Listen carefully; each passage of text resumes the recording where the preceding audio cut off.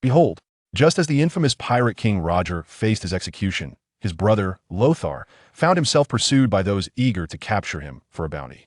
As the assailants closed in, Lothar activated the most formidable possession system, exchanging for the spirit of Yip Man, instantly elevating his combat prowess to extraordinary levels, effortlessly dispatching his foes.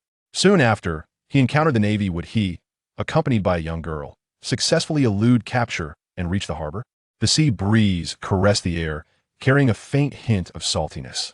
The gauzy curtains danced in the wind, filling the well-ventilated bedroom with a refreshing chill. Beneath the table, a cat lazily lifted its paw to nuzzle its face, half opening its eyes to peer around before drifting back into a deep slumber.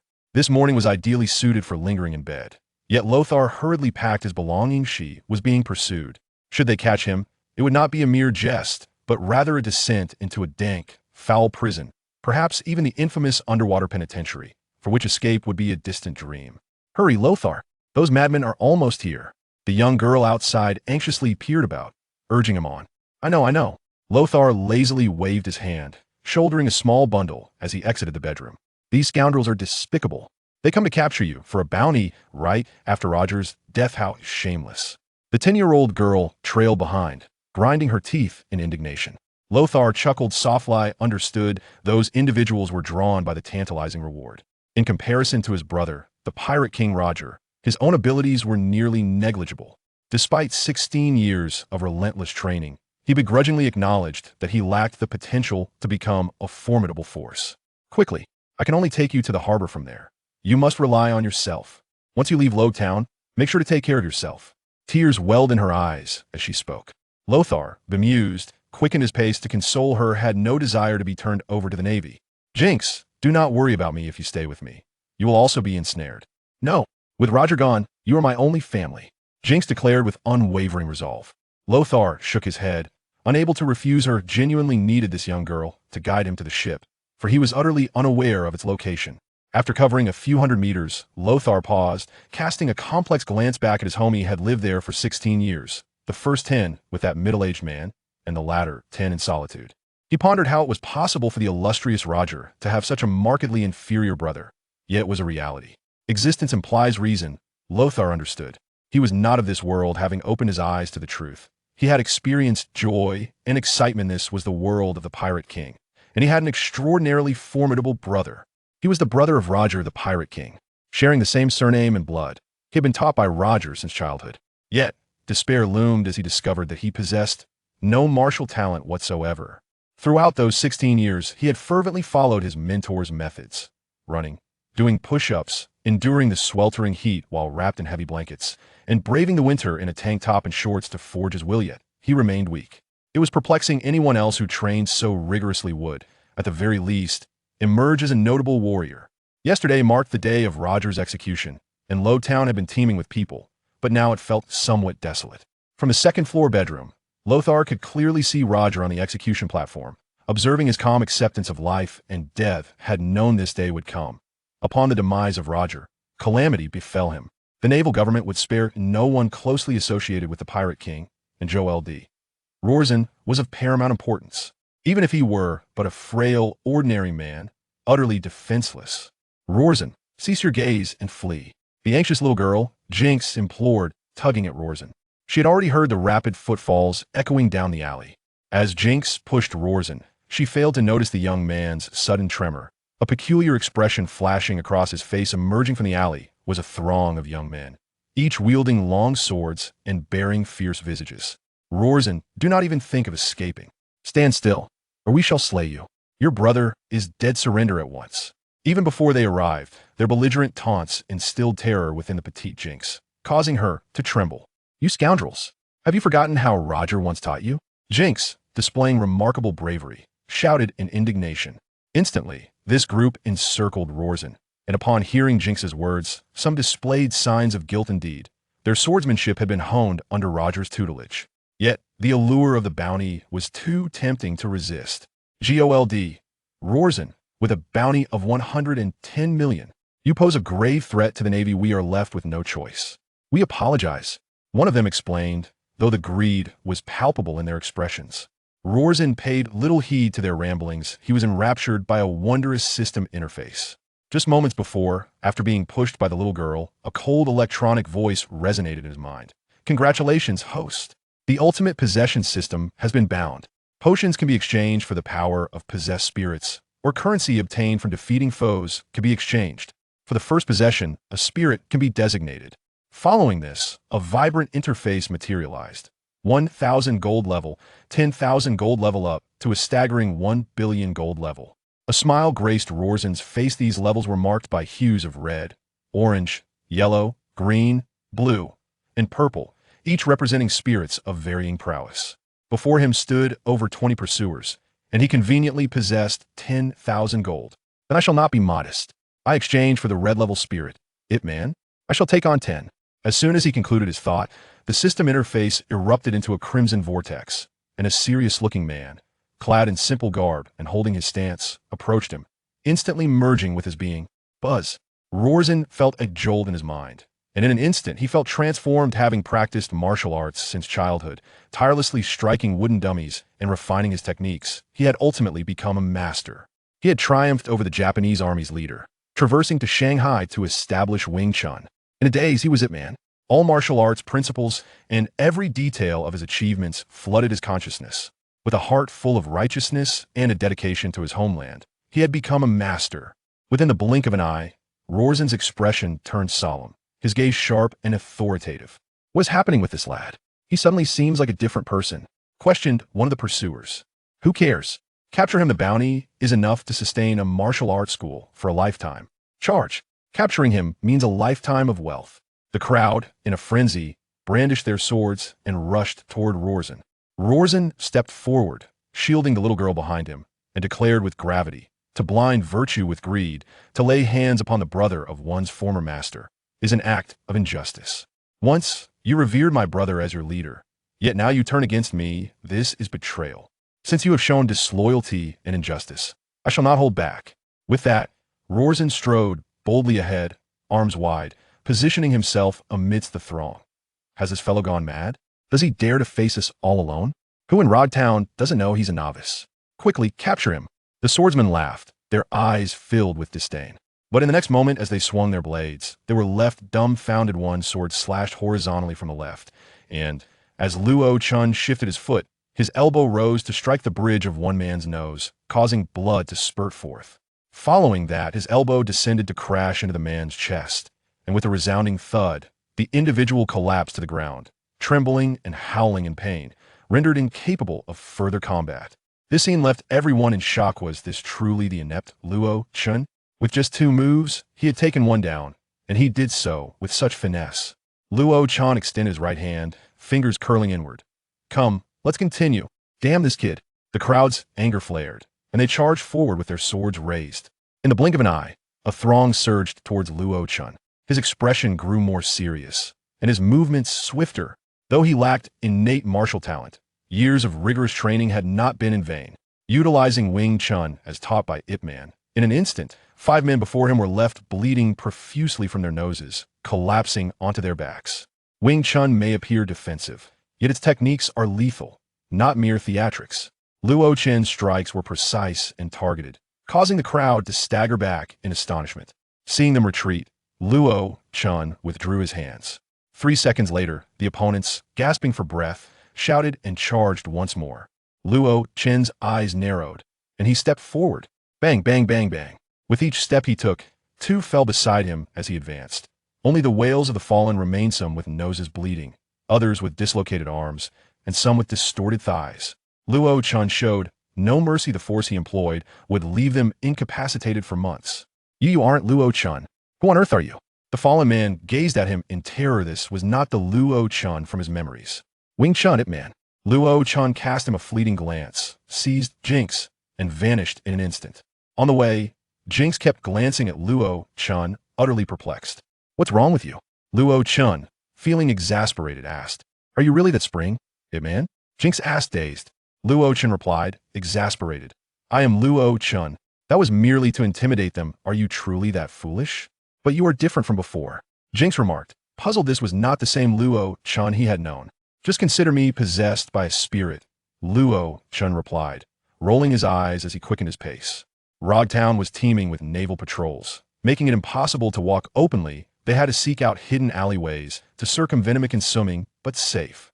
After 15 minutes of detours, just as they emerged from an alley, they collided head-on with a Navy officer wearing a hat. Both parties froze, their expressions shifting dramatically. Luo Chun is here, the naval officer shouted. Luo Chun muttered a curse under his breath and charged forward, closing the 10-meter distance in an instant, delivering a punch that knocked the Navy officer down. His opponent hadn't even had time to draw his weapon. But at that moment, footsteps echoed from another alley, and a squad of over 10 naval officers appeared, spotting him immediately.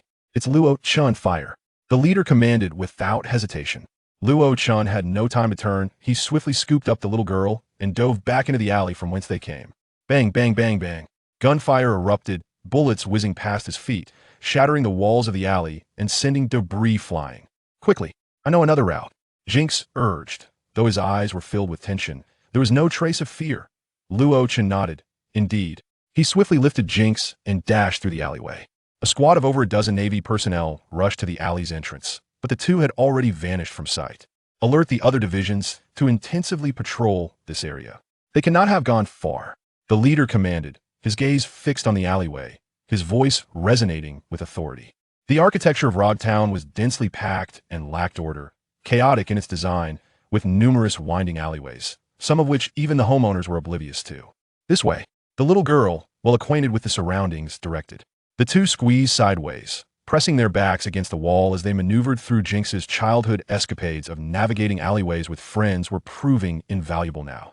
They raced through the alley, the sound of footsteps echoing around them. The Navy had reinforced their numbers, and Luo Chun felt a bead of sweat trickle down his brow. Half an hour later, the voices of the Navy began to dwindle. All right, Luo Chun, we are nearing the port. Jinx let out a sigh of relief, her eyes filled with reluctance. We've arrived? So soon? Luo Chun was taken aback. His home was far from a port. It would take at least half an hour to get there, unless it wasn't a regular port. The regular port had been under naval lockdown for 5 days. Jinx said, that guy and I found a secluded spot for you. It's easier for the boat to leave. The two of them walked out of the alley and were greeted by a small grove. Sunlight streamed down, the leaves dappled, and the ground was beautifully patterned with light and shadow. You have to take care of yourself, Luo Chun, Jinx said with a worried and reluctant expression. She had played with Luo Chun since childhood, and parting was too painful. Thank you. They quickly exited the grove, and the beach and the sea lay before them. A small wooden boat was anchored at the shore, and a boy in a cloth outfit was anxiously looking around. About the same age as Luo Chun. Ise, Jinx shouted. Ise immediately turned around, and upon seeing that they were okay, he let out a heavy sigh of relief. That's great. You scare me to death. The three of them gathered, with Jinx and Ise looking reluctant, while Luo Chun remained quite calm. Don't worry, I'll come back to see you when I have the chance. Make sure to take care of yourself, Luo Chun. Ise shouted. Roger was executed yesterday, and these two friends helped him prepare an escape route, which happened to be useful today. Let's go. Ise looked around and handed him a package. This is 10,000 berries. I stole it from my parents. You'll definitely need it. Luo Chun panicked. I can't take this. You've already helped me at great risk. I'm really grateful, and besides, Ise's family isn't wealthy. Let's go. You must come back to see us. Ise was very serious, refusing to take back the berries. Little Jinx silently wiped her tears, filled with reluctance, and finally threw herself into Luo Chun's arms, crying, Luo Chun, I don't want you to go. I don't want to either. Should I just not go? Luo Chun joked. No, you must go. Jinx immediately pushed him away. Luo Chun glanced at Ise, who nodded deeply. I'm leaving. Take care of yourselves. Woo-woo. Jinx couldn't help but cry out loud, and Ise patted her shoulder to comfort her. Luo Chun jumped onto the small wooden boat, and Ise untied the anchor below. As the sea breeze blew, the canvas immediately billowed. The small boat creaked and began to move, pushing through the waves and slowly sailing away from the port. Take care, Luo Chun. You must come back. Jinx shouted through her tears, and Ise waved his hand vigorously. I will definitely come back. Luo Chun responded seriously, waving goodbye. Soon, the wooden boat sailed away with the sea breeze, the two figures becoming small dots, disappearing from Luo Chun's sight. Sigh. Luo Chun sighed and turned to take the helm. He had no sea chart, didn't know where to go, and could only let the boat drift aimlessly on the coast. Jinx and Ise stayed until dusk before returning home sadly. Jinx, I always feel that Luo-chan will definitely be amazing in the future. After all, his brother is Roger. Jinx sniffed. I just hope he is safe and not bullied. Isa shuddered. Yeah, I think so too. Thinking of Luo-chan's 16 years, how can they not worry? But on the boat, Luo-chan was struggling. Not with where to go, but with what to choose. Just now, after an hour of possession, the system's cold voice echoed in his mind. Possession ended. Defeated 26 enemies. Gained 320 possession coins. Can keep the abilities of the red grade ghost Yip Man. Or save them for next time. Luo-chan opened the system interface. Balance 320 possession coins. Looking at Yip Man's abilities, his eyes widened. Red grade ghost Yip Man. Wing Chun, master level. Martial arts realm com, first generation master.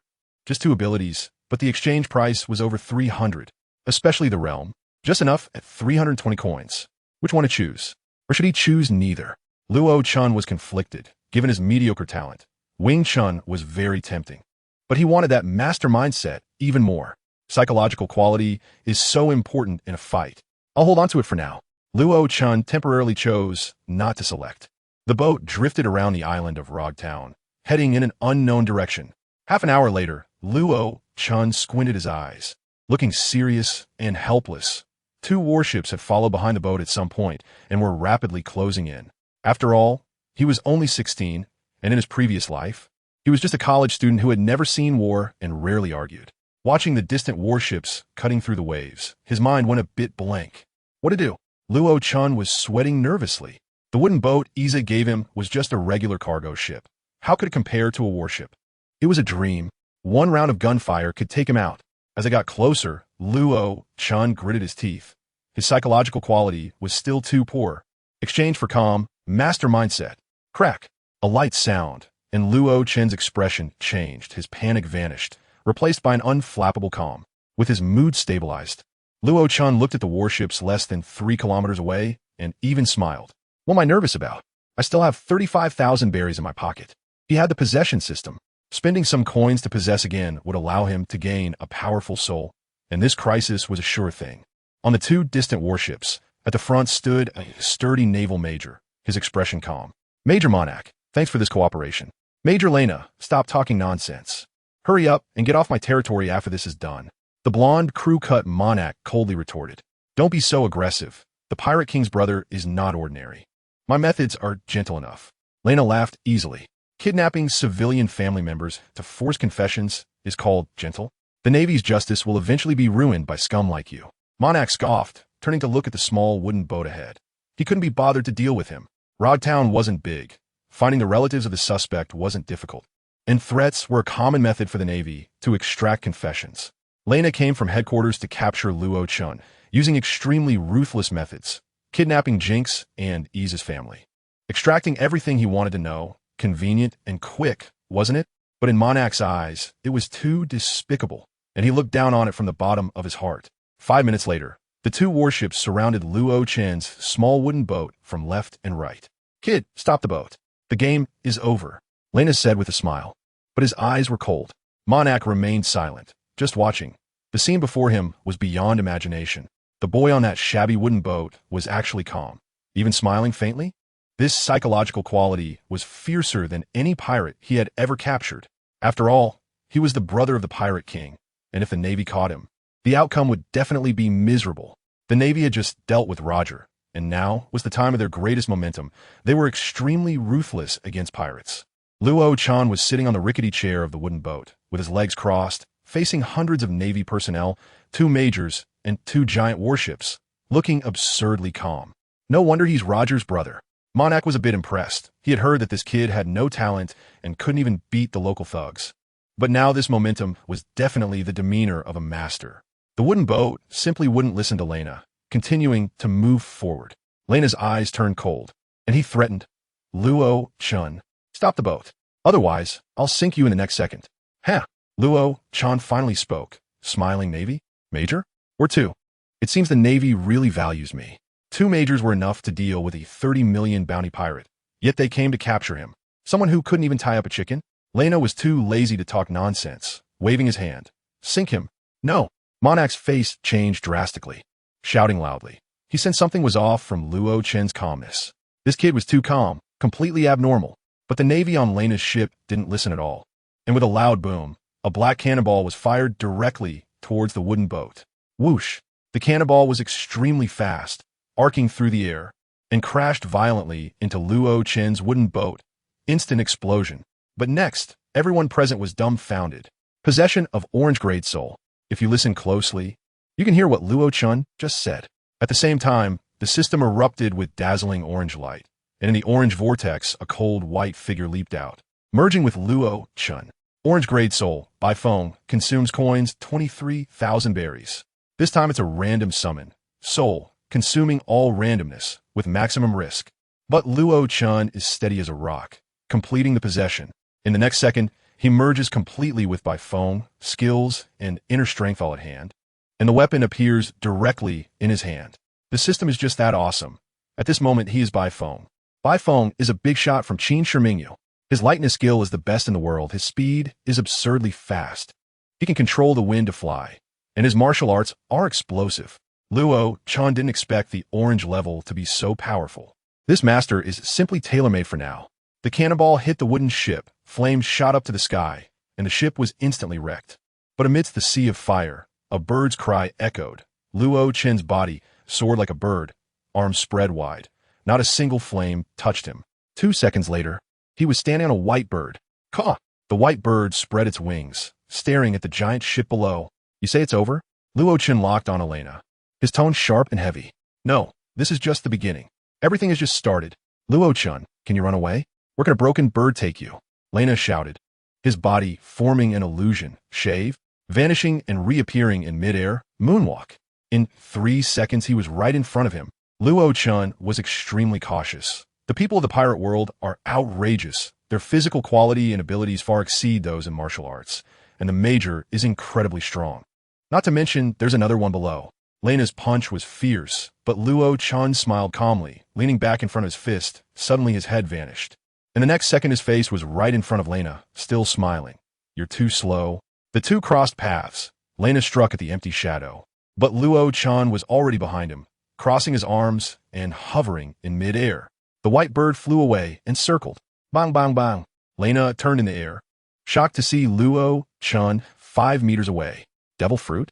You can fly. He was stunned. This speed is too fast. In the air, he couldn't even touch his opponent. Luo Chen smiled, his figure disappearing again. I told you, you were slow. Lena didn't react in time and was grabbed by Luo Chen's right hand. Swung down directly from high above. Shave. Lena landed on the deck, looking solemnly at Luo Chen in the sky. Caw! The white bird landed at his feet. At this moment, Luo Chen stood on the white bird, arms crossed and smiling, exuding a carefree and unrestrained demeanor. This scene was both handsome and shocking. The Navy on the 2 warships below were completely dumbfounded. Luo Chen stood in the air, confronting the 2 warships below. Monak watched the battle unfold, instantly understanding. Luo Chen's speed was outrageous, fast enough to rival the 6-style shave, but his attack power is too weak. That's the weakness. After all, it's just possession. Unable to fully unleash Bai Feng's power. Caw! The white bird beneath Luo Chen suddenly cried out and dove down. Shoot! Lena shouted, and Monak waved his hand to order. Want to test Luo Chen's speed limits. The bullet speed is not to be underestimated. Bang, bang, bang, bang. The gunfire rang out. Bullets tearing through the air, wildly shooting at the diving Luo Chen. Whoosh, whoosh, whoosh, whoosh. Luo Chen's expression remained calm, his figure turning into countless phantoms, dodging left and right, easily avoiding the dense barrage. Bai Feng's lightness skill truly is #1 in the world. In an instant, Luo Chen landed on the deck of Lena's warship, raising an eyebrow with a smile. I don't have time to play with you, so don't chase me, okay? His figure transformed into a gust of wind, sweeping past the Navy, instantly sending people tumbling and a large number of Navy falling into the sea. Oh no, that hurts. The Navy was thrown into complete chaos. Luo Chen was as fast as lightning in less than 5 seconds, during several pursuits by Lena. He threw all the Navy into the sea. Damn it. Lena was furious. With only himself left on the warship, he leaped towards Luo Chen, but the other side was faster than him. You are too slow. This phrase echoed like a nightmare in Lena's ears. The strong wind swept past. The two brushed past each other. Blood dripped on the deck, scattering like flowers. Lena was shocked, touching his cheek, seeing the blood on his hand, his heart suddenly tightened. If he hadn't lowered his head quickly just now and used the iron block, his neck would have been broken already. This speed is too absurd. Luo Chan stood with his arms crossed, a confident and disdainful smile on his face, his aura resembling by foam. Behind him, Lena's eyes revealed fear. The two stood back to back, falling into silence. I don't want to entangle. Don't follow me anymore. Luo Chan said lightly. Lena shuddered, clenched his fists, ultimately lacking the courage to charge again. Kid, you really don't take the Navy seriously. Suddenly, a loud shout came from above. A sturdy figure rushed towards Luo Chan with the wind. Luo Chen's eyes flashed, shifting sideways to dodge, Stormleg. The deck where he had just been standing directly cracked. A figure landing heavily. Shave, Monak shouted as soon as he landed, his figure instantly vanishing. His speed was clearly much faster than Lena's. In the blink of an eye, he was in front of Luo Chen. Finger gun. His finger stabbed like a gun. Luo Chen's pupil shrank, his head turning slightly. Stab. Blood flowed from his cheek. His eyes narrowed. His right hand curled into an eagle claw, suddenly accelerating, fiercely slicing towards Monak. Iron block. Clang. Sparks flew. Luo Chen's heart shook violently, immediately retreating. Just as he stepped back, Monak raised his right leg high, a blue slash fiercely stabbed out. Slash. The ship's mast was directly severed. This power was absurd. Monak's figure flickered again, instantly appearing in front of Luo Chen. Both fists like the wind, both feet kicking fiercely. The attack was densely packed and outrageous. Luo Chen was forced to retreat repeatedly, under immense pressure. Compared to Lena, Monak's strength was on another level. The two moved as fast as the wind, fiercely fighting on the deck. Retreating, leaping, shifting, Luo Chen became increasingly flustered. Monak's strength far exceeded him. Relying entirely on Bai Feng's lightness, skill, movement, and the master mindset of Yip Man to hold on. Over time, his strength would surely run out. Finger gun, Monak shouted again, stabbing with a finger. Puff! A bloody hole was punctured in Luo Chen's right shoulder. Under Monak's pressure, his lack of experience still led to injury. You can't escape now, Luo Chen. Monak tightened his muscles, staring at him intently. Hee. Luo Chen smiled, his eyes flashing, soaring into the sky. Two wings faintly appeared behind him, his speed tripling. Soaring up to 10 meters, he suddenly widened his eyes, using gravity to accelerate further, diving down. Featherblade. In an instant, he was in front of Monak, swinging his hand fiercely like a fierce bird, striking with its claws. A cold stream of light flashed through the air. Monak widened his eyes and shouted. Iron block. Clang. The clash of metal sounded, sparks dazzling. Luo Chen's right hand throbbed with pain. Opposite him, after Monak's iron block, his right foot rose like a large turntable, fiercely chopping down towards Luo Chen. Stormleg. A light blue slash instantly formed, tearing through the air, whoosh. It came slicing down. Luo Chen leaped like a bird to dodge, just as he wanted to step into the air and charge again. His expression suddenly changed. A figure on his right side launched a surprise attack. Finger gun. In the blink of an eye, Luo Chen dodged the vital points. Puff. His stomach was punctured, blood gushed out. 2 seconds later, he crashed heavily onto the deck, rolling out 10 meters, half squatting up, his eyes cold as ice. Ahead, Lena stood coldly. Monak frowned at Lena. Don't you think this is despicable? What is despicable about talking to a criminal? Lena scoffed. Monak's face grew darker. Luo Chen hadn't done anything wrong. He opposed the headquarters orders to implicate the innocent, believing it was unjust. Luo Chen stood up in pain, taking a deep look at the two, and brought his right hand to his mouth to blow hard. Whoosh! The white bird, circling in the sky, immediately cried out. Diving down. Quick! Don't let him get away! Lena shouted, rushing towards Luo Chen. Luo Chen's figure expanded, leaping up, instantly rising 20 meters. Lena rushed below, only able to watch him ascend. Monak! Lena yelled, hurry up and chase. Monak looked up at Luo Chen, turning away in disgust. Sorry, I haven't team-mastered moonwalk. Lena clenched his fists, watching Luo Chen step onto the white bird, furious enough to smash the ship. In the air, Luo Chen looked down, his toes touching the bird. The white bird cried out and flew in one direction, disappearing in the blink of an eye, below on the warship. The Navy just climbed up from the sea, some lying on the deck, others sitting on the ground, gasping for breath. Damn it! Lena was furious, but had no way to stop it. 5 kilometers away on the sea, a civilian ship quietly drifted, with several figures staring this way. The vice captain said, "Is the captain's younger brother okay? Should we take action?" The white-haired middle-aged man at the front, wearing glasses and carrying a long sword, with deep-set eyes, smiled lightly and replied, "He left safely.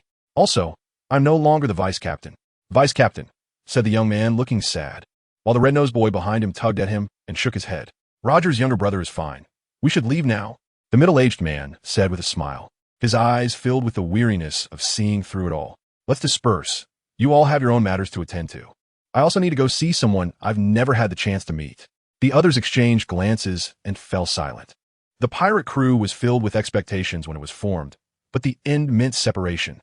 They were no longer comrades fighting side by side. Even if there were bonds, they could never return to the past. The small boat slowly approached the shore, and 5 or 6 figures in black cloaks descended one by one, their cloaks wide and covering their faces. "Take care. I wish you all smooth sailing. Shanks, Buggy, work hard. The future is yours." The 2 shorter boys nodded, looking serious. At the moment of separation, everyone was unusually solemn. The youngest, Shanks and Buggy, had tears shining in their eyes. 5 minutes later, the remaining people hugged each other with complex expressions, nodded, and turned to walk in different directions, each going their own way, those who once sailed together now taking different paths. "Have you two stopped staring?" Rayleigh's voice was heavy as he reprimanded the 2 boys. "Vice Captain," Shanks and Buggy cried, unable to forget the days of laughter and tears they shared. Rayleigh shook his head and left, quickly disappearing from their sight. "Buggy, come with me. Be my partner, and let's build an amazing pirate crew." Shanks wiped his tears and said seriously to Buggy. He was determined to carry the glory of the Roger Pirates and reach the peak again. "Who wants to go with you? Don't forget you owe me a treasure map." Buggy shook off his hand and huffed as he turned and ran away. Shanks looked at his retreating figure, helplessly shaking his head, then turned his gaze back to the sea. The surface looked like a giant beast, waves crashing fiercely and thunder rumbling. This beastly sea must be conquered by someone. In this rampaging era, who can stop it? After murmuring, Shanks turned and disappeared. At this moment, on the distant horizon, a bird called out with all its might, "Caw!" The sharp cry spread through the air, and Luo-chan was half squatting on the white bird, holding his shoulder with his right hand, blood seeping through his fingers, unable to stop. Sweat dripped from his forehead into the sea, instantly diluted. Time was running out. He needed to find a place to rest quickly. His expression was grim as he thought. He patted the white bird beneath him, and it called out again, spreading its wings and accelerating forward. The possession system only lasted for an hour. It was only half an hour in, but he was already struggling to control the power of the biphone. Because of his state, he understood. The possession time was linked to physical fitness. Sweat seeped more and more, and the power of biphone began to loosen, as if it was slipping away from his body. Faster. Must be faster.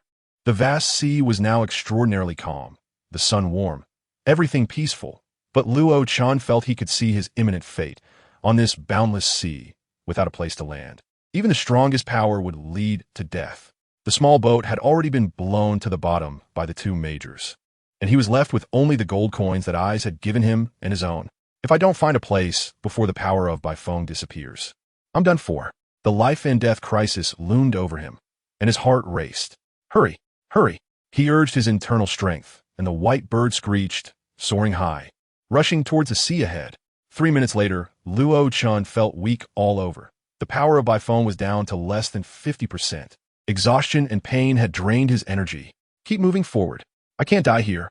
He gritted his teeth and commanded, and the white bird continued to fly. 5 minutes later, the sea before him was still rolling. Fish jumped joyfully, seagulls flew in flocks. Though the scenery was beautiful, Luo-chan's heart sank to the bottom. He saw no land.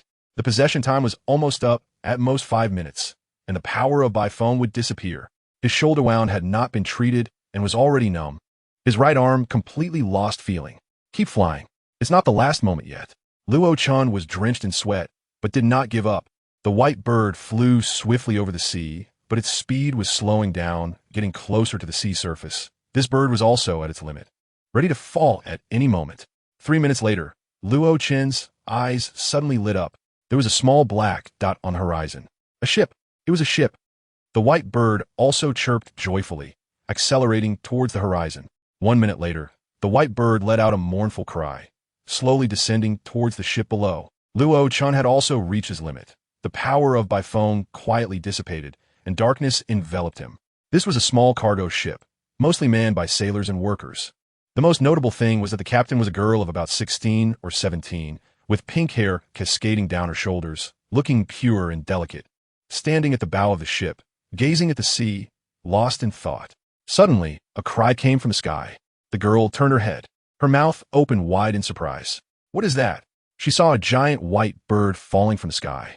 And even more shocking was that a boy was lying on its back. Whoosh! The sound of breaking air was crisp, and as the boy was about 1 meter from the deck, the white bird vanished like a phantom. Bang! The boy crashed heavily onto the deck, the wooden deck cracking, and a pool of blood appeared. What is that? I saw a bird fall, and in the blink of an eye, it turned into this boy. He seemed to be injured. Luo-chen's fall attracted the sailors, and they quickly gathered around, curious to see. The pink-haired girl carefully examined Luo-chen. Her expression changed, and she immediately shouted, "Where's the ship's doctor? Quickly call the ship's doctor. Someone is injured." The ship immediately became chaotic, and an old man was pulled over by the boy. "Zifia, what's wrong? My old bones can't take your brother's pulling." The old man complained as he squeezed through the crowd.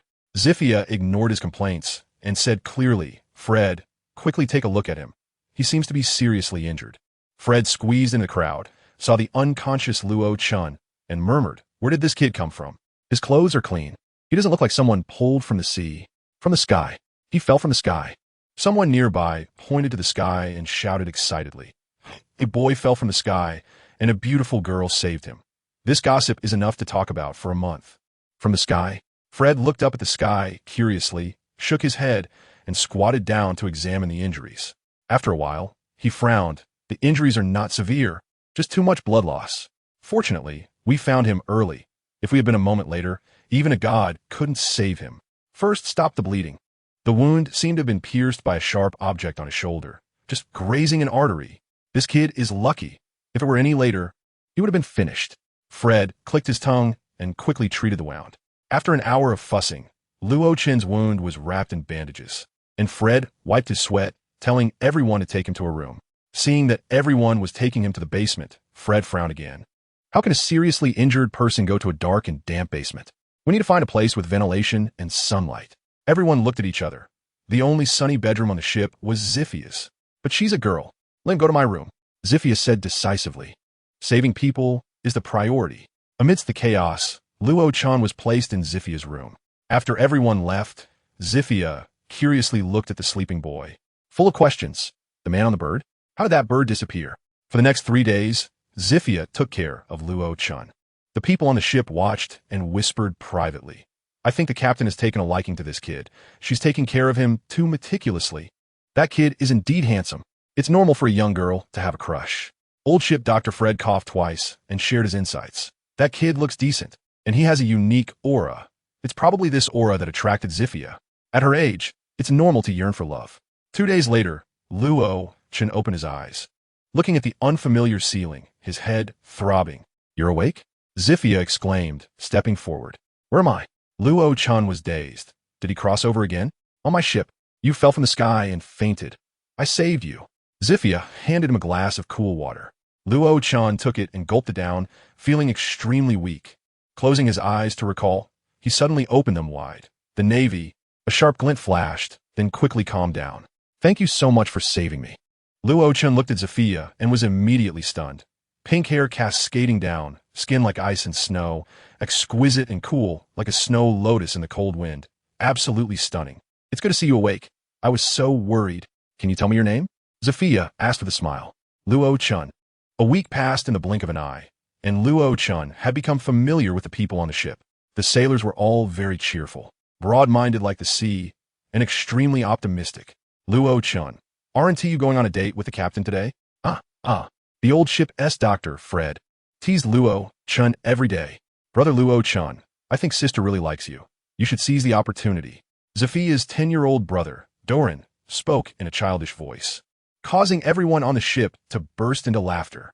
Luo-chen's face flushed, and he felt overwhelmed. Zifia was great, but there was no need to make such jokes every day, right? How could he confess naturally like this? The atmosphere on the ship was extremely lively, and Luo-chen was beginning to enjoy this life. For the first time at sea, he fell in love with the feeling. He loved the ocean. In the following days, Luo-chan learned that the ship was heading to the South Island of the East Sea. Zafia was the eldest daughter of a business family, responsible for a family shipping line at a young age, and everyone on the ship respected her for her abilities, especially given her noble status. The ship had been at sea for a month and had resupplied 3 times. Luo-chan's relationships with the crew members grew closer, especially with Zafia. Handsome young men and beautiful young women meeting by chance, and both in the budding stages of love, their relationship naturally blossomed. One day, just after the ship had finished resupplying and left port, everyone was lazily sunbathing for their afternoon nap. Suddenly, a few seagulls flew by, calling out and carrying strange packages on their necks, containing stacks of documents. As they passed the ship, colorful pages floated down. One of them happened to land on the face of a sleeping man, waking him up. He picked it up and looked. "What is this?" Upon seeing the words on it, he murmured, "Gordi, Luo-chan, bounty 110 million. Warning, this person is extremely dangerous. Report to the Navy immediately upon discovery, or take his head. Life or death is irrelevant." After reading it, he looked at the printed face, and in the next second, his pupils constricted. Luo-chan, this kid actually, his face was filled with shock. At the same time, several people on the ship were holding the new bounty notice, their eyes filled with shock and fear. For ordinary people, such a high bounty was only associated with legendary pirates of the Grand Line. Yet the gentle and cheerful Luo-chan, who had been living with them day and night, was actually such a dangerous character. Their first reaction was disbelief, but upon careful thought, fear set in. Someone with such a high bounty could easily wipe them out. What to do? Luo-chan was actually such a terrifying criminal. They had to quickly inform the captain and expose his true identity. But during this time, didn't he seem like a bad person at all? Some hesitated. You can't judge a book by its cover. Do you really know him? Do you know his background? Besides, when he fell onto the ship, he clearly looked like he had been injured escaping from a fierce battle with the Navy. The crew members whispered and debated for half an hour before finally deciding to secretly inform Zafia. Zafia was inside, checking the cargo bills. Her family business had many details, and she had to carefully check them periodically to feel at ease. Hearing her name being called, she put down her ledger and looked at the person with confusion. "Hant, what's wrong? You look like something big has happened." She immediately noticed that Hant was extremely nervous and seemed to want to say something, but held back. "Captain Zafia, there is something important I must tell you." Hant took a deep breath and walked to her side, speaking in a low voice. Seeing his expression, Zafia also became serious. "Go ahead, I'm listening." "The Luo-chan you saved is a wanted criminal." Hant pulled out the bounty notice and slammed it in front of Zafia. "He has been deceiving us all along. The bounty is 110 million. This guy is extremely terrifying." Zafia didn't react much at first. She knew that rumors were not to be trusted, but when she glanced at the bounty notice, her expression changed instantly. This was the latest issue from the Navy, with markings. It couldn't be fake. Hant urgently shouted, "Luo-chan is a vicious criminal, a thoroughly bad guy. He deceived you and us. Zafia, you've been fooled." Zafia's small hands clenched tightly, her expression shifting as she listened to Hant ramble on, and angrily slammed the table. "Get out. Zafia, don't be fooled by him. We must quickly report to the Navy, or who knows what he might do to us." Hant continued to persuade. "I said," Zafia's gaze hardened, coldly staring at him. "I said get out." Hant was taken aback, wanted to say something, but holding back, he sighed and left. Once Hant was gone, Zafia stared at the smiling Luo-chan on the bounty notice, her expression complex, and, after a long sigh, said, "Sigh, Luo-chan, are you really that vicious?" She struggled internally. This decision not only affected their relationship, but also the lives of everyone on the ship. What kind of person was Luo-chan? During their time together, she found him cheerful, optimistic, and humorous. He smiled brightly when he saw her and played around with the crew. He didn't seem like a bad person at all. Moreover, he couldn't even defeat himself. How could he be a grand pirate with a bounty of over 100 million? I don't believe it. I refuse to believe that you are this kind of person. In the end, she slammed the table and walked out to find Luo-chan. Just as Zafia moved, Hant had gathered the crew. "I've talked to Zafia, but she disagreed. She is still too young and has been deceived by that kid's sweet words. We have to take matters into our own hands. Lovins has a telephone bug. Let us report to the Navy and have them deal with Luo-chan." The crew members all nodded. Having such a dangerous person on board, who could sleep soundly, and his bounty is, Hant's face revealed greed, 110 million. The eyes of those around him instantly lit up. For ordinary people, even 10 million was a huge amount, let alone 110 million. Money is tempting. With so much money, it was worth the risk for these not-so-affluent people. Moreover, they had a good reason. In the name of justice, help the Navy capture the world's criminal Gordy. Luo-chun. Everyone's eyes sparkled as they exchanged glances, all understanding. Then, Hant followed the ladder down to the basement, where Lovins was busy. Lovins. There's something you'll definitely be interested in. Lovins was a short, middle-aged man with long blonde hair. He frowned as he looked up. What do you want? He usually spoke little, respected Zafia the most, and couldn't stand Hant's scheming nature. Luo-chun, you know him, right? Hant said directly. I know, so what? Hurry up if you have something to say. I don't have time to chat with you.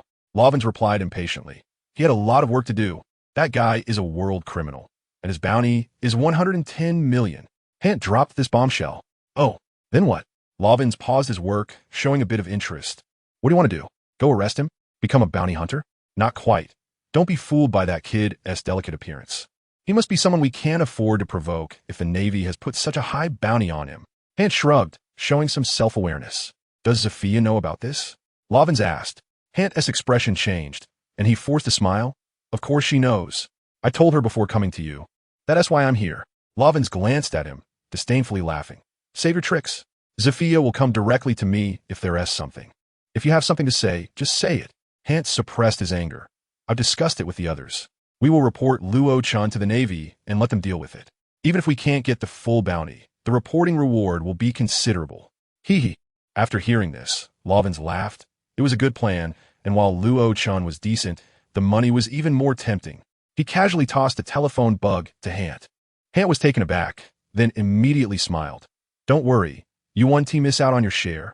He took the telephone bug and directly dialed the nearest Navy division. Moshi Moshi, Navy Division 73102. Please speak. A clear male voice came from the other end. Hant cleared his throat. Hello, Navy. I'm Hant from the Xia Chamber of Commerce. I have information about the wanted Luo-chun. Luo-chun? Which Luo-chun? The Navy voice replied with confusion. Hunter was taken aback. GOLD, Roger. The bounty is 1 billion. Just as he was halfway through saying GOLD, the voice changed to someone else's. Hey, I'm Colonel Zaku, the highest officer in the division. Report your location immediately. Don't alert him. Keep a close watch on his movements. The voice was extremely authoritative, shaking Hunter to the core through the phone, and he quickly agreed. Arrive in half an hour. Keep in touch. Zaka hung up the phone. Hunter could hear the sound of hurried footsteps on the other end. The Navy was clearly mobilizing. He couldn't help but laugh. Once the Navy arrived, the hefty reward would be his. 1 billion, even if he took a small portion. It would be enough for him to live a carefree life without having to endure the sun and wind at sea anymore. There are only 3 types of people who drift at sea. The commoners like them, the pirates who pillage and kill, and the Navy. The worst and most powerless are people like them, living the hardest lives. Why is that? When Hunter hung up the phone, there was someone standing next to Roger. Roger, I have something to tell you. You must be prepared. The speaker was Fred, the ship's doctor, usually a jolly old guy, but at this moment, his face was extremely serious. What is wrong with you? Why do you look so grim? Roger asked with a smile, feeling a bit strange. Your identity has been exposed. You need to escape quickly. The people on the ship have agreed to report to the Navy. Once they arrive, you're finished. Fred lowered his voice. My identity? Roger was taken aback, his eyes instantly sharp. You all know? Your bounty has spread. Everyone knows. Fred nodded. What about Hifia? Roger bit his lip and asked. At that moment, Roger felt uneasy. Everyone usually felt like family. But once his identity was exposed, everything changed. He could guess their thoughts.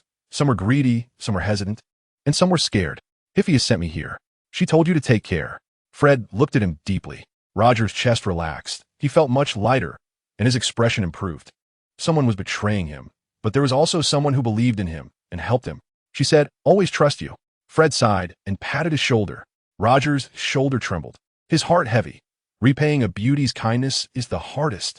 He wanted to say something, but couldn't get the words out. Get out of here. If you dawdle, you won't make it. Roger's mind was in chaos. Hifia's understanding relieved him, but he was also confused. Where to go after leaving here? The sea is vast, but there's no place for him. Fred pushed him. There are lifeboats on the ship. Get in and slip away. Roger pressed his lips together, being dragged away. Life is really helpless. Hifia didn't come personally. He understood. Relationships had become awkward, and they might never see each other again. She was smart, knowing they couldn't become a couple. Fred's presence meant the relationship had reached its end. A bounty criminal of 1 billion couldn't live like an ordinary person. Hifia had retreated. Roger sighed and followed him. The two sneaked to the deck, taking a detour, when suddenly there were screams and piercing whistles. Whoosh, whoosh, whoosh. Looking up, they saw 3 black cannonballs flying over, hitting the other side of the ship. Boom!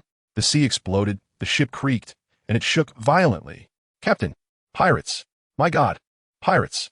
How are there pirates? What to do? The people on the ship were terrified. Fred got splashed, disregarded his mess, and ran to the front to look at the sea. Roger followed. There was a ship charging from a distance, a roar shaking the heavens. The canvas was billowing, and the top of the mast had a menacing skull. Hifia was startled and ran out. Seeing the pirate ship, her face changed dramatically. Captain, the Sword's pirate crew. Bounty of 15 million. They're the most ruthless in this area. A middle-aged man with a knife at his waist said gravely, Rumor has it they went to the Grand Line a year ago. How are they here? No matter what, we can't wait to die. Call the combat personnel. Prepare to fight. Hifia fixed her gaze on the distance and quickly ordered. The middle-aged man nodded and turned to summon the combat personnel on the ship. After all, it was a merchant ship. They had to hire people for protection. Roger, it seems you can't leave for now. Fred looked at the sea and shook his head. Yeah. Roger nodded. With the pirates coming, he couldn't leave even if he wanted to. 3 minutes later, another round of cannon fire fell, smashing around the ship and splashing a large amount of seawater. This was a warning cannon, forcing them to stop the ship. But the people on the merchant ship were already terrified and didn't dare to move. On the Sword's pirate ship, a middle-aged man wearing a captain's hat with a long scar on his face had a fierce look in his eyes. Fire again. This time aim for the tail. The people next to him were stunned. Captain, if we hit the tail, the ship will be wrecked. Before it sinks, grab the loot and kill everyone. Can't you even do that? Sword said coldly without turning his head. The man was taken aback and immediately waved his hand. Fire. Boom. The cannon shot was deafening. The tail of the merchant ship was hit hard. The ship shook violently. Many people fell, and over a dozen at the tail were instantly turned into mush. The smell of blood spread immediately, and everyone's faces changed dramatically. They finally remembered how terrifying pirates could be. The tail is on fire. The keel is cracked. The ship is going to sink. An old man shouted in panic among the crowd, causing everyone on the ship to fall into chaos. Fred, do you know this group of pirates? Roger suddenly asked. I know, the Sword's pirate crew. The captain has a bounty of 15 million. I heard they went to the Grand Line last year. How are they here? Fred was also puzzled. 15 million? Roger breathed a sigh of relief. He could handle that amount. But thinking about the people's attitude towards him on the ship, the desire to help them faded significantly. He wasn't a fool. If others wanted to harm him, he wouldn't help blindly. He could only see how things went for now. The two walked along the ship's path and saw more than a dozen men with rifles organizing everyone to gather and calm down. Hifia looked serious and tense, speaking to someone. Soon, everyone's emotions stabilized a bit, and a dozen strong men with weapons stood at the front, drawing their guns and seriously staring at the rapidly approaching pirate ship. At this moment, the Sword's pirate ship was only 200 or 300 meters away. Grab your swords. Load your guns. Vent your dissatisfaction in blood on the Grand Line. This battle, I don't want to. One living soul. Roar. There were only 20 or 30 people on the pirate ship, but each one was fierce, with scars and gun wounds all over their skin. Clearly seasoned fighters who had fought countless battles. This kind of crew was not afraid of death. Even trained swordsmen might not be able to defeat them. In the blink of an eye, the two ships were getting closer. The people on the merchant ship were getting more nervous, facing this group of thugs. Everyone was frightened. Captain, a man with a long knife approached, his expression serious and somewhat desperate. Get on the lifeboats and escape as soon as possible. This ship is going to sink. Jack, I'm leaving. What about them? Hifia's eyes flickered as she looked at the people gathered on the deck. The sailors and workers were panicking, already terrified. Their lives aren't as important as yours. Jack's eyes flickered, speaking in a deep voice. My men will hold the pirates off for a while. I will protect you. Hifia's eyes were filled with hesitation, uncertain of what to choose. Sacrifice everyone on the ship to save herself, or stay and die together. She was bewildered. Run, Jack urged, his eyes full of encouragement. Staying means death. The only option is to flee. Hifia pressed her lips together, glanced back, and turned to leave. The lifeboat was ready. She took her valuables. and under the escort of Jack and 4 or 5 others, she got on the boat, which swiftly slipped away from the back of the ship, temporarily unnoticed. "Captain, someone has escaped." On the Sword ship, someone with sharp eyes shouted. "Sink it." Swords' eyes turned cold. Boom! The cannonball headed straight for Hifia's boat. Whoosh! The cannonball flew overhead. "Jack!" Hifia shouted. Jack stood up, gripping his knife tightly, and, at the moment the cannonball was about to hit, he drew his sword and shouted, "Ha!" Swish! The blade flashed. The cannonball split in half and flew to either side. Boom! Water splashed everywhere, soaking everyone. Jack gasped. Fighting off the cannonball was already his limit. "Jack! Hifia, help him up." "I'm fine, hurry and sail." The small boat quickly disappeared from sight. On the Sword ship, a crew member asked, "Should we pursue?" "No need. There's something, don't waste time. Target that ship, kill, and loot before it sinks." The pirates were extremely excited. A minute later, the pirates charged onto the ship. Chaos erupted, and screams filled the air. The guards fought desperately, but in just a few seconds, they were all slaughtered. How could they stand a chance against the pirates? Help! People were running in chaos. Some jumped into the sea and were instantly swallowed. Over here, Fred was dragging Luo-chan in a panic. "It's over. The pirates are coming. Where's the captain?" No one knows after asking the crew. The shouts of killing came from behind, and the smell of blood wafted in, causing their faces to change drastically. "The pirates are killing people." Fred was trembling. "Stop looking." The captain ran away in a lifeboat with Jack. Hunter came over to mock them. "What did you say?" Fred grabbed him. "Don't be ridiculous. How could a captain run away?" The lifeboat was prepared for Luo-chan. Hunter continued to taunt. She took her brother and trusted ones and left. "We are just cannon fodder by time." Hearing this, Luo-chan's expression changed. He didn't believe Hifia was that kind of person, but she was truly nowhere to be seen on the ship. "If you're really worth 110 million, these guys in front of you shouldn't be a problem, right?" Hunter ignored Fred's pain, staring directly at Luo-chan, a mix of fear and wariness in his eyes. "The bounty is real. Even the Navy is afraid of him. He must have a way. I am not a pirate." After 3 seconds, Luo-chan spoke. "There is another reason for the 110 million bounty." Hunter looked surprised. "Not believing. I don't believe it. You can definitely deal with these pirates. Won't you help us? So many people are dead." Luo-chan was stunned and found it amusing, staring at him. "How ridiculous. What does it matter to you whether I have power or not? Even if I could handle them, why should I help you? Just because you reported to the Navy and increased my danger?" Hunter's face changed drastically. "Not hitting you is already showing Hifia some face, got it?" Luo-chan's tone was extremely aggressive. His words left Hunter speechless. He wanted to harm someone before, and now he wants to rely on them to save his life? Isn't that ridiculous? Leaving Hunter behind, Luo-chan hurriedly took Fred to escape. After scanning the entire ship again, they still couldn't find Hifia, confirming that she really left. Hunter wisely followed them, but they ignored him. The 3 hid in a concealed place. Fred glanced at Hunter and said to Luo-chan, "There are still people who believe in you, even if you don't save everyone. Some are innocent. Since I saved you, could you use your power just this once?" His tone was heavy, filled with expectation. Who wants to die if they can live? Luo-chan's eyes moved, glancing at Hunter. Fred was staring at him, full of hope. "I don't have the kind of power you think I do," he said slowly, and the light in their eyes dimmed. "All right, it seems we all have to die here." Fell sight.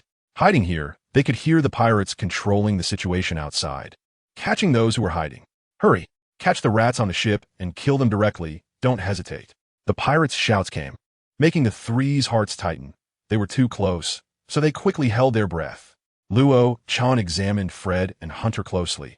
Both of their faces were covered in sweat, extremely tense. As the footsteps passed, the 3 finally relaxed and changed their hiding place. Just 3 minutes after entering the room, there was a loud banging on the door. "Open the door." "Damn it, I see you." The rough shouts were extremely fierce. The wooden door was being slammed hard, and the footsteps were growing denser. "We've been discovered." Hunter and Fred's faces went pale in an instant. Luo-chan's heart tightened, clenching his fists. "Do I still have to use the system?" He only had 30,000 coins left, enough for 1 orange extreme summon. Last time, after the White Phoenix possession ended, he didn't defeat those 2 officers and only got over 50 possession coins, unable to learn any skills. Bang! The wooden door was smashed open, and several burly and fierce pirates charged in. Hunter screamed in fear and retreated. "Damn it, how dare you hide? Kill them!" The leading muscular man roared angrily, and the pirates behind him rushed in with knives. The situation instantly exploded. Luo Chun glanced at the terror and despair in Fred's eyes and sighed. Forget it. He initially wanted to save money for later, but now it seemed he had to fight. Seeing the pirate's brutality made the thought of running away completely disappear. 30,000 coins. Should be able to summon a tough character, right? He chuckled self-deprecatingly and squinted. Spending 30,000 on these guys without taking them down would be a huge loss. Summon the Orange Extreme Spirit. 30,000 coins. He thought to the system, and an orange vortex appeared instantly, from which a tall and cold man walked out. Carrying a sword with a chivalrous aura, his eyes filled with justice and experience. Summon in Sol, Sword-san Gai Nie. Cost, 30,000 coins. The swordsman stepped forward and merged with Luo Chun. Luo Chun's body shook, his internal energy surged, power merged into his body, and his eyes became extremely sharp. A long sword appeared at his waist out of nowhere, exuding an unstoppable sword intent, instantly transforming into a seasoned swordsman. Gai Nie, the big shot from Qin Shimingyu, a disciple of Guguzi, the #1 swordsman of the Qin state. At this moment of soul fusion, Luo Chun's mind flashed with Gai Nie's life. With a famous sword Yuan Hong at his waist, his right hand seemed naturally adept at using the sword, and Luo Chun reached for the sword hilt. At the same time, 4 or 5 pirates charged at him from 3 directions. Help! Hunter screamed in terror. The pirates looked at him with disdain and coldness. Killing was just part of their daily routine. Without hesitation, the machete swung toward the target. In that instant, Luo Chun flicked his thumb against the sword sheath. Clang! The sound of the sword echoed through the small room. A gentle breeze arose, and the pirates only saw a flash of light before their vision went dark, their muscular bodies collapsing to the ground. Sing the Sword's song lingered. As Luo Chun slowly sheathed the sword, his eyes filled with appreciation. Truly a good sword. The blade was stained with blood, yet remained unblemished. What a great sword. And the swordsmanship was even more explosive. Approaching the door, Luo Chun paused, calmly saying, "Let us go, what are you dawdling for?" His voice startled the two who were huddled together waiting for death. Fred and Hunter looked up in a daze, seeing the scene in the room. Blood flowed everywhere, and bodies were scattered, with not a single sound. They all are dead. The lean figure at the door wasn't tall, but at this moment, in Fred and Hunter's eyes, he was incredibly shocking. This was all done by him. They didn't even hear any screams. And 4 or 5 fierce pirates had quietly died. It should be known that these weren't ordinary East Sea pirates. They were the ones who survived the Grand Line with Sodis. Not something just anyone could handle. Sodis took 1,000 pirates when he left the East Sea, and now there were only a little over 50 left on the ship. What does this indicate? The others are all dead, leaving only these elites. Precisely because of this, these pirates on the ship were even more terrifying, explosive combat power. Extremely fierce personalities, the hardest to deal with. In the blink of an eye, these guys had died at Luo Chun's hands. Luo Chun, Fred stuttered, utterly shocked. Let us go. Hiding is useless. Luo Chun's voice was cold. Gai Nie's character had influenced him. Hunter swallowed, too scared to say much. This guy has power. But he didn't know how strong. What do you want to do? There are a lot of pirates outside. Fred pulled his arm. Luo Chun stopped and smiled. Let's take them down. The ship can't hold on for long. We need to act quickly. Fred and Hunter exchanged glances, both looking bewildered. Luo Chun ignored them. After merging with Gai Nie, he was filled with the swordsman's cold and solemn aura. Striding towards the deck, he was now bold and unafraid, his eyes shining brightly. There are people here. They swaggered in, immediately spotted by the pirates. The footsteps became dense, and in 3 seconds, the pirates charged over. Luo Chun remained expressionless, stepping forward, his right hand resting on the sword hilt. The pirates charged in shouting curses, and Fred and Hunter trembled in fear. In the blink of an eye, Luo Chun faced the pirates. Clang! The sword came out of its sheath, a streak of light, as Luo Chun and the pirates brushed past each other. In the next second, 6 pirates fell to the ground, their faces filled with terror, silent. Blood stained the deck. Luo Chun stepped over the bodies, moving to the front of the ship, where a large number of crew members and pirates were gathered. Over 100 people were tightly surrounded by more than 30 pirates. On the wooden board of the 2 ships, Sodis, wearing a captain's hat, looked on coldly. With a revolver at his left hip and a western sword at his right, he was covered in blood and cruelty. Captain, we have controlled everyone, and we got the location of the treasure. The tall, thin pirate laughed, glancing at the badly beaten Lovins. All captured? Sodis glanced at Luo Chun and the others. What is going on with those three? If this continues, we'll switch to another batch of people. Got it. The tall, thin pirate was sweating profusely. Understood. He waved his hand, and 7 or 8 pirates rushed in. Luo Chun, we've arrived at the pirate's den. Can we handle it? Fred trembled. Definitely. He has a bounty nearly 10 times higher than that guy. Hanny exclaimed. Luo Chun shook his head and smiled, his gaze turning cold as he looked at the approaching pirates. The bow of the ship was filled with the corpses of crew members, killed by the pirates. With a flick of his right hand, the abyss rainbow was unsheathed, pointing towards the pirates. Swordsman, we have guns. Luo Chun did not understand the martial prowess of the Qin dynasty moon, but as he saw the pirates raise their guns, his eyes narrowed, a cold light flashing. Swish! He bent down, his knees springing up, and in an instant, he vanished before the pirates' eyes. They were only 10 meters apart, and with a movement, Luo Chun appeared before the pirates in the blink of an eye. Gai Nie's 100-step flying sword technique was incredibly fast within 100 steps, a speed that was divine. His mastery of swordsmanship was also at its peak. That wealth of experience and years of swordsmanship were all lethal moves. At this moment, Luo Chun, embodying Gai Nie, showcased his superhuman swordsmanship. He stepped left, his right hand slashing horizontally. Blood spattered as a pirate screamed and fell. One breath, one kill. In the next second, Luo Chun advanced again, right in front of the pirate with the gun. His gaze was sharp as light, intimidating to the extreme. The pirate looked at Luo Chun, his finger on the trigger, trembling uncontrollably, unable to pull it. Luo Chun murmured, his long sword slicing through the air. Blood gushed, another person fell. It was clean and swift, like autumn winds sweeping leaves. Luo Chun moved at an unbelievable speed, jumping among the pirates, his sword light dancing wildly. After a few circles, blood splattered everywhere, and the pirates all fell limp. This fierce act instantly drew everyone's attention.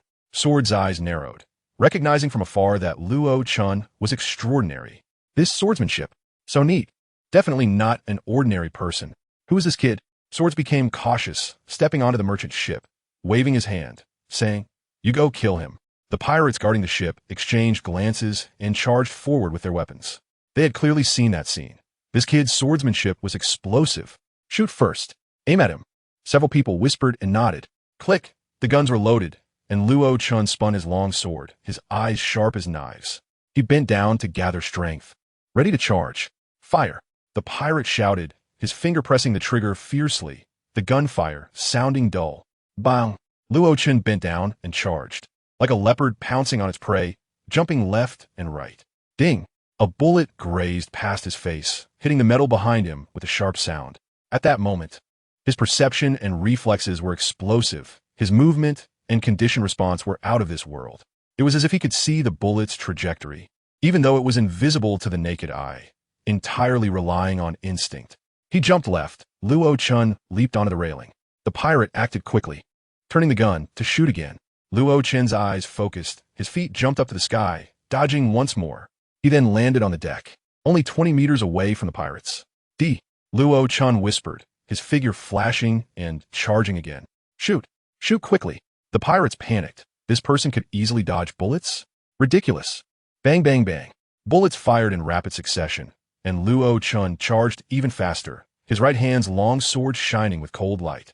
The sword flowers blossomed, breathtakingly beautiful. All the bullets struck the sword hilt, rebounding to one side with continuous muffled sounds.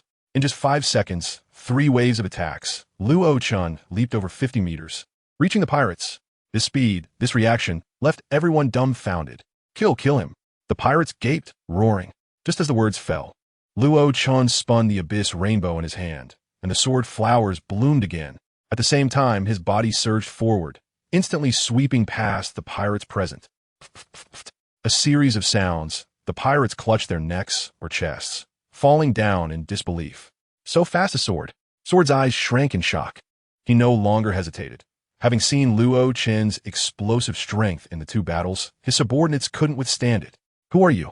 Taking a few steps to stand opposite Luo Chun, Swords asked in a deep voice. God di Luo Chun. Luo Chun pointed his long sword straight, leaving the pirate ship and rolling away, sparing your life. Luo Chun was very serious. How strong is Gai Nie? the #1 swordsman of the Great Qin. He knew clearly that this strength was stronger than the naval major he had encountered before, absolutely sufficient for a 50 million bounty. Dealing with swords would be a piece of cake. Luo Chun, Swords was taken aback, his pupils contracting as he remembered. Looking closely at his face, he confirmed, it's the one on the bounty notice. 150 million, the legendary brother of the Pirate King, yet without strength? The Pirate King had just died, and legends were everywhere. His story had long been exposed. You are Luo Chun, the one with a bounty of 110 million. Swords laughed. Killing him would definitely boost his reputation and status. Am I so lucky? He drew his western sword, pointing it at Luo Chun. I will kill you. You are much more tempting than the treasure on this ship. Luo Chun's expression turned colder, the abyss rainbow aimed at him. Then you can only die. Swords blinked, his western sword trembling, charging forward. His speed was incredibly fierce, much stronger than an ordinary pirate. This pirate crew's reputation relied entirely on him, with a bounty of 11 million. Having ventured through the Grand Line, his strength had progressed, nearing the 20 million level. But it was useless. Facing Luo Chun, embodying Gai Nie. Even if he were twice as strong, it would be futile. The #1 swordsman of the Great Qin, the Sword Saint. The world's #1 sword. How explosive are these titles? His swordsmanship and martial skills were at their peak. How could he lose to an unknown pirate? The long sword glimmered. Luo Chen's right hand flashed, and he moved. As he moved, the sword moved too. The cold abyss rainbow shot towards the enemy like a flying dragon, roaring. The ultimate killing move of the traverse sword technique. 100-step flying sword. In a daze, everyone seemed to see a torrential downpour, dark clouds covering the sky. A flying dragon descended, roaring and scattering the raindrops, its body shifting, landing in an instant, its mouth wide open, an imposing presence. On the deck, the abyss rainbow seemed to be thrown, howling in front of swords. He didn't react in time. Just as his western sword jabbed out, his neck was slashed by the long rainbow. Blood gushed wildly, a head soaring into the sky, his eyes full of shock and disbelief. Swords was stunned. Could the opponent actually kill him in one blow? Didn't the rumors say he had no strength? Even if he saw him kill the crew members, he subconsciously felt he was stronger, but he never expected to be so decisively slaughtered. Thud! Swords fell heavily to the ground, blood instantly staining the deck. The pirates gaped, staring wide-eyed, dumbfounded, unable to react. Luo Chun slowly sheathed his sword, his cold gaze sweeping over the other pirates. All the pirates trembled, fear filling their eyes. Swords, who was so formidable in their minds, was actually killed in one sword strike. Using 100-step flying sword on you is a sheer waste. Coldly, Luo Chun stepped over the corpse and walked forward. Seeing the people on the merchant ship still huddled in fear, Luo Chun frowned. I killed him. You are safe now. Fred, Hanty, take them to that pirate ship. The two were stunned and quickly directed everyone to run over. The merchant ship was sinking fast. Luo Chun approached the remaining 20-odd pirates, his face extremely cold. The pirates trembled in fear as he approached. I was going to kill you, but you still have some use. Now get on that ship, behave, or I'll kill you immediately. His voice was icy, making the pirates even more afraid. If they could live, they quickly agreed to board the ship. In just a quarter of an hour, everyone from the merchant ship had transferred all the cargo. The merchant ship began to take on water, the water level rising. About to sink, Luo Chun stood on the deck watching the merchant ship sink, telling the frightened pirates, "Start the ship, go to the nearest port." The pirates hurriedly moved, the ship roaring as it set sail. 10 minutes later, the pirates panicked. "Captain, the Navy. It's the Navy." A tall, thin pirate pointed to two black dots on the sea, his face turning pale. Luo Chen's eyes narrowed. He quickly walked over and saw two warships charging in. From afar, it was not clear, but the outline was recognizable as the Navy. He vaguely saw a sturdy figure standing at the bow, cloaked in a white justice cloak. It really is the Navy. What do we do? The pirates nervously asked. Avoid them. Head in the opposite direction. Find a port. Luo Chen thought for a moment and quickly said. Additionally, his eyes flashed as he sternly told the pirates. Control everyone on the ship. Make them shut up. Anyone who disobeys will be killed on the spot. He hadn't forgotten he was a pirate with a bounty of 110 million, and he had to maintain control to ensure safety. The pirates were taken aback, but quickly complied. The pirate ship changed direction, increasing the distance from the Navy ships. As the Sword's pirate ship sailed away, on the distant right side of the naval warship, Major General Dorag exclaimed, "You actually came? I'm so surprised." Colonel Zhuangmu responded with extreme respect. The rank of Major General was far above his own, and he might never reach such a rank in his lifetime. Given the opponent's strength and status, it was worth it for him to flatter him. He didn't expect to encounter a Major General from the headquarters on his territory while capturing Luo Chun. It was quite a coincidence. Naturally, he couldn't let go of someone the Navy wanted to catch. Dorag smiled. After all, I am a Navy. As Dorag spoke, his gaze turned towards the distant pirate ship on the sea's horizon. It was too far to see clearly. Only the pirate emblem on the canvas was visible. That was the Sword's pirate ship, which had recently retreated from the Grand Line. Just a small fry. Major General. Zhuangmu quickly explained as he noticed Dorag's gaze. Should we take care of them? Dorag shook his head. There's no need to waste time. We can catch them next time we encounter them. Accelerate.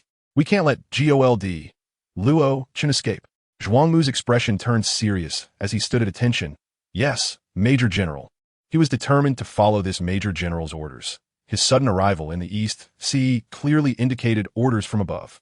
Although the East Sea was strong, it was far behind the Grand Line and the New World. Dorag's presence meant things were not simple. After glancing at the pirate ship that was getting further away, Dorag withdrew his gaze. The headquarters had sent him to the East Sea to lead the cleanup operation. The territory of Pirate King Roger must be targeted. This was a stern statement made by Fleet Admiral Kong at the roundtable meeting. The operation was codenamed East Sea Cleanup, and the leader was Monkey D. Dorag. The two groups moved further apart until they became black dots disappearing on the surface of the sea. On the pirate ship, Luo Chun and the pirates all breathed a sigh of relief. Fewer troubles at this time were the best. The next 3 hours were calm, and they soon spotted an island ahead. Luo Chun instructed the pirates to hurry to the shore, and they arrived at the port 15 minutes later. Fred, you're safe here. Luo Chun walked over with a smile. Luo Chun, thank you. You saved us all. Fred expressed his gratitude with a beaming face. Behind him, many were excited, while some bowed their heads in shame. Previously, they had wanted to report Luo Chun, but instead, he had saved them.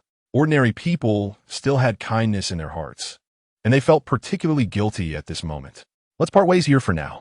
We'll meet again if there's a chance, Luo Chun said solemnly, feeling a sudden urgency. He didn't know why, but he wanted to leave quickly. This pirate ship could no longer be used. Was this intuition a result of the Master Yip Man's mindset combined with Gai Nie's influence? What was going on? Luo Chun was puzzled but dared not take it lightly. There was something to this feeling. He was busy saying goodbye to Fred and the others, pushing down this feeling for now. About an hour later, all the members of the caravan had moved, and Luo Chun returned their goods. After bidding farewell to Fred and the familiar faces, the pirate ship moved, splashing water as it sped away. Captain, where are we going now? The remaining 20 or so pirates on the ship were trembling with fear.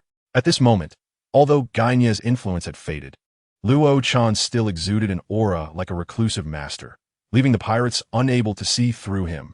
Head towards the direction of Reverse Rog Town, Luo Chun said softly as he gazed at the calm sea.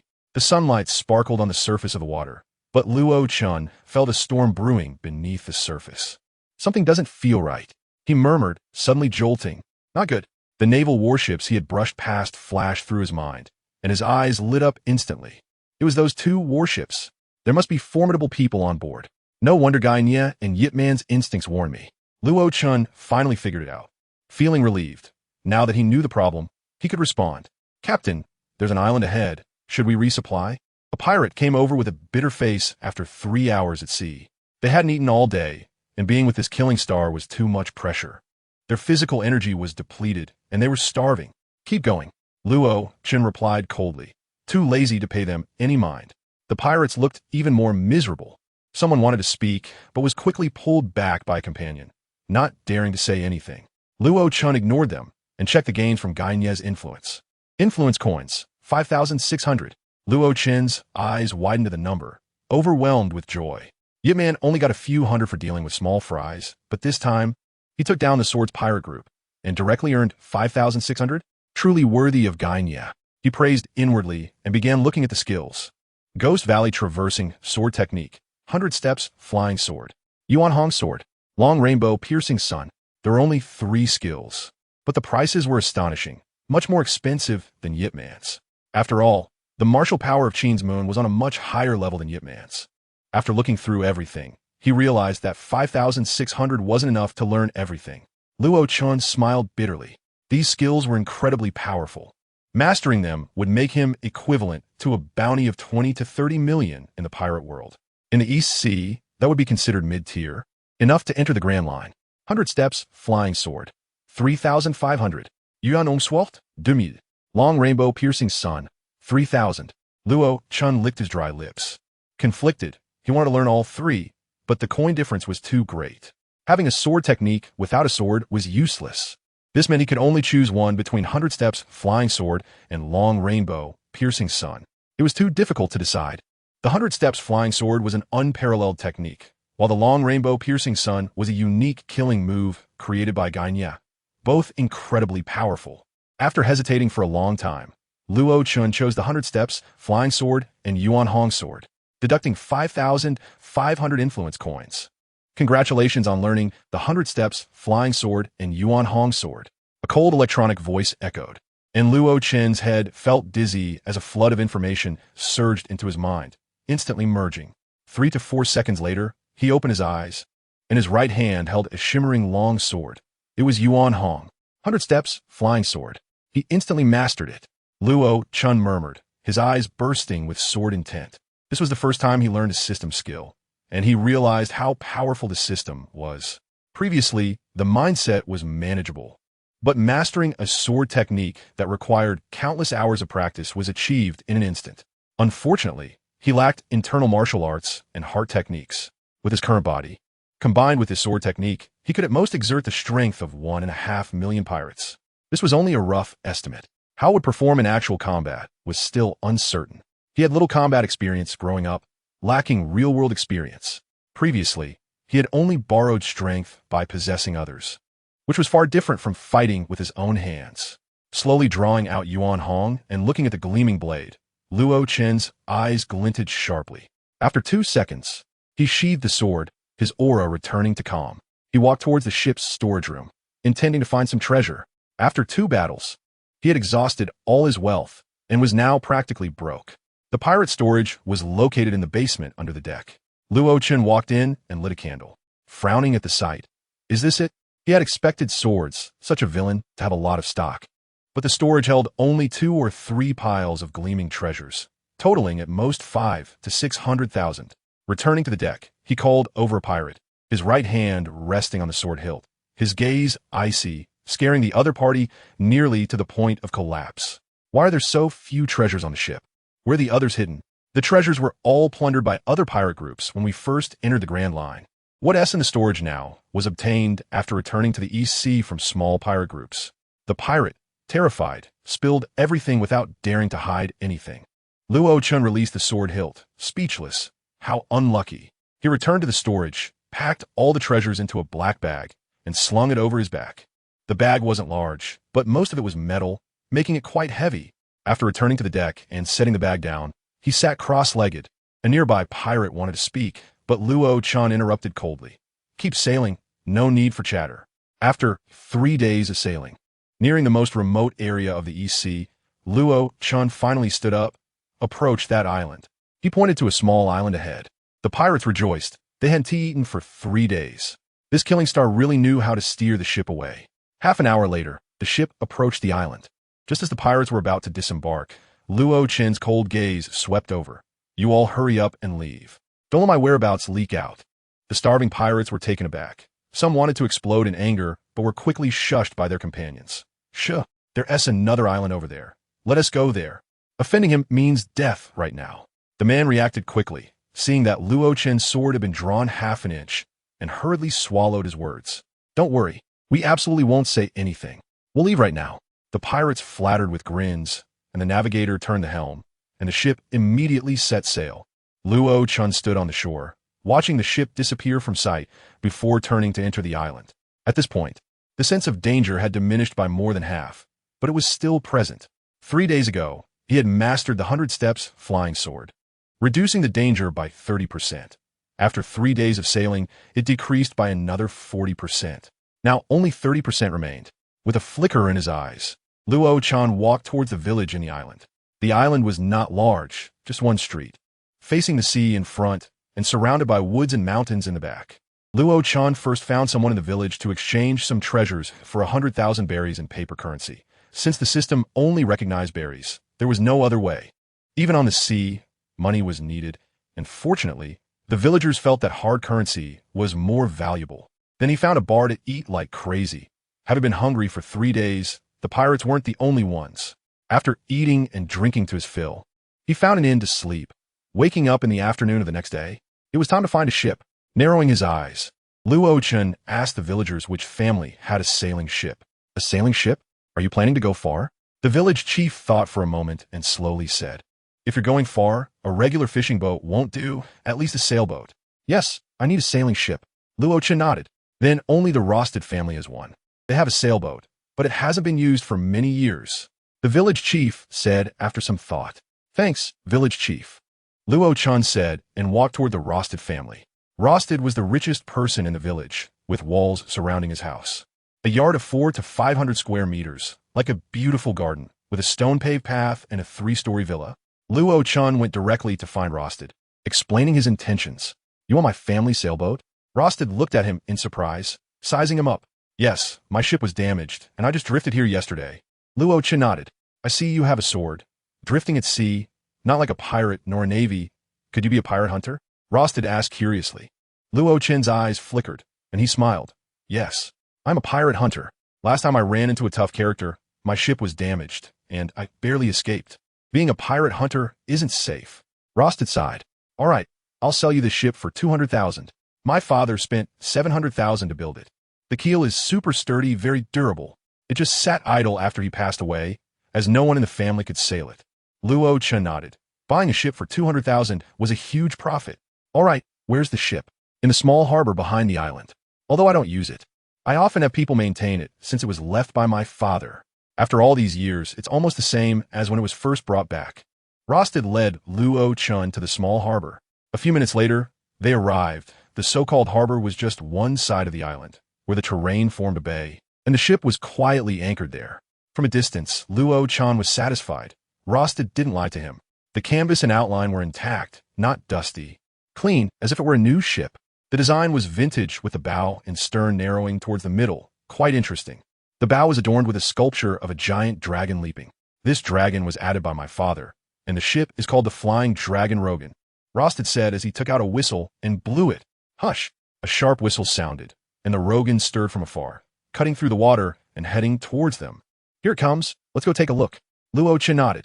As the ship approached, he realized it wasn't large, only 20 meters long, but it had a deep draft, floating steadily on the water, with hardly any rocking when boarding. The Rogan is made of the rare silk mahogany from the 4 seas. This wood grows on the seabed, incredibly sturdy, and becomes more resilient when soaked in seawater. Roger.It briefly introduced. Luo Chan nodded while observing, tapping a few vulnerable spots, all of which were very sturdy, making him even more satisfied. He wasn't a complete novice with ships. His brother Roger knew everything, influencing him to be better than Roger in aspects other than martial arts. Half an hour later, the two negotiated. A ship for 200,000 berries. Luo Chan didn't have cash on hand, so he exchanged it for equivalent treasures. Both felt it was a good deal and were very satisfied. Roger.It even invited Luo Chan to dinner, which he accepted. As the sun neared the horizon in the afternoon, Luo Chan left, having bought some daily necessities and enough food for 5 people to last half a year before returning to the Rogan. He looked at the ship before him, feeling a bit emotional, and smiled. This ship wasn't large, but it would be Luo Chan's home from now on. With a bounty on his head from the Navy, how could he stay in one place for long? From now on, he could only drift across the seas. At dawn the next day, Luo Chan slowly departed the island aboard the Rogan. Just 2 days before he left the island, the Sodi's pirate ship had arrived at a small island. The remaining 20 or so pirates, famished, stormed into the island's restaurant, threatening the shopkeepers. Hand over the food. Otherwise, we'll slaughter you all. Their fierce demeanor immediately frightened the waitstaff and the owner.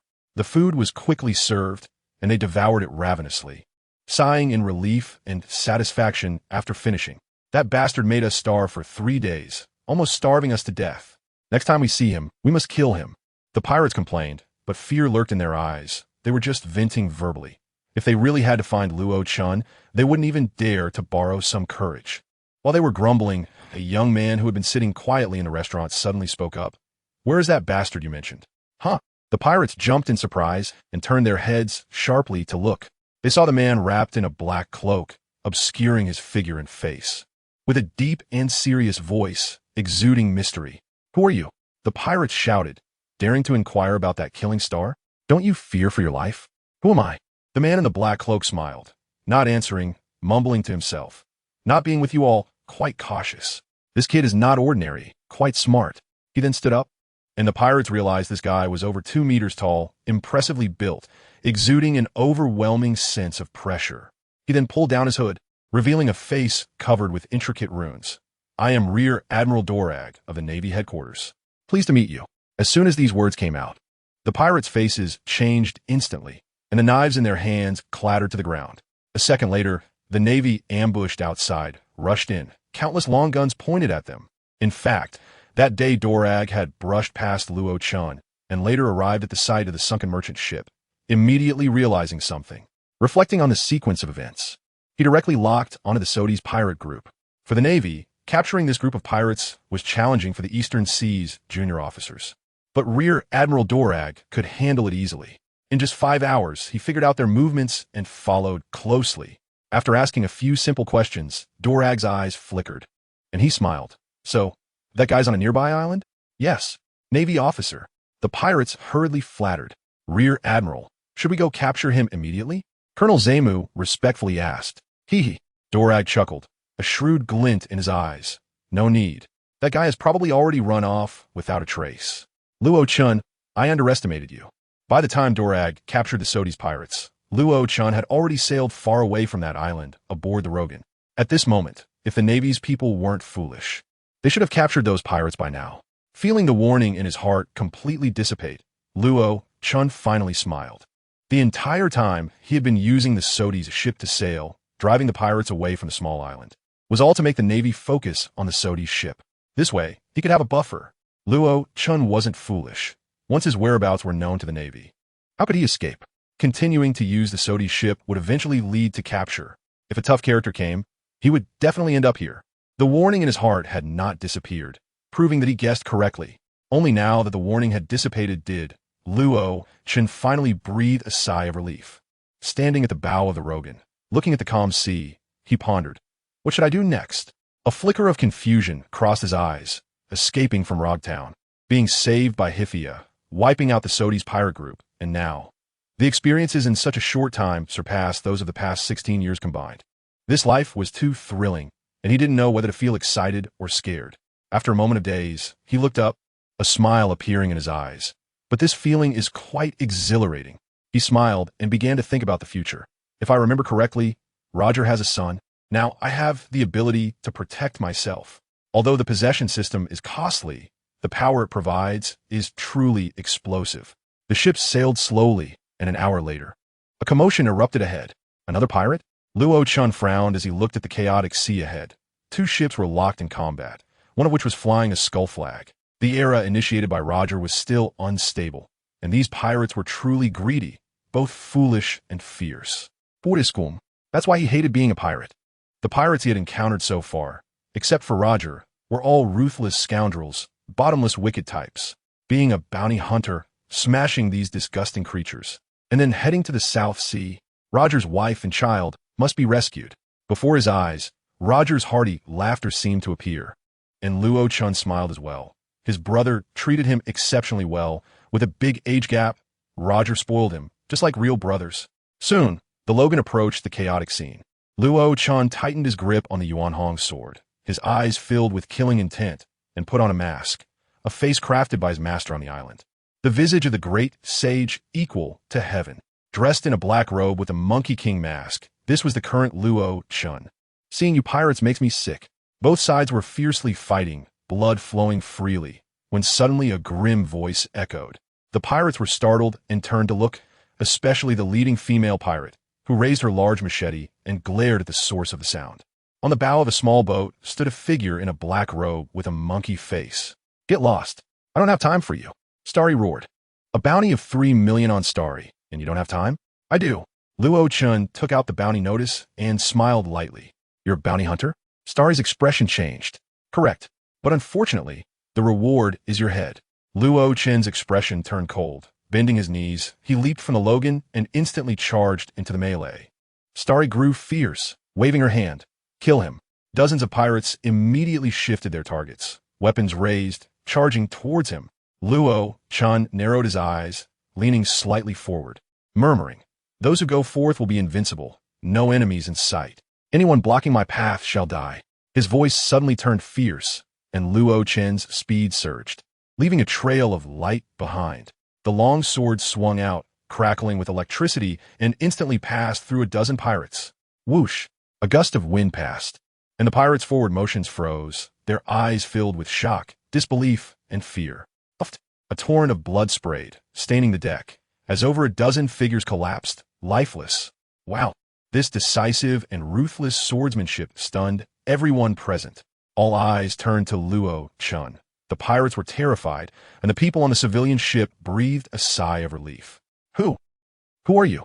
Starry shouted, panic in her eyes. This swordsmanship far exceeded hers. "Want a name? I can tell you." Luo-chan stepped forward, the long sword flicking to point at the ground. "Remember the last words you hear. My name." In an instant, Luo-chan arrived before Starry, who had no time to react, her face pale. "Is..." The sword's brilliance burst forth, its song crisp and clear. Swish! The sword tip sliced toward her neck. "Sword Saint." Gai Nie. Blood gushed forth, and her head flew into the sky. Luo-chan stepped forward, reaching the remaining pirates, and swept his long sword. In just 2 minutes, the entire group of pirates was easily shattered by him. This was the first, but certainly not the last. The monkey face mask paired with terrifying swordsmanship left a deep impression on those he saved. After slaying the pirates, Luo-chan quietly departed, leaving only the name of Sword Saint Gai Nie. 3 days later, he arrived at the Navy branch. Looking at the military camp, Luo-chen's eyes were deep under the mask. The safest place is right under their noses. No one would suspect I'm a bounty hunter. Striding towards the branch, the guard stopped him. "Who goes there?" "Sword-san, Gai Nie." Luo-chan coldly spat, his voice like metal clashing, startling the guards, who looked at him with gravity. A bounty hunter? Recently, he had taken down 4 or 5 pirate crews, and the Navy looked at him with respect. True strength, protecting justice, and ally. "This is Starry's head." Luo-chan unveiled the package, revealing Starry's face, speaking to the guard. The guard's pupils constricted, and after confirming her identity, his heart trembled. Indeed, it was Starry. 3 million berries. I'll get it for you right away. As soon as possible. Luo-chan said coldly, preparing to rise. "Wait a moment, Lord Gai Nie."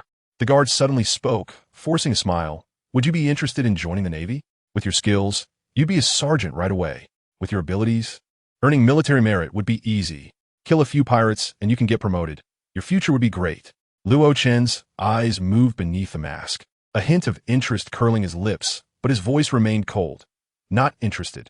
I only work for money." After saying this, he turned to leave, accompanied by the guard to collect his payment. The finance office of the Navy branch was not far, and soon he received 3 million berries. During this time, the guard kept urging, "The Navy is cleaning up the East Sea, and we need strong people. Joining now would absolutely allow you to showcase your talents. Trust me, in 2 years, you'll at least be a major. In the East Sea, a major is a big shot.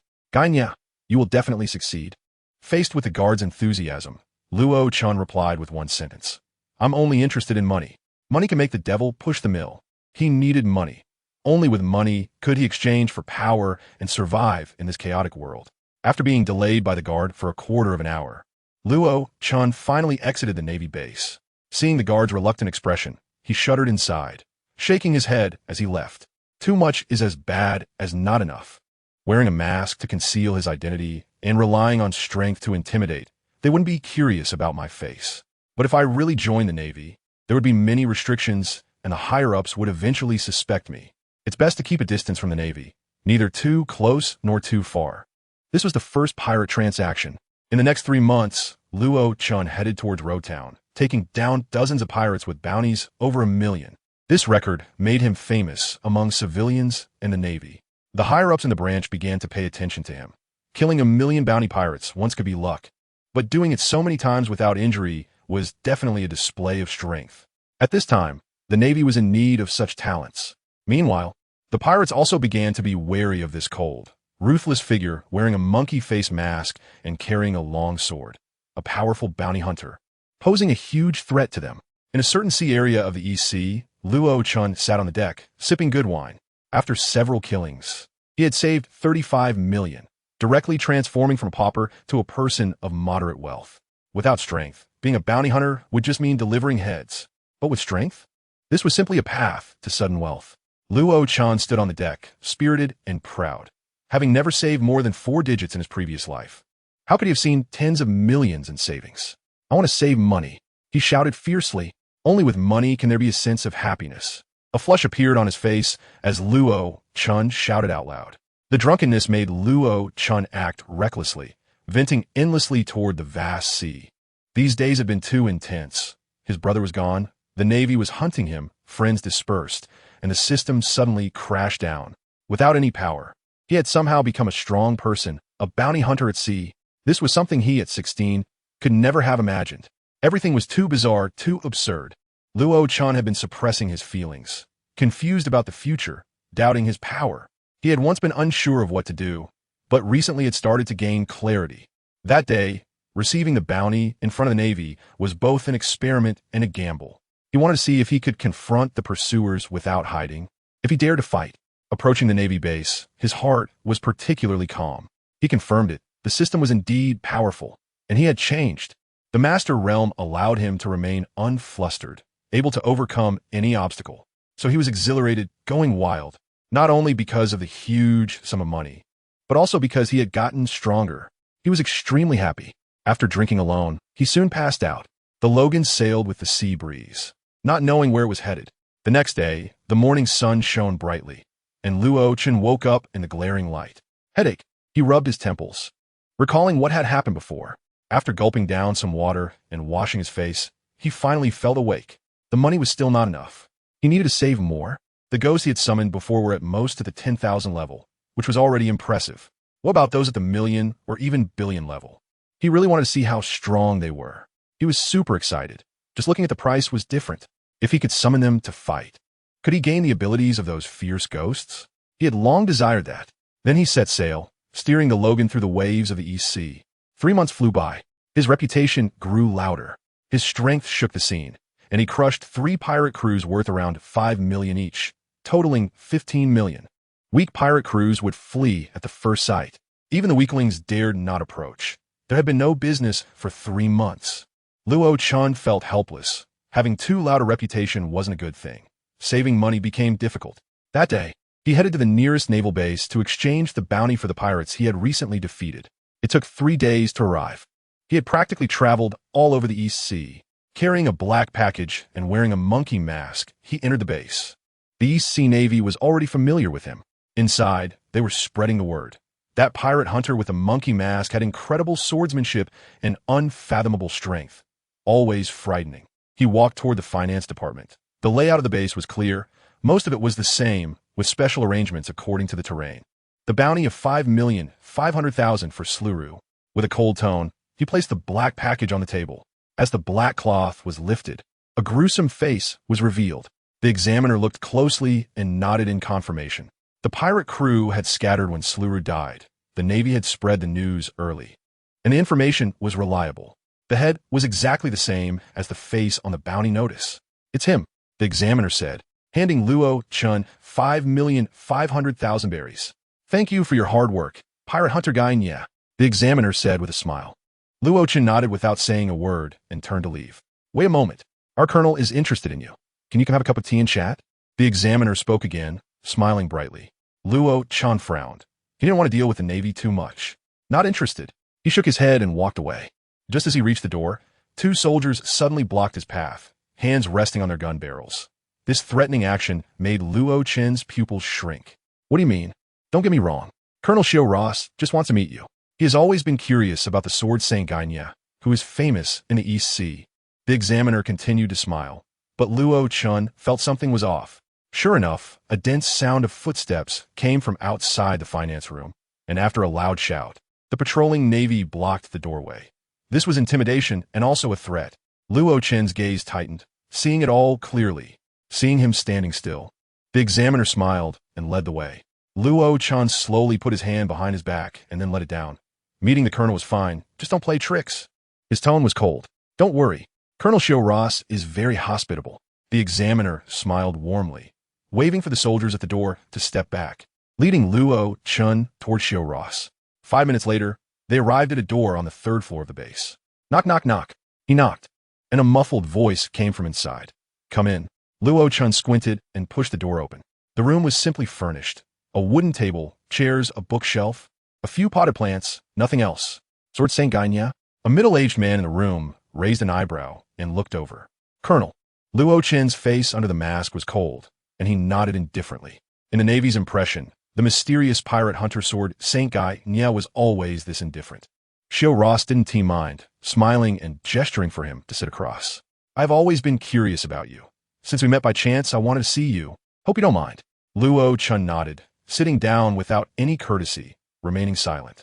After waiting for a long time with no response, Xiaoyao felt a bit awkward and smiled.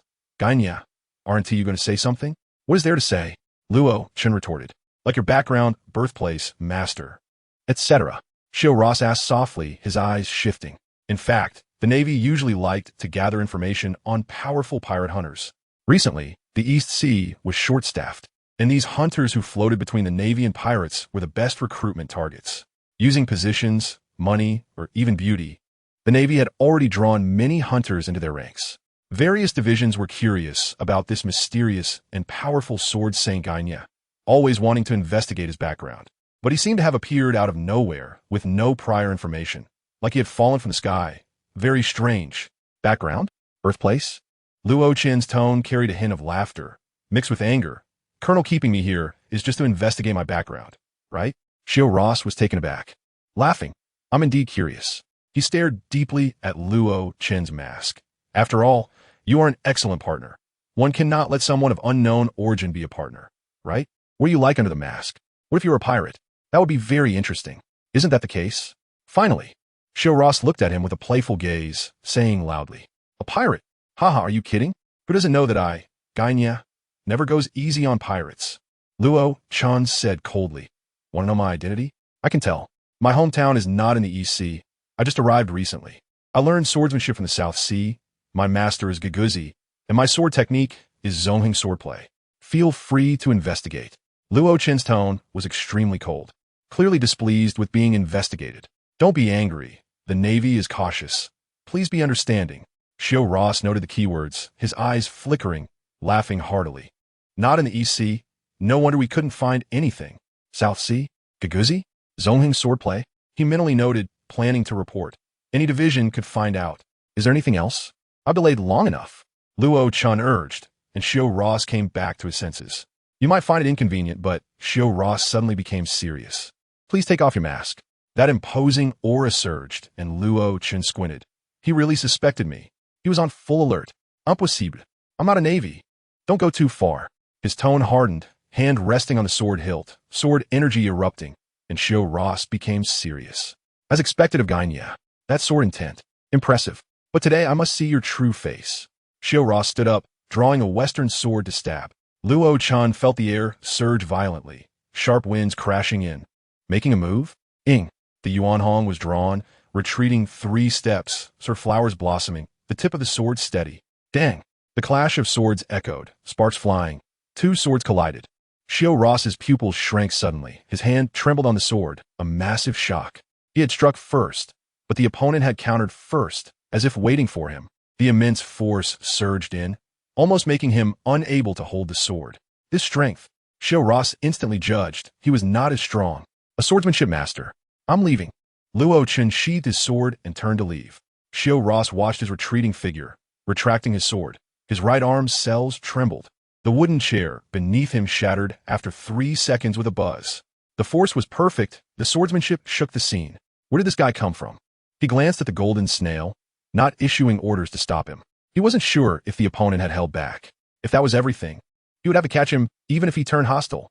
But the opponent's confident demeanor suggested he could leave the base unscathed. South Sea? Investigate first. Most likely fake. His identity definitely had issues. Xiaoyao judged, his eyes flashing. You must keep a close watch on him. Luo Chun left the Xiaoyao naval base without being pursued, breathing a sigh of relief. Fewer troubles. Indeed refreshing. Otherwise, being surrounded by the Navy would have been a hassle. and the cost would have been too high. Although he had saved some berries, he had to be frugal with every second. There were too many experts in the pirate world. When he reached the Grand Line, without several million berries to summon ghosts, he would probably be unable to fend off attacks. In a sense, the value of the ghosts from the possession system was equivalent to the strength of the pirates' bounties. But it wasn't entirely accurate. For example, Gai Nie's swordsmanship had a summoning price in Qin's moon. But in this world, who knew how it had mutated? Its value rivaling that of several tens of millions of pirate powerhouses. Boarding the Logan, Luo Chun was on high alert. He had to leave the East Sea quickly. He couldn't stay. Suspicious Navy personnel were not easy to deal with. In the next 3 months, Luo Chun defeated 5 pirate crews and exchanged the bounty at different naval bases, accumulating a staggering 75 million berries, an enormous sum. His heart, which had been in suspense, finally relaxed. With 75 million berries, his strength was likely on par with a vice admiral. In the East Blue, a vice admiral was an invincible existence.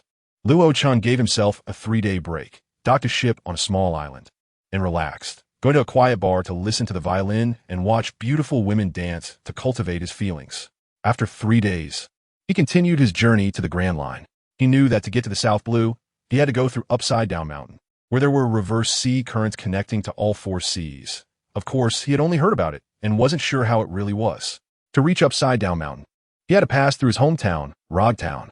His eyes narrowed, and Luo Chen's expression became serious. He had been forced to leave with no ability to protect himself. Unexpectedly, after a trip around the East Blue, his strength was sufficient, and he was back. As the ship docked, Luo Chun silently put on his mask, jumped off, and walked towards Rogtown. Just as he stepped into Rogtown, in the naval branch office of the town.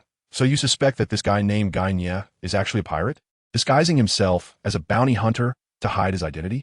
Colonel Simo, a middle-aged man, frowned as he looked at the young man, filled with questions. It's not a suspicion. It's a certainty. The young man smiled, his tone very confident. Dorag, if you judge incorrectly, the Navy will face great risks. Simo said solemnly. I won't be wrong. Dorag whispered, his gaze deep as he looked out the window. Not only am I sure he is a pirate, but I also know who he is. Since the last time he brushed past Luo Chun, Dorag had not missed any clues, scouring the nearby islands, including the one where Luo Chun bought his ship. Dorag pulled out a blueprint. What's this? Simo asked, puzzled. A ship, Dorag replied. What do you mean? Simo still didn't understand. This ship belongs to that guy. The sword Saint Gai Nie is actually Gold, Luo Chun, and he bought it from a small noble named Rosd. From the day he bought the ship, Luo Chun disappeared, and at the same time, the bounty hunter Gai Nie emerged out of nowhere. He was very clever, hiding all traces, but he wasn't ruthless enough.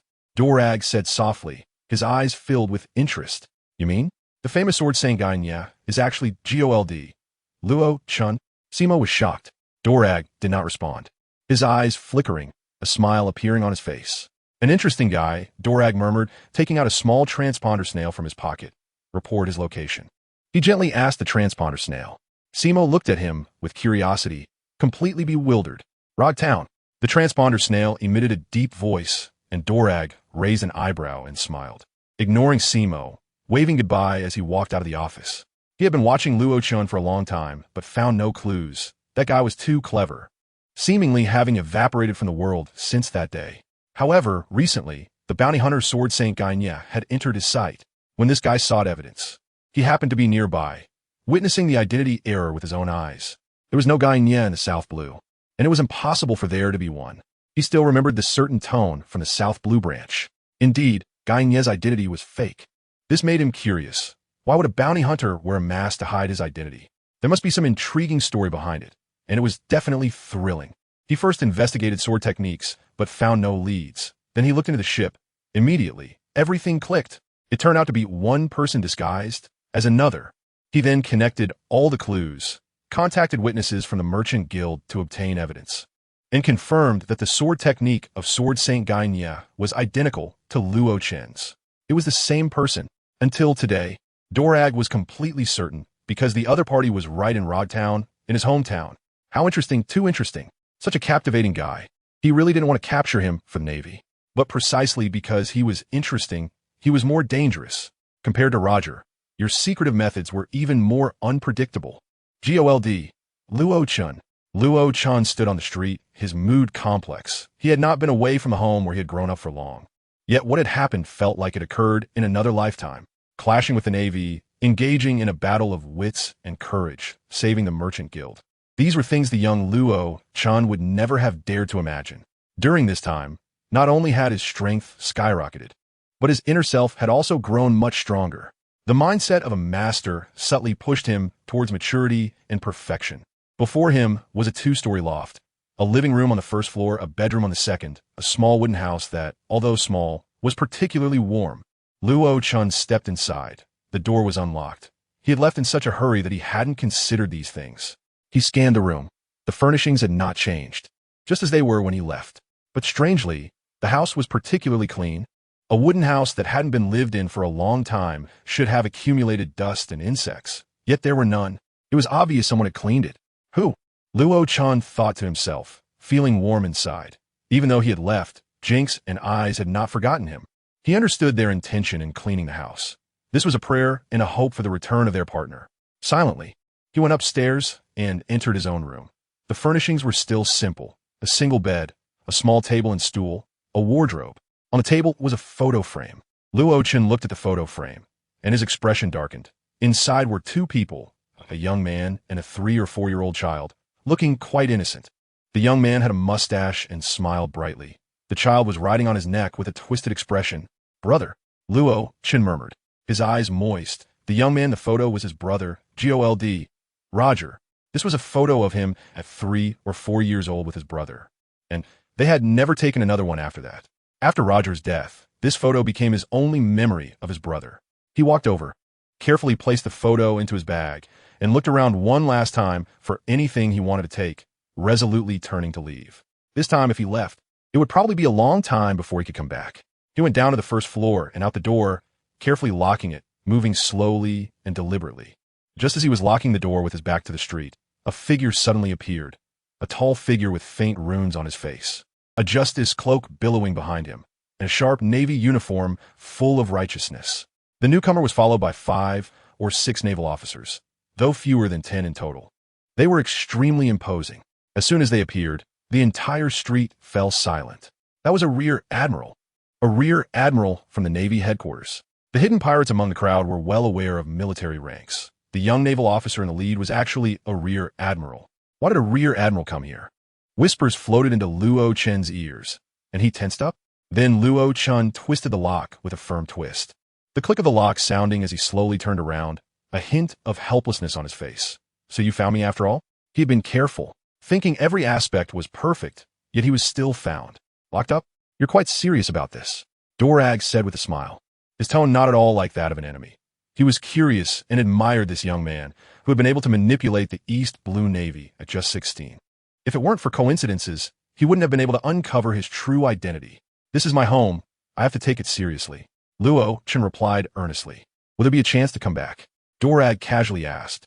There will be. Those who go out must return. Luo Chan remained serious, each word sounding like a vow. Oh, quite confident. Dorag raised an eyebrow and smiled. Roger's brother was indeed extraordinary. Over the years, the Navy had focused solely on your brother and overlooked you. Many people didn't even know he had a brother. I am Roger's brother, but I am just Luo Chan. My brother's glory and reputation belong to him, and have nothing to do with me. Luo Chan suddenly became expressionless. You will see my extraordinary side, but not now. These words were firm and full of confidence. Dorag narrowed his eyes. You kid is quite dangerous. I absolutely cannot let you leave today. Come with me back to the Navy headquarters. Luo Chan's gaze sharpened as he stared at Dorag and smiled. Rear Admiral, I belong to the sea and the land, but I do not belong to the Navy. In this lifetime, I may go anywhere, but I will not go to the Navy. Dorag was taken aback, but also smiled. An interesting young man. But you have no choice. He then waved his hand to order, and the 5 or 6 people behind him immediately sprang into action. Seeing the enemy move, Luo Chan's eyes narrowed. Without knowing the strength of the enemy and himself, he could only push his strength to the limit to have a chance to escape. The other party brought only a few people, clearly overflowing with confidence, which must stem from their strong abilities. The soldiers rushing in are not scary. What is scary is that Major General. His confident demeanor, cold expression, and lack of flaws make him look extremely difficult to deal with. Luo Chun immediately decided to summon. Summon. 75 million, not a penny less. Summon the strongest soul for me. As soon as the words echoed in Luo Chen's mind, the system responded, costing 75 million berries. Summoning a green-level soul. A rotating light burst forth, and a towering figure stepped out of thin air, instantly merging with Luo Chun. This figure had a cold face and crimson eyes, with what seemed like starlight flashing. The fusion with Luo Chun happened so quickly that in the blink of an eye, it dove into his body. Luo Chun trembled all over, and when he opened his eyes again, they glowed crimson, with 3 tomo spinning rapidly. This time, it was Uchiha Itachi. A smile crept onto his lips. 75 million berries actually summoned a high-end ninja from the Hokage series. What incredible luck. Green-level peak soul, Uchiha Itachi, bloodline Sharingan, adept at Jinjutsu and Ninjutsu. The system information flashed in Luo Chen's mind, and he quickly fused with Itachi. His internal power skyrocketed.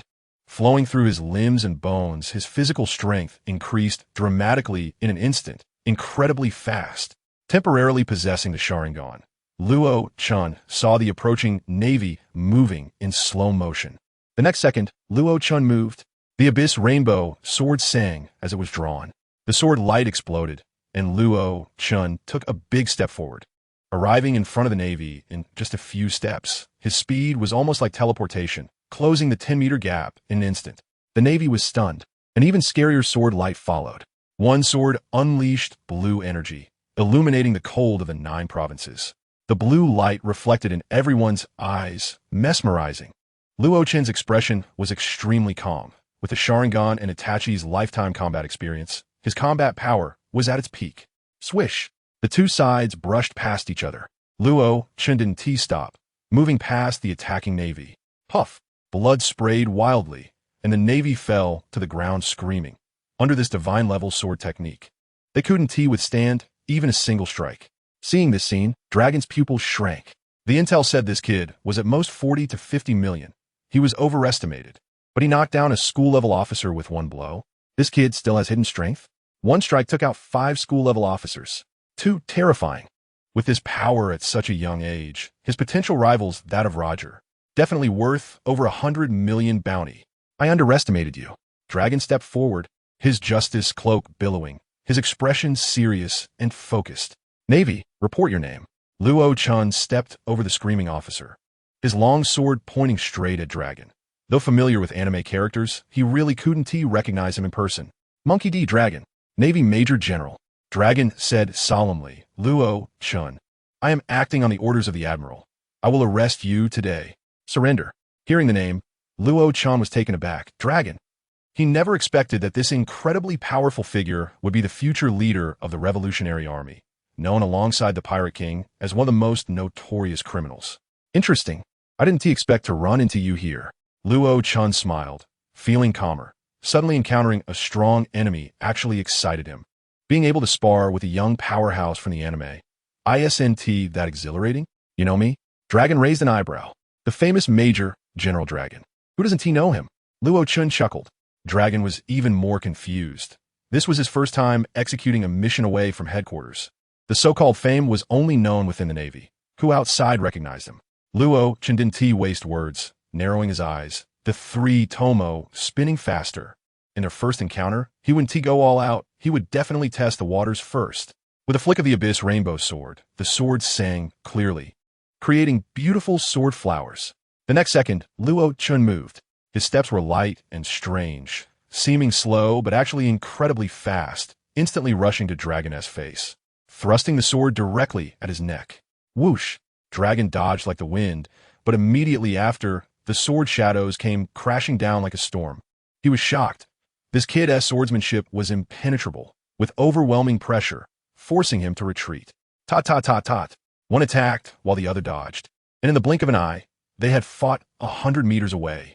The Ghost Valley sword technique, 1 vertical and 1 horizontal, attacked like thunder, with the sword tip trembling to unleash a barrage of attacks, defending like a coiled snake. There were no flaws. In this situation, even Dragon could only keep retreating. Within 10 seconds, he was pushed back to the fountain in the street. At this moment, Luo Chun's right hand trembled.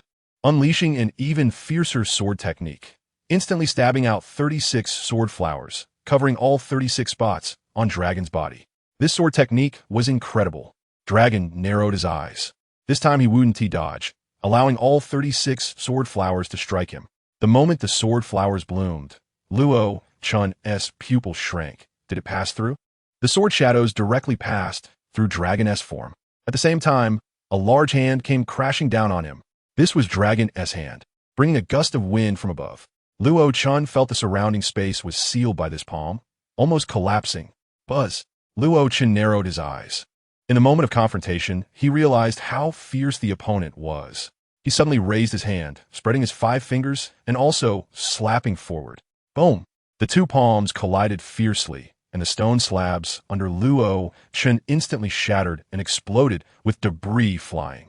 Then, the abyss rainbow sword that had just been swung turned back and stabbed towards Luo Chun. At this moment, Dragon had landed. The sword tip aimed his back for a fierce stab. Dragon keenly sensed the danger behind him, his face darkening as he shouted. Iron block. Sizzle. The tip of the abyss rainbow sword struck his back, creating sparks. Luo Chun was shocked. His opponent's body instantly turned to steel, incredibly hard. This was the Navy's 6 forms. Iron block. As an outstanding youth in the Navy, Dragon had mastered this move to the fullest. The sword intent was so strong.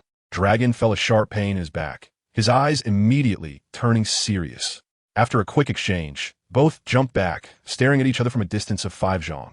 I didn't expect you to be this strong, Dragon said heavily, his attention on Luo Chun heightened. The Navy Major General, he really wasn't boasting. Luo Chun let the abyss rainbow sword drop, pointing it diagonally at the ground, his expression cold and serious. The two stared at each other for 3 seconds before their figures disappeared simultaneously. In Luo Chen's eyes, the Sharingan's 3 Tomo spun rapidly, perceiving every move of Dragon, almost able to predict his long sword accurately striking key points, relentlessly suppressing. Meanwhile, Dragon, relying on his observation haki, could clearly see Luo Chun's movements. In just a few seconds, their figures crossed, dodging attacks quickly, every strike missing. Tot. Dragon quickly leaped back to adjust his breathing, his chest heaving, his eyes extremely serious. This kid's swordsmanship is disturbingly strong. In pure physical combat, he had gained an advantage. As a Navy Major General, with top-tier training and observation haki, he could predict movements, yet this opponent could also see his every move clearly. It must be those eyes. Dragon narrowed his eyes, staring intently at Luo Chen's crimson pupils. The 3 Tomo spinning slowly, hiding an indescribable brutality and bloodiness. What kind of eyes are these? It seems I must get serious. This kid definitely hides secrets. Dragon narrowed his eyes, fully aware, becoming a major general at such a young age. He rarely encountered an enemy that required him to go all out, but this time his instincts were screaming. If he didn't give it his all, he would be the one to fall. How could a seasoned driver crash? He had to unleash something big. Suddenly concentrating, Dragon's figure disappeared. Shave. Surpassing the limits of speed, he instantly appeared in front of Luo Chun. He extended his index finger, the condensed power exploding violently. Finger gun. This speed was fast enough for the Sharingan to see, but his body couldn't keep up. The 3 Tomo spun wildly, instantly turning into a black windmill. Puff. The finger gun pierced into Luo Chun's body. As Dragon relaxed, he saw Luo Chun smile like a crow and disappear. Is this a devil fruit? The black crow gathered back to Luo Chun. If you want to think of it that way, then let it be. His eyes? Dragon was shocked again. Those were dart-like 3-bladed windmills, surrounded by an endless sea of blood, exuding an ominous aura. Who exactly are you? He was suspicious. His impression of Luo Chun was that he was a martial arts failure, incomparable to his brother. How could he suddenly stand firm and fight back? What? Haha, I'm Gordi Luo Chun. After laughing, I sheathe my sword. You're strong enough to warrant all my power.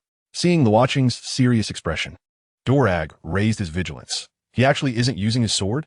What other trump cards does he have?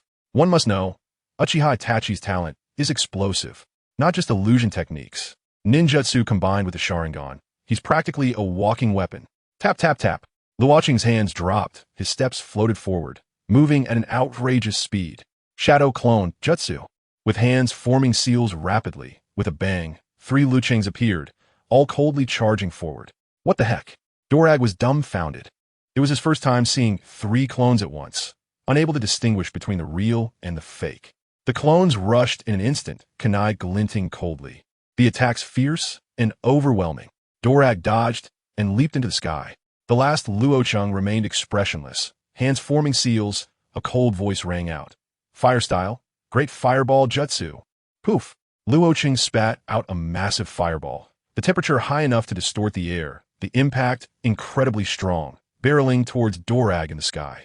The flames enveloped the area, instantly swallowing Dorag. One could clearly see the flames wrapping around his arms, body, and legs. The flames danced wildly, dissipating only after 3 seconds. Talp! Luocheng landed on the ground. 3 clones standing back to back with him, observing the surroundings clearly. As the Sharingan spun, Dorag gradually revealed himself in the air, his clothes spotless, not a single burn.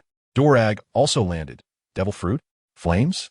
He can even split into 3 identical selves? Now he regarded Luocheng with much more seriousness. In just a short battle, this young man had given him one surprise after another. Explosive close combat swordsmanship, the ability to turn into crows without injury, splitting into 3 clones, and even breathing fire. These traits hinted at a superhuman nature, yet also resembled a natural type. He had no idea how to quickly subdue this kid. I admit, I underestimated your abilities. After a pause, Dorag's gaze sharpened. Too bizarre. Bizarre? Luocheng smiled faintly. Bloodline from the Hokage. Ninjutsu in the pirate world is indeed strange. But he had only revealed 30% of Itachi's abilities. This big shot's strongest points are illusion techniques and bloodline limits. So what do you want, Major Dorag? What do I want? Dorag's expression was extremely serious, enunciating each word. Of course, to capture you. You dangerous element. How can I let you roam outside? Boring. Luocheng mocked with a smile. Do you really think you alone can stop a man's heart from rushing towards the sea? In a moment, Dorag was stunned. Luocheng's figure floated. For Luocheng's moved simultaneously, their forms twisting and swaying in the air, kunai thrown out fiercely. Kunai connected in a dense array, instantly reaching Dorag. But facing the attack, Dorag showed no intention of dodging at all.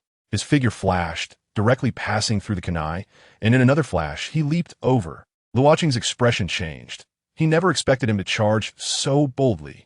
In a flash, Dorag's attack was right in front. His right hand extended into a claw, coming down, dragon claw, hook. As if a true dragon's claw descended, air currents surged wildly.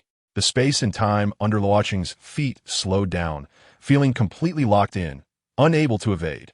Not good. Luocheng's heart tightened. The claw was already coming down. That fierce momentum, a vicious claw, truly resembled a giant dragon attacking from the sky. The pressure overwhelming, impossible to withstand. Ga. Countless crows scattered. The struck Luocheng transformed into a phantom crow, reassembling into his true form a second later. As expected of a Navy major, the attack was ruthless. Luocheng casually praised, but you can't see through my moves, so you can't hurt me at all. Dorag's gaze grew heavier. Staring at him? Is that so? At this moment, he rapidly calculated in his mind, recalling every detail of the battle from the beginning until now. What went wrong? He couldn't be invincible. Devil fruit? No, there's no fruit that grants so many abilities. Dorag had seen the world, understanding that no matter how perverse a devil fruit is, it only has one ability: eat 1 fruit, gain 1 power. Luocheng's performance was simply impossible. This meant that his ability was not from a devil fruit at all. Dorag's eyes widened suddenly, his expression more serious. His right hand transformed into a claw again, pulling and tugging at the void ahead. Buzz. Air currents surged. Luocheng's figure transformed into countless crows again. The other 3 shadow clones ran and jumped, quickly approaching Dorag. Dorag's eyes were sharp, claws swinging wildly. Bang, bang, bang. The shadow clones turned into clouds of white mist. Understanding flashed in his eyes. They weren't the real body. Taking a hit would make them disappear. This meant there was only one true self. A smile slowly crept onto his lips. Everything gradually became clear. The opponent was no longer mysterious. Whoosh! A gentle breeze swept by, and Dorag's figure suddenly disappeared from Luocheng's sight. This speed is incredible. Luocheng's Sharingan spun, suddenly turning around to swing the kunai. Clang! The sound of metal clashing was crisp. The claw and kunai collided. The immense force made Luocheng retreat a dozen steps. The sturdy kunai shattered with a crack. Too fierce. Luocheng stared at Dorag in shock. Only by experiencing it firsthand did he understand how terrifying this power is. Just as he was stunned, Dorag's figure vanished again. A fierce air current swept past his body. Maintaining his shocked expression, he transformed into a sky full of crows screeching as they dodged. Again, with this move, Dorag frowned. He realized that even if his power was strong, the opponent definitely had hidden traps or secrets. If he couldn't find them, this battle would be hard to win. Useless. The crows reassembled into Luocheng. Dorag moved again, and he transformed into crows once more. The sky full of crows reassembled into Luocheng, and Dorag's expression was serious. He could even see the mockery in the crow's eyes. Even more astonishing. What kind of move does this guy use that makes it resemble a natural-type fruit? Charging forward again, the dragon claw turned into a hook, grasping at the void. The sharp cold wind sliced through like a knife, instantly aiming to cut Luocheng. But the latter seemed unresponsive, breaking into a sky full of crows again. After several back-and-forth exchanges, the light in Dorag's eyes grew brighter, his observation haki spreading out, as if he sensed something was off. During this time, Luocheng had been familiarizing himself with Uchiha Itachi's skills and talents. The Mangeki Sharingan, super strong illusion techniques, terrifying eye techniques, god-level fire style, all treasures for defeating enemies. In the world of Naruto, he was definitely a big shot. 75 million could exchange for such a character. Luocheng's luck was simply off the charts. Therefore, he cherished this opportunity. Any one of Itachi's skills would be a huge profit. Whether he could obtain them depended entirely on winning this battle. His gaze sharpened. Luocheng's Sharingan rotated. 3 windmills accelerating, his scarlet eyes locked on Dorag, making his heart skip a beat. Dorag, for certain reasons, can't play with you any longer. Luocheng's tone was low, his expression extremely serious. Play? Dorag raised an eyebrow, feeling that the opponent underestimated him. The corners of his mouth curling into a smile. You seem to be underestimating this generation of Navy Major. Luocheng looked puzzled, feeling he seemed to understand something. I guess I must have been hit by an illusion-type ability, right?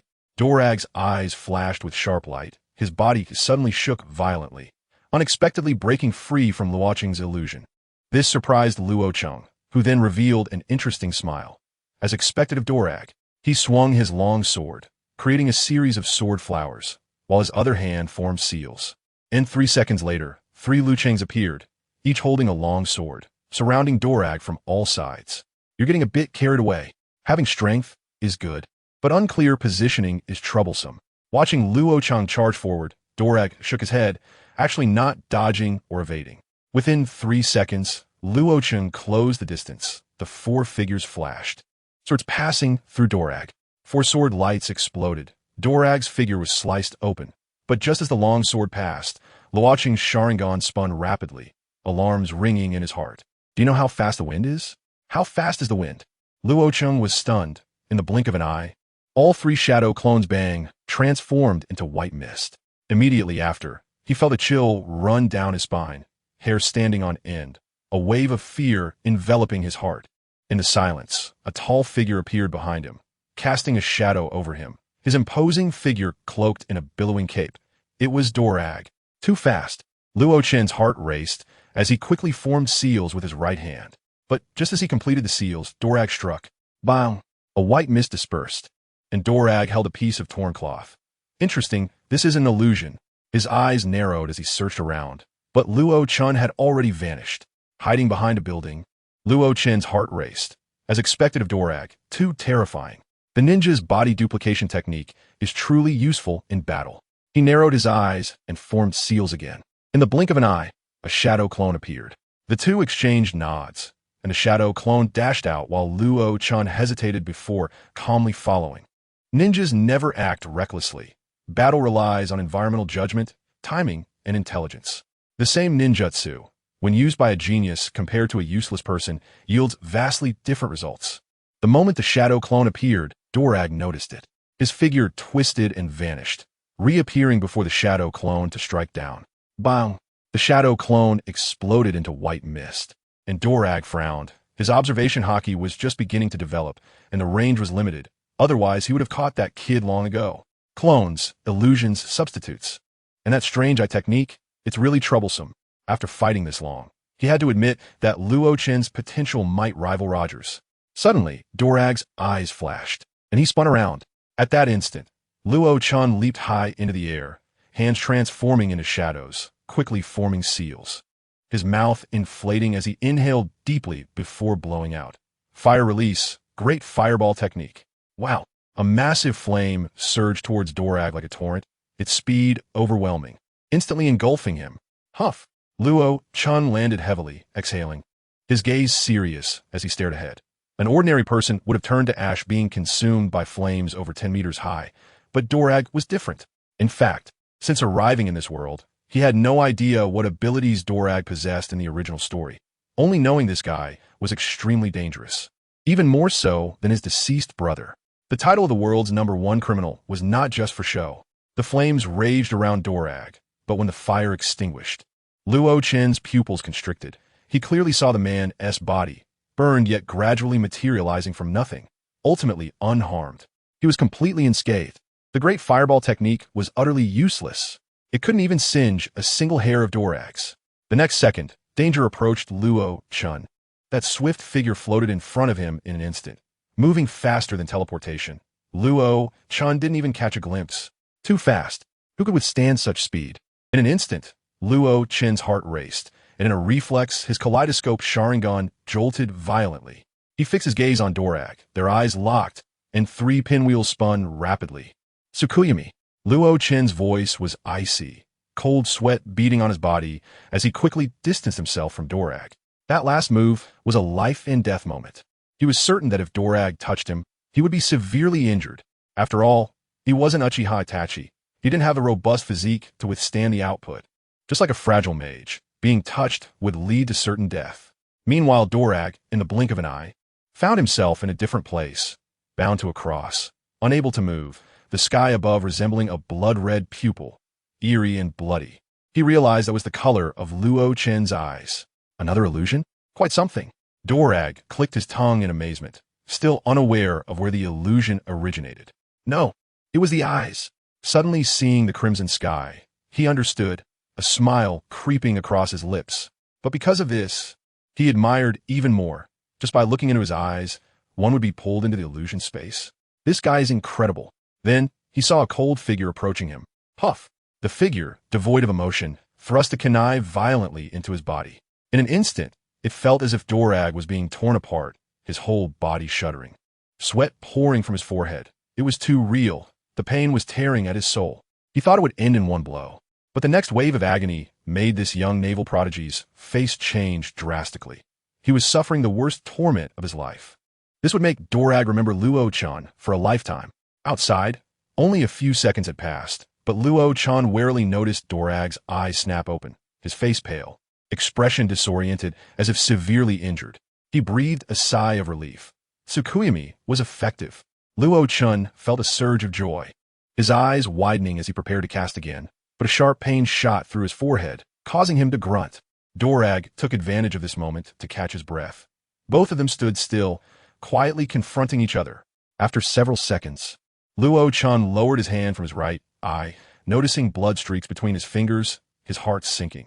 The backlash from the Sharingan was too severe. Glancing at Dorag, he still looked weak. You're too dangerous. You must be dealt with today. If I let you go, the world might turn upside down. Kill me? Luo Chan chuckled, shaking the blood from his hand. The two locked eyes again, both filled with fierce killing intent. Dorag raised his right hand, his gaze chilling, and suddenly clenched. Boom! The weather changed drastically. Dark clouds suddenly gathering over Rog Town, golden lightning flashing like a chaotic dragon. A storm was coming. The scene was too shocking. The clouds instantly enveloped the entire Rog Town. What happened to the weather? Looking at this, a storm was definitely on the way. But the sea outside the island was still calm. The people on the island were perplexed, looking up at the sky in confusion. Luo Chen's eyes narrowed as he sprinted towards the coastline. After embodying Uchiha Itachi, his speed surpassed limits. His hands slightly lowered, he leaped rapidly across the rooftops. Moving so fast, he almost became a phantom, escaping Dorag's line of sight in a few moments. You can't escape. Dorag watched his retreating figure, narrowing his eyes. His face was still pale. The Tsukuyami had severely impacted his mental state. After all, it directly attacked the soul, making it hard for Dorag to defend. His figure flickered, and Dorag vanished like a gust of wind. The scene shifted quickly, and Luo Chun halted upon seeing the golden beach, his eyes scanning the glimmering light. The ship was on the beach too, 320 meters away. He had to deal with Dorag quickly and leave. Seeing Dorag's figure twisting into view in the void, Luo Chun took a deep breath. He hadn't wanted to use his full strength, but it seemed there was no other choice. Dorag was indeed an outstanding naval major, easily breaking his illusions and dodging ordinary attacks. But he couldn't withstand a single hit from Dorag.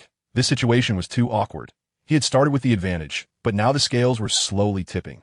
Time was passing, and Uchiha Itachi's embodiment might not last much longer. He had to finish this quickly. Luo Chen's eyes narrowed, his momentum suddenly surging. Dorag clearly sensed this, his eyes narrowing as he fixed his gaze below, observing every movement. In the blink of an eye, Dorag's figure trembled, his eyes flashing with confusion. He had unknowingly fallen into another illusion. It seemed he couldn't look into his eyes. He closed his eyes, completely abandoning his sight.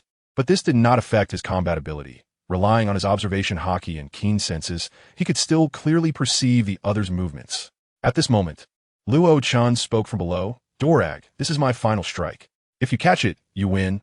If you can't, I can only apologize. Luo Chen's voice was deep and serious, his expression extremely earnest, making it impossible for anyone to ignore. Dorag narrowed his eyes upon hearing this. Trying to decide the outcome with one move? You underestimate me too much. As a top-tier young powerhouse of the Navy's new generation, he was full of pride and never thought himself weaker than anyone. His body trembled slightly, a gentle breeze swirling around him, nearly transparent and invisible. Below, Luo Chun ignored him, closing his eyes to extend his senses, feeling everything around him. Suddenly, everything around seemed to slow and freeze, the thunder roaring above, the waves undulating in the sea, all vividly reflecting in his mind. At the same time, all of Uchiha Itachi's abilities rapidly extended in his thoughts, merging even deeper.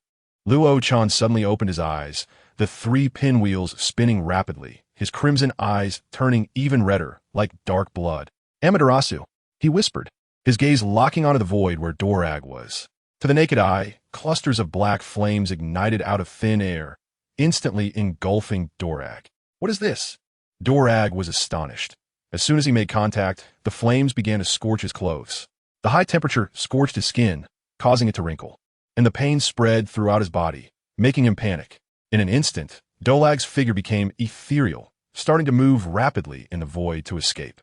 But what shocked him even more was that below, Luo Chen's gaze quickly followed Dorag, moving as fast as the wind. Wherever his eyes landed, clusters of searing black flames rapidly appeared, engulfing him. In just a moment, the two were surrounded by patches of black fire, hot enough to ignite the beach. The flames' residual waves swept over the ocean, leaving Dorag dumbfounded.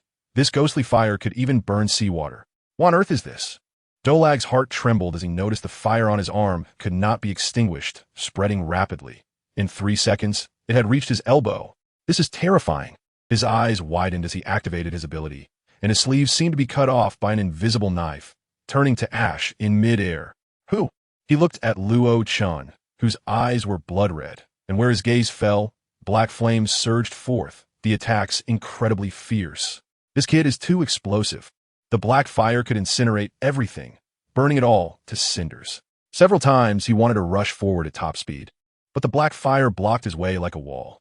Even more chilling, within 10 seconds, the black fire completely surrounded him. Hoo-hoo!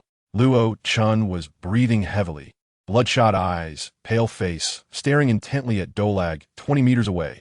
He dared not let up. Dorag's speed was astonishingly fast. If he got close, he could instantly grab or even kill him.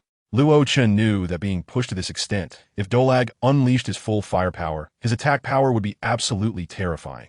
But from the layout until now, the positions, flame release speed, and locations were all calculated. He believed he could ultimately defeat this formidable enemy. Die for me, he roared, his eyes darkening with blood, 2 streams of tears running down his face, his expression twisted in rage. Buzz, buzz, buzz.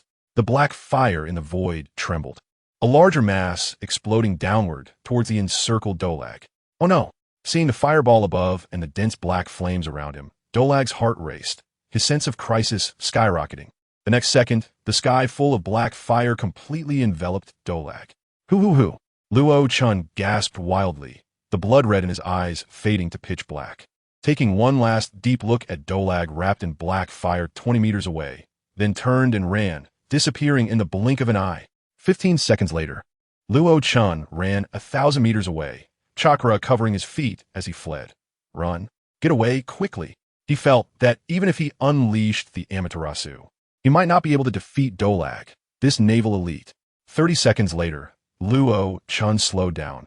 His ship was surrounded by 3 layers of navy, with 3 colonel-level officers guarding it, and there were even thousands of navy around the ship. This situation showed how much the navy valued him. It turned out that while Dolag was fighting him, the naval forces had already cut off his escape route. These people were too meticulous, truly a regular army. The prisoner is here. Prepare for battle. As soon as Luo Chun saw the navy, someone on the ship shouted, and the navy immediately tensed up. Click, click, click.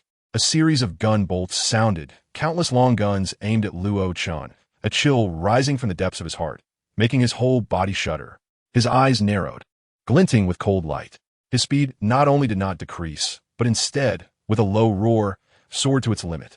Kill. With the path to life blocked, he would fight his way out. He hadn't wanted to use this move, but you forced my hand. Striding forward, Luo Chen's eyes shifted from pitch black back to blood red, and 3 windmills spun rapidly. In an instant, his steps grew heavier, and, as he stomped down, a horrific bloody aura surged forth, spreading outwards, shaking the void. This terrifying momentum rolled out, causing the guarding navy to change their expressions on the spot. Susanoo, with a low roar, Luo Chen's not-so-large figure suddenly gave off an inflated feeling. Crack, crack, crack. The sound of bone joints rubbing was ear-piercing, sending chills down people's spines. My God, what is that? A monster? Or a demon? Such a sinister and violent aura. The navy who witnessed Luo Chen's transformation were all trembling, a natural feeling of fear that made them not want to resist. Thick bone joints protruded from Luo Chen's body and the void behind him, quickly outlining a massive skeleton in just 3 seconds. Boom! Luo Chen took his 5th step, the white skeleton behind him becoming extremely plump, towering 50 to 60 meters high, surrounded by a crimson aura, carrying a rolling high temperature that distorted the air. Crack, crack, crack. The skull of the skeleton formed, 2 red fires flickering in its hollow eye sockets, and when looking down at the navy, everyone trembled, as if facing death. Thud! With the 6th step, the massive skeleton trembled violently, a layer of armor covering it in 2 seconds, completely enveloping the white skeleton. At this moment, the colossal Susanoo became a tangible figure, armored and fully defensive, its eye sockets flickering with a sinister red, sending chills down people's spines. Boom! Susanoo extended its right hand, and as it stepped forward, the ground trembled, grasping the Yada mirror, and the Kusanagi soared out of thin air. Boom! Boom! The massive Susanoo followed Luo Chen's strides, each step cracking the ground, causing small earthquakes near the ship. Get out of my way! Within a few steps, he reached the front of the ship, facing the navy. Looking at the enormous Susanoo, the navy were left dumbfounded. In front of this giant, they were like ants. One kick could crush a bunch. What on earth is this thing? How we fight it? The navy panicked, all intimidated by Susanoo. Get lost! Luo Chun shouted angrily, and Susanoo lifted its foot to stomp down on the navy. Boom! This stomp landed among the navy. Dozens of men were sent flying into the air, screaming as they hit the ground, losing all combat effectiveness. Susanoo picked up the long sword and swept it forward. Buzz, buzz, buzz. The long sword vibrated, unleashing a sweeping sword technique, sending hundreds of navy flying, screaming as they exited the battlefield. In less than 5 seconds, Luo Chun cleared a large area, expelling over 1,000 navy. Attack! Attack for me! What are you all dawdling for? Do you want to die? Attack! The navy at the front bellowed in fury. At this moment, the navy finally reacted, nervously aiming their guns at Susanoo. Bang, bang, bang. Smoke filled the air as countless guns fired at Susanoo. Countless tiny ripples appeared on Susanoo's body, and Luo Chun frowned, completely unconcerned. But the navy below were utterly dumbfounded. No reaction. They couldn't break through the defense at all. What do we do? Seeing this scene, the navy were all thrown into a panic. Boom! Susanoo stomped again. Screams erupted as numerous navy were sent flying into the sky, crashing down heavily. Luo Chen's expression was cold as he stepped forward. The Navy blocking his way were like nothing to him. In just a few steps, he reached the front of the ship. Two pairs of blood-red eyes coldly staring at the Navy at the bow. Hundreds of Navy behind watched the enormous Susanoo, their courage drained, no longer daring to make a move. "Get out of my way." A cold shout sounded like thunder, shaking the ship, causing ordinary Navy on board to sit on the deck in fear, their faces filled with terror. What on earth is this thing? Several naval officers were also frightened. They had never seen such a terrifying thing. Simply a war machine. No number of Navy could stop it. Just as they were in shock, the massive Susanoo raised its right hand and smashed down at the Navy on the ship. The giant fist came crashing down like a boulder, the fierce wind shaking the wooden ship. The Navy screamed in terror. "Ah, help! This is too scary. Who will save me? A monster! This is a monster!" Several officers gritted their teeth and closed their eyes, desperately attacking the fist in an attempt to block it. But their attacks only made the fist pause briefly. Then Susanoo's fist trembled lightly, sending the officers flying into the sea, spewing blood and losing all combat effectiveness. In this brief moment, the Navy on the deck seized the opportunity and jumped into the sea, moving incredibly fast. As the fist came down, it suddenly stopped above the deck. The pressure created pushing the ship down into the sea. Buzz! Luo Chen's gaze was indifferent, ignoring the pressure as he stepped directly onto the deck. With one foot on the deck, Luo Chen's imposing and cold aura dominated all the Navy. From a distance, the massive Susanoo was larger than the wooden ship, standing firmly on the deck like a majestic general defending the borders. As the sea breeze blew, Luo Chen's hair fluttered wildly, his indifferent gaze fixed on the terrified Navy below. They were so intimidated by the power of Susanoo that they no longer dared to act. With a movement of his right hand, the ship's anchor lifted away from the shore. Creak! The gigantic Susanoo swung its arm down fiercely toward the shore.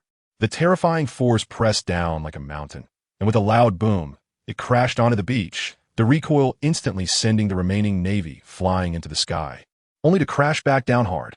The wooden ship, propelled by the punch's recoil, immediately had its sails billow, and with a strong wind, it sped away from the coast. In just 5 seconds, it was already several hundred meters offshore. Seeing the massive Susanoo moving away, the remaining Navy clearly breathed a sigh of relief, heavily exhaling. Standing on a logan, Luo Chen did not dare to relax. Using the force of that punch, Susanoo struck the sea fiercely a few more times, the reaction force making the ship go faster, darting away like a sharp arrow. Thousands of meters away from the coast, black flames were still burning. This fire was so sinister that not even seawater could extinguish it, burning everything in sight without any obstacles.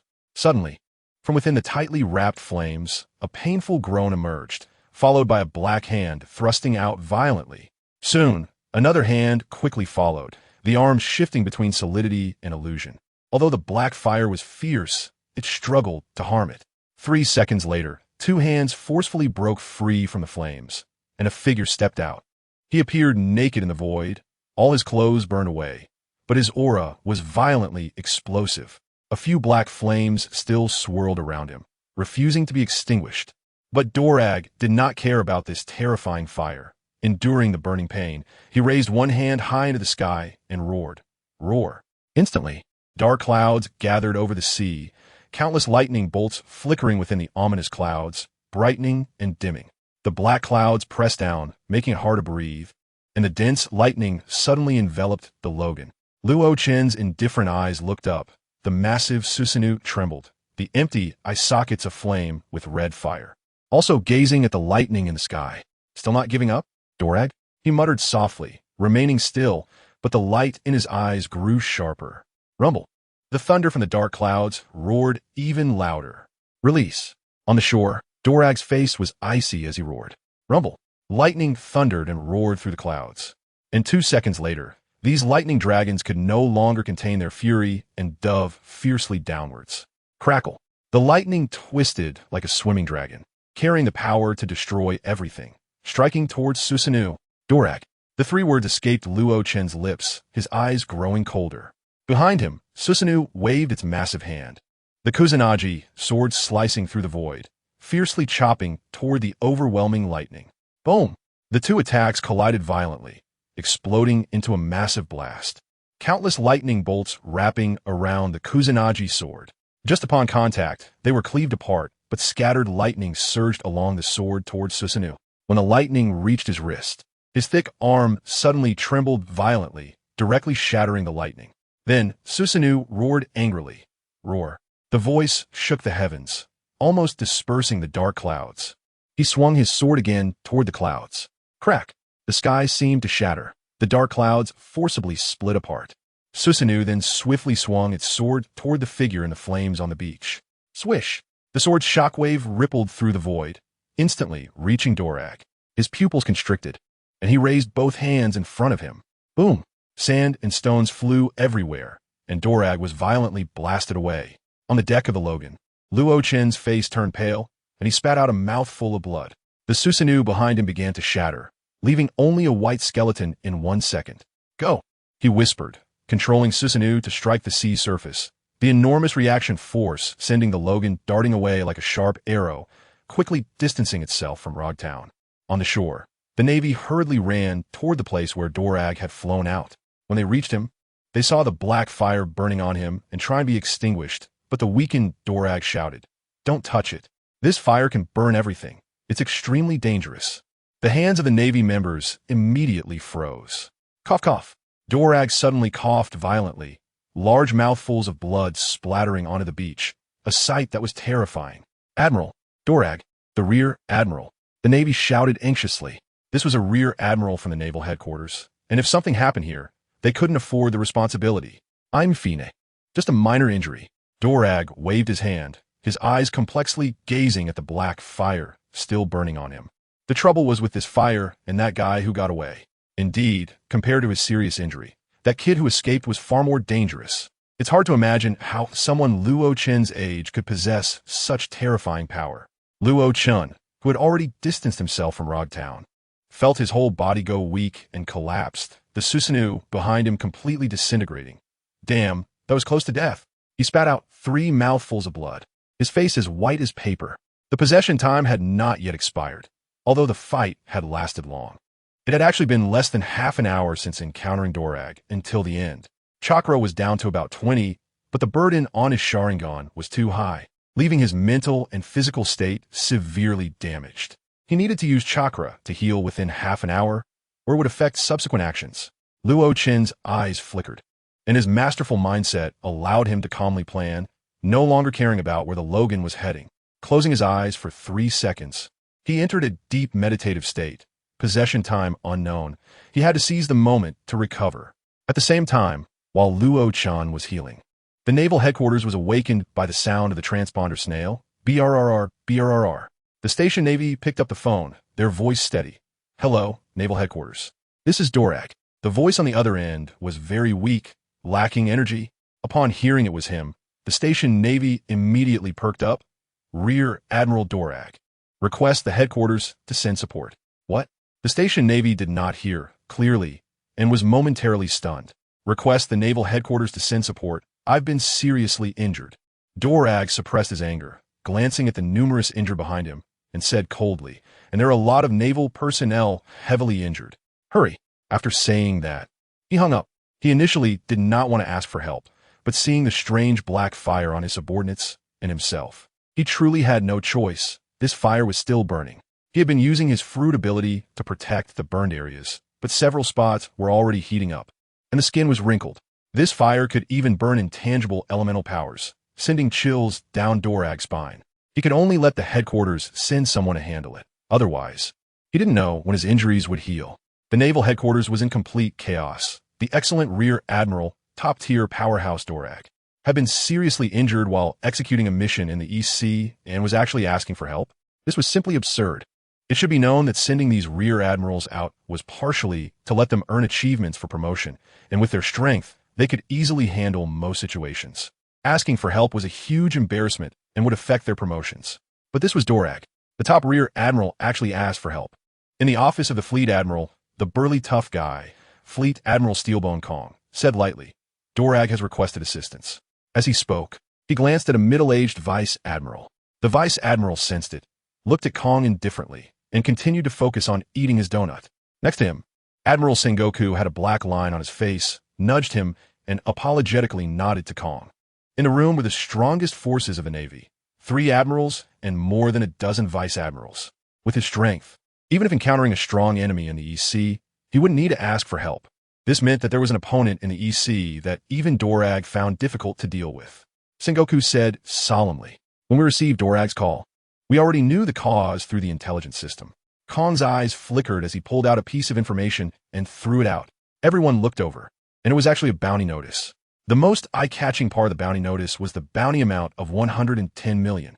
And the photo showed a boy of about 16 or 17 years old. This was the boy who fought with Dorag, only 16. What? As soon as this was said, all the admirals and vice admirals stared at the bounty notice on the table. When it came to talent, age was the most direct. Only 16. With a bounty of 110 million, and he could fight with Dorag? This 110 million wasn't earned today. It was from before. At that time, we had no idea he was so formidable. Kong narrowed his eyes and said solemnly, "Part of this bounty is due to his identity." Identity? A group of officers stared at the photo. The boy had black hair and a slender build, a handsome face, and when he smiled, he looked quite gentle, resembling a neighborly older brother, making it hard to imagine he could have such a bounty. But after staring for a long time, no one recognized who he was. "Marshal, who exactly is he?" A lieutenant general asked. Sengoku stared at the bounty notice, moved his mouth, but didn't speak, his face full of shock. Carp also looked at the bounty notice, his expression complicated. Why bother? He's already dead. He seems to know something. "Shut up, Carp," Sengoku snapped. Carp shook his head and remained silent. It seems you all don't care about these small criminals at all. Kong lightly mocked, making the officers feel a bit embarrassed. "His name is Gold. Roger. If that name doesn't ring a bell, you definitely know his brother." The Navy was startled by the name, and after hearing the second half of the sentence, they held their breath, some already looking incredulous. "His brother is Roger." As soon as this was said, the entire office fell silent. Kong had a mocking expression as he looked at the group. "That's right, it's the Pirate King Roger, who was just executed by us not long ago." Subsequently, the Navy headquarters conference room erupted. Roger, the Pirate King. The hottest topic during this time is the Navy's execution of him. The once great Sea King was executed, and the Navy's momentum soared to its peak, its power swelling to unprecedented levels. But at the same time, the pirates also gained momentum like never before because of Roger's last words before his death. The name Roger is too dazzling in this era, symbolizing the era itself. This era is called the Roger era. When the whole world mentions this name, who doesn't get goosebumps and feel their blood boil? This name seems to have magic, able to gather everyone together. He pushed the era to its peak and also sharpened the conflict between the Navy and pirates to the extreme. You must understand, this is not the era 20 years later when Luffy sets out to sea. Now, the impact of Pirate King Roger on the era is immense. After Roger's death, the Navy made it a top priority to eliminate his pirate crew, affiliated forces, and family. As long as Roger has children or brothers, this era could very likely reach another climax. Roger is dead, but his partners, affiliated forces, and allied pirate crews who have shared drinks are still around. If someone closely related to Roger emerges now, these pirate crews will definitely follow him. And these pirate crews can rank among the best in the Grand Line and the New World, absolutely capable of causing a huge shock to the world. He's Roger's brother? I've heard that Roger has a brother. The intel says he's useless, not inheriting any of his strength. We would have sent the Navy after him long ago. How can he compete with Dorag? This guy is too dangerous. He must be dealt with. The lieutenant generals instantly erupted. The strength is secondary. The identity is what matters. Roger's brother, and he's so young. Who knows if he will become the next pirate king? Now, is everyone clear about his identity? Kong raised an eyebrow and asked, "So what should we do?" The scene fell silent. This identity is too sensitive. If not handled properly, it could overturn the world. This kid Roger is too explosive.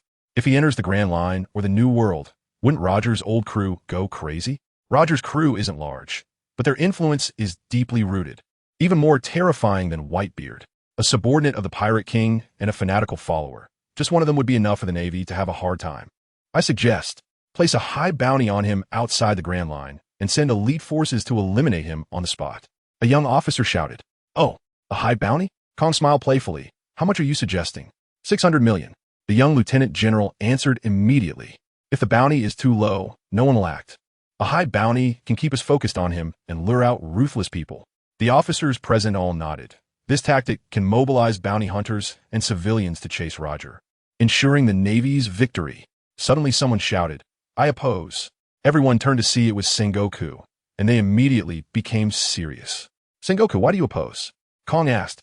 "A high bounty can trap Roger," but Sengoku scanned the room and said solemnly, "It also means telling Roger's old crew in the New World and the Grand Line that Roger is here." The Navy was all confused. Right now, those pirates don't even know about Roger. Very few people within the Navy are aware.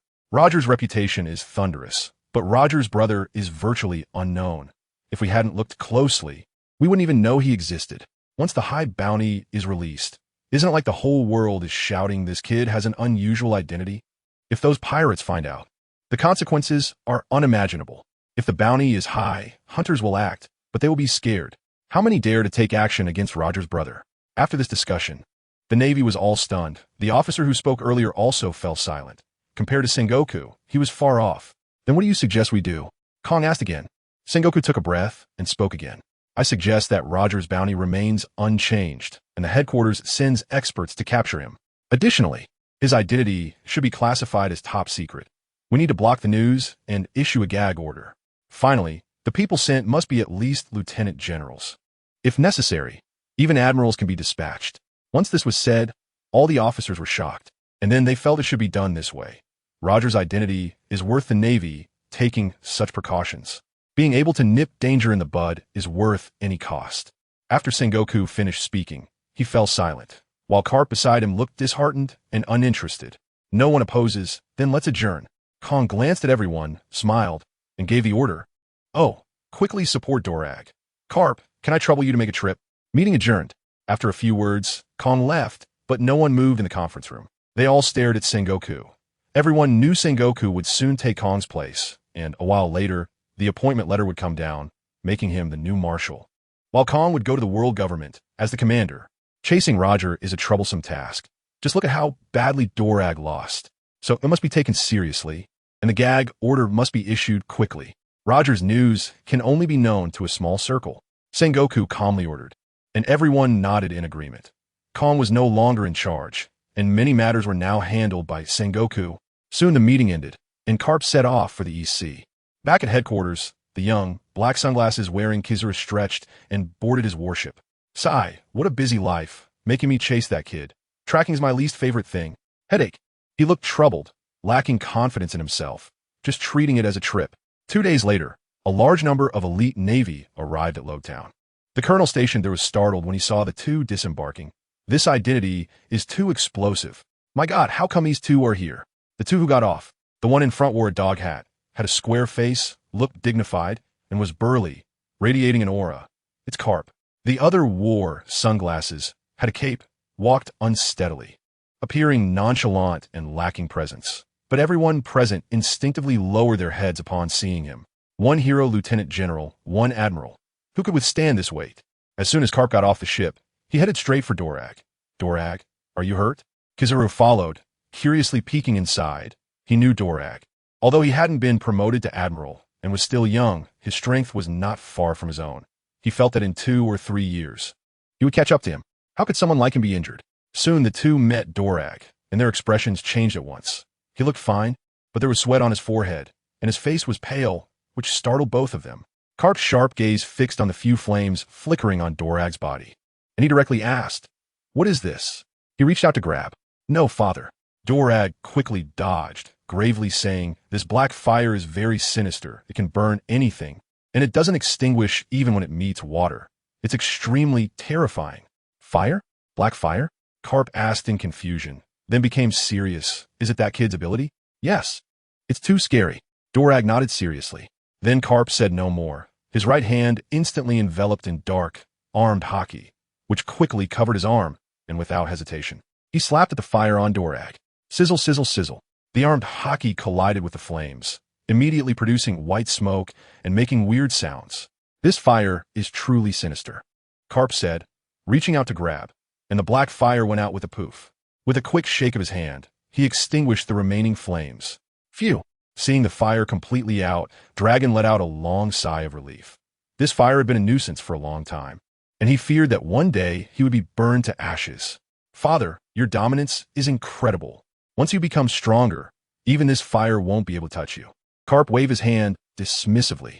Beside him, Kizaru curiously spoke up. Major Dragon, did that kid run away? Kizaru, what are you doing here? Dragon was taken aback. He didn't expect to have both his father and Kizaru come to his aid. The two of them together were both admiral level.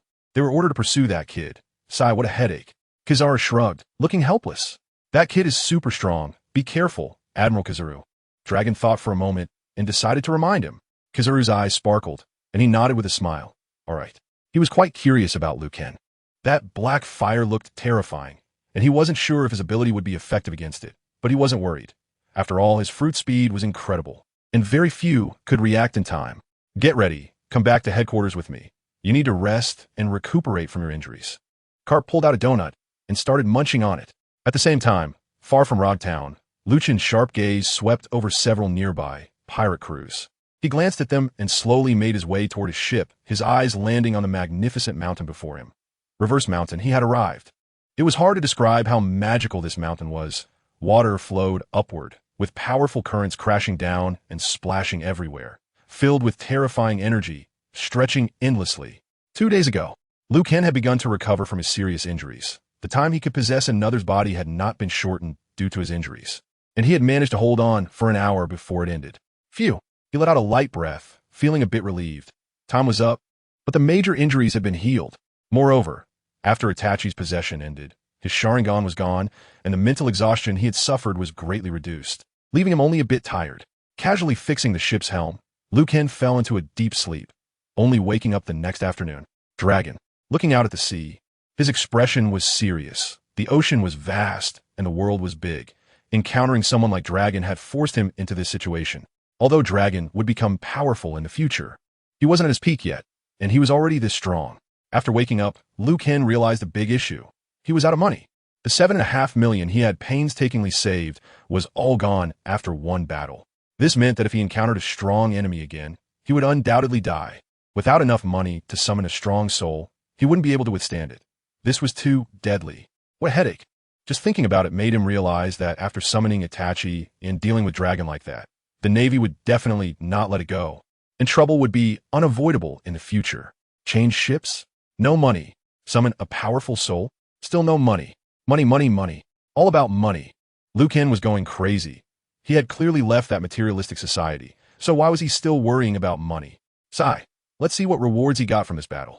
After all, Uchiha Itachi was a super strong soul. He should have earned quite a bit, right? After all, he spent 7.5 million. Just thinking of this amount made Liu Kang want to cry. Defeating 650 Navy soldiers earned him 65,000 possession coins. Losing to Dragon earned him 300. When the system's cold, hard numbers appeared, Liu Kang was completely stunned. What the hell? I actually lost? I beat Dragon to that extent and I still lost? Only 300 possession coins? That's even less than those random fish. Liu Kang completely exploded. He thought he could exchange for the Sharingan and strong ninjutsu, but in the end, it was all for nothing. Could he not enjoy the game anymore? System? He wished he could smash the system. You would die if you fought again. This is a consolation prize. The system coldly retorted. Liu Kang had nothing to say. Although that was the case on the surface, he had also crushed through all the way. But he could only accept it. In total, he had 66,300 coins, plus the original amount, making a total of 66,300. This was what was left over from previous wins that he hadn't exchanged for skills. The system was still decent. Winning meant rewards, and summoning ghosts earned the most. What could he exchange for with over 60,000? After some hesitation, Liu Kang felt happy again. Having some was better than having none. Contentment is happiness, otherwise it would be too exhausting. But when he looked at Itachi's skill prices, Liu Kang wanted to curse. Sharingan, 50 million. Tsukuyami, 30 million. Fire release, 23,000. Chakra extraction technique, 10 million. He couldn't afford any of them. It was like he fought for nothing. Just over 60,000 felt like a consolation. Why was it so expensive? Of course it feels expensive when you lose. If you win, you can exchange freely. The system left him speechless. Damn it, does losing mean I have no rights? Liu Kang stopped arguing. He understood. Defeating Dragon would at least require over 10 million, which was terrifying. These strong ghosts were both shocking and enviable. In the future, he would pick on softer targets and avoid battles he wasn't sure about. He greedily glanced at the exchange list and could only give up 10 million possession coins. Who knew when he would have enough? After tidying up his mood, Liu Ken had a hearty meal to lift his spirits and continued sailing, setting a small goal. Let's set a small goal first. Within 3 months, make 100 million. Without money, Liu Ken felt extremely insecure and cowardly. After determining the direction, Liu Ken discovered he was very close to Reverse Mountain and headed straight towards the passage to the Grand Line in the East Sea. A day passed in the blink of an eye, and Liu Ken and the Rogan were slowly sailing under Reverse Mountain, surrounded by a group of grinning pirates who seemed unfriendly. Such a small kid wants to enter the Grand Line to be a pirate? Have you been fooled by Roger? How about we teach him a lesson? The sounds of pirate laughter came. Liu Ken narrowed his eyes, a dangerous glint flashing across them. He had clearly heard the name Roger. Although this brother made him complain, he was still his brother. Fooled? So you don't believe what he said? Liu Ken said softly, his eyes already filled with killing intent. These pirates were scarred all over, exuding a fierce aura, definitely not good people, and their hands were surely stained with many unjust souls. They surrounded his ship before entering the Grand Line. There was this fun entertainment. How exciting. For pirate ships were together, flying the same flag. Liu Ken stood on the deck, expressionless, his killing intent growing heavier. The Rogan was blocked and stopped. The pirates jumped on board with sinister grins, their footsteps heavy. Hey kid, where you going? A hefty man mocked, swinging a long knife. Liu Ken glanced at him and remained silent. I'm asking you. If you don't answer, I'll chop you up and feed you to the fish. The burly man shouted angrily, full of menace. Berth, don't scare the little kid. Maybe he was fooled by Roger and wants to take a chance in the Grand Line. We've met quite a few like him these days. A middle-aged man in a brocade robe, holding a pistol and wearing a captain's hat, walked out. He smiled, and when he spoke, everyone else showed respect and retreated. Yes, Captain. Berth shivered and retreated. Are you fooled by Roger and looking for legendary treasure? The captain asked with a smile. Liu Ken, who had been stunned like a deer in headlights, finally spoke. You don't believe what he said. The captain was taken aback, feeling that this young man was calm and unafraid, which was quite strange. You're quite interesting. After a compliment, his expression turned cold. Roger's words? I'm not stupid enough to believe that. It's all nonsense to fool idiots. Then why did you go to sea? Liu Ken asked again, hands on his hips. His whole body relaxed. Why go to sea? The captain laughed at the question. Of course for money, women, and freedom. Pausing for a moment, his gaze turned sinister. And for kids like you. Sailing, enjoying the scenery. And if I meet someone as naive as you, I'll just slice you up, eating fruit and singing. How free and happy, right? Everyone on the ship laughed loudly. Indeed interesting. Liu Ken seemed to agree, then asked one last question. What question? Do you have money? Liu Ken suddenly asked. Money? The captain blinked and smiled. I've crushed 5 fellow sailors, flattened over 10 towns, and borrowed a bit of wealth. What, are you interested?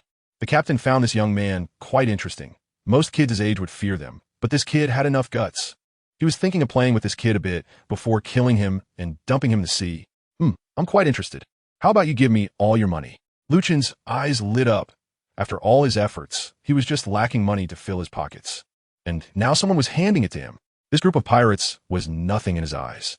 With his current strength, there might be opponents in the East Sea, but they were definitely not among them. What did you say?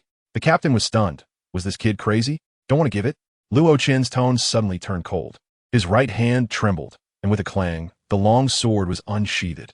In the next second, the blade was already pressed against the captain's neck. The captain trembled all over, completely stunned. Then die. Before the captain could finish his sentence, Liu Chen's sword had already cut his throat. Swish! Liu Chen finally moved, skipping the small talk and going straight to the fight. His sword was absurdly fast, each beautiful sword flourish accompanied by a spray of blood. Cold and merciless, pleas for mercy and terror all turned into corpses under his blade.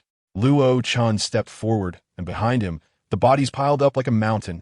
The group of pirates didn't even have a chance to react, and were all cut down. 5 minutes later, a faint smell of blood wafted from the base of the inverted mountain, quite strong. Liu Chen stood on the captain's flagship, feeling a bit lonely. Just right. The Logan should be discarded. He took a few steps forward, kicking all the corpses off the ship into the sea. Then threw a torch onto the other pirate ships. Within moments, a raging fire ignited on the ocean. This flagship was larger than the Logan and performed much better, indicating that the captain had invested a lot. Moreover, Liu Chen had just learned from the pirates that the treasure was all piled in the flagship's warehouse. And he had checked it. There was quite a bit. Finally, Liu Chen stood on the Logan. Sigh, partner, I'm sorry, but we must part ways. Thank you for accompanying me all this way.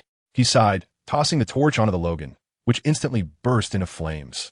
From the moment Dorag saw it, this ship was destined not to accompany him for long.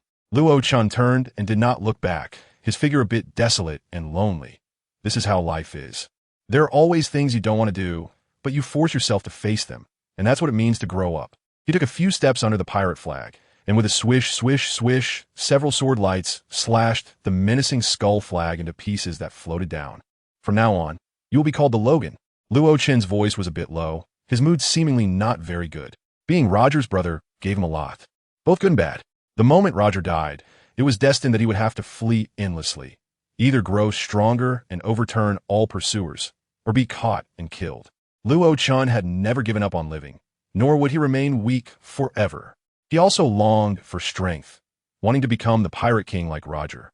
Renowned across the world, although their personalities and working styles were different, they both wanted to conquer the world. Roger was bold and open. Luo Chun was low-key and calm, accustomed to solving problems with his mind and avoiding trouble. This difference was mostly due to their differing levels of strength.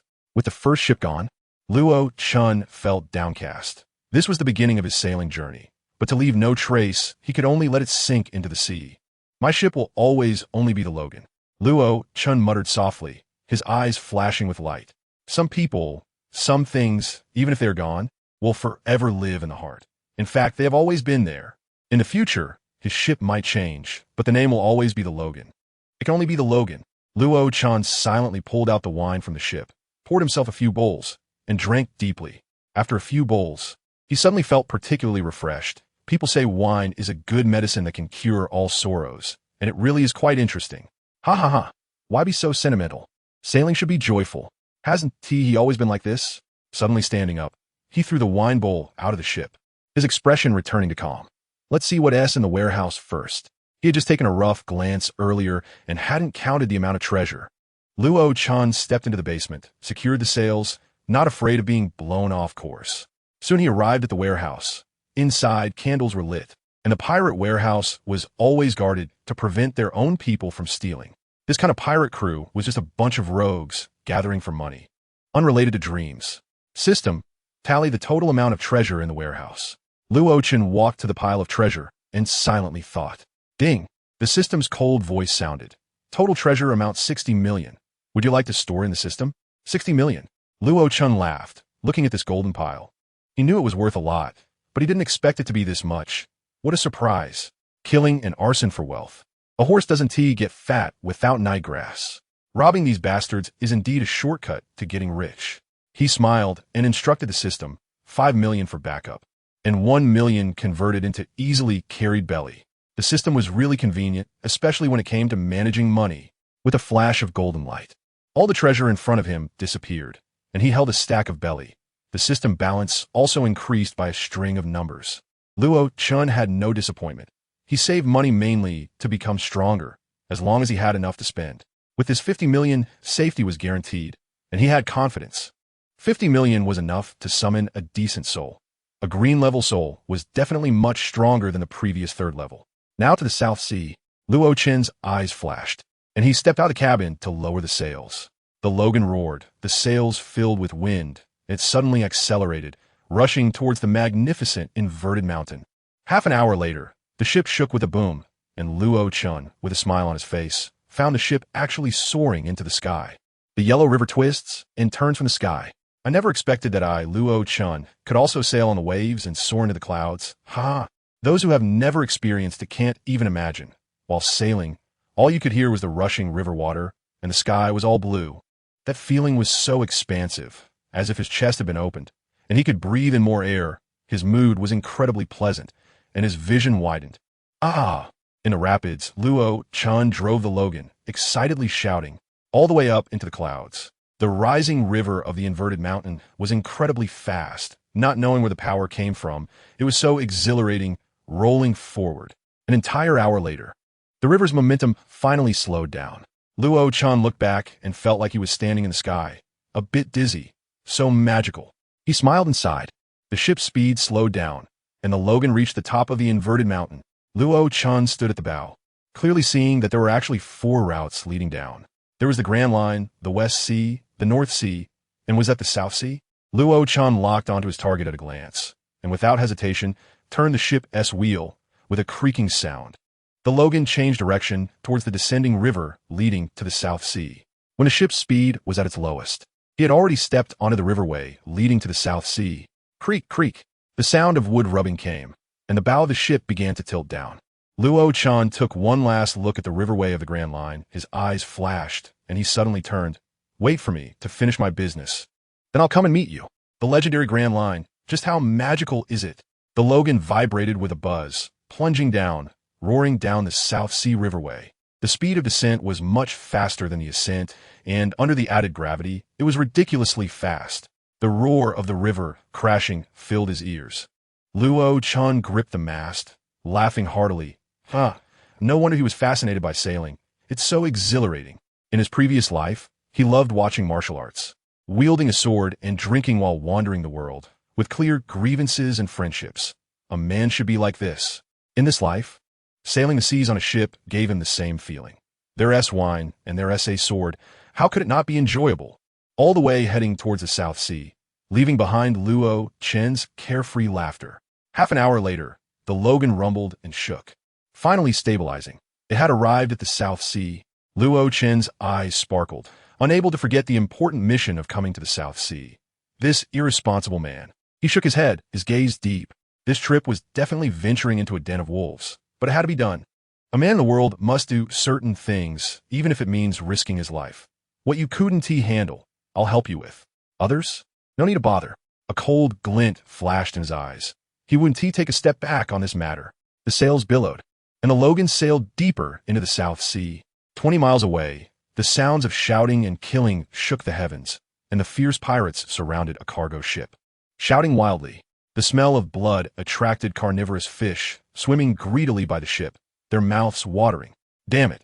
If you had handed over the treasure early, this wouldn't have happened. Still trying to talk trade with me? What the hell is trade? I'll kill you. The burly man wearing a captain's hat wielded a long knife, continuously chopping the bodies beneath him, and soon the deck of the merchant ship was stained red with blood. Captain, he is already dead. A nearby pirate whispered, full of fear, his hands trembling, cursing inwardly. Damn, what a freak. They were already chopped into pieces and still hacking away. He is dead. The captain finally reacted, patting his smooth, bald head with a naive smile, and shouted as he walked away with his sword. Brothers, let's kill, grab the treasure, chop up the men and women to feed the fish. His tone was cheerful, but carried a hint of brutality that sent shivers down people's spines. Before long, the screams on the ship ceased, leaving only the curses of the pirates. Captain, everyone is dead. A clever, skinny pirate came over, grinning. Load the treasure onto the ship, and let's go. What about the bodies? The pirate glanced at the corpses and chuckled. The brothers are tired. Tired, huh? Then let's not bother. Just leave. Let those Navy guys clean up the mess. The pirate rubbed his smooth, bald head, waved his hand, and his men began to move all the treasure onto the ship. After the pirate ship left, the cargo ship fell into a dead silence. Suddenly, a figure jumped out. Meow.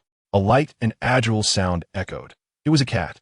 This cat was small, but exceptionally nimble, weaving between the corpses, careful not to touch any blood, its lively eyes flashing with sadness and fear, just like a human. Meow. It timidly glanced at the departing pirate ship, its eyes filled with confusion, standing blankly at the bow of the ship, staring out at the sea, not knowing where to go or what to do. Suddenly, it spotted a ship breaking through the waves, and its eyes sparkled with excitement. Meow. It seemed to be calling out, trying to summon that ship, but its voice was too soft for anyone aboard to hear. Realizing that calling out was useless, it fell into despair. Meow. It sounded like a low murmur, almost crying. Gradually, the ship drew closer. Half an hour later, it saw a young man standing on the deck, looking surprised and puzzled. Why is this man sailing alone? It saw no other voices on the ship. The man stood on the deck, smiling cheerfully, but could sense his loneliness. At that moment, the young man looked over and, seeing the cat, paused for a moment before smiling. It's just a cat. He wasn't very big, a bit skinny, yet he leaped right next to the cat. With just one glance, he saw the grim situation on the ship. You're the only one left? Though it was a question, he was already certain. He scanned the cargo ship and suddenly had a torch in his hand. The cat timidly retreated, hiding in a corner, watching. He was about to throw the torch onto the ship when he thought of the cat nearby and paused, saying to the cat in the corner, "These people are all dead. I have to burn them to avoid decay and stench." You can come with me from now on. After finishing, he lit a fire and turned back to his own ship. This domineering attitude made the cat curse inwardly. Who wants to follow you? You burn my ship over a disagreement. How outrageous. But seeing the flames grow larger, the cat reluctantly leapt and followed the young man away. On Luochen's ship, there was now a cat that he had stumbled upon. At first, seeing the confusion and pity in the cat's eyes, he felt a pang of sympathy. But after the cat boarded the ship, he realized this cat was no ordinary cat. Have you ever seen a cat that doesn't eat raw fish, only eats braised fish, and looks disgusted at the bad taste? Have you ever seen a cat that sleeps until a certain time and then climbs on your face, scratching you to get up? Have you ever seen a cat getting mad when you're angry, meowing fiercely at you? This was no ordinary cat. It was practically a spirit. Wasn't it said that after the founding of the country, spirits weren't allowed to exist? Luo-chan rubbed his temples, looking at the cat lying on the deck with an arrogant, aloof expression, feeling a bit speechless. Recently, he had been looked down upon. Yes, he was being looked down upon by a cat. This cat was seriously disdainful of his cooking skills, even going on a hunger strike. I give up. This cat has truly become a spirit. Back in the day when he raised cats, it was always he who ate what the cat ate, or the other way around. Now, in this pirate world, even cats have become so extraordinary. In the end, unable to bear the humiliation of being looked down upon by the cat, Luo-chan spent 10,000 berries to summon a ghost to possess him. Summon me a red-level spirit. I want one that can cook. The top-notch kind. Luo-chan glared at the cat, gritting his teeth. Designated summoning. The price doubles. Confirm? The system coldly asked, and Luo-chan immediately selected summon. Swish! A flash of colorful light passed, and a figure dove into his body. Instantly, a flood of insights surged in, and understanding dawned in his eyes. But a minute later, all that was left was a mix of laughter and tears. It was actually this guy. Truly, money can make the ghost push the mill. This ghost was super familiar. Anyone from his past life would recognize it at a glance. Chef God Stephen Chow, skill, culinary skill. He was the main character in Stephen Chow's The God of Cookery. A culinary master. Luo-chan directly exchanged, spent 300 possession coins, learned the culinary skills of the chef god. His whole body trembled, and he gained culinary skills. With the possession, he rushed into the kitchen. The sounds of clang, clang, clang filled the air. This time, let's see if the cat dares to mock him. Just wait to be amazed, you stinky cat. Super-level knife skills, super-level combinations. In a minute, the braised fish was out of the pot. The aroma was incredible, smelling like it could grant immortality. Luo-chan carried a plate towards the cat's nest. This cat demanded its own room and even bathed itself. The cat's room was making a splashing sound. It was bathing. Hey, it has become a spirit. I'll make you submit. Come and taste. He pushed open the door, and a scream came. Meow. The cat glared at him in embarrassment and anger, wanting to bite him. Still shy? That's hilarious. You're just a cat. What are you shy about? Luo-chan laughed heartily as he stepped forward. Meow. The cat angrily pulled the curtain. After a while, the cat walked out coldly, its eyes carrying a hint of shyness. Try the braised fish. Luo-chan lifted the bowl, and the aroma burst forth. The cat drooled, pouncing with a paw. Slap. Luo-chan swatted it away. Use a napkin. Use a fork. Meow. The cat glared at him, tied the napkin around its neck, took the fork, and moved its mouth like a little adult. After just one bite, its eyes lit up. Meow. Meow. It shouted that it was delicious. And Luo-chan laughed heartily. The system is not only for combat. I used to think too small. With so many dead people around, every field has something. If used well, he could become omnipotent. Any knowledge could be easily acquired. This cheat is too awesome, a killing weapon. He grinned widely. He had previously overlooked the cheap and practical ghosts. Special skills were super cost-effective. With a cat on board, there was now a lot more fun. And so, time passed slowly, and in the blink of an eye, 2 weeks had gone by. During these 2 weeks, the Logan sailed along, and Luo-chan had no idea where Lugio was on which island. He only remembered that in his past life. It was said that the island was called Bartelia Island in the South Sea. He had entered the South Sea, very close to Lugio, just 1 step away. He had to find an island to get a South Sea map. Otherwise, he would be stuck forever. Luo-chan stood at the bow of the ship, staring at the sea, his face somber. Before this, the treasury had to be filled. 100 million or 10 billion would not be too much. Only with money could he explode onto the scene invincibly. Meow. At that moment, the cat walked over with small, hurried steps, as if it had heard his mumbling. Pointing a paw. Luo-Chen was taken aback, but instantly understood. This cat was amazing. It could understand human speech, aside from not looking human. It was no different from one. You mean there's an island in this direction? Meow. The cat arrogantly lifted its head, clearly wanting praise. Regardless of whether it was right or wrong, Luo-Chen had no goal anyway, so he directly headed that way. 2 days later, he was completely convinced by the cat. You really are not useless. You can actually determine the direction at sea. For a cat to achieve this, it was incredible. Meow. The cat crossed its paws, glancing at him, and walked away coldly. Standing on the deck, he could see the island 3 kilometers away clearly. Finally, there was a clue. Luo-Chen's eyes sparkled, and he smiled. Half an hour later, they reached the shore. Nearby were 3 or 4 ships flying skull flags. Pirates? This scale counted as large in the 4 seas, with about 100 people. Meow.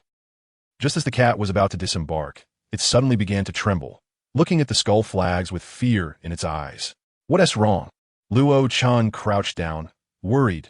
After spending this much time together, he regarded it as a partner. Meow. The cat pointed at the pirate ship, gesturing for a long time, then directly hugged his leg, wanting to run. You want me to leave? Are these pirates fierce? Luo-Chen asked. Meow. Meow, meow, meow. The cat was anxious, meowing and gesturing. Luo-Chen instantly understood, cold light flashing in his eyes. So, this group is the culprit that destroyed your home. The cat recognized them at a glance. They were indeed the ones who attacked the merchant ship and destroyed its home. I understand. Luo-Chen stroked the cat's head, his face extremely serious, and cold light flickered in his eyes. Don't worry, I'll help you take revenge. His voice was heavy, losing the usual amiability, leaving only a sense of killing intent. The cat looked at him, gathering courage to climb onto his shoulder, rubbing its face against him. Don't worry, they should be the ones in despair. I'm super fierce. Luo-Chen softly comforted himself, stepped out, leaped off the ship, and strode towards the 4 pirate ships. A few seconds later, on one of the ships, 4 or 5 pirates were sitting cross-legged playing cards, cursing loudly. Suddenly, a shadow fell over them, and a few turned their heads in surprise. Who the hell are you? What are you doing on our ship? Get lost. You're interrupting my game. What came into view was a young boy, with a strange cat perched on his shoulder. Looking at them fearfully, the group of pirates immediately erupted in anger. Come to kill you. Facing the pirates' fierce demeanor, some even drew their long knives. But Luo-Chen calmly said. He quietly reached for the sword hilt at his waist, and at the moment the pirates stood up, the long sword suddenly rang out. Clang. A flash of bright sword light swept past, and Luo-Chen sheathed his sword. The pirate who had just stood up was filled with terror, frantically touching his neck in an attempt to stop the loss of life force, only to find darkness in front of him after a breath. With one sword, all the pirates present were dead. Next ship. Luo-Chen jumped off the ship and charged towards the other 3. In less than half an hour, the originally noisy 3 ships were completely silent. Luo-Chen stood on the largest one. Is this the captain's ship? Looking at the corpses beneath his feet, his eyes flashed slightly. The pirates on this ship were clearly stronger, especially the one beneath him, whom he had to strike 3 times to kill. Ordinary pirates would have been enough with one sword, but it didn't make much difference. They were all dead anyway. Meow. The cat on his shoulder called out obediently, and Luo-Chen's cold expression melted away as he smiled and patted its head. Then he stepped forward to look for treasure. These fierce pirates must have accumulated a lot of money from their rampant plundering. Finding a hidden door in the captain's quarters, Luo-Chen slashed it open with his sword and jumped down. Seeing the golden glow in the basement, he smiled. As expected, there is. Do you know the feeling of being driven crazy by poverty? Only when the treasury is full and wealth is rising can one feel happiness. The treasure before him looked even more than what he encountered at Upside Down Mountain last time. Does this mean his small goal is about to be achieved? Luo-Chen laughed even more joyfully, stepping into the pile of treasure. System, convert all of this into balance. After a few breaths, the treasure on the ground quickly diminished until it was empty. The system's cold prompt appeared. Total of 75 million. Convert to balance? 70 million stored as balance. 5 million exchanged for berries. Luo-Chen replied casually. After a breath, a stack of berries appeared in his hand, and the system balance astonishingly reached 120 million. This was a huge amount, further solidifying his intention to rob pirates. If you want to get rich, you have to take action against these bad guys. How long would it take to accumulate 75 million as a bounty hunter in the East Sea? Just 2 robberies, and he already had 120 million. Next, it was time to get money. It's time to get down to business. Luo Chun looked towards the island, his eyes flashing coldly. Jumping off the pirate ship, Luo Chun raced towards the island. The cat on his shoulder was unusually quiet, not making a sound, but its eyes were filled with worry. After spending a few days together, the bond between the boy and the cat had grown, and it feared Luo Chun might encounter danger.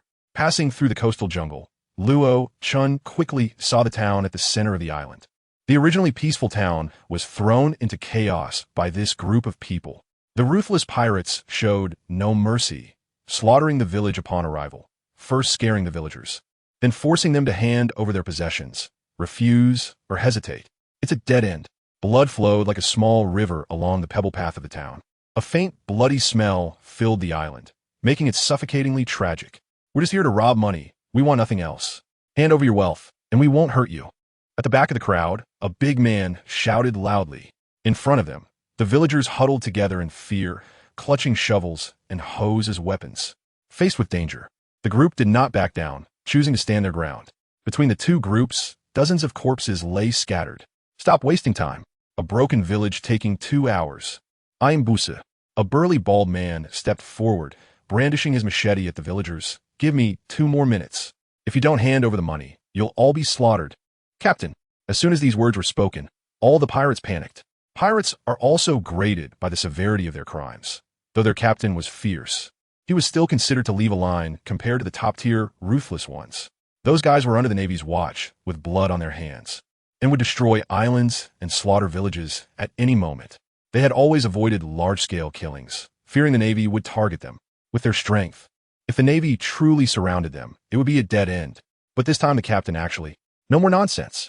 After this haul, we head to the Grand Line, accumulate enough bounty to reach 100 million, then do a few more jobs, and we'll go to the auction to bid on some devil fruits. What are we afraid of? The bald captain shouted arrogantly. The crew understood instantly. This place was close to Upside Down Mountain, and they could escape without the Navy stopping them. South Sea Navy? They wouldn't care. Once they reached the Grand Line, they could use their money to bid for fruits and enhance their strength, not fearing the Navy anymore. These days, pirates follow this routine, robbing to accumulate money in the early stages, then heading to the Grand Line to find fruits to expand their strength. No one is foolish. Seeing the fierce light suddenly appear in the pirates' eyes, the villagers clearly panicked. Compared to pirates who had lived on the edge of life and death for years, the villagers were far weaker. If a fight broke out, they would basically be wiped out. 2 minutes are up. The burly captain, getting impatient, yelled while looking at his stopwatch. Have you made up your mind? His eyes revealed fierce light, with murderous intent overflowing. The villagers remained silent, gripping their weapons even tighter. The bald captain, furious, laughed angrily, raising his hand into the air, ready to swing it down to order the slaughter of the village. Just then, cries of pain came from behind the pirate group. Ah, help! There's an enemy. Be careful. The shouts began and then abruptly stopped. The pirates turned in confusion, only to see a young figure walking towards them with a sword in hand. Who is he? The bald captain glanced and asked the nearby pirate. I don't know. The pirate looked bewildered. The boy held a sword, with a small cat perched on his shoulder. The cat looked scared, with big eyes darting around cutely. Yet with this strange combination, with each step he took, 4 or 5 pirates fell. In the few seconds that the bald captain still hadn't reacted, the boy's sword light flickered and had already reaped dozens of lives among the pirates. Damn it! The bald captain finally reacted, shouting, What are you waiting for? Kill that kid. His roar was like thunder, waking the dazed pirates. The scene instantly became chaotic. Nearly 100 people surrounded Luo Chun, but not a single one dared to step forward. Meow. The cat called out worriedly. Don't be afraid. These are just some weaklings. Luo Chun's expression was cold, his tone showing he didn't regard the pirates at all. At the same time, he secretly contacted the system, summoned an orange extreme soul, sword weapon type. Designated category summon. Consumption doubled. Confirm? The system's cold voice sounded. Confirm. With Luo Chun's current strength, dealing with these pirates was a piece of cake. But the orange extreme soul wasn't a burden for him. He mainly wanted to learn more skills. A flash of light appeared, and a young man with red hair and a lion scar on his face charged out with a sword, diving into Luo Chun's body. Luo Chun's body shook, and his eyes instantly became clear. Consuming 200,000, he summoned the Scarlet Village Sword Heart. Skill, Flying Sword Technique. A 10,000 level Scarlet Village Sword Heart. Luo Chun was incredibly familiar with. The sword in his hand suddenly changed its momentum, the style shifting dramatically, and his aura changed slightly. However, the pirates before him couldn't see it. With a flicker, Luo Chun directly vanished before the pirate's eyes. The sword light flashed chaotically, fast to the point of being unseeable. In just 3 seconds, dozens more fell. The swordsmanship of the Scarlet Village Sword Heart combined with Luo Chen's power was simply explosive. The flying sword technique. The move of the protagonist from Rurouni Kenshin. The sword-drawing technique was incredibly domineering, with the core being speed and ruthlessness pushed to the extreme. That lightning-fast sword-drawing technique would leave you no time to react, as the sword would already pierce through your body and exit from your back, leaving you cold.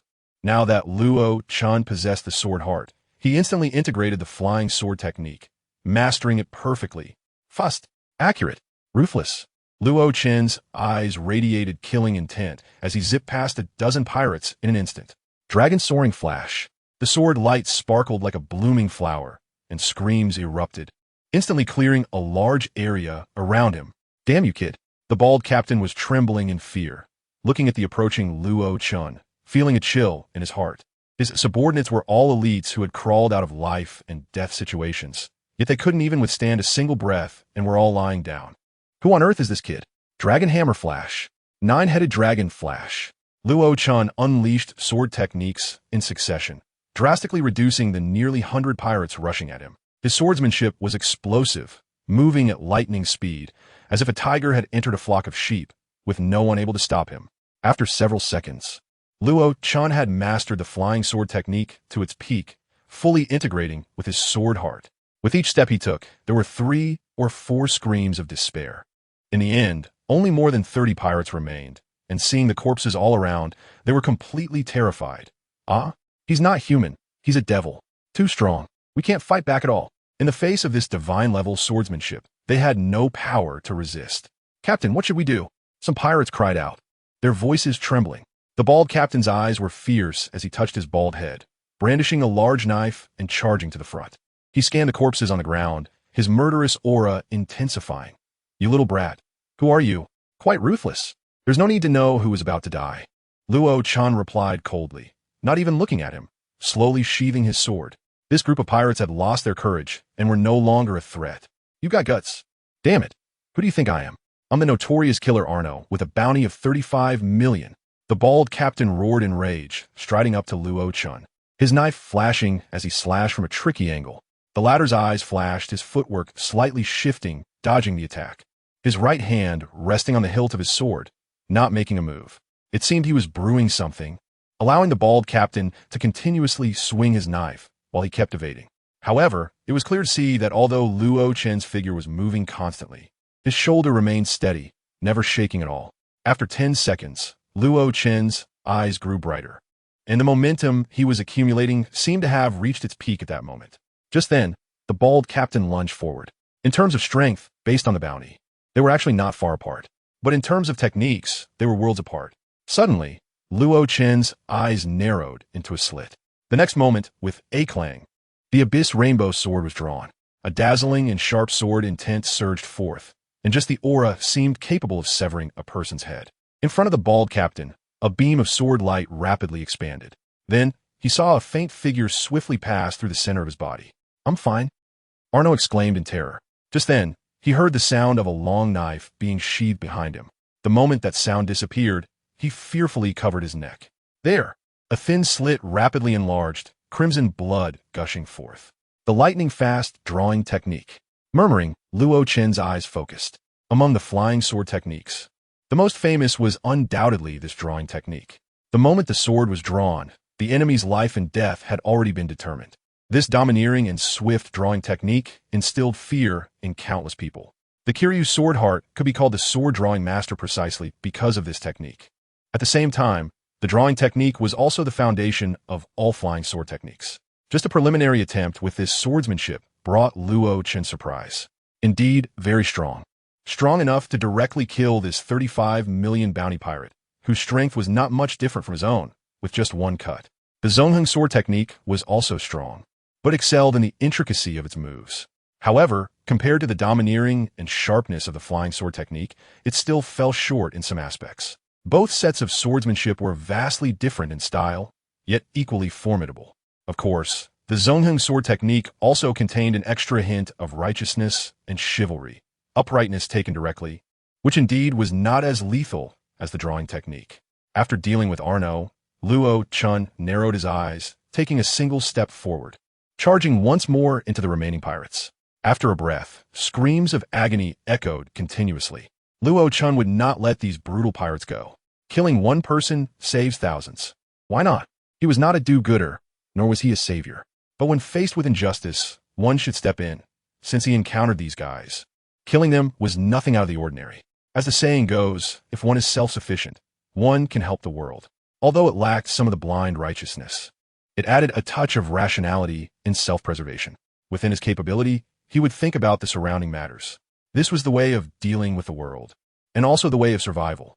At this moment, Luo Chen's strength was not great, but killing these pirates to save the civilians of this island before him, and to save the innocents who would be killed by these people in the future, was more than enough. As for the Navy, that was a conflict caused by different camps. In just a dozen breaths, the remaining pirates were all wiped out by Luo Chun. A faint smell of blood wafted out, making one feel nauseated, and those standing on his shoulders were holding their noses in disgust. "Are you safe?" Sheathing his long sword, Luo Chun stepped forward and smiled. This was a completely different demeanor from his previous indifference, leaving the villagers momentarily stunned. Just a moment ago, he seemed like a fearsome Asura, and in this moment, he appeared as gentle as a Buddha, smiling while holding a flower. This starkly different demeanor, coming from the same person, left the villagers somewhat dumbfounded. Thank you. After a full 5 breaths, one person finally reacted and repeatedly expressed gratitude. With one person starting, the other villagers began to thank him loudly. Some brought out valuable items. Some ran home for local specialties, and even a middle-aged man in his 40s pushed his daughter out, saying he wanted to repay Luo Chun, leaving the latter dumbfounded and speechless. However, this lively scene warmed Luo Chen's heart. He had seen many movies and novels in his previous life, where sometimes after saving someone, that person would fear your powerful strength instead, retreating from you or even trying to kill you. Such dark and willful tendencies were hard to guard against. But fortunately, the people here were very simple. There is no need for excessive thanks. I need a sea chart, a chart of the South Sea. Do you have one? Luo Chun declined all the villagers' goodwill, especially the middle-aged man's daughter, and said loudly, "Sea chart?" With a request, the villagers immediately sprang into action, asking each other. The enthusiasm among them made Luo Chun sigh with emotion, marveling at their kindness. They were truly a group of good people. Once he saved one of them, they were eager to give him anything. In no time, news spread among the villagers, and a young man quickly ran home, holding up a sheepskin scroll while shouting, "Benefactor, I have the sea chart, I have it." Luo Chen's eyes brightened as he quickly took it, scanning it just for a moment, and he had already memorized the contents of the chart, while the one on his shoulder was also curiously looking. "How is it, Benefactor?" "The chart of Karnos. Is it all right?" "Yes, no problem, right? I picked this up 2 years ago when I went to sea on another island. It looked like a map, so I brought it back. I hope there's no problem. I must help the benefactor." Everyone nervously watched Luo Chen's expression, their eyes full of expectation. "The sea chart is fine. Although it is somewhat incomplete, I can still find my destination." After a few breaths, Luo Chun smiled and said, causing everyone to breathe a sigh of relief, That's great. The villagers replied. "The nautical chart is incomplete. One might say it's excessively so, only covering a quarter of the South China Sea." Luo Chun frowned as he looked at it initially, but after a few glances, he couldn't help but smile. Because, as luck would have it, the route to Badelia Island was right on this chart. Indeed, good deeds are rewarded. Having obtained the target of this trip, Luo Chun bid farewell to the villagers. On Badelia Island, Lu Jiao was still suffering, and he didn't have much time to waste. "Benefactor, we have nothing to repay you with, but please tell me your name." The villagers repeatedly urged him to stay, but Luo Chun refused, and they could only ask for his name in this way. Luo Chun felt a bit awkward, thought for a moment, and then smiled, saying, "I am Feitsuan Jinshin." Since he had summoned Feitsuan Jinshin to defeat those pirates, he might as well use that name. A few breaths later, Luo Chun's figure disappeared from the villagers' sight, concealing his achievements and name. Back on the Rogan, Luo Chun's face was filled with smiles. This time he had gained quite a bit. Not only money, but also a nautical chart. He smiled and said, "Meow." The cat disdainfully glanced at Luo Chun, shook its tail, and jumped off his shoulder. Soon, the Rogans sailed away from the island, and from the villagers' words, Luo Chun learned that this island was called Sane Island. In the following time, the Rogans sailed steadily on the sea. Luo Chun began to sit cross-legged on the deck, calculating his earnings. He had defeated 123 pirates, earning a bounty of 30 million for Arno, and he obtained a total of 200 possession coins. The system's gold balance was remaining at 120 million. The total remaining possession coins were 69,200. This was all of Luo Chen's assets at the moment. After having a clear understanding, Luo Chun's eyes narrowed as he focused on the skill of Feitsuan Jinshin. The flying sword style required 3,000 possession coins to exchange. Without any hesitation, Luo Chun chose to redeem it.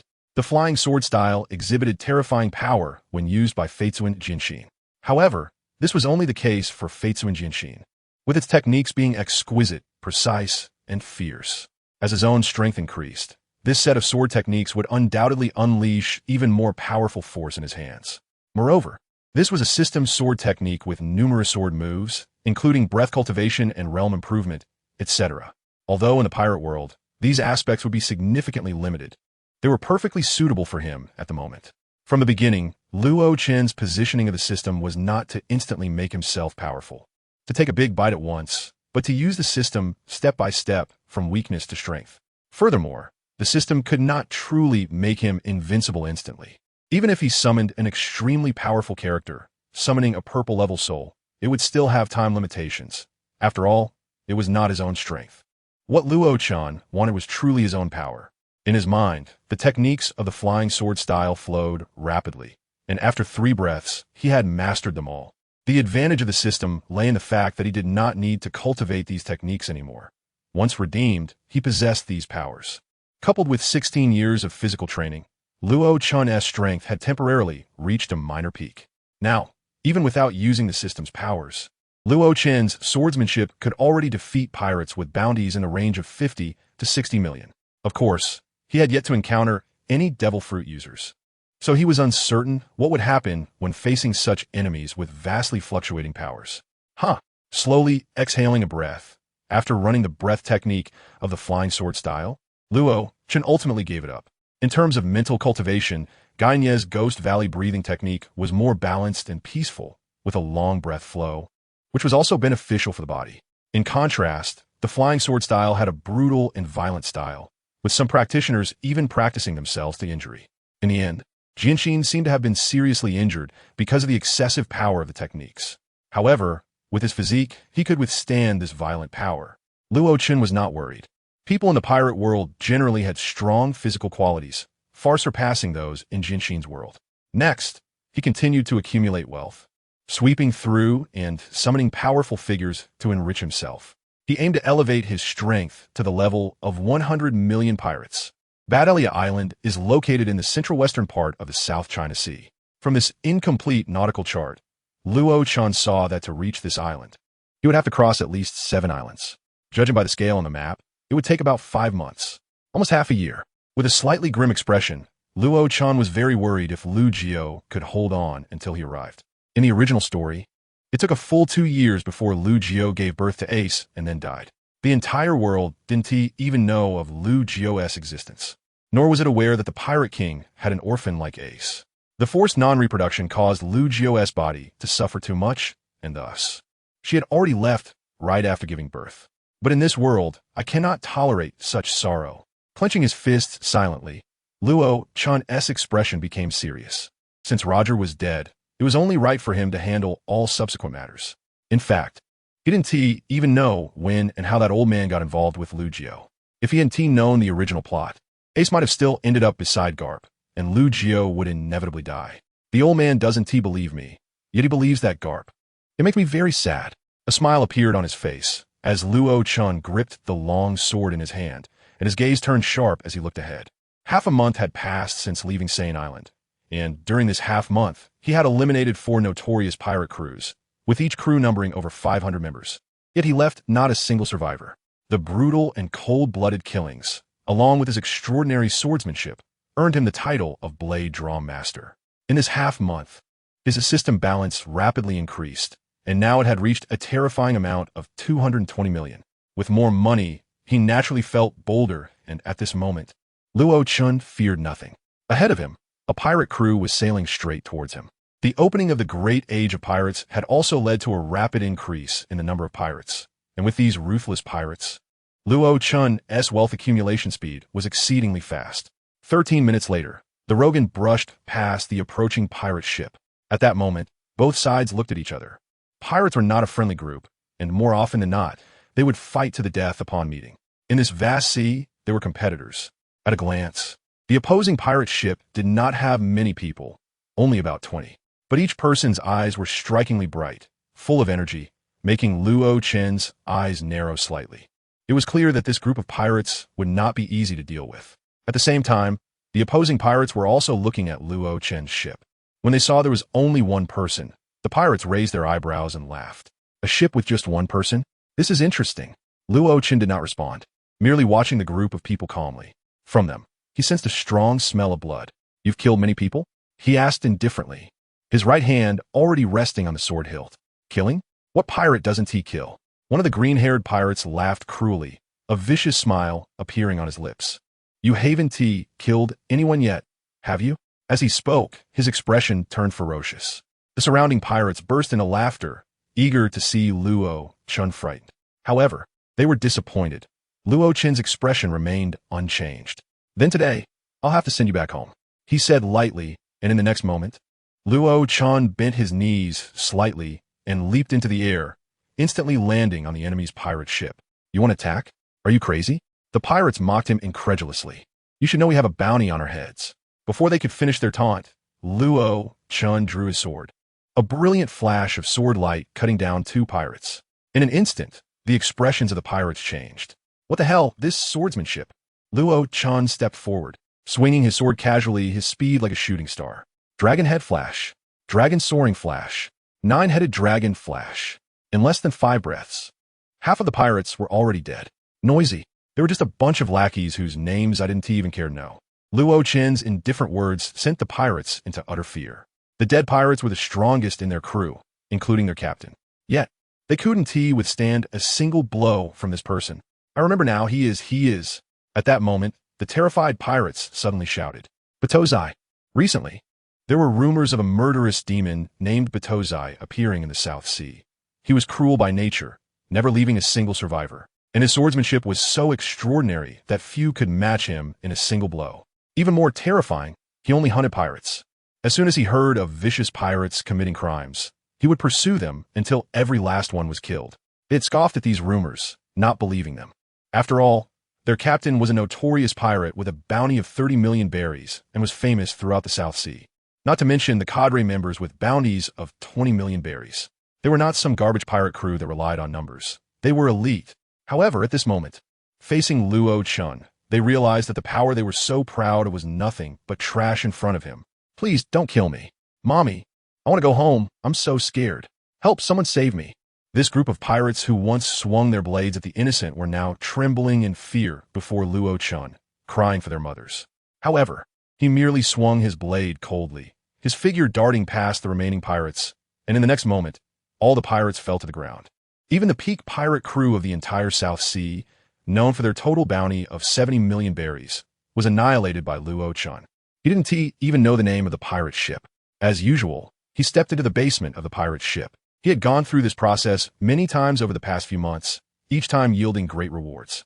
But this time, when he entered the basement, he was taken aback, because what he saw was not treasure, but a big man. Luo Chen's expression instantly twisted.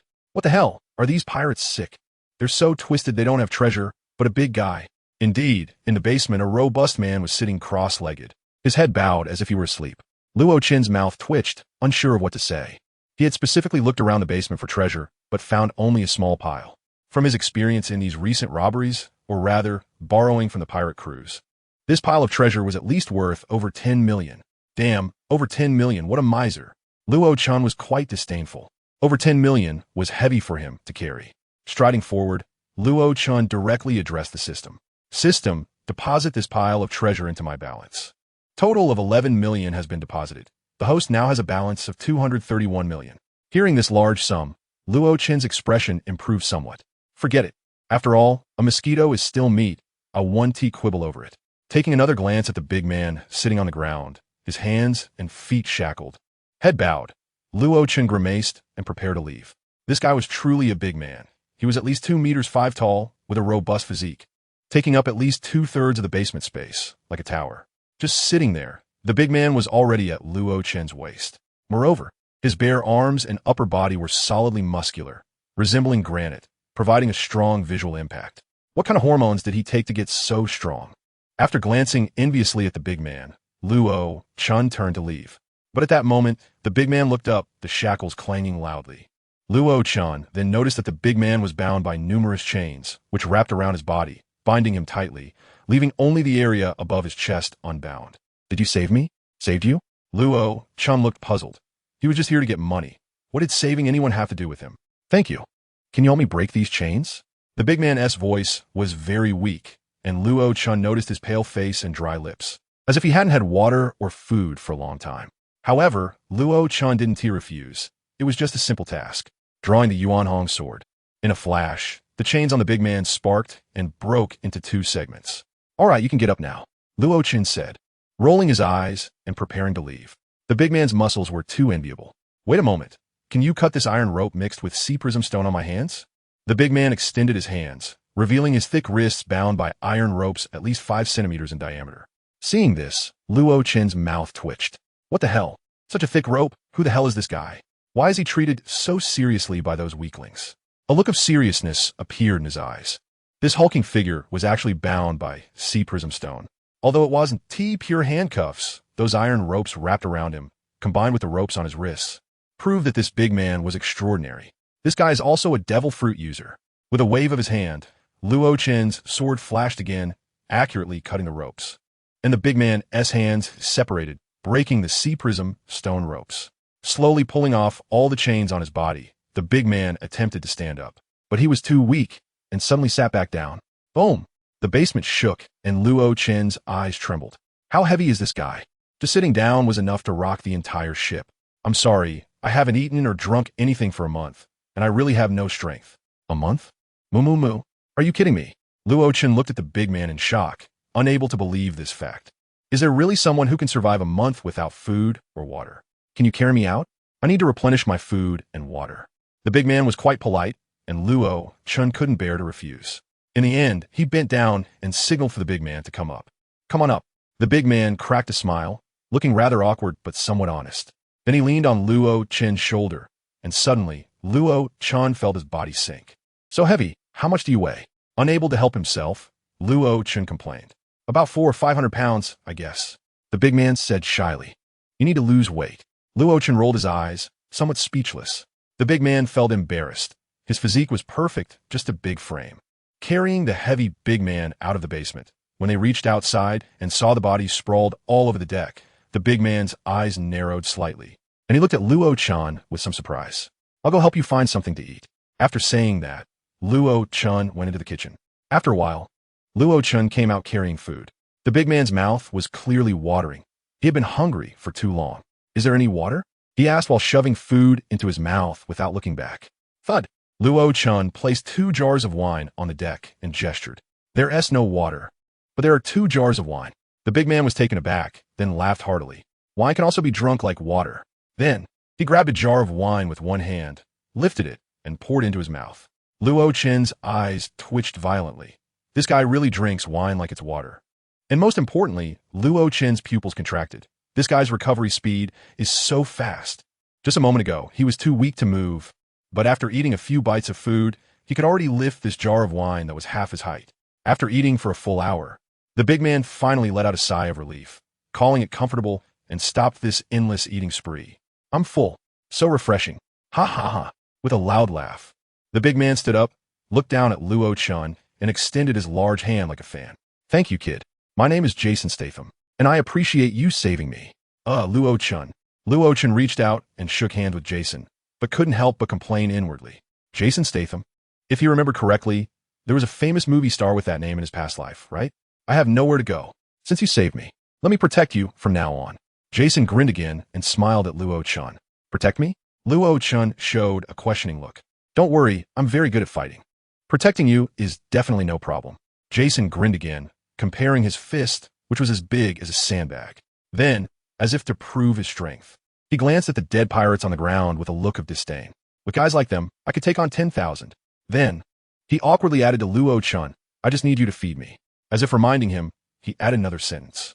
I can eat a lot. Under Luo-chan's helpless gaze, the Logan ship gained a big man who could eat 10 people's worth in one sitting. This big man was bald, often wore a simple smile on his face, and looked honest. Although he appeared strong, he looked easy to bully. However, Luo-chan knew that this guy definitely possessed immense strength. The fact that he had been tied up in the basement and survived a month without food or water proved that he was extraordinarily terrifying. Those sturdy arms, powerful thighs, and a body full of muscle were like a small tower standing in front of Luo-chan, contrasting sharply with Luo-chan's thin frame. Of course, because of this, Luo-chan held a grudge against Jason. Hey, Captain, where are we going? After moving all the supplies from the previous pirates to the Logan ship, Jason grinned and asked. He was quite diligent. Whatever Luo-chan said, he did. To Bardelia Island, Luo-chan said, raise the sails. We're getting ready to set off. He said to Jason, who then hurried off to hoist the sails. Soon, the Logan ship's sails billowed in the sea breeze and began to sail. Since there were now 2 people on board, naturally, Jason took care of all the heavy work. Can you steer the ship? Once the ship was sailing, Luo-chan asked again. Oh no. Jason rubbed his bald head awkwardly. You need to learn. Okay. Can you cook? Luo-chan asked again. No. Jason replied. You need to learn. Can you clean? Luo-chan asked again. I can do that. Jason said excitedly. He finally found something he could do. Then hurry and get to it. Luo-chan glared. And Jason scratched his head, speechless as he went to clean. Afterward, watching Jason clean the deck, a satisfied smile appeared on Luo-chan's face. Having one more person didn't seem like a bad thing after all. At the very least, these chores were no longer his responsibility. Jason worked quickly. In less than a quarter of an hour, he had cleaned the entire ship inside and out, showcasing his cleaning skills, which made Luo-chan quite satisfied. He liked crew members who were honest, simple, and capable. The two then divided their tasks, taking turns to watch at night. On the sea, danger lurks unpredictably. You never know when danger will strike. Generally, when night falls, crew members are assigned to keep watch. Before, Luo-chan was alone, and he had to sleep lightly every day, keeping a part of his mind alert. But now, with Jason around, when night fell that day, Luo-chan finally closed his eyes and had a good sleep. The next day, at dawn, he stretched and saw Jason already moving around outside. Jason. Captain. You're up. Jason greeted honestly. Not bad. Still full of energy after a night watch. Luo-chan praised. It's only right. Jason smiled.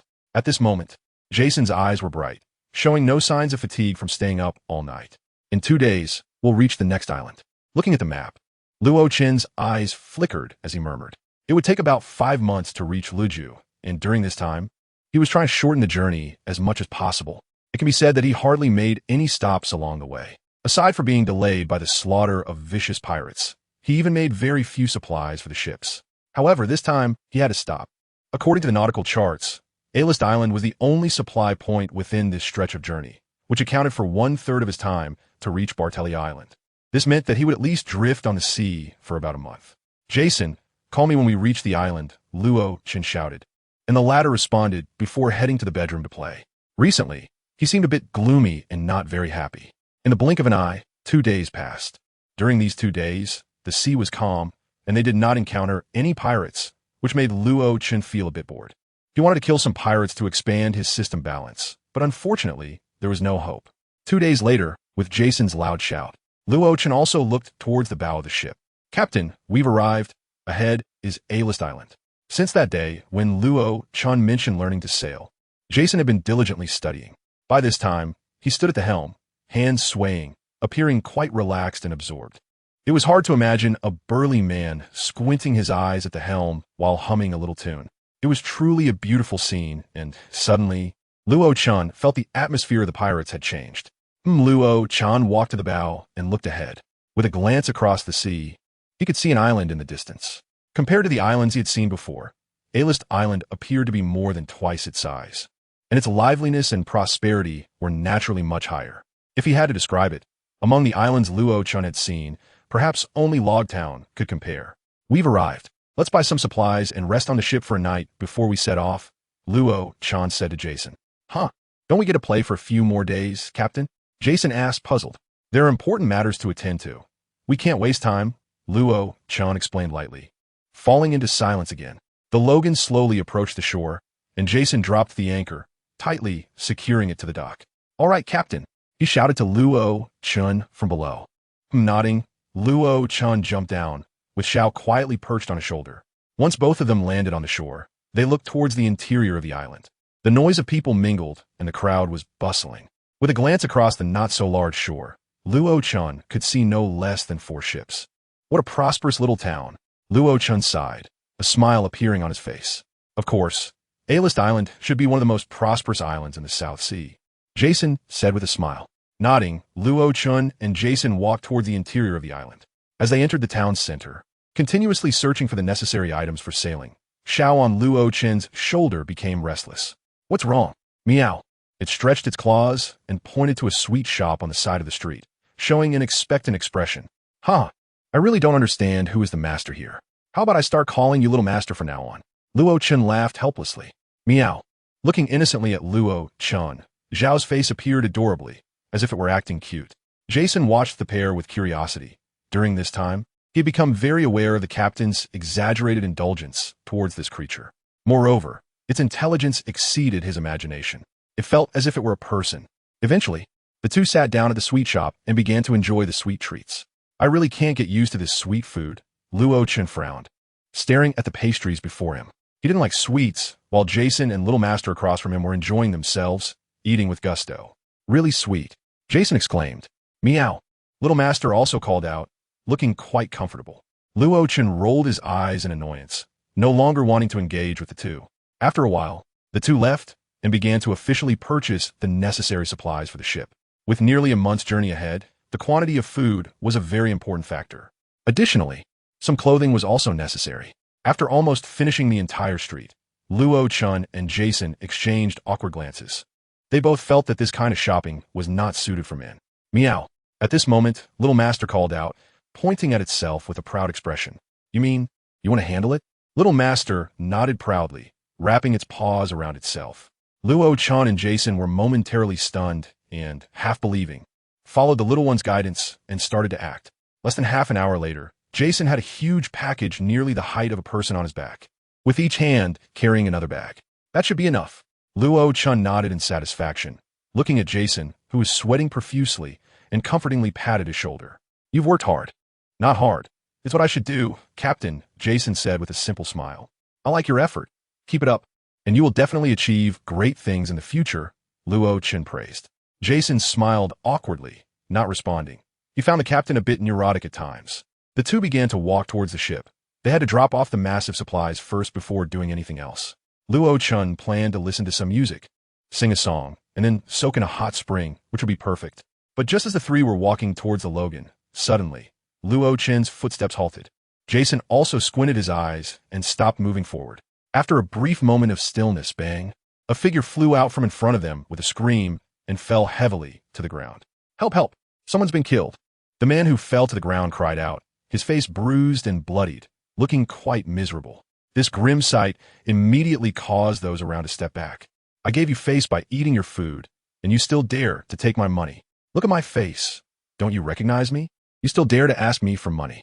Following this, a large man walked out from the shop where the man had just been thrown out, with a fierce expression. The onlookers, upon hearing the man's words, turned to look at his face, and within a second, a series of gasps echoed through the crowd. My God, it's him, the evil ghost baron. He is the evil ghost baron, with a bounty of 45 million berries in the South Sea. It was rumored that he was a devil fruit user. How could he be here? Wasn't he said to be wandering near Bartelia Island recently? When the people around saw Baroness' face, they were all taken aback and stepped back a few paces. The man on the ground, upon hearing Baroness' name, shrank back all over. He hadn't recognized him before, but now, with the reminders from those around him and a bit of reflection, his heart trembled. This was the notorious Demon Baron. How could I have offended him? A wave of deathly fear enveloped the man, causing him to tremble all over. It is said that the Demon Baron is one of the most untouchable pirates among the few in the South Sea, and with a bounty that reaches this amount. He is undoubtedly a well-known great pirate. He had actually crossed paths with such a formidable pirate. Suddenly, he was startled as a hand appeared in front of him. Get up, you fell down. This simple sentence made him shudder, and when he looked again, he saw the figure of a young man.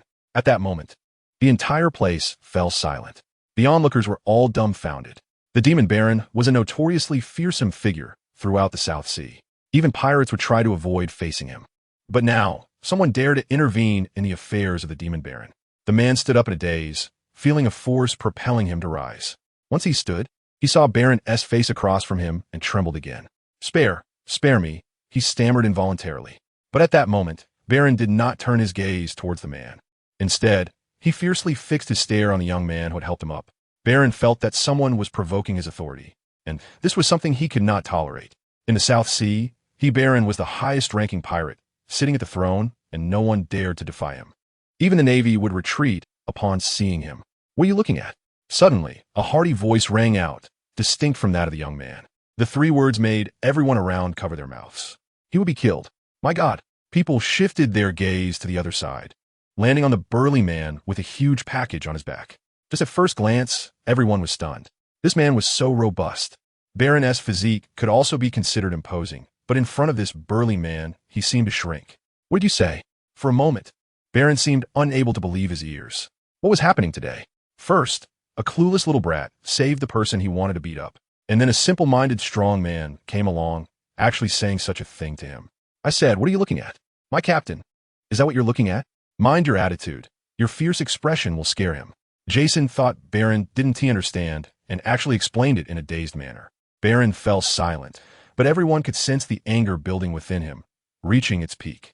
A dangerous glint flickered in his eyes, and cold words escaped his mouth. Today, the 3 of you will undoubtedly die. The intense anger in Baroness' voice was clear to everyone present. This guy was truly enraged. His murderous gaze made everyone too afraid to meet his eyes. However, there was one exception. He not only stared into Baroness' eyes, but also spoke. What are you looking at? The corner of Baron S' eyes twitched. He couldn't hold back anymore. Jason S' simple expression, combined with that booming voice, was simply too annoying. Luo-chan beside him couldn't help but laugh out loud. You all will die, Baron coldly repeated. Suddenly, 2 doors behind him swung open, and over a dozen burly men walked out. Captain, haven't you finished dealing with it? Who are these guys? It seems there has been an unexpected turn of events. The pirates, seeing the situation before them, displayed mocking expressions. A young man, a burly man, and no, there's one more. This combination made Baron and the others' eyes twitch. Should we kill them, Captain? A tall, skinny guy, with a glint of cold light in his eyes, brandished a long spear, pointing it directly at Jason. Clearly, in their eyes, Jason was a much greater threat than Luo-chan. It's over. These 2 guys are going to be killed. That burly man was too bold. That Baron, the incredibly ruthless Baron. What should we do? The crowd of onlookers became flustered, nervously watching the scene unfold. Just then, Jason S' gaze suddenly turned cold. You're threatening me, and you dare to point a gun at my head. No one dares to point a gun at me. Jason S' words sounded very serious, but ironically, his earnest tone combined with his simple face made Baron and the others laugh. However, this laughter lasted only 3 breaths before shock filled the faces of Baron and his crew. They actually saw that silly-looking strong man reach out and directly grab the spear. The tall, skinny guy's expression changed, his finger resting on the trigger. You're looking for death.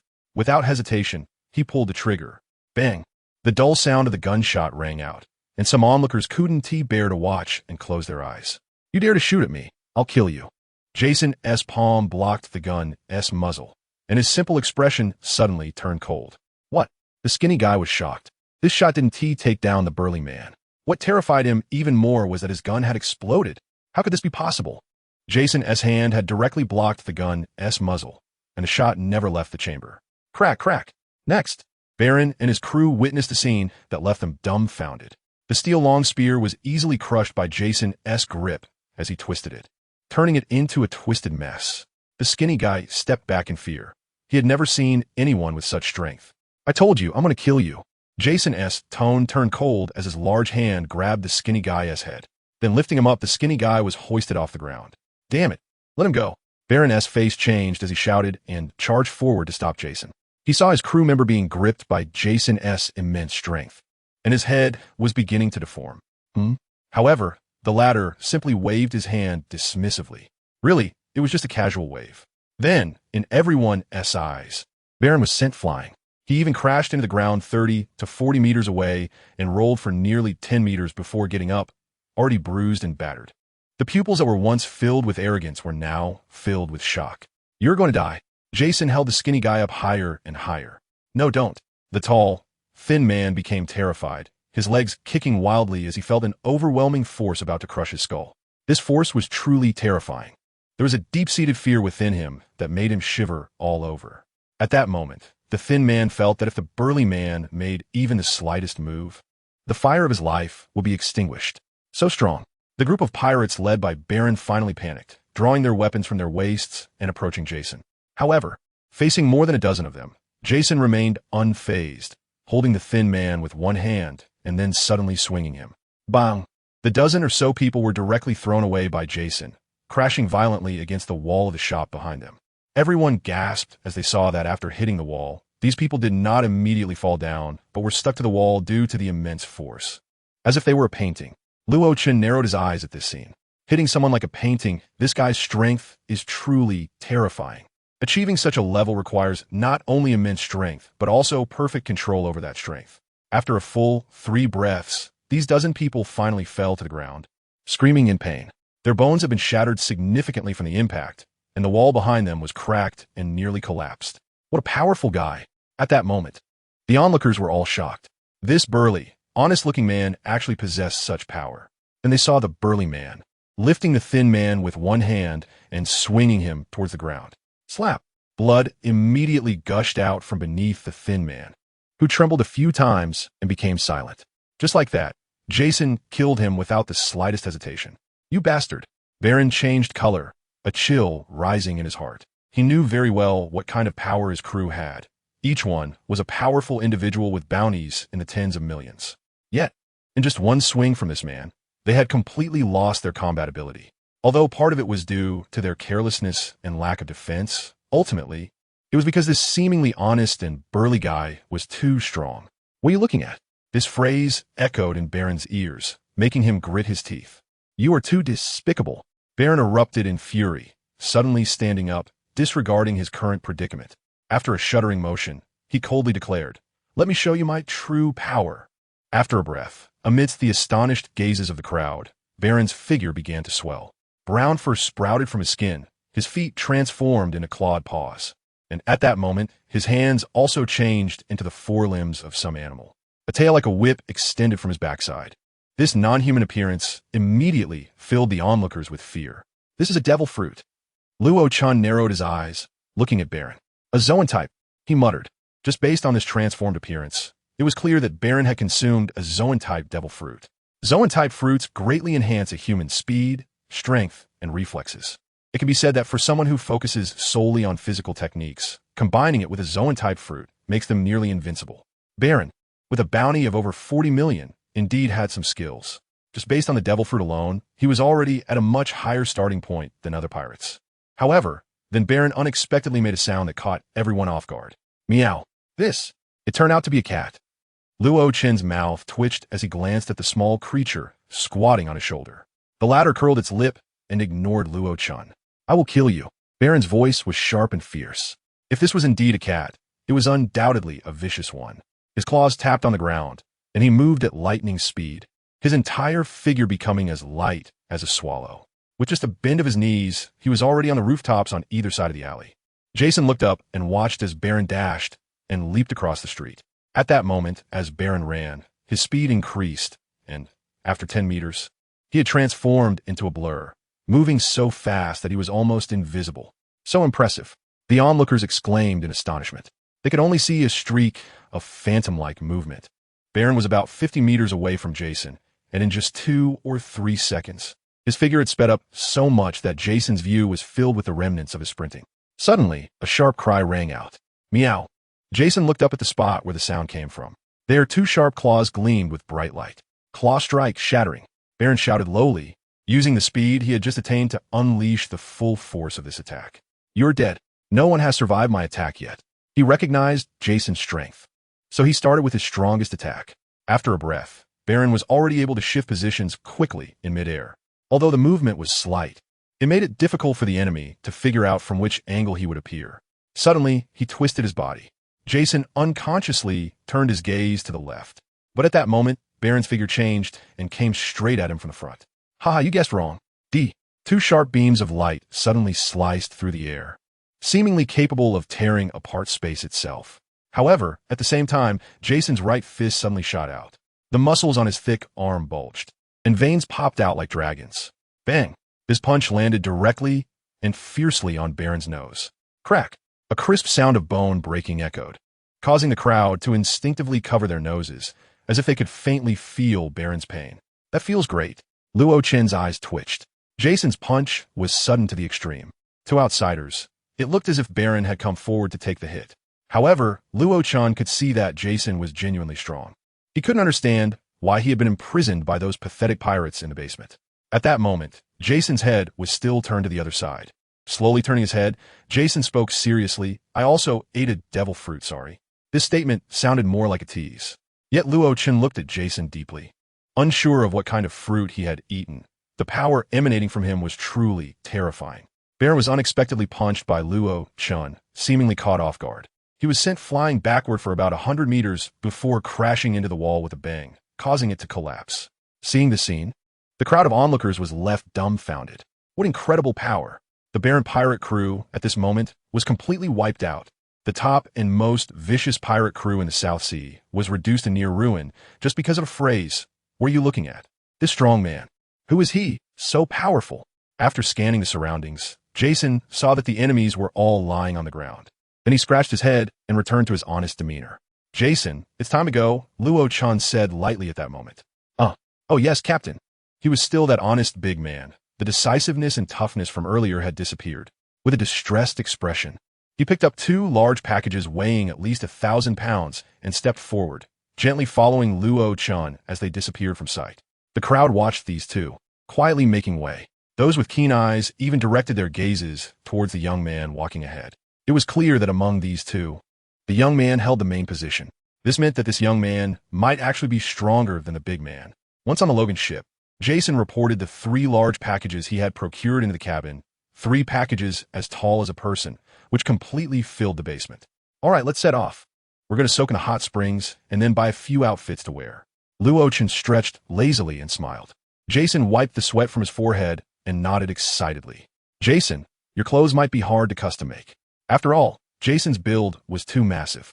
His clothes would likely need to be specially tailored. Jason scratched his head and smiled innocently. Soon, the two entered A-List Island again. Half an hour later, Luo Chen and Jason were comfortably soaking in the hot springs with their upper bodies bare. The little master shyly leaned beside the hot spring pool, not daring to look at the two. This feels great. I haven't been this comfortable in a long time, Luo Chen sighed. Treasure this moment of peace, Jason. We'll be busy soon enough. Jason smiled innocently, also comfortably leaning back, his eyes gazing at the sky. Yeah, it really is a rare moment of tranquility. At the entrance of the hot spring shop, 2 figures wearing sunglasses and black suits were whispering quickly. Did you see clearly? Is it him? No doubt. That face cannot be mistaken. Additionally, according to our intel, the person who appeared in the South China Sea recently is also this guy. The two exchanged information rapidly, constantly observing the crowds on both sides of the street. If it weren't for that big man taking action today, we wouldn't have noticed him. This is truly what they call finding something without searching for it. More importantly, they needed to investigate that guy's shoulder more closely to confirm that identity. Compared to that guy, the identity of that shoulder might be even more terrifying. Yes, I'll report this. You start the investigation quickly.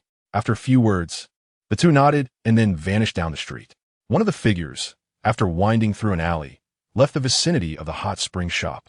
The location he chose was very special. It appeared far from the hot spring shop, but it was merely due to the wall's obstruction. In reality, if someone had excellent hearing, they could still clearly detect Luo Chen and Jason's movements. That young man looked exactly like the picture given by the superiors. Silently recalling Luo Chen's appearance, the figure determined there was no one around before pulling out a phone bug from his pocket, skillfully manipulating the phone bug. A moment later, sounds came from the other side. Knock, knock, knock. A rhythmic 3 knocks were heard, and the figure quickly responded with knocks on the phone bug. Knock. Knock, knock, knock. Report your code. A steady voice finally came from the other side. Code 43298. Location, South China Sea, A-List Island. 43298 spoke quickly and quietly. Report. An authoritative voice came through, devoid of any small talk. Yes. 43298 respectfully replied, and then began to recount. I was dispatched by my superiors to execute a mission on A-list Island. Recently, I discovered a young man who looks just like one of the mission targets. Coming to report. Additionally, there's a creature next to the boy, which my subordinates strongly suspect is the important figure we have long been unable to locate. The mission code of the young man, upon hearing 43,298's words. The person on the other end fell silent for a moment, but did not first ask about the creature's information. Code 0. At this point, 43,298's voice sounded a bit strange, filled with curiosity and doubt. 0. There seemed to be a clear pause, and then 43298 quickly asked with gravity, "Are you sure the code is 0? A series of paper flipping sounds came from the other side, and 43,298 could sense the extreme concern and gravity of this superior. It seemed that the young man was quite extraordinary. Confirmed. Who? A heavy breathing sound came from the phone bug, and the superior remained silent for a full 3 seconds before asking again. Continue to verify the identity of that creature. Additionally, the superior paused, speaking heavily. Keep a close watch on the coordinates of code 0. If necessary, your other tasks can be postponed. Upon hearing this, 43298 was clearly taken aback. The priority was actually the highest. That young man's identity was so important that the Navy was paying such close attention. What could it be that made his superiors so concerned? But he did not hesitate and quickly replied, "Yes, do well. If you can complete the task this time, promotion is not far off." The superior rarely spoke with a tone of admiration. 43298 felt a surge of joy in his heart and immediately responded, "Understood." Soon after, the phone bug was disconnected. A deep curiosity appeared on 43,298's face, and his eyes sparkled. That young man's identity must be extraordinary. He was sure of this because the identity of that creature already seemed unimaginably high to him. However, the priority of that young man's identity was actually above that creature's. On this side, 43298 closely monitored Luo-chun and his group's every move. On the other side, 43,298 superior, a square-faced Navy colonel, had an extremely serious expression. He did not hesitate at all and immediately reported to the Navy headquarters. He had no doubts about 43,298's words. There are many secret intelligence teams within the Navy. These Navy personnel either disguise themselves as merchants or civilians, having no jobs and not needing to battle. After a while, they would be assigned tasks. Many of these tasks involve surveillance, patrolling, and probing. 43298 was one of the vast intelligence personnel. They are specialists who only report when information is confirmed to be 100. Brew, brew, brew. Hello. Soon, the phone bug was connected. Colonel Leon from the South China Sea Division reporting intelligence. Speak. The Navy headquarters was not so cautious. Going straight to the point. An important suspect has been discovered on A-list Island in the South China Sea. Code 0 mission target, Gordi, Luo-chun. Meanwhile, that creature with code 1 has also appeared, and we are currently investigating its identity. Leon took a deep breath and said in a deep voice, "Luo-chun? And what about the one that the world government emphasized we should pay attention to?" With 2 consecutive questions, the Navy headquarters appeared somewhat stunned. Are they all in the South China Sea? Yes. When Luo-chun appeared, that one was right beside him. Leon was aware of this intelligence because 43298 had subsequently issued a more detailed written report. Additionally, among them was a strong man named Jason, whose combat power was quite impressive. Jason, the Navy headquarters was a bit confused. How long has it been? And Luo-chun has already formed a gang. Could he be one of Roger's subordinate pirate crews? Lost in thought, the Navy headquarters did not respond for a moment. Leon patiently waited, as they all understood the importance of this matter. It might not affect the world significantly, but it certainly had the potential to influence the Navy's combat power direction in the near future. After about 10 seconds, the Navy headquarters finally reacted and quickly replied, "Understood. I will notify the Marshal." Leon nodded and quickly hung up the phone, his eyes flashing with bright light. He could foresee that the upcoming South China Sea would experience a shockwave that would astonish all the Navy and pirates. The Navy headquarters was remarkably efficient. After confirming Luo-chun's location, orders were rapidly issued. In fact, after Dorag was severely injured and Sengoku's gag order was enforced, although Luo-chun's bounty had not been revoked, it had only appeared in limited areas. Because after that, the Navy and the world government had ceased issuing bounty notices for Luo-chun. This high bounty had been forcibly halted before it could be disseminated worldwide. The Navy did not want the world to know any information about Roger's brother. Only a portion of people in the East Sea knew about Roger's brother. However, these people were mostly civilians who rarely went out to sea, or those who had become pirates. But relying on these people to spread Luo-Chen's information would take at least 2 or 3 years. How could it be possible? On this day, the yellow ape, still wandering in the East Sea, suddenly received a call from his golden transponder snail.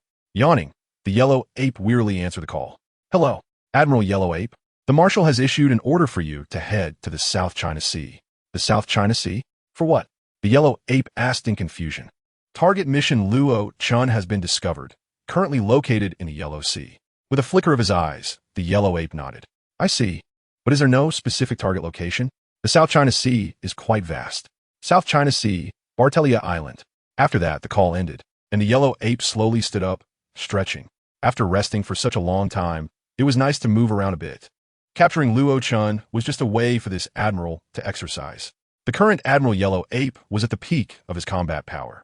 His physical skills were in the most perfect state, and his overall combat power ranked among the top in the Navy, especially with his light-speed devil fruit. Any enemy in front of him would be utterly powerless. Luo-Chen? In the eyes of the yellow ape, he was just a bit curious. He really did not take him seriously. The Navy handled the discovery of Luo-Chen very discreetly. Decisions were quickly made within a limited scope without causing much of stir. On All Rest Island in the South China Sea, however, Luo-Chen was playing leisurely with Jason and Xiaoyao, unaware of the impending storm.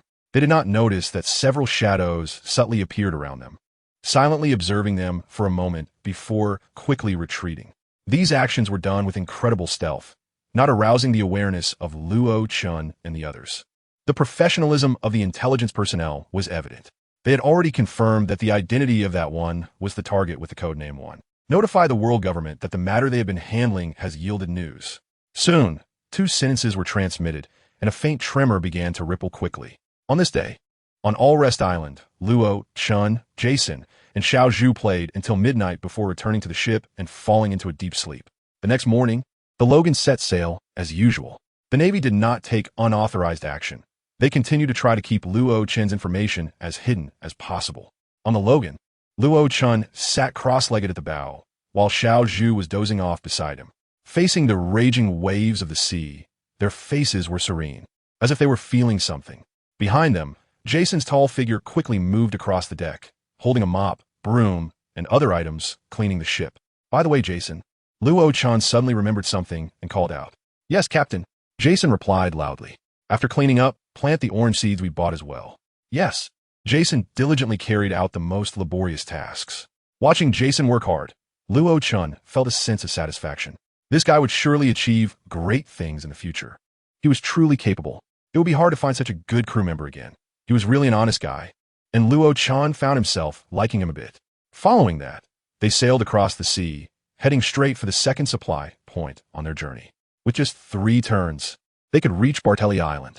This journey had already been compressed, and there was hope to arrive in 4 months. With a glimmer in his eyes, Luo-Chen slightly clenched his fists. Xiaoyao seemed to sense Luo-Chen's emotions and let out a low call. "Meow." Hearing Xiaoyao's call, Luo-Chen smiled and patted Xiaoyao's head. "Don't worry, I'm fine. What I should consider now is my enemies. I am very strong right now." His words were filled with strong confidence, and it was indeed true. With a balance of over 200 million, Luo-Chen was confident that he could summon extraordinary characters when facing extremely powerful opponents. Such characters would undoubtedly be stronger than Uchiha Itachi. Their journey was smooth and uneventful until 3 days later when they spotted 2 groups of pirates engaged in a fierce battle ahead. "Should we avoid them?" "Captain, these pirates are reckless at sea and quite troublesome," Jason asked innocently. "Why avoid them?" "Jason, just head straight in. I want to rob them." Luo-Chen noticed from a distance that both groups of pirates were filled with a bloody aura, clearly having done many bad deeds. Strangely, since he set sail, he had rarely seen naive guys who went to sea for their dreams. Instead, he encountered the most of these bloodthirsty pirates. Jason always executed Luo-Chen's orders perfectly. Before long, the 2 fighting pirate crews suddenly realized that a ship was cutting across. Upon seeing the flag, they were even more stunned. "No pirate flag? Not the Navy either?" The pirates were somewhat bewildered, wondering what they were here for. However, just 3 breaths later, 2 figures leaped from that ship. At the same time, a voice rang out. Jason, don't hold back. These scum of the sea deserve death. Yes, a dull voice echoed. Two figures fell heavily from the sky, standing between the two pirate crews. One was slender, while the other was robust and solid, resembling a small tower. The contrast between the two figures was striking. But at that moment, nearly 100 pirates present were left dumbfounded. Just 3 breaths later, they became furious. Who the hell are these guys? Shouting about wanting to kill us. Brothers, let's chop them down first, speaking so arrogantly. Let's smash them to bits. The most dangerous way to die on this sea is to talk too much. In an instant, Luo Chun and Jason suddenly realized that their hatred for each other had reached its peak. They exchanged glances, and with a step forward from Jason, Luo Chen's right hand rested on the hilt of his sword. Kill them. Countless pirates surged towards Luo, Chun, and Jason. The momentum was astonishing. These pirates had fierce expressions, truly embodying the pirates who danced on the edge of the knife, hovering daily between life and death. Being a pirate was never easy.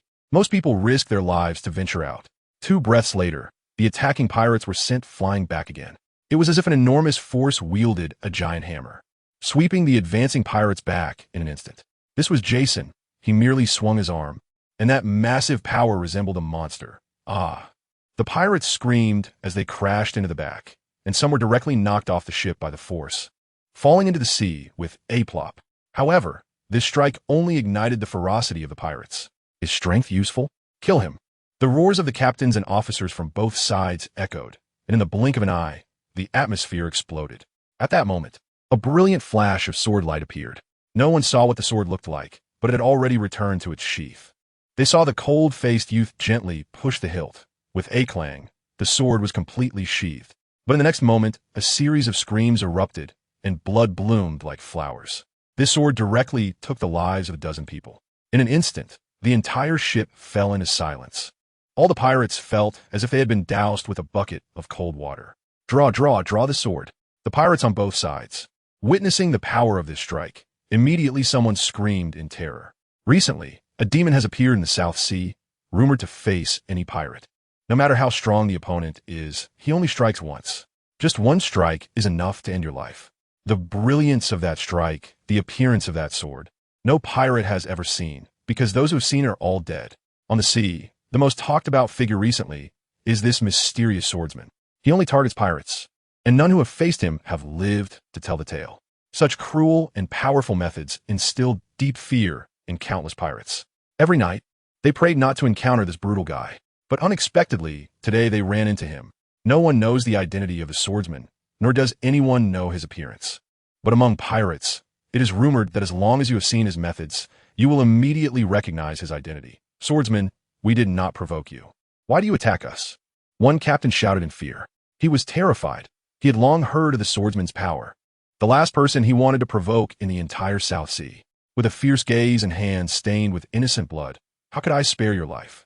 Luo Chen's expression was cold as he stepped forward. Jason took a big step, waving his hand, sending another 10 people flying out. The immense power caused these pirates to lose consciousness even before they hit the ground. Damn it, they say the swordsman has no partners. Who is this guy? They thought the swordsman was terrifying, but this robust man's strength was clearly no joke. The two weaved through nearly 100 pirates, each strike causing blood to splatter. Their overwhelming combat power was their best defense. Nearly 100 pirates had no way to deal with them. In the end, some pirates, unable to face these two, jumped off their ship in fear. These guys, Luo Chan was somewhat speechless. He had intended to kill all these guys, but he couldn't just jump into the sea with them. After all, this vast ocean had no pirates within 1,000 miles. Jumping off the ship now would only lead to death. They would rather face the ocean than confront themselves. Shaking his head, Luo Chen walked towards the treasure vault on the ship. 3 minutes later, he emerged with a smile on his face. The two pirate crews had pushed his balance up to 300 million. At this moment, the system balance displayed a long string of numbers, totaling 310 million. This was a terrifying number that Luo Chun had never encountered before. And if he summoned all 310 million, what kind of formidable warrior would that be? Jiraiya? Ichigo Kurosaki? Pain? These figures flashed through his mind, and Luo Chun was filled with anticipation. From what he knew, the system strength assessment was a very vague boundary. Logically, Uchiha Itachi should at least be a billion berries level character, which means a blue level spirit. Yet, He had been lucky enough to summon him at the green level, and those powerful figures he previously thought were undoubtedly above blue-level souls. What kind of beings could be summoned with 300 million? Luo Chun could not imagine at this moment. This trip to Bartelia Island would inevitably face unimaginably powerful enemies. I must be fully prepared. His eyes flickered slightly. Luo Chun was very cautious. The Navy paid immense attention to the descendants of Roger and all associated forces and characters. Even intercepting him would be elites like Dragon. Therefore, the station Navy at Bartelia Island would likely be at least a rear admiral. Rear admiral. He muttered to himself, unsure just how powerful a rear admiral would be. But undoubtedly, Navy rear admirals master hockey and the 6 styles, allowing them to face devil fruit users with ease. Meanwhile, he was only relying on the powers granted by the system to become strong. His own strength probably didn't even reach a 100 million bounty, making him a rookie among rookies, a chicken among fighting chickens. Not enough. Luo Chen's eyes became resolute. He had thought 300 million was a lot. But in the blink of an eye, he had pulled himself out of the illusion of satisfaction. Is 300 million a lot? It is a significant amount for an ordinary person. But for him, what kind of soul could be summoned with 300 million? Could it contend with a rear admiral? If it could, then what about an admiral? According to Luo Chen's speculation, a soul with admiral-level strength would probably require at least 1 billion to summon. 300 million? Huh. Go eat the tail lights of an AE-86. Clenching his fist, Luo Chen's facial expression returned to calmness. He turned his head and called out to Jason. And then the two returned to their respective boats. After getting back on the Logan, Luo Chen handed over the navigation entirely to Jason. Sitting alone on the deck, he slowly closed his eyes. He realized a fact. It was his own weakness. Although I can summon powerful beings, it still doesn't solve my own shortcomings. The greatest function of the system is not to grant me temporary power for about an hour, but to allow me to learn from these spirits. I must not be blinded by temporary strength and lose sight of my future. With a thoughtful glint in his eyes, Luo Chen began to understand. In the past, he had similar thoughts, but he was either concerned about the cost of summoning spirits or hesitated due to financial constraints. However, today, with a balance of 300 million, his mindset opened up. Why worry about tens of thousands? Summoning high-level spirits is expensive, but can't these low-level spirits also provide lessons? Whether in martial arts or swordsmanship, isn't it all about growing from weakness to strength? A smile appeared on Luo Chen's face. Now that he knew the direction, things would be much easier to resolve. System. Summon a red-level spirit, specifying the category as swordsmanship. Soon, the system deducted the balance, and a series of complex sword techniques began to flash in Luo Chen's mind. Various lights appeared in his eyes, and at that moment, it felt like he was learning something. Red-level spirits are not expensive. Summoning one only requires 10,000 Bailey. Even if doubled, the cost would only reach around 100,000. For Luo Chen now, he could afford it. Gradually, the possession time of a swordsmanship master passed. After that, he began to summon again. An hour later, the possession time was over. At this moment, Luo Chen frowned. After 2 trials, he discovered something that left him speechless. The speed at which he could control these summoned swordsmanship masters was extremely slow, and an hour passed in the blink of an eye. Yet, he couldn't even learn those sword techniques. What to do? The possession coins were limited, and he was still thinking about saving them for summoning powerful figures in the future to learn their skills, which made it impossible to spend now. But these basic sword techniques, the fundamental sword methods, must be learned. A tall building rises from the ground, no matter how powerful the sword technique. It requires a foundational transition. For example, what would happen if an elementary school student tried to learn high school or university courses? Can they understand? Can they comprehend? Luo Chen was stuck here, and he knew the reason for this result. My talent is indeed too poor. Shaking his head with a bitter smile, Luo Chen felt helpless. He had thought that with the opening of the possession system, his talent would improve. But who knew that this system didn't fulfill his wish and didn't turn him into a rare genius? His talent was still what it was. Even the simplest body techniques and sword techniques were hard for him to master. All the skills he had were purchased with possession coins, not learned by himself. What should he do? Just a moment ago, he was ambitious, vowing to learn all the basic sword techniques in the world and achieve enlightenment to create his own ultimate sword technique. But at this moment, he realized that he was lacking in talent, making such a task impossible. Luo Chen sat there silently, starting to think of a solution. Half an hour passed, the sea breeze blowing through Luo Chen's black hair, while the little master beside him tilted his head curiously looking at him as if wondering why he was troubled. Suddenly, Luochen's eyes lit up, and he let out a long laugh. Ha ha, how could I be so foolish not to think of this solution? I may lack talent, but others have it. With so many spirits in this system, I refuse to believe there aren't spirits with exceptional talent. His eyes sparkled brightly again. In the blink of an eye, he directly spoke to the system. System, summon a yellow-level spirit, specifying the category as martial arts talent. Understood. Summoning a yellow-level talent spirit in the martial arts category, designated type, consumption will be double the normal random rate. 3 breaths later, a flash of light appeared before Luochen, and a figure stepped forward, directly merging into his body. Summoning yellow-level spirit, Xingzi, martial arts prodigy. Unique skill, Buddha's palm. A smile appeared on Luochen's face. He didn't expect the system to select such a character. From the movie Kung Fu, the protagonist, Xing originally a good-for-nothing gangster. His greatest dream was to join the Axe Gang and become a bad person. However, he was inherently kind-hearted and, through a twist of fate, offended the fire cloud evil god and ultimately awakened his innate talent after being struck through his meridians. Skill, martial arts prodigy. Luochen was somewhat amazed that in the system, being a martial arts prodigy could also be a skill, which was quite convenient for him. System, exchange the martial arts prodigy skill. Martial arts prodigy requires 55,000 possession coins for exchange. Successfully exchanged, congratulations to the host. Luochen, who hadn't even processed the amount of possession coins required for the martial arts prodigy exchange, was instantly dumbfounded, and then he looked at his possession coin balance. Turning pale. What the hell? Is this a joke? So expensive. He felt as if his body had been emptied. A martial arts prodigy had drained his possession coin balance. And he had just been thinking about saving a lot of possession coins to learn more sword techniques and skills. However, moments later, Luochen had already closed his mouth. His eyes slowly closed, and an invisible aura emanated from him. It was a long-developed aura of a martial arts master. Every movement in harmony with the principles of heaven and earth, standing there as if flawless. 5 minutes later, a smile appeared at the corner of Luochen's mouth. This exchange was worth it. He softly uttered this phrase. Yes, it was indeed worth it. Only by personally experiencing Xingzi's martial arts prodigy skill could one understand how terrifying this skill was. Any martial art, as long as he had seen it or encountered it, could be effortlessly used. Moreover, when the martial arts prodigy skill fused with him, becoming one, his physical attributes also surged dramatically, with his strength becoming immensely powerful, speed and reflexes surpassing before. Compared to the previous moment, Luochen had undergone a perfect transformation.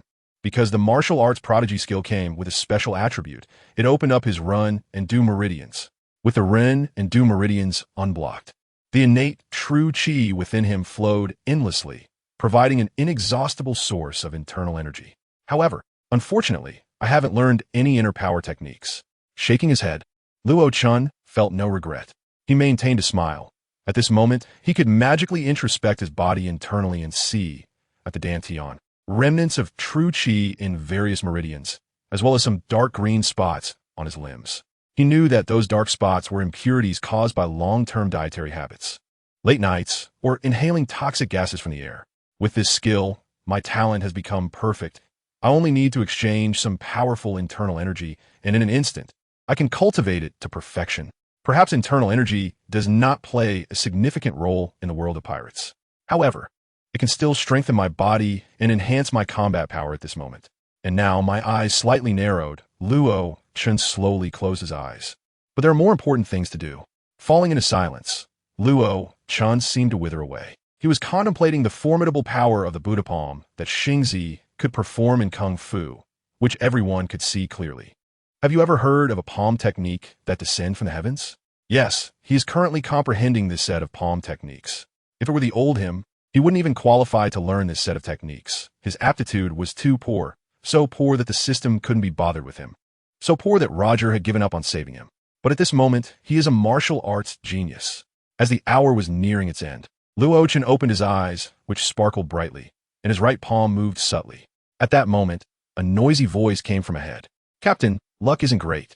We've run into a group of pirates. They want to rob us. Jason's honest and awkward voice came through. Luochen opened his eyes, a slight smile on his lips. Just right, I could try out my newly learned palm technique. Slowly getting up, Luochen's eyes flickered with light. An hour was about to pass, and Xingzi's possession was also coming to an end. With the skill of being a martial arts genius, he had perfectly mastered the Buddha palm in this short time. In front of the Rogen, two small ships were surrounded by noise. These two small ships were the pirates who had come to rob Luo Chun. On the vast sea, there were powerful pirates in large numbers, plundering islands and merchants. Naturally, there were also smaller pirate groups with only 20 or 30 pirates. They weren't large in scale, but over time, they could accumulate a decent amount of funds. Such pirates typically appeared on the sea for a while before disappearing. They wouldn't be pirates for long. They treated this profession as a process to accumulate wealth.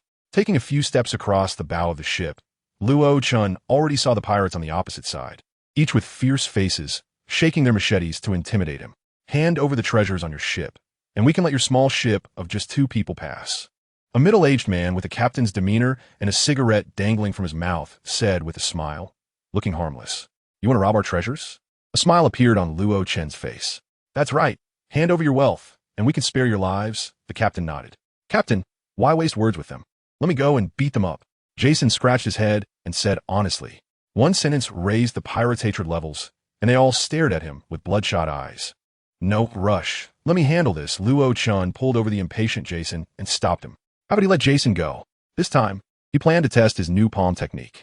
Only about 10 seconds had passed since an hour was about to end. Just right to test whether his previous idea was valid.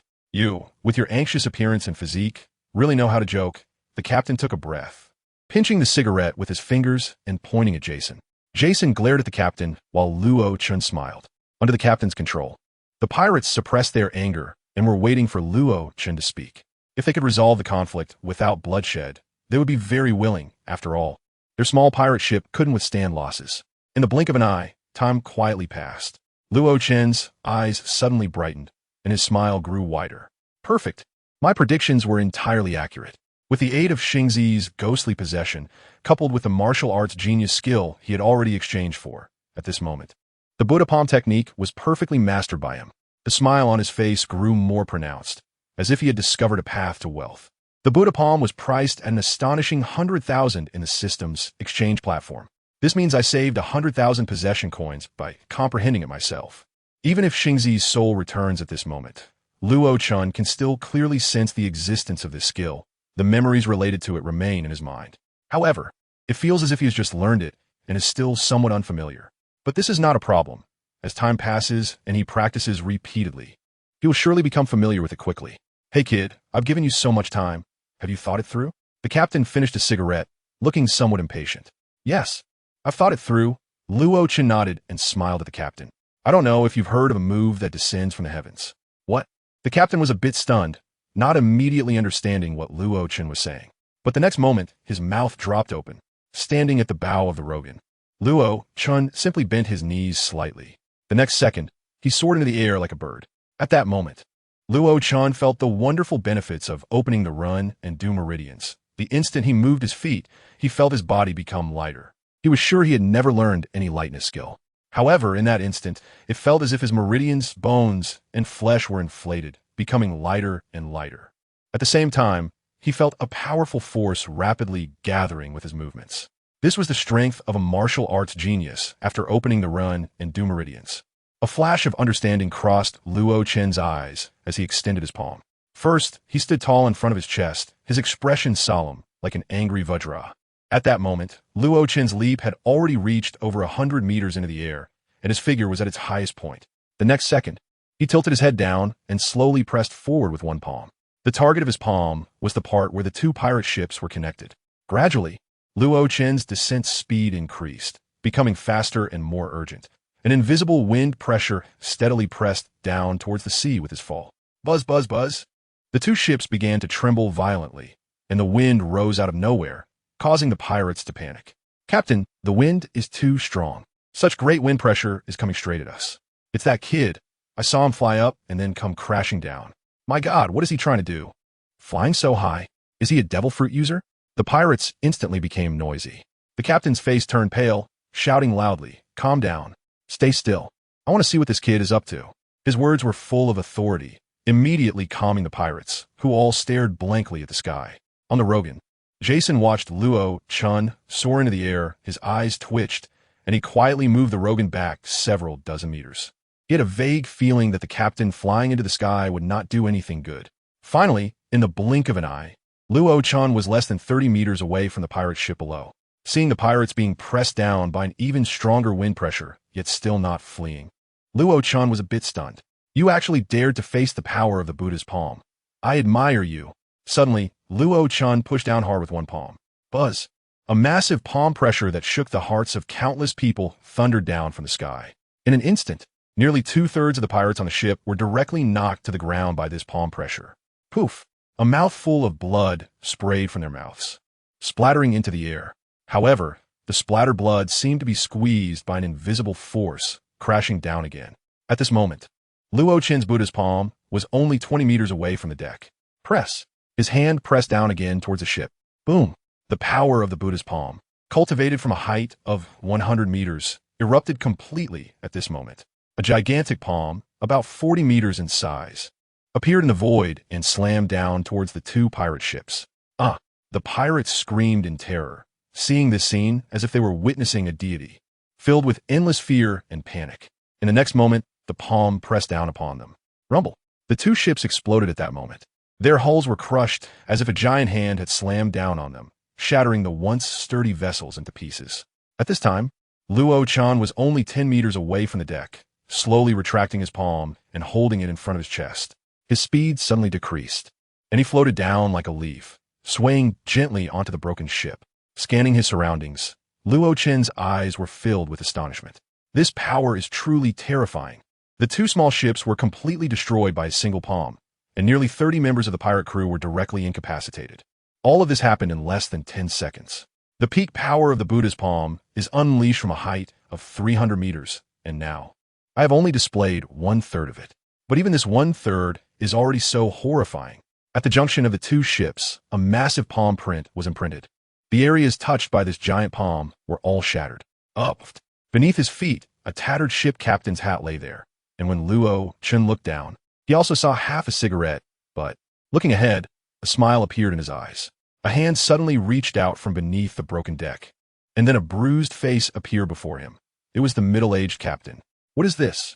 He was still in a daze, realizing that in an instant, a giant palm had descended from the sky, and the entire pirate crew was obliterated. Do you want to learn? Luo-chan looked down at the middle-aged captain. The captain began to cry, weeping in deep sorrow, as he saw Luo-chan extend his palm again, aiming it at him. I wanna. He nodded in anger and grief, realizing that Luo-chan was indicating for him to answer that way. If you want to learn, I'll teach you. Luo-chan smiled widely and pushed his palm out again. Boom! A massive palm print appeared on the ship's hull again, causing the entire pirate ship to shake and creak, on the verge of sinking. The captain had already been crushed to death by this palm. The power of the Buddha's palm is terrifying indeed. With a leap, Luo-chan soared back to the Rogen, beginning to savor the gains from this encounter. This pirate crew only had a bounty of 10 million, which was negligible. But what concerned me more was, a smile blossomed at the corner of his mouth. It was the power of that palm and the terrifying skills of a martial arts genius. By opening the run and do meridians, the true energy within him circulates endlessly, allowing Luo-chan to perfectly control all the power within his body. Thus, this palm strike had such explosive power. It could be said that in just this period, Luo-chan's strength had undergone a brilliant transformation. His combat power had perfectly reached the level of a bounty of over 100 million. Once the Buddha's palm is unleashed, without any preparation, it can shatter everything within a 10-meter diameter in front of him. And once prepared, this combat power and destructive range will increase again. Perfect. He murmured these two words, and Luo-chan's joy was evident. At this moment, Jason also curiously ran over. Captain, that palm just now, how is it? Luo-chan asked with a smile. So strong. Jason exclaimed. Do you want to learn? If you want to, I'll teach you. Luo-chan said with a grin.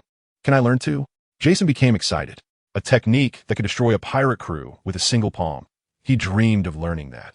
As long as you can fly 100 meters up, I will teach you. Luo-chan still smiled. But Jason's face darkened, and he turned around, throwing a glare at Luo-chan. He knew that the captain wouldn't be that generous. Once again closing his eyes, he replayed the understanding of the Buddha's palm in his mind, and Luo-chan's comprehension of this technique deepened even further during that time. A martial arts genius is truly astonishing. He learns everything extremely quickly, and any martial art in his hands feels as if it were bestowed by the heavens, easily mastered. Moreover, he could even draw parallels and invent martial arts himself. Having learned the Buddha's palm is not what matters. What matters is that my speculation was correct. A smile filled Luo Chen's face. Swordsmanship, internal power, lightness, skill. Every martial arts secret is now mine. In the following time, Luo Chen began to frantically summon ghosts, focusing on the lowest cost red and orange levels, continuously summoning them, then comprehending their skills and transforming them into his own. Linghu Chong, Duganine swords? Learn. Yonghua, no-edge heavy sword, great skill not crafty? Learn. Duanyu, 6 meridians divine sword? Learn. Lin Pingji, evil resisting swordplay? Learn. Learn. He summoned ghosts related to sword techniques one by one and rapidly learned in his mind. Once he learned, he quickly moved on to the next. In one afternoon, Luo Chan learned a total of 23 sword techniques. Feeling his accumulation becoming increasingly full, his spirit rapidly replenishing, and his understanding of the sword path becoming clearer and clearer. He seemed to see a world filled with swords. With his talent, no Tai Chi swordplay, Shushan Swordplay, or the sword techniques of the 5 Mountain Sword School could hinder him. Like a fierce tiger descending the mountain, swallowing the world like a tiger, Luo Chun was unstoppable. And any swordplay before him felt like a shy girl in a revealing outfit, wanting to refuse but unable to resist. His sword path was rapidly advancing, and his foundation was being solidified through repeated learning and comprehension. This was a terrifying sublimation, laying a solid foundation for his future strength. After that, he began to comprehend the internal powers of various powerful martial artists. Xiaoyao, Biming divine skill? Comprehend. Huang Shang, 9 manual? Comprehend. Zhang Wuji, Nine manual? Comprehend. Wang Chongyang, innate skill? Comprehend. Luo Chun comprehended without any pressure, and he even hoped for more. The pirate world is completely different in dimensional levels from these martial arts worlds. The powers of these powerful martial artists in this world would probably only be on par with a pirate with a bounty of around 100 million. After all, the world attributes differ too greatly. Sunflower Manual? Comprehend. Uft. Why comprehend this? Luo Chun directly gave up. Suddenly, after another random summon, a character appeared in Luo Chen's eyes, making his eyes light up. King of the Golden Wheel. Dragon Elephant Prajna Skill. The character randomly summoned this time was the villain boss Jin Luan Fa Wong from the Legend of the Condor Heroes. This big monk had a body of tightly wound muscles, a robust and sturdy build, and a dignified and heavy appearance. With just one step, he had entered Luo Chen's body, becoming one with him. What a powerful physique. In an instant, Luo Chen felt his body being strengthened. He had previously possessed many spirits, and based on their strength, his physical quality was enhanced to some extent. But this time, he could clearly sense that he seemed to have become immensely strong. Is this the Dragon Elephant Prajna skill? Possessing spirits does not mean that Luo Chen instantly gains the same strength as the spirit's previous body. The intensity of the enhancement also depends on his own physical condition. Although he had a foundation of over a decade of physical training, if the spirit summoned at a high cost exceeded the limits of what Luo Chen could bear, then the spirit's power would likely be greatly diminished. Luo Chen had always hoped to strengthen his body and had never given up on training. However, he lacked scientific training methods and had not been raised with training from a young age. Compared to the protagonists like Ace and Luffy and the elite navy, his physique was lacking significantly aside from having a system. But this time, the randomly generated character made Luo Chen delighted. This famous martial arts world's body refining technique was specifically designed for the human body. The Dragon Elephant Prajna skill, the supreme protective skill in Tantric Buddhism, is divided into 13 levels, and the King of the Golden Wheel had cultivated it to the 10th level. This skill was specifically created for practicing external power. The King of the Golden Wheel was exceptionally talented, mastering it to the 10th level, with each move possessing the power of 10 dragons and 10 elephants. Those who have seen giant elephants know how terrifying and powerful these creatures are, with an astonishing amount of strength. Luo Chun had seen Asian elephants in a zoo in his past life. Just standing there, they resembled small mountains, and when they moved, the ground trembled. That power was incredibly frightening. And giant dragons are even more terrifying. Of course, the mention of 10 dragons and 10 elephants in this skill is somewhat exaggerated, but its strength is certainly not false. With this skill, my physical quality can be rapidly improved. Closing his eyes, Luo Chan began to comprehend this tantric protective skill. In fact, the supreme skills of Shaolin Temple, such as the I Jing Jing and Shi Sui Jing, can greatly enhance physical quality. The Yi Jing Jing and Shi Sui Jing can even transform a person's aptitude, elevating the body's realm to a perfect peak state. It's no wonder that body-related skills are quite complex. A smile appeared on Luo Chen's face. Compared to the cultivation methods of true qi in human meridians, the methods of external power are relatively fewer. However, when it comes to strength and physical training, they are much more challenging than true qi. Throughout history, the human body has been a treasure trove that is difficult to crack, and no one knows the immense potential it possesses deep within. Gradually comprehending everything in the dragon-elephant prajna skill, Luo Chen's understanding of a human body deepened. An hour later, he opened his eyes and smiled. He had thoroughly mastered the dragon-elephant prajna skill and immediately began to practice. As soon as the skill was activated, the muscles, meridians, and even the joints throughout Luo Chen's body seemed to start functioning, producing a crackling sound like frying beans. In just a few breaths, his spine became straighter, slightly trembling and winding as if it were the bones of a dragon, emitting a crisp sound akin to a dragon's roar. Half an hour later, Luo Chen broke through the levels of the dragon-elephant prajna skill one by one. First level, second level, third level. In one breath, he pushed the dragon-elephant prajna skill to the 5th level. My body has advanced further. With bright eyes, Luo Chen clearly felt that his physical quality had increased somewhat. At this moment, his body was at the 5th level of the dragon-elephant prajna skill, meaning his previous physical quality was about the same as the peak of the 4th level of the dragon-elephant prajna skill. This is interesting. He noticed the wonders of this skill. Although he had been diligently training in the pirate world, it was not scientific or systematic. Now, after practicing this skill, his entire physique looked more harmonious. The flexibility of the muscles, the elasticity of the cells, and the toughness of the tendons between the joints were all significantly stronger. Every part of the body was like a component of a machine, and the strength of the components elevated the overall power to a higher level. He continued to practice and further pushed the dragon-elephant prajna skill up 3 more levels, reaching the 8th level. Does this mean I have the power of 8 dragons and 8 elephants with one palm strike? Slowly raising his palm, Luo Chen smiled. He suddenly slammed his palm down onto the deck below. Boom! The massive force immediately radiated, enveloping the entire ship, the Logan. Due to the ship's enormous size, the force was quickly dispersed and then directed into the seawater underneath. Bang! A tremendous booming sound erupted, and the sea around the Logan exploded, with water splashing everywhere, causing the entire ship to shake violently. Terrifying, Luo Chen exclaimed, his smile widening. Even without the full power of 8 dragons and 8 elephants, it was still close enough. At this point, Luo Chen had reached a bottleneck with the dragon-elephant prajna skill. Next, he would rely on regular training and the accumulation of time to further improve his body. In the following 2 months, Luo Chen's strength entered a period of rapid development. He summoned spirits and managed to acquire the Yi Jing Jing and Shi Sui Jing, gathering them all in one body. If I were to go to those martial arts worlds right now, I would be a moving repository of martial arts.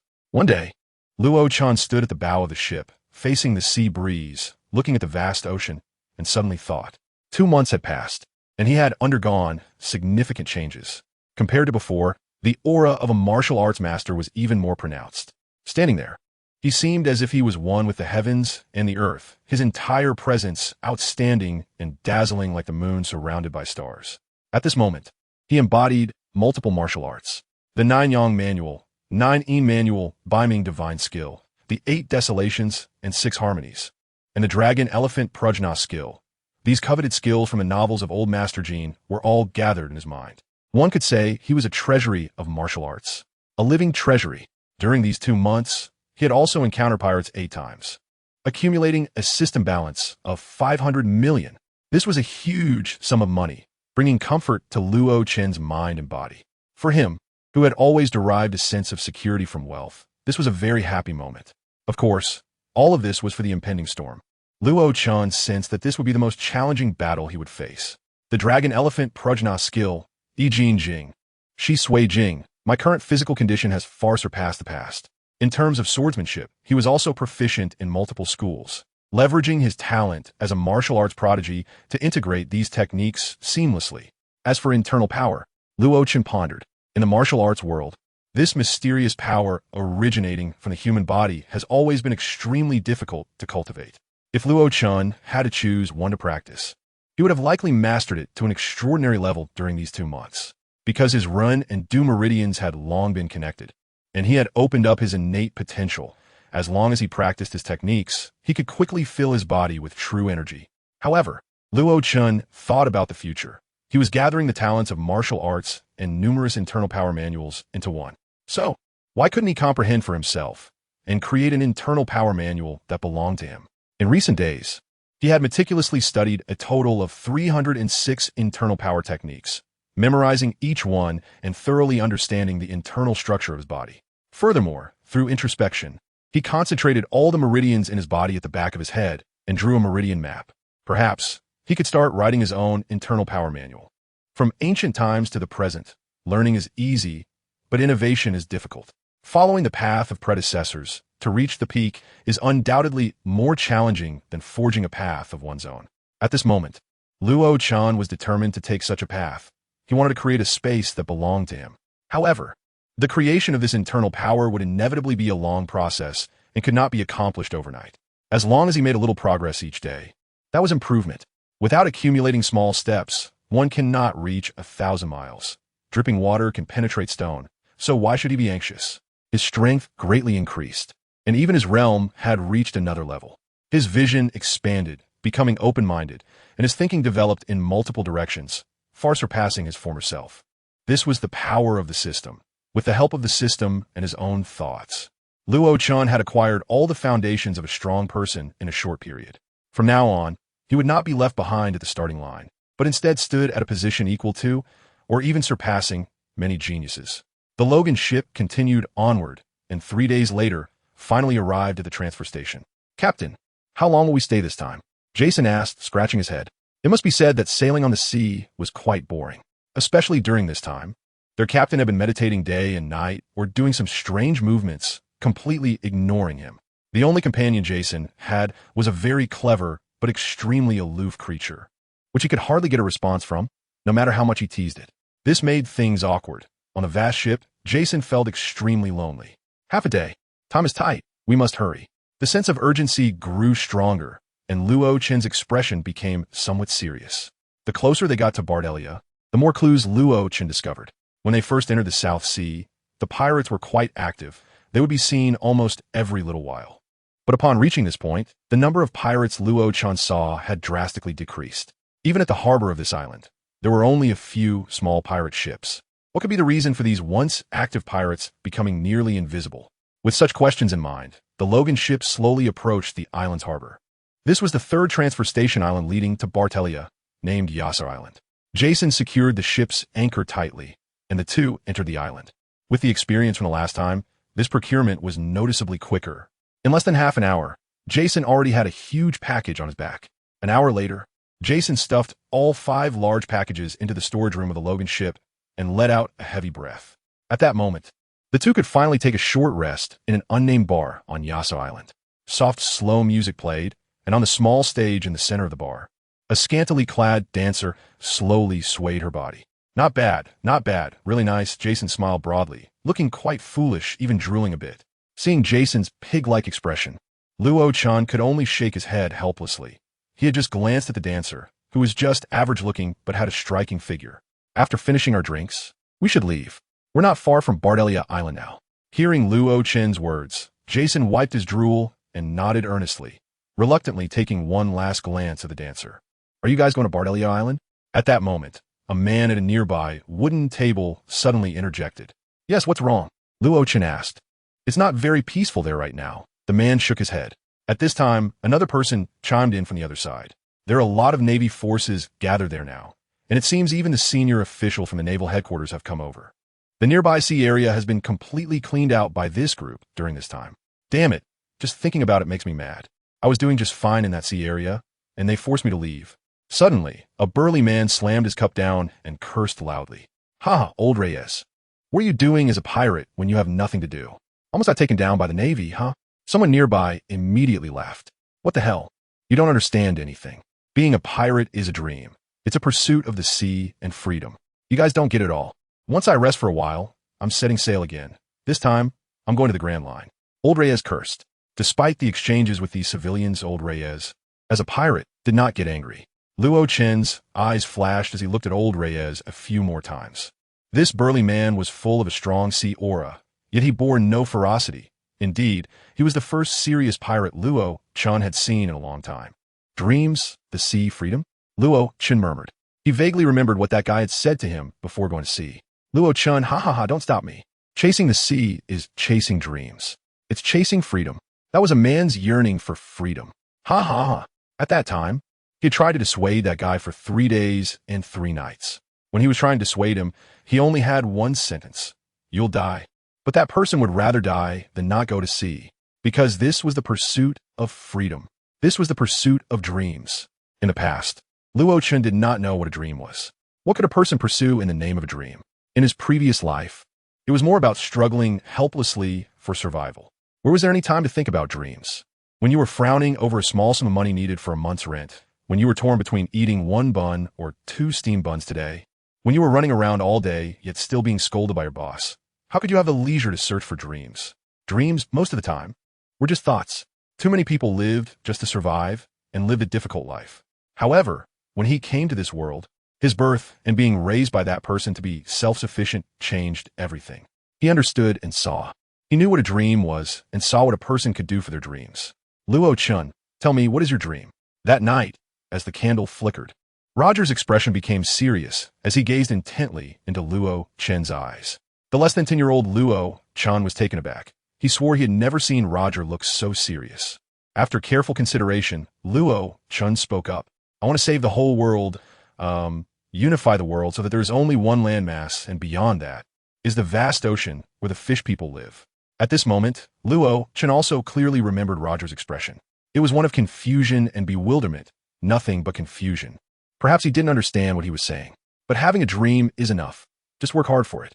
In the end, Roger only said this one sentence. Perhaps he was overwhelmed by Luo Chen's dream. The world government is a huge alliance of over 300 countries, representing the authority of the whole world. Who could dare to express a dream of wanting to rule the whole world, to conquer the Grand Line, to uncover the secrets of history, to become the pirate king? Before the dream of his younger brother, he could only kneel in submission. A faint smile appeared on Luo Chen's face as he snapped back to reality. The slow music in the bar continued. And Old Rays was still passionately arguing with a group of civilians alongside his pirate crew. If you have a dream, go realize it. What if you succeed? Setting sail on the ocean, breathing in the scent of the sea, singing the songs of pirates, drinking spicy rum, dancing joyfully, doing whatever you want. What we breathe is the scent of the sea, the taste of freedom, and we walk the path of dreams. Pirates symbolize freedom. As he murmured these words, Jason noticed that the entire bar suddenly fell silent. Old Rays and the civilians stopped arguing. Everyone quieted down, carefully observing the 16 or 17-year-old boy. Kid, are you a pirate too? Old Rays suddenly asked, taking a deep drink. A pirate? Luo Chun smiled, paused for a moment, and then said, maybe. You are definitely a pirate. Old Rays took another sip of his drink, affirming. Huh? How can you tell? Luo Chun was curious. You have the scent of freedom, the scent of the sea, unlike those pirate hunters in the Navy. Old Rays said. Luo Chen's mouth curved into a smile as he nodded slightly. That person had instilled everything about pirates in him since childhood, and his own experiences seemed to be imparting something to him as well. Freedom? He didn't want it, but it would also be pressed upon him. But I don't know you. Old Rays frowned in confusion.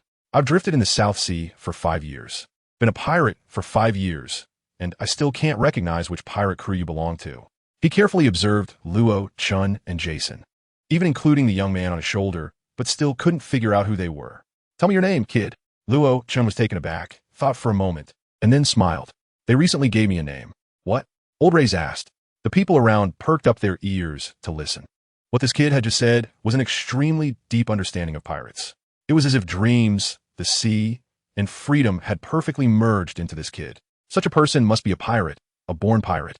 If he wasn't a pirate now, then he would definitely become one in the future. And he would certainly be a great pirate. They all call me Batusai. You can call me Batusai, Himura Kenshin. With a slight smile, Luo Chen's voice slowly floated throughout the bar, plunging everyone into silence. Even Old Rays froze, his expression stunned. It wasn't until Luo, Chun, and Jason left the bar that everyone finally reacted. So it's him, Old Rays said in a daze. Batusai is a name that has been roaming the South Sea recently, a name that countless pirates fear. He has slain and destroyed no fewer than 10 pirate crews. In everyone's impression, he is a cruel, cold, and merciless demon. He kills anyone he sees, never leaving survivors. However, what old Rays and everyone in the bar didn't expect was that he is also a pirate. So that's how it is. Old Rays suddenly realized. The pirates that Batusai killed were all scum who had committed all sorts of evil. A thorn in the side of the Navy and a disgrace to pirates. How could someone who regards the dreams of pirates and freedom as honor let those guys go? This guy is a true pirate. Pirates are a group of souls drifting on the sea, representing freedom, dreams, and the ocean's essence. They do not violate justice or engage in wanton, bloody killing. They have beliefs, and such scum do not deserve to be called pirates. Perhaps bandits suits them better. Luo Chun and Jason strode across the street to the harbor. We need to board the ship. Time is tight. We don't have much time left. With a serious look in his eyes, Luo Chun said. Hearing the information from the bar, he felt even more grave. The Navy has already arrived. They should have roughly confirmed that Lucio is in this area of the South Sea. However, they haven't seen her and don't know her exact location. For the time being, Lucio is still safe. But the child inside Lucio can no longer be delayed. 10 months of pregnancy is a common sense. But Lucio has stubbornly defied this common sense for Ace's birth, delaying it for nearly 2 years. By then, she herself will have run out of energy. Yes, Captain. Jason shouted loudly. Wait a moment. Our Captain Old Rays want me to give you something. Suddenly, a voice came. Luo Chun and Jason turned around and saw a young figure running towards them. They recognized this person as a member of Old Ray's pirate crew. Phew, great, I made it. The young crew member said with a hint of relief on his face. What do you need us for? Luo Chun asked in confusion. Our captain heard that you're going to Bartelia Island, so he specifically sent me to give you a gift. The young crew member said with a smile. A gift? Luo Chun and Jason exchanged glances. The young crew member quickly pulled out a sea chart from his pocket. The chart was quite complete, and Luo Chun glanced at it, realizing that it was much more comprehensive than his own. After receiving the chart handed to him by the crew member, Luo Chun examined it carefully. He happened to see that during the journey from Yasa Island to Bartelia Island, there was a thick red line drawn with a marker. However, he sharply noticed that this line was completely different from the one he had obtained on Sane Island. What is this? Luo Chun asked in confusion. This route is a new one explored by our captain during his 5 years in the South Sea. Many people don't know about it. We were able to leave there safely precisely because of this route. Moreover, the young crew member took a breath and continued. This route is shorter than the previous one and saves more time. The distribution of a navy along this route is also much less. The captain heard you were going to Bardelia Island, so he asked me to bring you this sea chart. Luo Chen's eyes flickered as he thought of that man with a strong scent of the sea, and his expression became somewhat heavy. Thank you, Captain. I will remember this kindness. Hee. The captain anticipated you would say that and asked me to tell you. As he spoke, the young crew member cleared his throat, his voice becoming much deeper. We are all men bearing the will of the sea. Why bother with these trivialities? I want to help him, simply because that kid looks pleasing to the eye. Upon hearing this, Luo Chen smiled. Pleasing to the eye? Ha! Turning around, Luo Chun boarded the Logan, and Jason dropped the anchor, following closely behind. The sails were soon lowered, the Logan trembled, and quickly sailed away from shore. Tell you, Captain, in this vast ocean, we will meet again someday. Standing at the bow, Luo Chun shouted loudly. Our next stop will be the Great Route. The young crew member waved his hand and responded loudly. Let him wait for me. I will go to the Great Route. Luo Chun shouted. At that moment, Luo Chun seemed to understand why that guy yearned for the sea so much. Dreams, freedom, and the promises between friends, bonds. These countless invisible things are closely intertwined, forming a highly captivating treasure map that ignites one's blood. This treasure is definitely not just wealth. Jason, suddenly, I feel a bit fired up. Turning to Jason, Luo Chun said. The latter looked confused, scratching the back of his head, unsure how to respond. Meow. Lightly jumping off Luo Chen's shoulder, the little master called out. Next, let's welcome the storm together. Raising his head, Luo Chun looked up at the sky. In the vast ocean, dark clouds gathered, and golden lightning roared like a dragon, angry. Venting something, amidst the dense dark clouds, a seabird flew proudly and stubbornly. It was like a black lightning, soaring freely in the sky. Let the storm come stronger. Boom!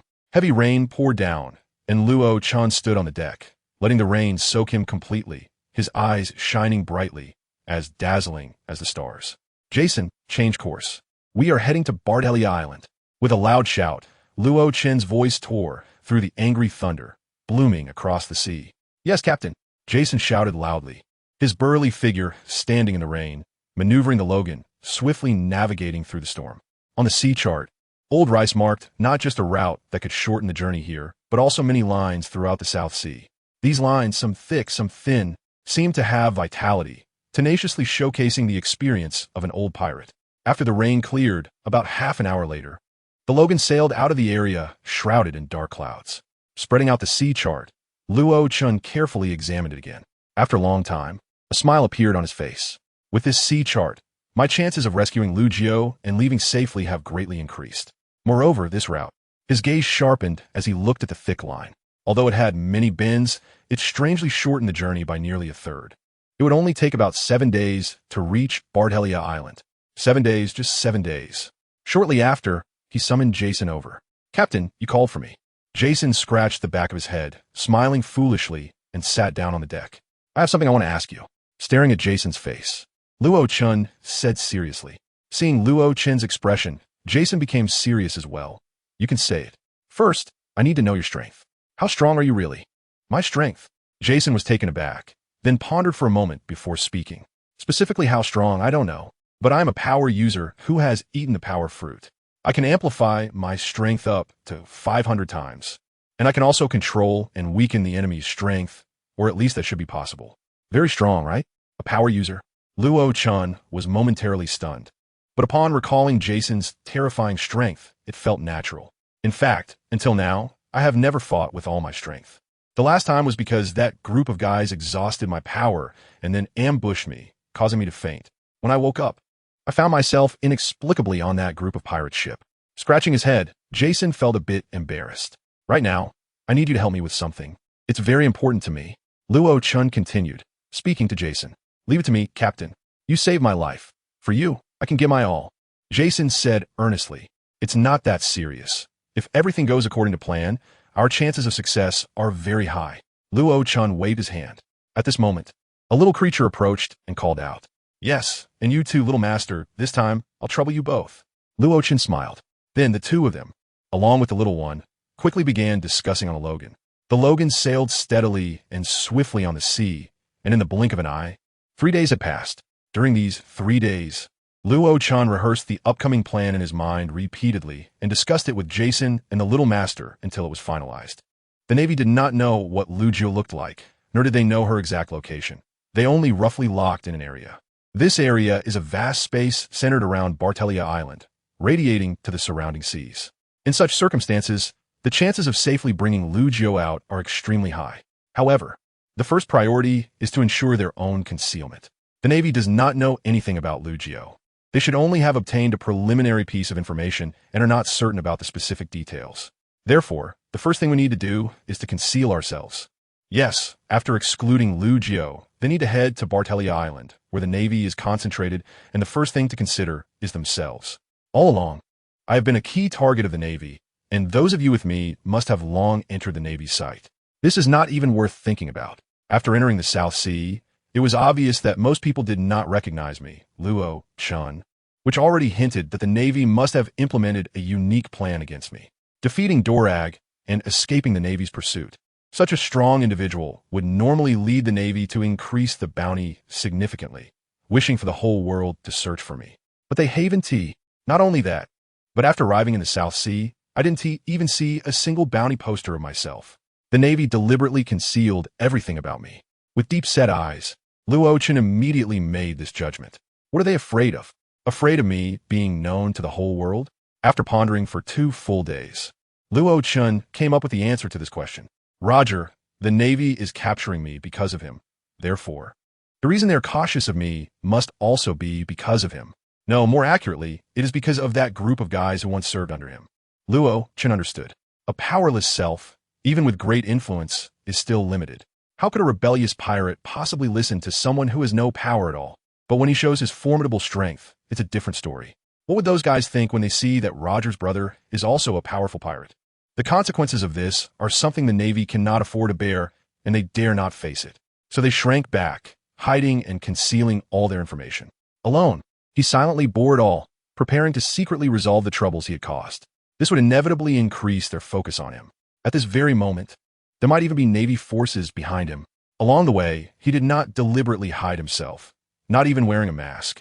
Too many people had seen his true appearance. So how could the Navy not know his exact location? The reason the Haven T launched an attack is simply because they might also know his intentions. The Navy is truly not simple. Luo Chen sighed. A powerful force is not just about having great strength. Their intelligence is also definitely not low. Through his traces, the Navy deduced his intentions, which must align with theirs. Therefore, they have recently intensified their sweep of the waters around Bartelia Island, increasing their military presence. This is a case of waiting for the rabbit, anticipating his arrival. And Luo Chen, through tiny clues, information gathered in taverns, and the Navy's movements, analyzed so much, proving his wisdom. Bartelia Island is very dangerous for me right now. With a slight narrowing of his eyes, Luo Chen came to this conclusion. However dangerous it may be, he must go. This is a war, his own war. He needs to face it, and he must face it. Captain, the rest of the Navy. Suddenly, Jason ran over and whispered. Luo Chen looked out, and on the undulating sea ahead, a warship was sailing quickly. Don't worry, continue sailing. With a flash in his eyes, Luo Chen said calmly. Since the Navy knows he would come, they must have prepared for all his actions. Yes, Jason replied loudly, his eyes shining as he looked at the Navy, yet without any fear.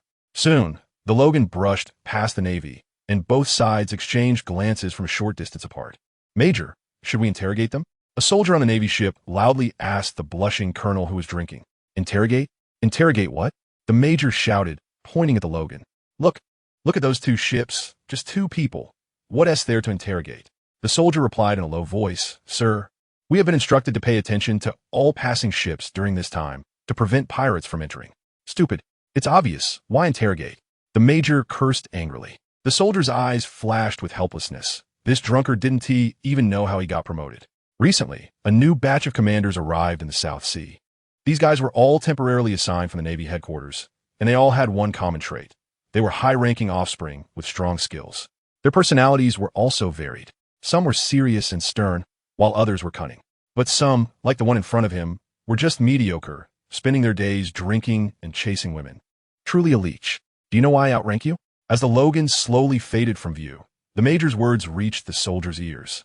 Because I'm not as smart as you, the soldier gritted his teeth and replied. Stupid.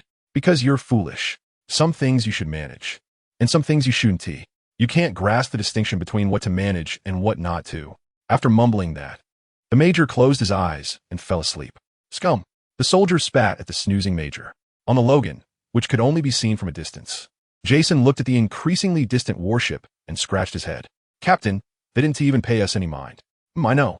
Luo Chen nodded, his gaze becoming even deeper. That Navy warship was just a small ship with only a dozen or so Navy personnel on board. But the leading officer was a major, which is worth pondering. It seems there have been many changes in the South Sea lately.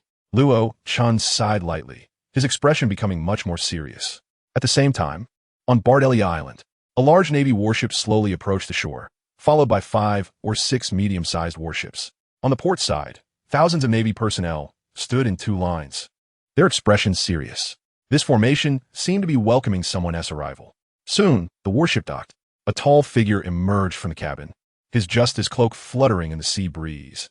And as he walked, a powerful aura spread around him, causing every waiting Navy member to shudder and lower their heads. Is this the Navy Admiral? Such a strong presence. Countless voices echoed in the hearts of the Navy personnel, their eyes glancing at the figure slowly descending, their expressions showing greater respect. Have we finally arrived? Slowly, the figure spoke, his tone laced with amusement. Admiral Borsalino, this is Bartelia Island.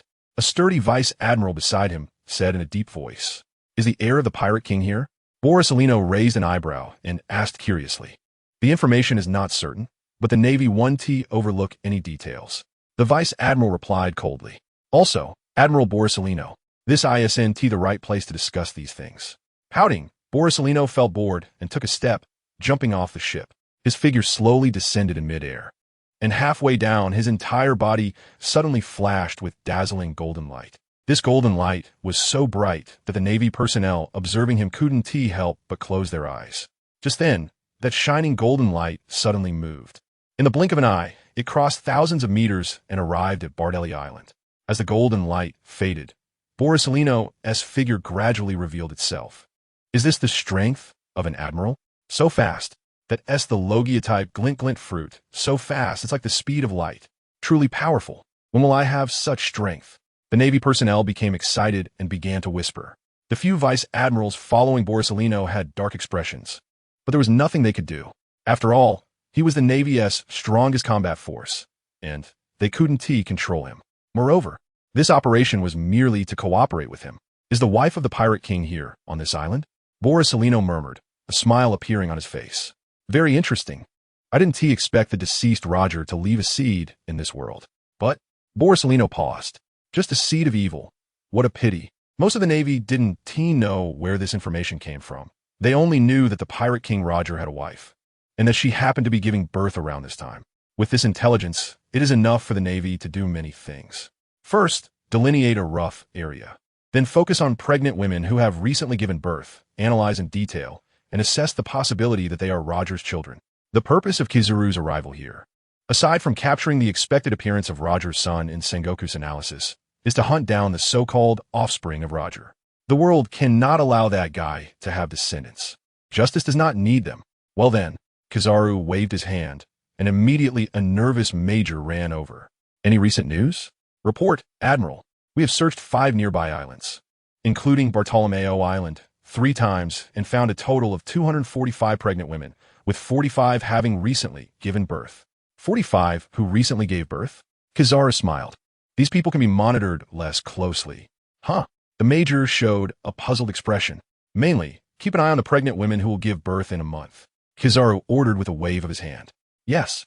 The major took the order and went down to relay the command. According to Sengoku and others' analysis, the offspring of the Pirate King would only have a possibility of being born in a month. Therefore, the ones before that could be directly ruled out. Soon, Kizaru and others settled on Bartolomeo Island. The bigger goal for them here was Roger's son. Of course, such matters could not be told to outsiders. Many civilians only knew that the Navy was searching for the relatives of the Pirate King, Roger. Meanwhile, on a street in Bartolomeo Island, a woman with a gentle face and a slightly protruding belly occasionally caressed her stomach, her eyes flashing with a loving gaze. At this moment, she was following the line in front of her. All right, you have finished the checks. You can go home now. Suddenly, a voice came from ahead. The lined-up pregnant women all breathed a sigh of relief. They had endured a lot, carrying their big bellies and having to accept the Navy's questioning time and time again. The woman heard this voice and obviously relaxed. According to the higher-ups' orders, those who are due to give birth within a month should report here. You are free. Immediately, another voice came, making many pregnant women in the line happy. Great, we finally cleared our suspicions. I was so scared. What if I was wrongfully accused? What would happen when I give birth to the baby? In the line, after the pregnant women reported and were checked again, a large number had decreased. I have a feeling that he will be born in 2 months. Under such surveillance and checks, one day, he would be discovered. What to do? The gentle woman felt a surge of worry in her heart, nervously touching her belly. The remaining ones can go back home now. Remember, do not run around. Do not leave the Navy's line of sight. Please cooperate with the Navy's work. Once the checks are done, you will be fine. After all, the Navy is not a villain. They will not act against civilians without specific results. Heavy-hearted, the woman returned home, closed the window, pulled down the curtains, and locked the door tightly. Step by step, she struggled to the bedside and slowly sat down. Ace, don't worry. Mommy won't give up on you. No matter what, I will make sure you are born. You are the hope of this world and the continuation of his life. She murmured softly, determined. The woman bravely stepped out again. She hadn't eaten lunch yet and needed to buy some food for herself. During pregnancy, she must not neglect her child. Opening the door, she saw the worried man around her who was taking care of her, and a slight smile appeared on her face as she picked up a basket and staggered away. At the street corner, the silhouettes of the Navy appeared intermittently. Under such close surveillance, any slightly weak woman would have collapsed early. But Lugio was a strong woman. For her child, she could give everything. The Navy's searches continued every day, and every pregnant woman in Bartolomeo Island was under surveillance. Time passed slowly, and before long, for days had gone by. On this day, a ship approached the remote jungle shore of Bartolomeo Island. Soon, 2 figures silently landed on the shore. An hour later, 2 masked figures appeared on Bartolomeo Island. I don't know where she is, but no matter what, we must find her. Please, the big man urged, nodding to the little one, and they quickly left, both carrying a pencil drawing. The drawing depicted a woman, a beautiful woman with a gentle face and a protruding belly, in Bartolomeo Island. At the entrance of a dark alley, a tall man shrouded in a cloak emerged, his face hidden behind a strange mask. A small creature perched on his shoulder, curiously scanning the surroundings. The street was bustling with activity, and pedestrians were shoulder to shoulder. In a flash, the masked man blended into the crowd without attracting much attention. The island wasn't particularly prosperous, but it was not lacking either. There were certainly many people like the big man wearing masks and cloaks. At most, the big man's sturdy figure made the surrounding people exclaim in surprise. This guy is so strong.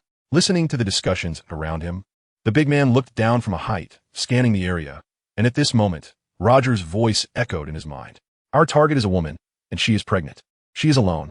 So, the places you should focus on first are the vegetable market or places where baby supplies are sold. At this time, it is lunch hour, so you should first keep an eye on the vegetable market. Jason surveyed the surroundings and, upon spotting the crowded farmer's market, immediately grinned. That's south the place. He had long memorized the woman in the drawing and could guarantee that he would recognize her the moment she appeared. Before long, Jason was already in the market, his towering figure standing at the entrance like a small tower, attracting attention. The crowd passing by kept noticing him. The little creature called out and leaped from Jason's shoulder to his head, also scanning the area for that woman. Gradually, half an hour passed. Jason and the little creature had scoured the entire vegetable market, but still had not found their target. No, did she not come? Let's wait a bit longer. Jason's expression turned serious, and his eyes focused intently as he carefully examined every woman passing by. The target is pregnant, of medium height, and should be easy to identify. But half an hour passed again, and they still had not found the target. This is becoming troublesome. His expression was somewhat grim, but neither he nor the little creature gave up. The market was noticeably less crowded now. Jason, tall and broad-shouldered, had a better view for searching. They wandered around, especially paying attention to women with protruding bellies, even not overlooking the overweight ones. At this time, Roger stood hidden in a secluded alley, slowly pressing his hand on the sword at his waist. His expression was serious, and his gaze was fixed ahead. Like Jason, he also concealed his body in a black robe, wearing a mask. The alley was empty, but Luochen's expression was terrifyingly serious. Come out. I can already sense you. The surroundings were silent, with no one responding to him. Luochen's gaze grew heavier as he stepped forward toward the town. Just 7 steps later, his right hand suddenly trembled. "In." A crisp sword chant sounded, a brilliant sword light blossomed, and in the next second, the long sword was sheathed. In front of Luochen, a figure slowly collapsed. Navy. Glaring at the corpse on the ground, Luochen's eyes became sharp. The aura he had sensed earlier was definitely not just this one. This meant that there were more Navy personnel who had fled. Indeed, have they already grasped my movements? Luochen spoke in a deep voice, tightening his grip on the long sword at his waist. After 3 breaths, he continued to stride, quickly exiting the alley and blending into the dense crowd. But this was good. It attracted their attention. Luochen whispered as his eyes scanned the surroundings. Faintly, the aura of the Navy continued to appear, surrounding him, either disguised or hidden, making them hard to detect. These pests must be eliminated. With a fierce glint in his eyes, Luochen's pace suddenly quickened. Half an hour later, his figure flickered and suddenly disappeared from the Navy's line of sight. These specialized intelligence personnel dispatched by the Navy had been tailing him since he stepped onto Bartolomeo Island without a moment's pause. Disappeared? Where'd he go? In an instant, the hidden Navy personnel were stunned, but a moment later, they relied on their instincts to pursue him again, running all the way, passing through 3 streets. The Navy finally revealed themselves. Where'd he go? Can't find him. Their faces turned anxious. As the Navy personnel never expected the opponent to have such sharp instincts and be able to shake them off. They searched everywhere, but it was as if Luochen had vanished, and they could no longer sense his aura. Moving forward, the Navy personnel still did not give up, trying to find Luochen's trace, but after a dozen breaths, they were disappointed. He really was gone. With no choice, they had to give up. But at the moment they turned around, their pupils suddenly constricted. A figure cloaked in black appeared before them, cold eyes beneath the mask staring at them. Looking for me? Navy. The voice was soft, but it sent a chill down the spines of the intelligence personnel gathered together. Luochen, unable to help themselves. The intelligence personnel called out. It's me, but what a pity.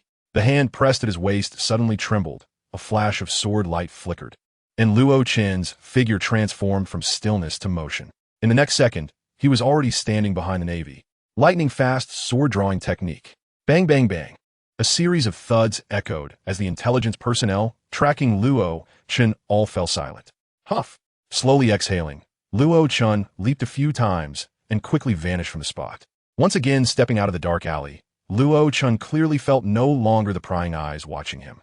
A martial arts master, having achieved mastery, possesses a unique perception of the gaze behind them and the attention of outsiders. Luo Chen, having embodied multiple powerful beings, was particularly sensitive to this feeling. It was manageable after departing from the Logan, but the moment he entered Bartelia Island, that chilling sensation immediately followed him like a shadow. This meant that the Navy's defense on Bartelia Island had reached a level of impenetrability. After walking a short distance, the expression beneath Luo Chen's mask grew even more serious. Navy. So many the Navy. Almost every 10 or 20 meters he advanced, whether visible or hidden, there would be Navy personnel patrolling around. I must find Lu Jiu quickly. Glancing at the patrolling Navy, Luo Chen quickened his pace. The residential area is over here. Calmly moving with the crowd, 5 minutes later, Luo Chen turned and entered a wide alley. On the other side of Bartelia Island, the vegetable market was already sparsely populated. After waiting for nearly 2 hours, Jason and Xiaoyao both wore expressions of disappointment. After a full 2 hours of waiting, they had not seen the woman from the portrait. At this moment, aside from a few bored shopkeepers, there were hardly any customers left in the market. It seems that she is not here. Let's prepare to change locations. Jason shook his head, ready to leave and head to the next agreed place. Just then, Xiaoyau's eyes lit up above him, and it jumped up, quickly following a stumbling woman who disappeared around the corner. This scene quickly unfolded, and by the time Jason reacted, both Xiaoyao and the woman were gone. Xiaoyao. Looking at the empty street before him, Jason was somewhat stunned. That little one has vanished. He stood dazed for a moment, then scanned every corner of the vegetable market again, but still found nothing. Leaving Jason behind, Xiaoyao was quickly running on all fours on the ground. Ahead of it, a slightly plump woman was slowly walking with a basket.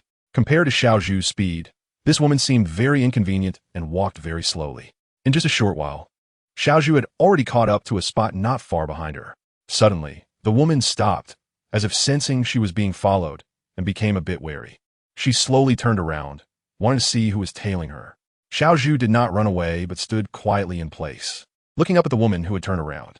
3 seconds later, the woman fully turned around. The unfamiliar face stunned Xiaoyao for a moment. Then disappointment filled its heart. This woman was pregnant, but her face was still not the one Luo Chen was looking for. Meow.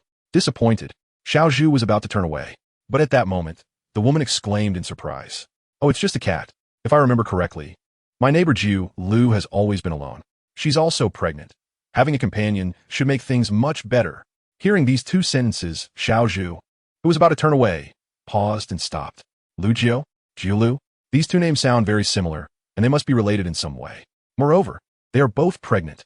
At that moment, Xiaoyao decided to follow the woman to take a look.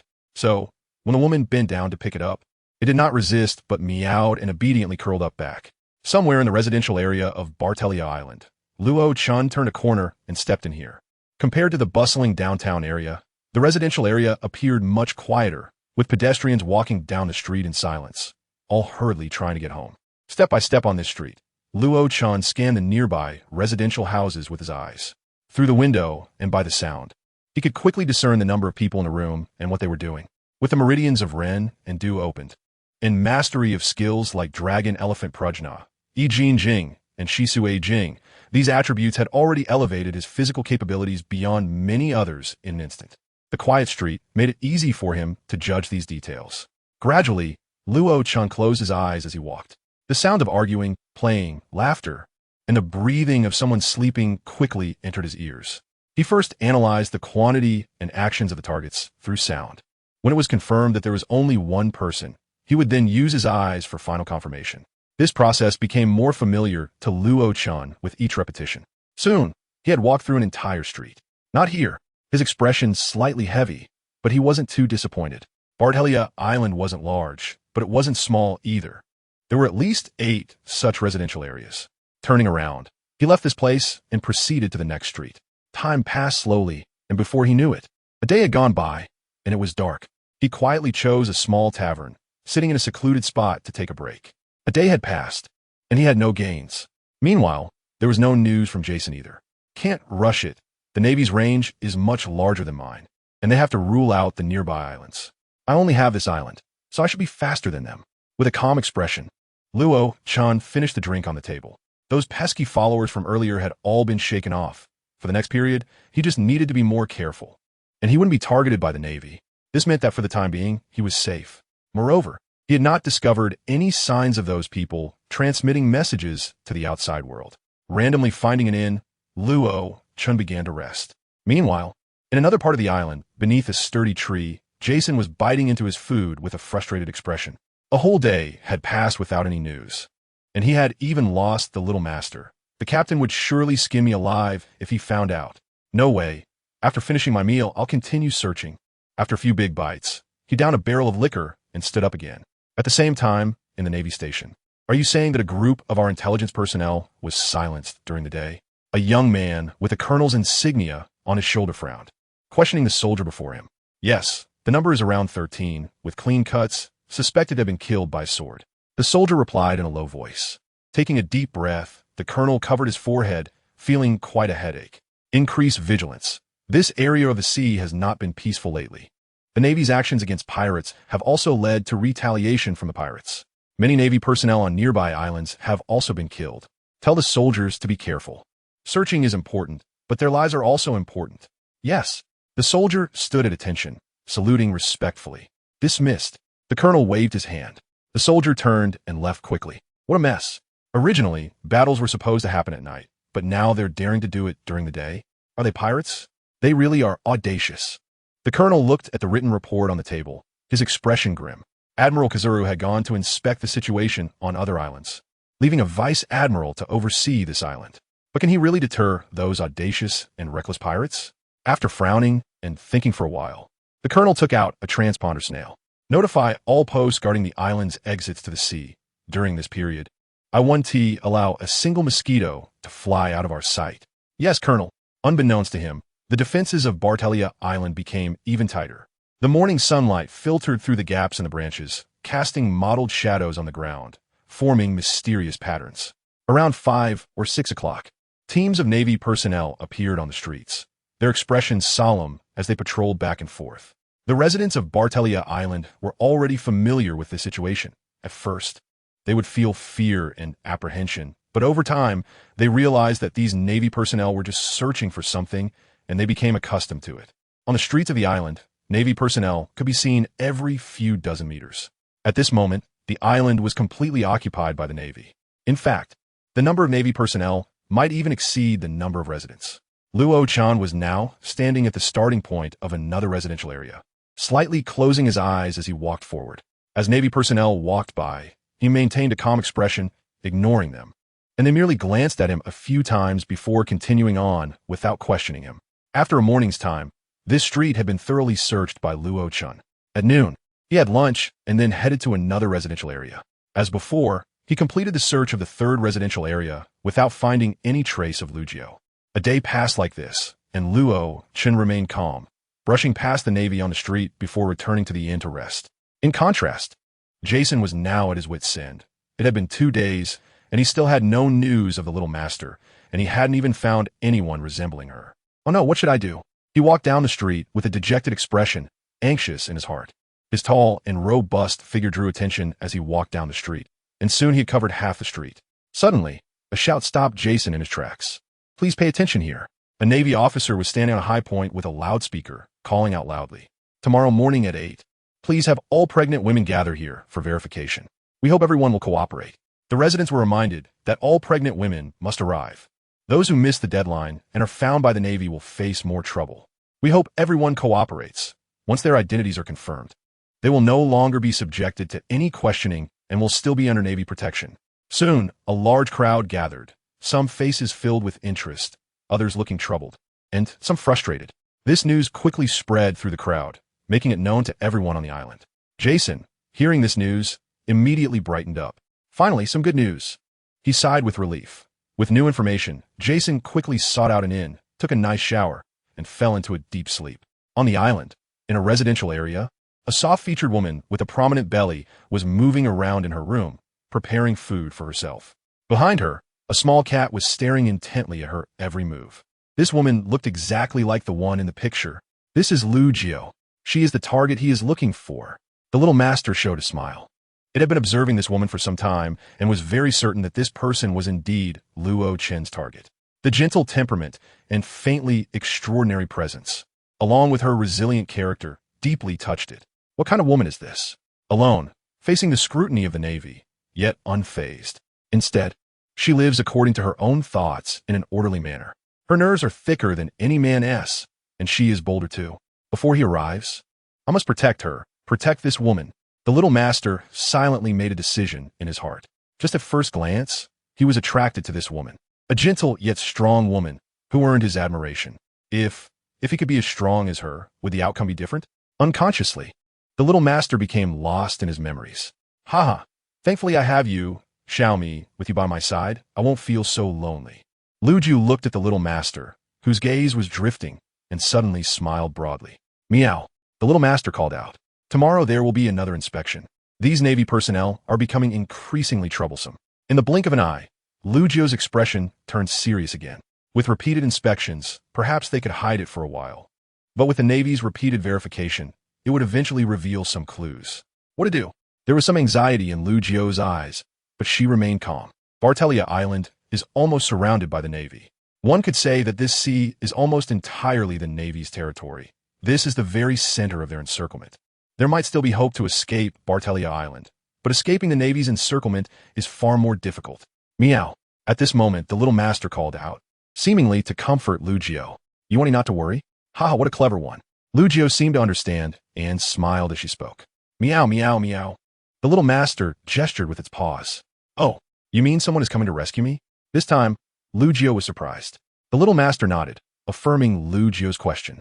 Then, Lu Jio fell silent, looking deeply at the little master in front of her. This mysterious one was brought over by Mary from next door. Yet, miraculously, I could understand her words. It said someone is coming to rescue me? Who could be? The figure of that person flashed in her mind, but she quickly shook her head. My existence, as that person's companion, is hard to know. Who could it be? In the blink of an eye, a night had passed. On this day, Jason arrived early at the location mentioned by the Navy yesterday, arms crossed, eyes wide open, staring intently at that spot. Today, I must find her. I cannot let the captain down. Silently promising in his heart, Jason's gaze was serious. Soon, the Navy marched in formation to the designated location and quickly made all the necessary verification arrangements. In less than 10 minutes, a group of pregnant women, surrounded by the Navy, arrived here. Jason's eyes were constantly moving as he carefully observed each woman. However, after a group of women was inspected, he still did not find his target. Why not yet? It shouldn't be like this. He continued to wait, and after 3 groups of women were inspected and left, he thought there must still be more. Jason suppressed his anxiety and continued to pay attention. A quarter of an hour passed, and suddenly, Jason heard a faint call. He quickly raised his head and looked to the diagonal back. Is that? It's her. It must be her. Following the sound of the call, Jason immediately saw a group of pregnant women slowly walking towards him, accompanied by the Navy. Among the few women at the back of the group, there was a gentle-looking woman, calm and unflustered, moving along with the group. On her shoulder, a little cat was clawing at him, as if signaling something. That face, Jason would not mistake. It was definitely Lu Jio. She was exactly the woman that Luo Chen was looking for. And what shocked him even more was that the little master had already found this woman. The little master has been with her all along? Curious in his heart, Jason did not act rashly. There were too many Navy personnel here. If he acted recklessly, it would inevitably cause chaos. Although he was strong, it didn't mean he lacked sense. Suppressing his excitement, Jason let his hands hang down, his gaze occasionally drifting towards the woman. Time continued to pass, and soon, the group of pregnant women in front had completed their inspection. It was now Lu Jio's turn. At this moment, Jason's expression became serious. He stared intently at Lu Jio, not blinking. The women in front quickly passed, and it was Lu Jio's turn. The woman remained calm and unflustered, but just the right amount of fear showed in her eyes, perfectly portraying the timid role a pregnant woman needed to play under Navy scrutiny. Name. The Navy officer glanced at Lu Jio, not particularly paying attention, as he had seen this expression hundreds of times. Generally, when women face Navy inquiries, they feel pressure and fear. This is very normal. If one appears bold and fearless, it could instead draw their attention. Jiu Lu. The officer nodded and checked her previous records. You have undergone 3 inspections before, and there were no issues each time. Putting down the record in his hand, the officer raised his head and locked eyes with Lu Jiu. So, do you have anything you want to explain this time? Lu Jiu looked into the officer's eyes, ready to speak, but suddenly, her heart trembled and her whole body shook. The officer's gaze seemed like a vortex, radiating an imposing majesty. It felt as if lying in front of him would be disrespectful to the gods, making her feel ashamed and timid, unable to resist the urge to tell the truth. Do you have any relationship with the Pirate King, Roger? At this moment, the officer's voice came again. This voice sounded calm to outsiders. But in Lu Jiu's ears, it was like a thunderous roar that shook her to her core, opening her heart. In that instant, a hint of confusion appeared in Lu Jiu's eyes, as if she couldn't control her thoughts and was about to reveal the truth. No. From a distance, Jason, who was watching, felt a tightness in his chest. He saw Lu Jiu tremble and fall into confusion as she faced the officer's inquiry. Tell the truth. The officer's words remained steady, but there was a hint of sternness. This sentence echoed in Lu Jiu's ears, rapidly amplifying like thunder, causing her entire body to tremble. The next second, it seemed she could no longer hold back and was about to confess everything. Just as she uttered a word, Lu Jiu's gaze instantly regained clarity. Meow. The little cat on her shoulder called out at that moment, its voice quickly amplifying in her ear, waking her up. My husband. Lu Jiu finally spoke. The officer's gaze sharpened as he continued questioning. What about your husband? My husband once lent Roger some money. Lu Jiu displayed a fearful expression, her eyes filled with panic. Are you trying to hide this? The officer said disappointedly. I'm afraid the Navy will punish me. He is already dead. Woo, I'm the only one left in my family, and I'm scared. Lu Jiu cried out in fear. The officer felt a headache and waved his hand. Go on. Covering her face, Lu Jiu quickened her pace to leave. As soon as she walked out of the crowd, she let out a sigh of relief.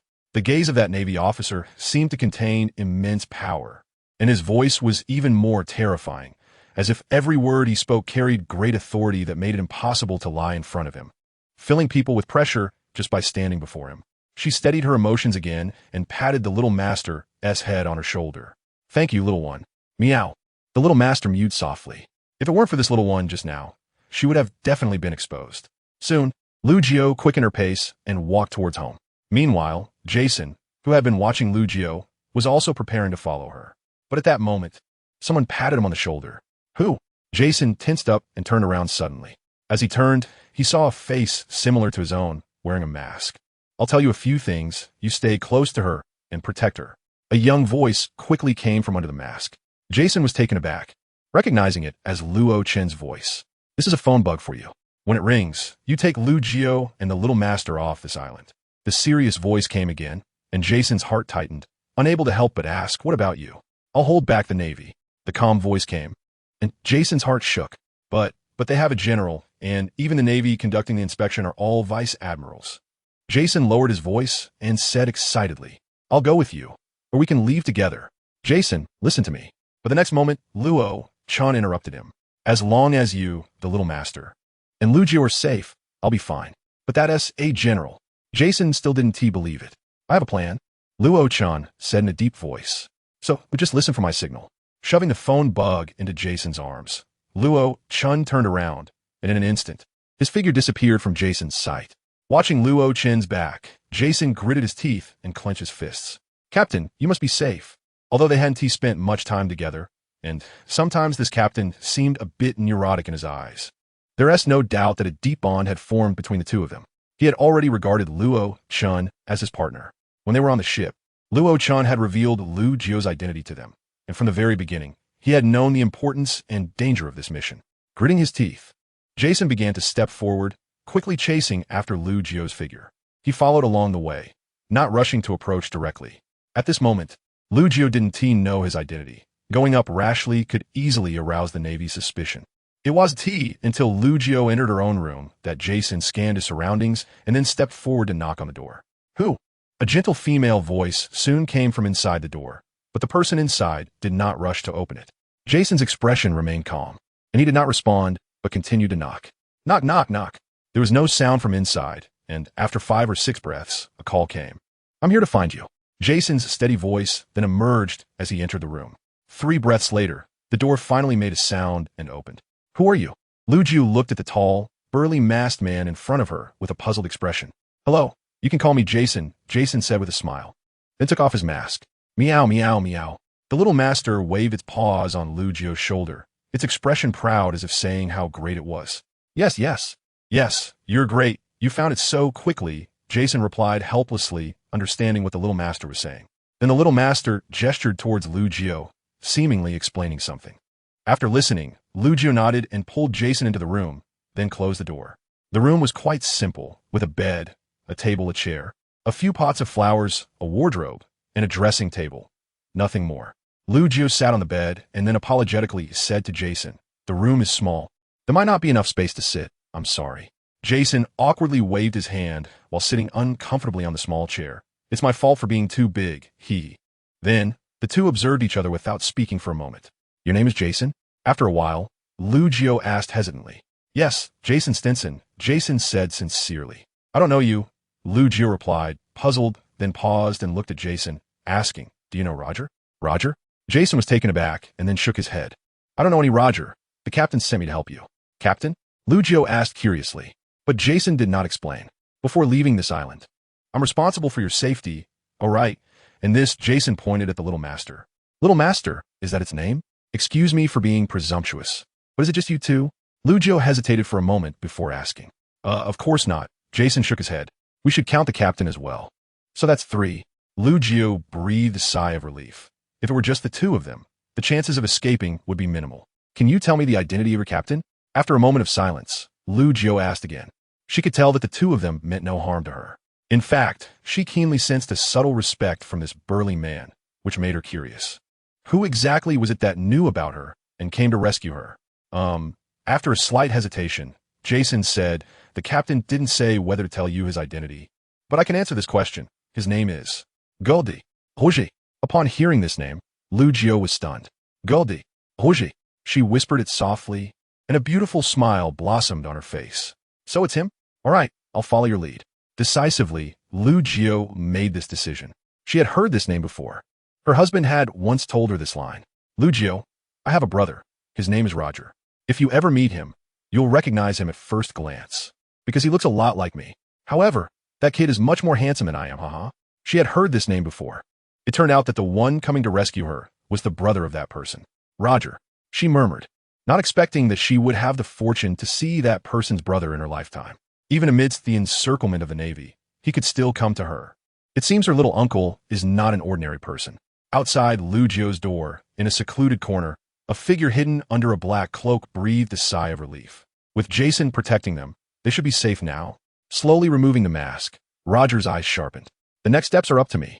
With different responsibilities, Jason and the little master's task is to stay by Lu Jio's side and protect her safety, while his role is to attract all the Navy's attention and create an opportunity for their escape. This includes all the Navy personnel, from soldiers to officers, and even vice admirals, and ultimately their the admiral. And this time, he has already figured out which admiral he needs to face. Borsellino, the yellow monkey, right?" With a serious expression, Roger felt heavy-hearted. If he had to choose which of the 3 admirals he least wanted to face at this moment, it would undoubtedly be this guy. Having reached the rank of admiral in his 30s, the current yellow monkey is undoubtedly at his peak, much stronger than he would be over 20 years later when the story begins. Perhaps he lacks experience, but that sharp aura is at its most formidable. Moreover, his fruit, the Pika Pika no Mi, possesses the ability comparable to the speed of light, and its elementalization makes it hard for Roger to strike. He doesn't have any haki to counter natural type abilities. What a hassle. Roger hoped the remaining 500 million in the system could summon a powerful figure. He felt heavy-hearted. Turning around, he left the place. Now that Lu Jio's safety was confirmed, what he needed to do was to gradually draw the Navy's attention to himself. A day quickly passed, and soon it was night. The crescent moon shone brightly, casting a layer of silver frost on the ground. Teams of Navy personnel patrolled Barasha Island, and these stationed Navy kept changing shifts, ensuring the island was like a fortress. Suddenly, a scream tore through the night sky, drawing the attention of all the Navy. It came from the north, near the naval port. "Quick, someone is under attack." Instantly, the Navy became tense, with a large number rushing towards the street leading to the northern naval port. However, when the first Navy personnel arrived at the scene, they only saw a sea of corpses. A patrol team of Navy soldiers was completely wiped out, blood staining the ground. One strike killed them all. These soldiers were dispatched in a clean and efficient manner. Such superb swordsmanship. A colonel arrived at the scene, his face grave as he looked at the corpses on the ground. Moreover, the manner of the attack was identical to the previous encounter. PS back. Quickly. The colonel ordered the soldiers to clear the ground and bury their fallen comrades. Reinforce the northern district of BrotherRochen's Island. That guy is here for revenge. He wants to slap our navy in the face. Let's see how strong he is. The colonel's sharp intuition made him certain that the guy would definitely attack the northern district again. Night quietly passed, and the Navy patrolled all night but found nothing. Even a figure that ambushed the Navy was not seen. It was as if that guy suddenly appeared and then suddenly disappeared. In the military base, in the office, the colonel's expression was serious as he sat in his chair, looking at the 30 or so young people in front of him. From now on, it's up to you. The Navy cannot afford any more losses. Understood, sir. The 30 or so young people all raised their hands and shouted loudly. These young people were all new recruits from the Navy headquarters, close to graduation, and had come out to train with them. They all wore the insignia of a major. Simply put, these young people, aged 17 or 18, were all children of high-ranking officials and were true second-generation Navy members. Their parents were mostly high-ranking officials in the Navy headquarters. In this context, they had received the best Navy education since birth, and their combat abilities were extraordinary. The only thing they lacked was experience.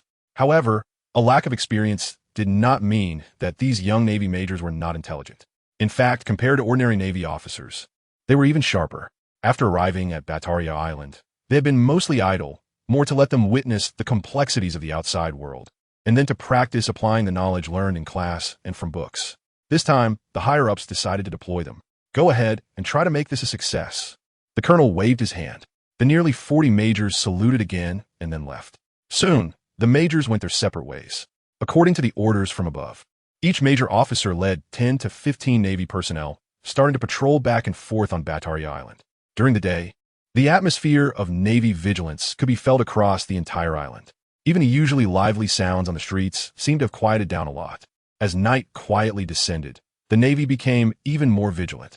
From 7 to 8 o'clock, when night fell, BrotherRochen's Island was calm. The major officers, with serious expressions, patrolled every street with their subordinates. None of them let their guard down. These high-ranking officials' children, each possessing considerable strength, if placed on the sea, compared to pirates. Their average bounty would definitely be around 50 million. Such a formidable force was dispatched here, indicating that the Navy was taking that mysterious attacker very seriously. Another hour passed, yet there were still no discoveries. Since yesterday's sudden attack, it was as if a murderer was afraid. Stay vigilant. That guy is very strong. The colonel issued the order, and the young majors remained steadfast at their posts. Around 10 o'clock at night, a group of Navy personnel passed through a dark alley in the northern district of BrotherRochen's Island. Click! Suddenly, a faint sound echoed. The Navy major's face changed drastically, and all the Navy personnel raised their long guns, aiming at the alley. Who is it? The major shouted loudly, but did not approach, instead reaching into his pocket. He needed to quickly notify his comrades. What was taught in Navy classes was not individualism, but teamwork. But at that moment, a shadow appeared at the alley entrance. The person wore a strange mask, cloaked in black robes, and at a glance, the dim light in the alley cast a faint glow on this person, emanating a terrifying. Mr. Yuha, who are you? The major shouted, while the Navy behind him nervously raised their pistols, fingers firmly on the triggers. Who am I? The voice from beneath the mask sounded young, causing the major to pause in surprise. Are you looking for me? Just those words caused the major's expression to change again, and he waved his hand fiercely. Fire! Almost reflexively, the Navy soldiers all pulled the triggers at the same time. Bang, bang, bang, bang. A series of gunshots rang out into the quiet night sky. At that moment, several teams of nearby, patrolling Navy were stunned. Then their expressions changed drastically. Quick! Something's going on. Head towards our nearby district at full speed. Finally, a discovery. At the dark alley entrance, the Navy major's pupils suddenly constricted. He ordered his subordinates to fire, and they all complied. But the shadow had vanished. You're too slow. Only then did a voice emerge, devoid of any emotion. The major trembled all over, slowly turning around, and then his pupils began to shrink and expand continuously. Crack! The guns in the hands of the Navy broke into two at that moment. At the same time, a bright red mark appeared on their necks. The next second, Everyone collapsed to the ground. You. The Navy major's heart raced, and he felt an unusual fear. If the Navy is filled with half-hearted individuals like you, then there's no hope. A cold voice emerged from beneath the mask, causing the major's tense mind to surge with a hint of anger. Damn it, the major whispered, his body suddenly trembling. Shave. In an instant, his figure vanished. But at the same time, the shadow's hand had already firmly gripped his waist. In a flash, two shadows rapidly approached in the dark alley. Swish. Stormfoot. A sharp slash sounded as the two figures swiftly brushed past each other and then stood still. A look of shock and fear appeared on the major's face, and simultaneously, a sharp red emerged on his left chest, quickly expanding and soon seeping through, staining his Navy officer uniform red. Is this blood? He was injured. The next second, the major slumped to the ground, his expression unchanged from before. Quick, too quick. He had never seen a sword move so fast. One strike brought down the Navy officer, and a masked shadow coldly glanced at him before slowly leaving. He moved with extreme calmness, and very familiar with the dark alley. He quickly turned left and vanished from the scene. About 10 breaths later, the remaining Navy personnel finally arrived. Upon seeing the situation on the ground, all the Navy members had their pupils constrict and gasped in shock. From the moment the gunshots rang out to when we arrived here, it took just a minute. But Renz, he had already been heavily injured. The major on the ground was not dead. After all, he was different from those ordinary Navy personnel. At the most dangerous moment, his danger sense had shifted his body just a little. It was a matter of inches that saved his life. Who on earth is that guy? The majors exchanged glances, and there was a hint of fear among the Navy soldiers. Who is that mysterious person? How could he possess such strength? They were classmates with Renz, and while some were stronger, the differences were not significant. Yet, someone was able to effortlessly take down Renz in such a short time and leave with ease. From the moment they discovered it to their arrival here, it took exactly 1 minute. But that was precisely what shocked them the most. In other words, that person dealt with Lunz and his subordinates in less than a minute. A major at the scene turned around a few times, then his expression became serious. Lunz only exchanged one move with that person, and after that move, he was already on the ground. Another major spoke up. There were no traces of that person on the ground, but the wall opposite Lunz had clear signs of a slash, which was caused by a kick. This means that the mysterious guy was not injured at all. He used a sword quickly and powerfully. The Navy officer, bending down to examine the soldier's rifle cuts, said in a deep voice. In just a few sentences, the majors present had already restored the scene, demonstrating their professional level. Subsequently, these Navy officers cleaned up the scene and quickly left to report to their superiors. Inside the Navy base, the colonel's expression became even graver, and there was even a lieutenant general present this time. Are you saying that a powerful pirate infiltrated Bartley Island and crazily retaliated against the Navy? Lieutenant General Moya raised his eyebrows and asked.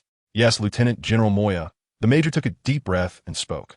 Majors, can't you handle just one pirate? Moya tapped the table and scanned the majors standing in the office. The majors exchanged glances, then collectively lowered their heads in silence. Looking at the silent Navy officers, Lieutenant General Moya shook his head. You really make me doubt the quality of this batch of Navy recruits. This statement caused all the majors present to grit their teeth, but they were unable to say anything.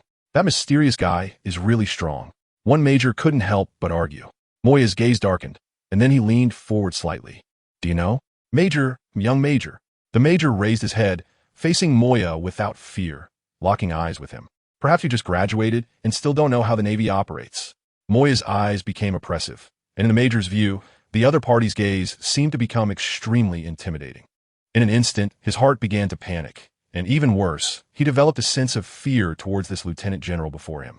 Then let me tell you, and tell you all. The voice was like thunder, and the major could no longer withstand the pressure on his mind. With a loud crash, he sat down on the ground, breathing heavily and pale. The Navy only cares about results. The lieutenant general's voice suddenly rose. And you this time, your first mission result is a complete failure. And your result is failure. Failure. These two words made all the majors' eyes flash, and their hearts felt heavy. Perhaps that person is really strong. Moya spoke again, a hint of a mocking smile on his face. Able to kill right under the noses of you elite Navy officers and leave safely.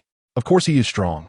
The majors lowered their heads, their eyes filled with shame. The disgrace of failure was imprinted on them from that moment on. Now, I can't be bothered to argue with you rookies anymore. At this moment, quickly, Reorganize your feelings and get out of here. Make sure to search thoroughly and pay attention to your injured classmates. No matter what aspect you gather intelligence from. Find out that guy's identity as soon as possible and capture him. Moya coldly glanced at everyone present, then continued. The Navy is busy and has no time to play simulated training games with you kids. After saying this, Moya shot a last glare at the colonel and left. The major scratched his head, awkwardly smiling. Then he turned his gaze back to the rookies in the lieutenant general's eyes. Now, I think you should know what to do. In the eyes of the young recruits at this moment, there was a surge of fighting spirit, anger, and a deep-seated shame. Seeing such eyes, the colonel smiled with satisfaction.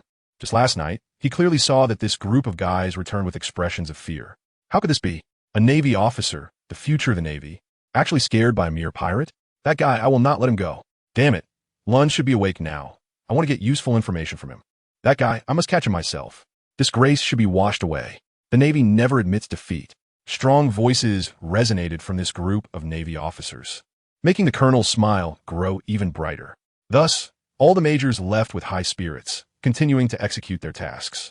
Quietly, the Navy's forces began to move en masse towards the northern district. In a secluded corner, a masked person hidden in the shadows smiled as he watched the rapidly moving Navy. However, moments later, his expression tightened, murmuring, "Not enough, still not enough." On the third day, the Navy strengthened their military presence, passing a quiet day. This day and night, no Navy personnel encountered attacks. However, the Navy's expressions were grim. They feared that the guy would escape just like that. If he disappears, who will they turn to for washing away their disgrace? On the fourth day, that person appeared again. This time it was during the day.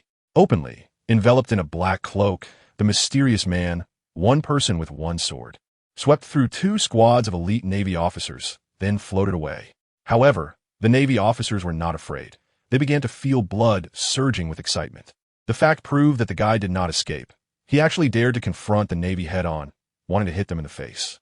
After that, on the 5th day, the mysterious person appeared again, taking down 3 squads, leaving the Navy with heavy casualties, and floated away. On the 6th day, the mysterious person appeared. 5 squads of Navy encountered him in a narrow path and, in anger, launched an attack. 3 minutes later, the mysterious person left safely, leaving behind a pool of blood, and all the Navy were seriously injured. By the 7th day, the Navy's deployment of forces in the northern district had increased significantly.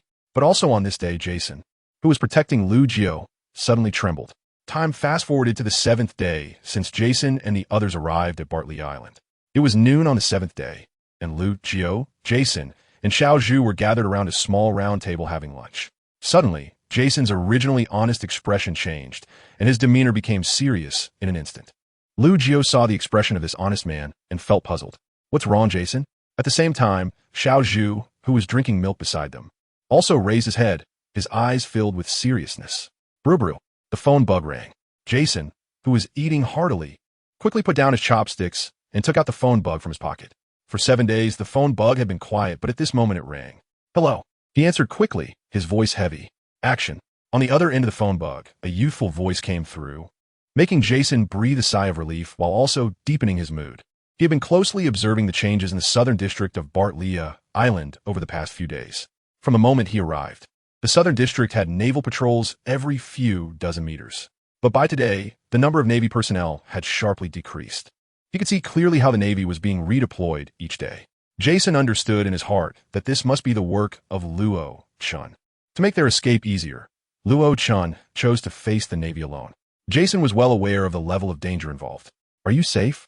Jason asked urgently into the phone bug. "Don't worry," the cheerful voice came through, followed by, "Everything will depend on you too. Take her away from the South China Sea. The destination will be the North Sea." Soon the phone bug hung up. Jason sat there for a moment, then carefully put the phone bug into his pocket. His previously innocent expression now gone. He looked seriously at Lu Jiao, thought for a moment, and finally spoke. "Miss Lu Jiao, it's time to go." Lu Jiao interrupted, smiling. "Is it him? Your captain?" "Yes." Jason did not hide it. "I'm listening to you." Lu Jiao nodded. Soon, the 3 of them packed up their essentials. The little master tied a small bundle around his neck and then jumped onto Jason's shoulder. Creak!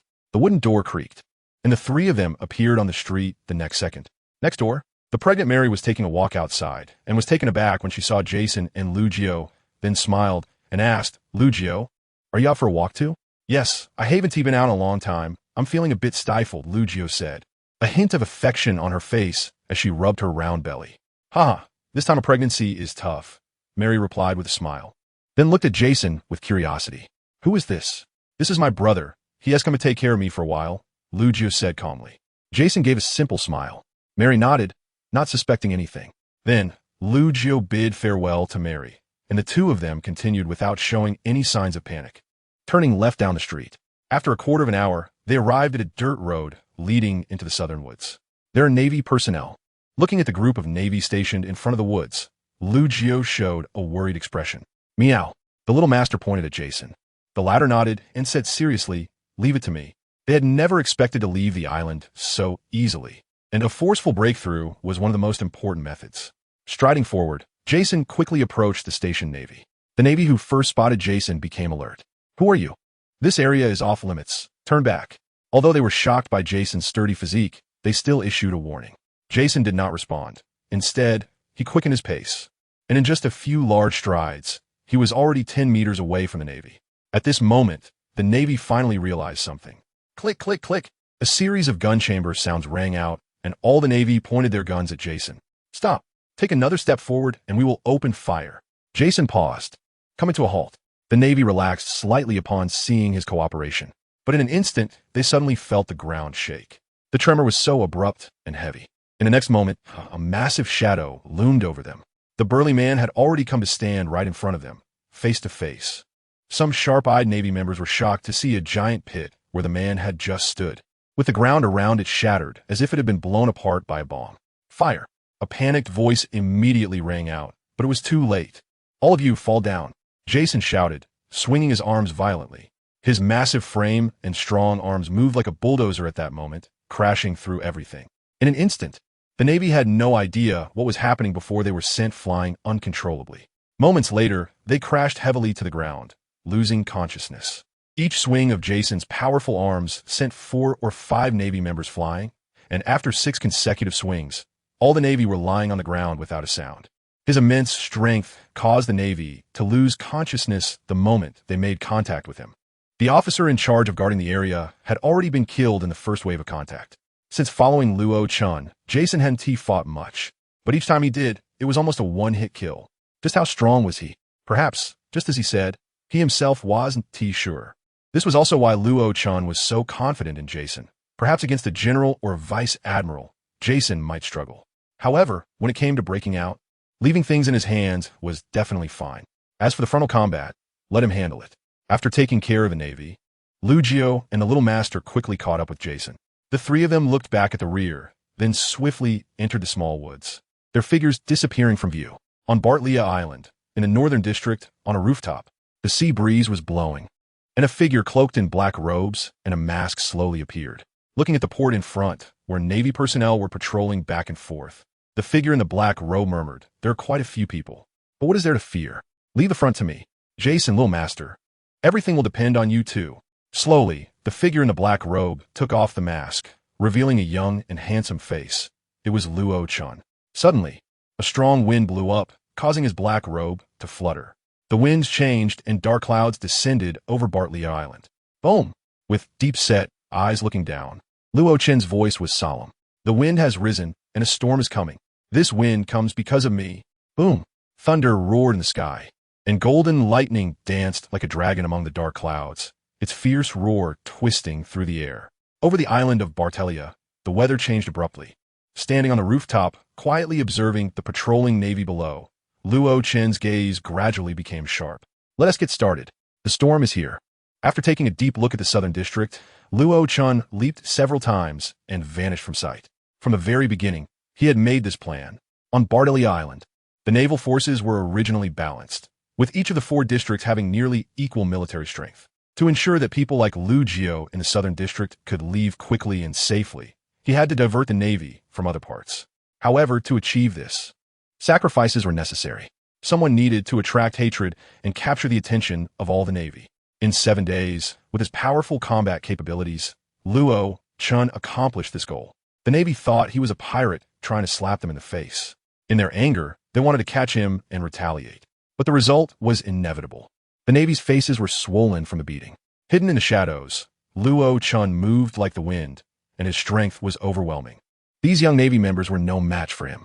Today, however, Luo-Chun would expose himself to the sunlight, attracting the entire island's Navy, all just to create an opportunity for Jason and the others. Including Bartelia Island, there were too many Navy forces in this vast sea area. At this moment, a dazzling figure, the one with the highest hatred value among the Navy, had to appear here to divert all their attention. Only then would Lu Jiao and the others have a chance to escape. After continuously jumping on the rooftops, Luo-Chun finally stopped when he got close to the Navy's temporary port station. Looking at the dozen Navy warships docked at the port and the patrols moving back and forth below, Luo-Chun's gaze became calm as water. It started from here. In the next moment, he bent his knees and suddenly shot into the sky. 3 breaths later, he was 30 meters above the ground. 5 breaths later, he was 100 meters up. 10 breaths later, he had reached 200 meters in height. Boom! Heavy rain suddenly poured down, and golden lightning illuminated Luo-Chun, who was at the highest point in the sky, casting a brilliant light. At that moment, he held one palm in front of his chest, his expression solemn, like a wrathful deity. His eyes were fierce as he looked down below. In the next instant, he tilted his head downward, and the hand that was upright in front of his chest slowly pressed forward. Crackle! The sudden explosion of thunder and lightning startled the Navy. The Navy stationed at the coastline, amidst the chaotic rain, suddenly heard another strange sound apart from the rain and thunder. What was that sound?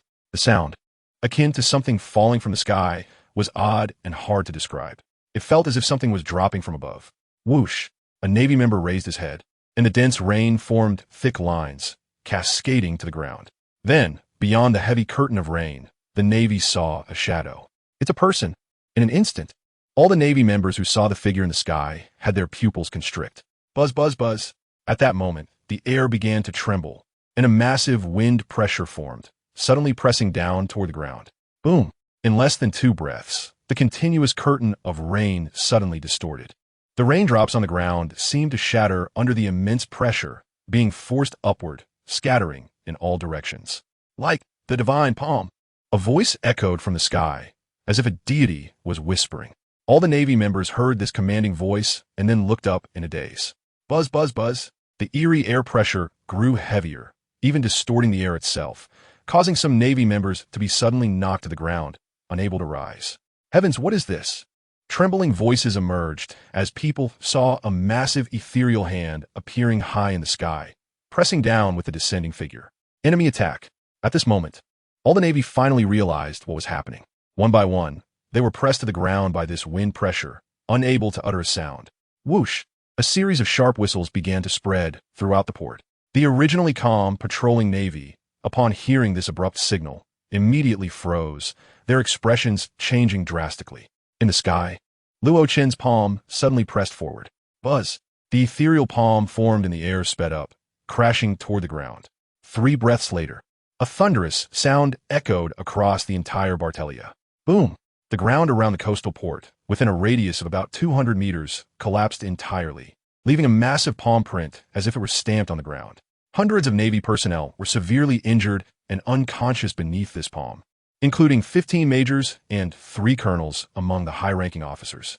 Faced with this godlike palm, the Navy suffered heavy losses unexpectedly, in addition to the casualties. 2 warships were also directly destroyed by this palm, slowly sinking to the seabed. Inside the base, Major General Mo suddenly stiffened, then stood up abruptly, looking out the window. What is this? What he saw was a scene of devastation along the coast, countless Navy members screaming in pain. At the same time, more Navy personnel were rushing to provide support. The sounds of shouting and chaos filled the air. Enemy attack. In an instant, Major General Mo realized what was happening. His expression heavy as he strode outside. As he stepped out his office, the garrison of the entire Bartelia Island was rapidly mobilizing toward this location. At this moment, nearly all military forces, except for the regional commander, were on the move. Along the coast, the number of Navy personnel continued to increase. From dozens at first to nearly 100 now, and still rising.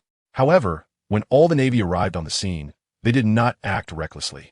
Instead, they raised their rifles, their expressions tense, staring at the figure in the black robe atop the warship at the accident site. The newcomer was cloaked in a black robe, slightly bowing their head, obscuring their appearance. Who are you? A major shouted loudly. The person who had humiliated them and placed them on the pillar of shame had finally appeared again. Who exactly were they? Hearing this question, the figure in the black robe slowly raised their head. What came into the eyes of all the Navy was a young face that was both familiar, yet somewhat unfamiliar. You have been looking for me. Now I have come. Heavy rain poured down, thunder and lightning flashed in the sky, and the wind blew the rain sideways. The figure in the black robe stood atop the warship, the robe fluttering, their voice resonating clearly among the Navy. At this moment, all the Navy members were momentarily stunned. He is that mysterious figure in the black robe. It was the guy who ambushed us these past few days. He actually had the audacity to reveal himself. This arrogant guy. After a moment of shock, the Navy erupted in fury. They never expected that this guy would be bold enough to show up in front of them. What made them even angrier was everything he had just done. With one palm strike, the temporarily established Port Bartella collapsed, several warships became unusable, and hundreds of Navy personnel were injured and lost their combat capabilities. However, for the moment, no one in the Navy acted rashly. The fact that he could cause such chaos among the Navy on Bartella Island and still appear unscathed proved his strength. He was definitely not an enemy that these ordinary Navy personnel could contend with. Wait, that guy's face. Suddenly, a young major's expression froze slightly as he looked at that face, finding it strangely familiar. Gradually, his expression grew more intense, and he eventually trembled all over.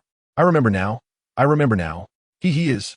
His voice held no concealment, causing the surrounding Navy personnel to turn their gazes toward him. Who is he? Another major from a different team asked loudly. He is Luo-chan. It's Luo-chan. The major's voice was completely unhidden, even loud, causing all the Navy personnel around to freeze in shock. Luo-chan? Who is that? Some Navy personnel were momentarily confused, but soon after, a look of shock appeared on their faces. It's actually him. In that moment, countless pieces of information flashed through the minds of many Navy personnel. Luo-chan, the brother of Roger, mysterious in identity, formidable in strength. He had once fought against Rear Admiral Dorag in Logan Town, demonstrating immense power, causing heavy losses even to Dorag's subordinates. Currently, a bounty of 110 million berries was placed on him. Of course, this information circulated among the higher-ups of the Navy. Many Navy personnel didn't even know who Luo-chan was. However, this person undoubtedly held great significance for the Navy. Surround him. Today, we absolutely cannot let him leave here. Immediately, a major shouted, "No matter the cost, we must capture him." Another loud shout echoed, resonating even more grandly and authoritatively amidst the torrential rain. At the same moment, Major General Emoya, who had stepped into the rain, also wore a serious expression. Behind him were 5 colonel-level officers, all with solemn faces, their gazes fixed on the figure on the warship. Is he really Luo-chan? The brother of the legendary pirate king. Even Dorag couldn't do anything about him, and he managed to escape smoothly. It seems that Admiral Kizura's target on this trip is this guy. Should we inform him, sir? A colonel behind him asked. Of course we should inform him, but a hint of intrigue appeared on Emoya's face, and after a pause, he added, "After I witness his strength, it won't be too late to inform him." The colonels exchanged glances, smiling as they understood Emoya's intention. The high-ranking officials of the Navy, apart from those who relied on connections and were incompetent, were basically those who rose through sheer strength, climbing up from piles of corpses through numerous military exploits. At this level, they were not just decision-makers. They were also powerful individuals. And powerful individuals are always very interested in their opponents. It was clear that Luo-chen's strength had attracted the attention of this major general. Let's go.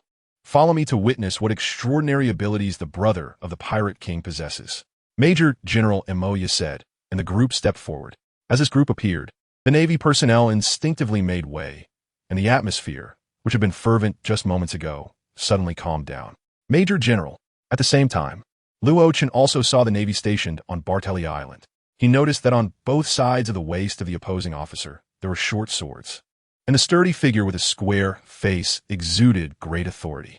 As he moved, the righteous cape behind him fluttered in the wind, rain, and lightning, showcasing a powerful aura. His expression unknowingly became serious. He had fought against Rear Admiral Dorag, but what kind of power did a Major General possess? Was he his opponent? Major General Emoya strode forward, passing by the now calm Navy personnel, and then stood beneath the military inspection where Luo-chan was located.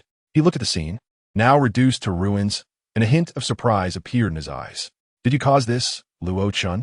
Luo Chen's eyes flashed, remaining silent, only quietly watching him. Emo didn't mind. He stepped onto the warship, and a few steps later, he was only 4 or 5 steps away from Luo Chen. The righteous cape behind him fluttered even more violently with the wind, rain, and lightning. State your purpose, Luo Chen, suddenly appearing here and attacking the Navy. Moreover, you didn't even hide your identity, presenting yourself before the Navy. With those 2 sentences, Luo Chen's pupils constricted. The Navy had such sharp instincts. What exactly do you want to do? The latter part of his question turned Imo's tone grave. In an instant, Luo Chen's heart shook, and, at that moment, he felt as if the other party's eyes were like a deep whirlpool, drawing him in, compelling him to speak the truth. Boom! The realm of a master. The talents of martial arts, the heart of Gigu, the flying sword technique, and all methods of spiritual training surged forth, functioning to awaken him instantly. An ability user of a devil fruit. Looking at the Major General again, Luo Chen's expression became serious. It was indeed interesting. He could awaken from my ability. A smile appeared on Mo's face. He was an ability user of the Mind Eye fruit. This fruit's ability was not particularly strong, but for those weaker than him, he could release spiritual pressure through his eyes, forcing them to speak the truth. It could even make them submit and obey his commands. For those with strong willpower, it had little effect. However, when targeting those with weak minds, it was lethal. Where have you hidden her? Luo Chen's voice suddenly came, causing Mo to look at him again. So, your purpose is her? With a thoughtful look in his eyes, Mo's smile widened. Defeat me, and I'll tell you. The Navy had not found Lu Jiao, and they didn't even know her specific identity. Luo Chen chose this moment to ask such a question, merely to distract the other party and create a better escape environment for Jason and the others. Gazing seriously at the seemingly full of flaws Major General before him, Luo Chen's right hand slowly pressed against his waist. His eyes flickered with a sharp light, and his spirit surged at that moment. His gaze brightened, and all his muscles tensed as if he had turned himself into a spring, now fully charged. Suddenly, Luo Chen moved, like an arrow released from a bow, or a flash of lightning. Boom! Just then, a bolt of lightning streaked across the sky. In just an instant, the 2 figures had crossed paths. Unbeknownst to Wen, Major Mo had drawn the 2 short knives at his waist, holding them at his sides. The 2 stood back to back, silently confronting each other. After a long while, Mo's voice finally broke the silence. Very good, a powerful drawing technique. In that fleeting moment, if it weren't for his keen perception, he wouldn't have even known when the opponent drew his sword. Not knowing when the opponent would strike meant he would be unable to respond, putting him at a disadvantage in an instant. Fast, Luo Chen's sword is too fast. So fast that after it passed by him, the sword was already sheathed again, and he hadn't even seen the shape of the blade. Meanwhile, the expression on Luo Chen's face grew increasingly serious. For the first time, his rapid drawing technique had failed. The strength of a major was indeed extraordinary. The situation in the battle with Dorag was not a result of his own strength. Back then, he was still that weak Luo Chen, but now, he was able to take action against his opponent. This proved Luo Chen's own progress. He had achieved this without relying on the system, entirely through his own strength. However, that was still not enough. Now, this is interesting. The 2 knives clashed, producing a metallic ring, and Mo slowly turned around, a look of excitement on his face. It's been a long time since I've encountered an opponent like you. Come on, Luo Chen, let's fight. Let me see what kind of strength someone so audacious before the Navy possesses. Mo's voice was filled with excitement, as if he hadn't fought against an enemy in a long time. Luo Chen remained silent, tightening his grip. The next moment, he pushed off the ground, and his figure suddenly disappeared again. Swish! With extreme speed, he was almost instantly before Mo's pupils contracted, and his face became even more excited. So fast. Too fast. Yes, it was too fast. He had never encountered an enemy as fast as Luo Chen's sword, like a flash of lightning. In the moment you see it, the sword has already arrived before you, making it extremely difficult to dodge. Clang! This strike was blocked by Moya. Luo Chen's sword returned to its sheath without success. Was this the strength of the major? Quietly watching the opponent, the rain poured down more heavily, streaming down their faces. But at this moment, neither paid any attention to the torrential rain. In their eyes, there was only each other. The light in their eyes grew brighter, and, after a few breaths, they were even more radiant than the lightning flashing in the sky. Crackle! The sound of thunder echoed, illuminating half the sky. In that instant, the 2 clashed again. Luo Chen's drawing technique continued to strike, his figure seemingly transforming into a stream of light, disappearing at the moment of drawing the sword. In the distance, the Navy watched in shock at the duel on the warship, swallowing hard. They could clearly see that Luo Chun, who initiated the attack, seemed to have truly vanished in that moment. His figure appeared to teleport, appearing behind Major Mo in an instant, then pausing slightly before disappearing again, shifting to another position. Meanwhile, Major Mo, in the face of this terrifyingly fast swordsmanship, merely swung his dual knives repeatedly to block the opponent's attacks. Ha ha, so fast. Too fast, Luo Chun, your strength truly amazes me. The difference between a major and a lieutenant commander is not merely a lack of military merit, but more due to the gap in strength. A major-level powerhouse is not only familiar with the Navy's 6 styles, but also possesses hockey enhancements, swordsmanship, or marksmanship, and so on. Emoya himself is a master of dual sword styles, and with the power of a devil fruit, he has even earned the title of Mysterious Sword Emoya. He himself is also a controller of armament hockey. Luo Chen's sword is very fast, exceptionally fast, but Emoya, relying on his eyes, could perceive the opponent's thoughts in advance, just like observation hockey, expanding his perception. Relying on this, Luo Chen's drawing technique was ineffective against him. After executing the rapid drawing technique a dozen times, Luo Chen's breathing began to become erratic. The drawing technique is powerful, with a speed that can be considered the pinnacle achievable by a person at this stage. However, it also consumes an excessive amount of stamina. I can't use the drawing technique anymore. Luo Chen was very aware of his body, and his expression immediately became more serious. In the next moment, Major Mo let out a loud laugh and swung his dual knives toward him. Ha ha, what's wrong? Luo Chen, can you still use the drawing technique? The weakness of the drawing technique is well known. Once a strike fails, what awaits you is certain death. Because focusing on one strike requires sacrificing many other aspects to achieve that strength. But in the next moment, Luo Chen's long sword suddenly drew again. Clang! A brilliant long rainbow illuminated the scene, the rain curtain torn apart by the sharp blade. Then the sword, spinning, rushed toward Emoya at extreme speed. Emoya, who was swinging his knives, had his pupils shrink and his face filled with shock. This is sing. The clear sound of the sword echoed endlessly, and Luo Chen's low murmur slowly followed. Breaking blade style. Clang clang. The sound of metal clashing suddenly came, and Emoya's expression changed drastically as he took a step back. He sensed the terrifying nature of the opponent's sword style. In that moment of contact, he even felt as if his hands might slip off the knife handles. Fortunately, he possessed immense strength and held firmly onto the handles. What sword technique is this? Emoya asked loudly, stepping back and placing even more importance on Luo Chen. Huff! Luo Chen slowly exhaled, calming the boiling energy within him. If Emoya was merely shocked, then Luo Chen felt something was amiss. Duga 9 swords, he whispered softly. What he had just used was the breaking blade style from Duga 9 swords. However, it had failed in the face of a major. This exquisite sword technique had actually failed.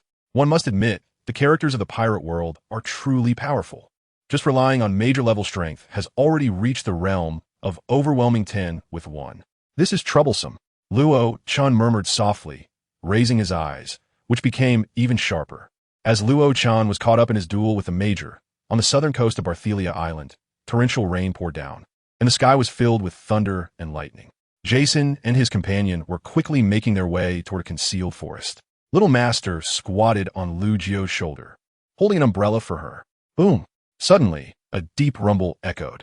Even from a distance, the three could feel the entire island tremble, causing their pupils to constrict. This is his move.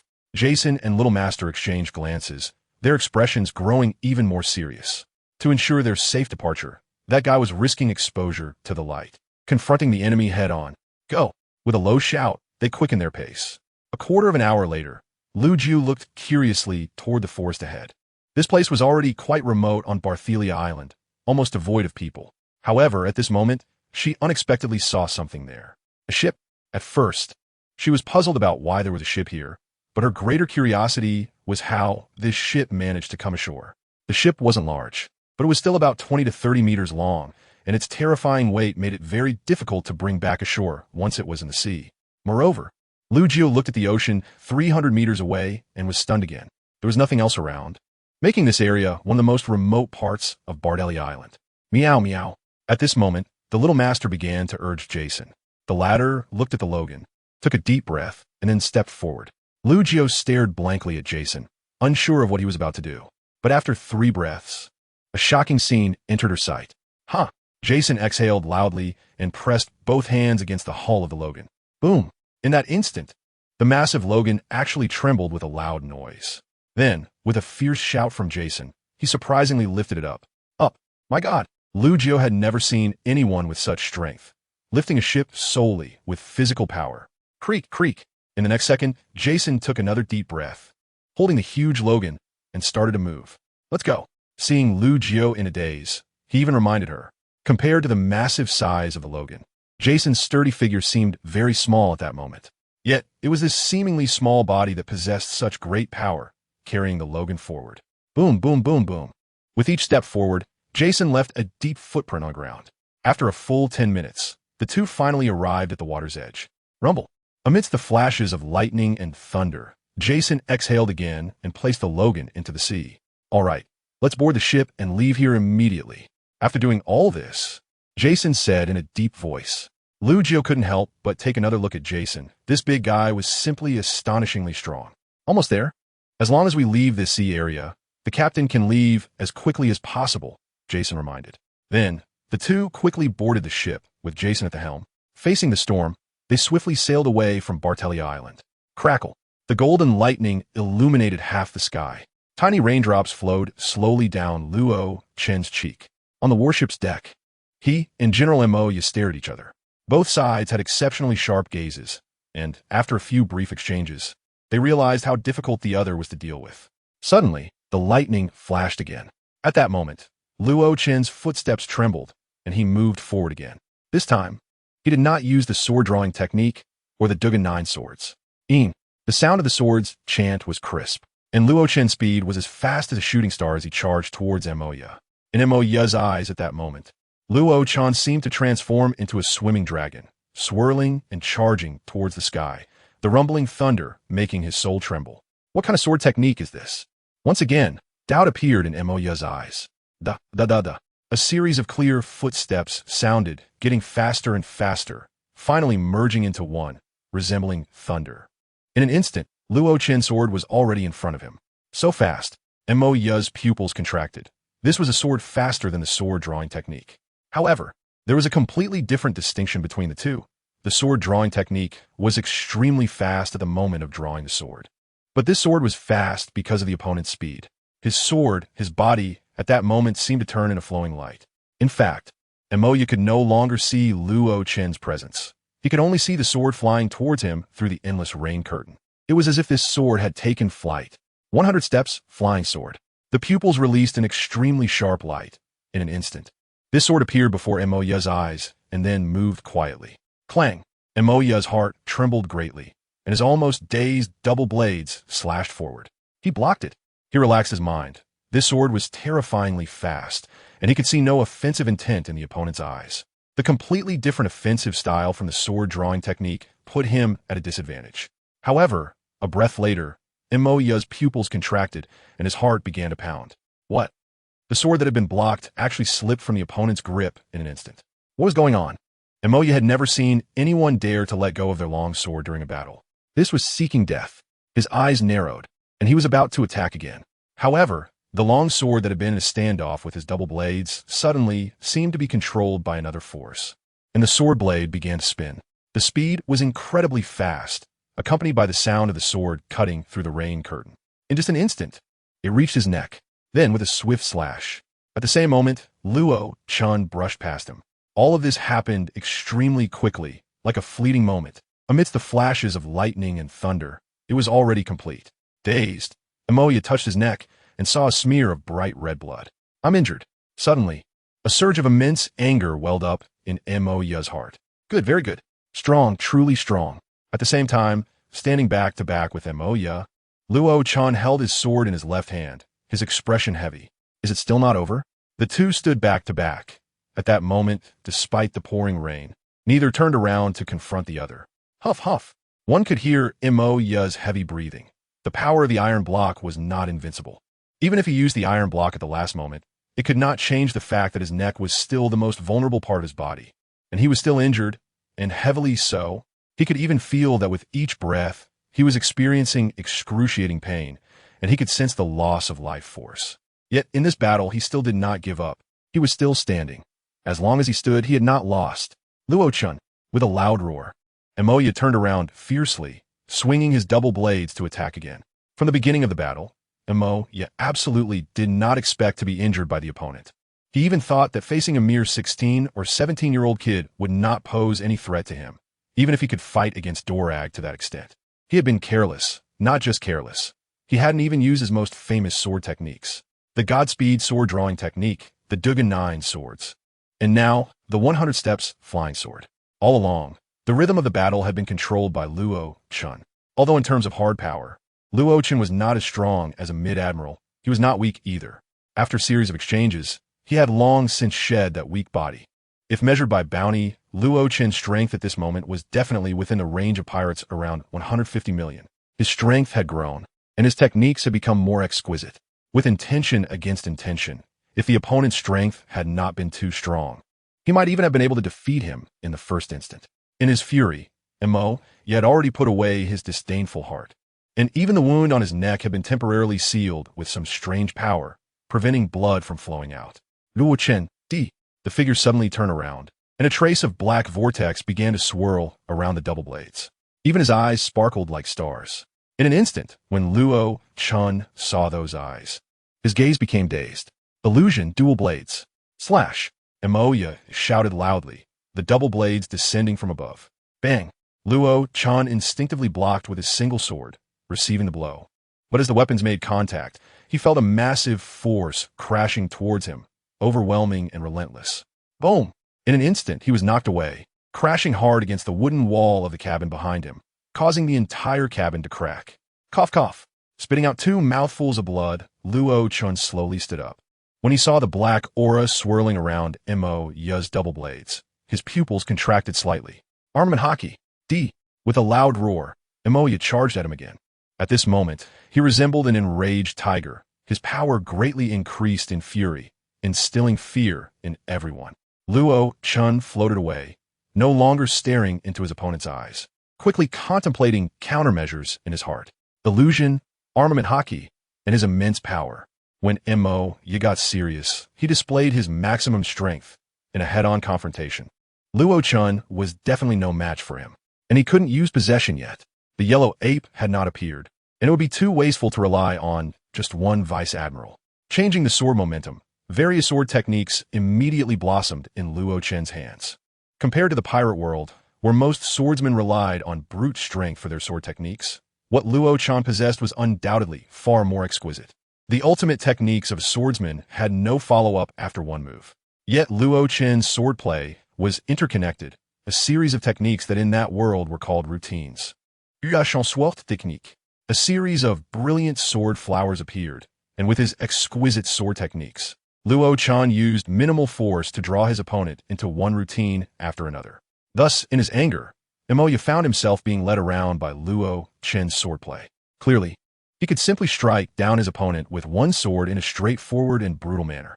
However, he was trapped in a series of strange routines, with continuous long swords attacking from various angles and directions, forcing him to follow Luo-chan's strategy. Damn it!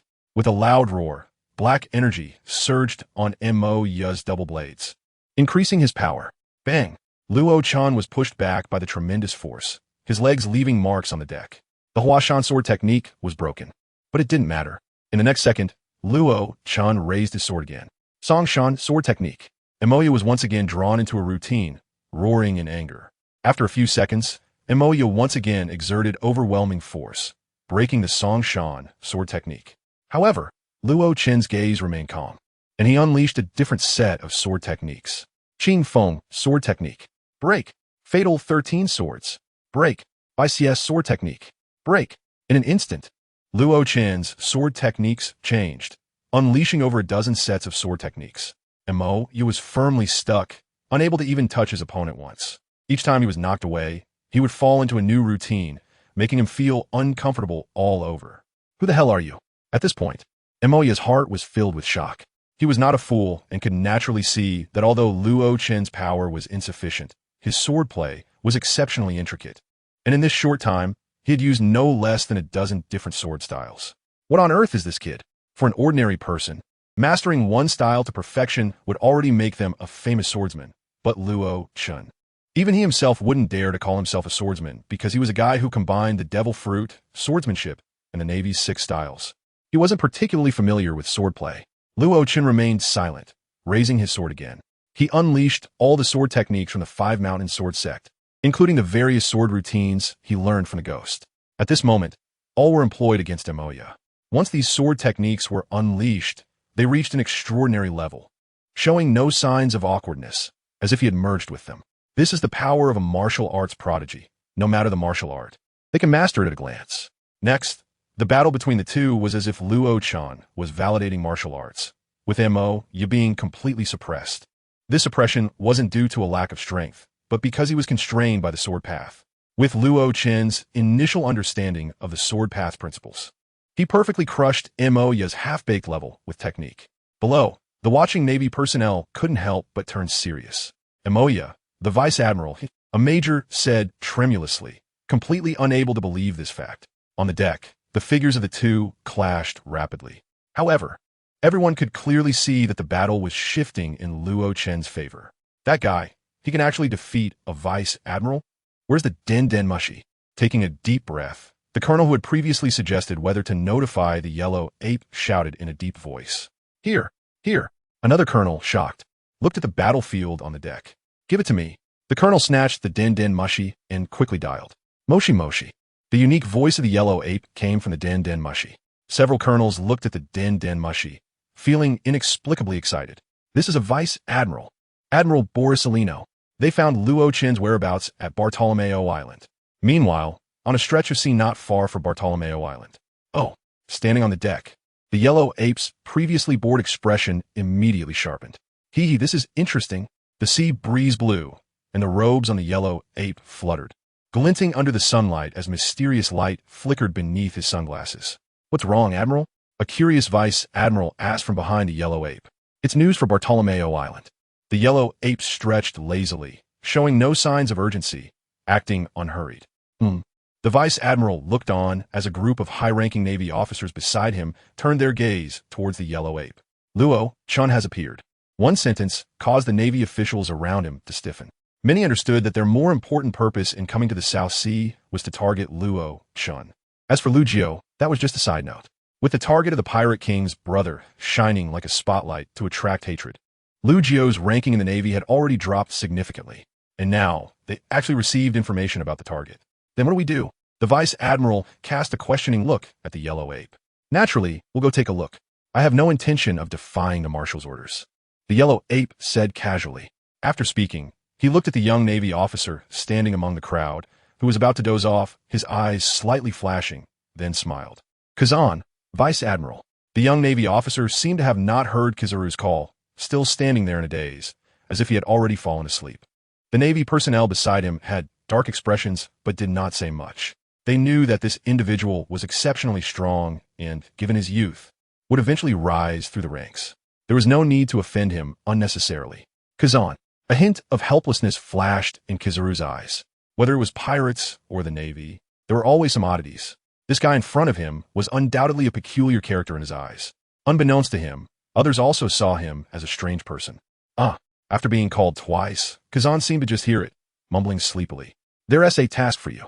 Kizaru waved his hand, not minding the other's attitude. He knew this guy had always been like this since childhood. Please give your orders, Admiral Kizaru. Kazan replied groggily. Luo Chun has already appeared on Bartolomeo Island, so... At this point, a smile appeared on Kizaru's face. I'll trouble you to guard this sea area. If you find any suspicious ships or personnel, take immediate action. Especially pay attention to pregnant women. After giving Kazan a deep look, Kizaru said with a smile. Kazan nodded and saluted. Rest assured, Admiral Kizaru. Luo Chan was trying to use a straightforward approach while secretly maneuvering, but Kizaru was clearly not someone easy to fool. After a moment of thought, he made this decision. Regardless of whether Luo Chan intentionally exposed himself with ulterior motives, as long as this sea area was under the Navy surveillance, there would be no issues. Subsequently, the handover was completed, and Kazan boarded another warship to leave. Head towards Bartolomeo Island, Kizaru commanded, and everyone quickly moved towards the island. The sky was clear on Kizaru's side, but above Bartelia Island, there were flashes of lightning and pouring rain. On the warship, two figures stared at each other, their expressions serious. Boom! The lightning flickered incessantly, casting shadows on the faces of the two. The battle was far from over. Moya, as a rear admiral in the Navy, although at the bottom of the ranks, possessed only basic armed color hockey and shallow swordsmanship. However, his physical capabilities far exceeded Luochen's. The latter, despite having exquisite techniques, still had a long way to go in terms of stamina and physical prowess compared to Emoya. This battle had turned into a stalemate. Clang, clang, clang. The two continuously clashed, weapons colliding and sparking. As the fight progressed, Luochen's expression grew heavier. This guy, due to underestimating his opponent at the beginning, Emoya had nearly lost his life and suffered serious injuries. However, the subsequent battle was tightly contested. Once Emoya got serious, even with only about 40% of his original strength, he could still match Luo-Chun evenly. A series of sword techniques were unleashed, and as time passed, Luochen's breathing began to quicken. In terms of physical fitness, he was still inferior to Emoya. If he had practiced internal martial arts, his breath would be long, and he wouldn't be afraid, but at this moment, relying solely on his physical abilities, he was still slightly lacking. Dragon Elephant Prajna, I Jin Jing, and Washing Marrow Sutra were all exquisite martial arts. However, the time Luo-Chun had spent learning them was too short, and he hadn't mastered them. In contrast, Emoya's breath remained primal, strong, and steady, with only his growing fury changing. Damn kid, how could a dignified rear admiral like him have no way to deal with a 15 or 16-year-old child? And he had been seriously injured due to a moment of carelessness. If his colleagues saw this, they would surely laugh to death. Blade dance double slash. The twin blades swirled like a storm, tearing through the rain. In an instant, Emoya's dual blades were right in front of Luo-Chun. After suppressing Emoya for a long time, Luo-Chen's breath became chaotic, and he was ultimately found vulnerable, counterattacked. Not good. Seeing the dark energy swirling around the twin blades and the deeper gaze in Emoya's eyes, Luo-Chen's face changed drastically. He hurriedly closed his eyes and then swung the Yuan Hong sword fiercely. Heavenly Soaring Dragon Flash. With a step, the Yuan Hong sword aimed at the dual blade attack. Losing visual judgment and relying solely on hearing and feeling to discern the position of Emoya's blades was undoubtedly more challenging.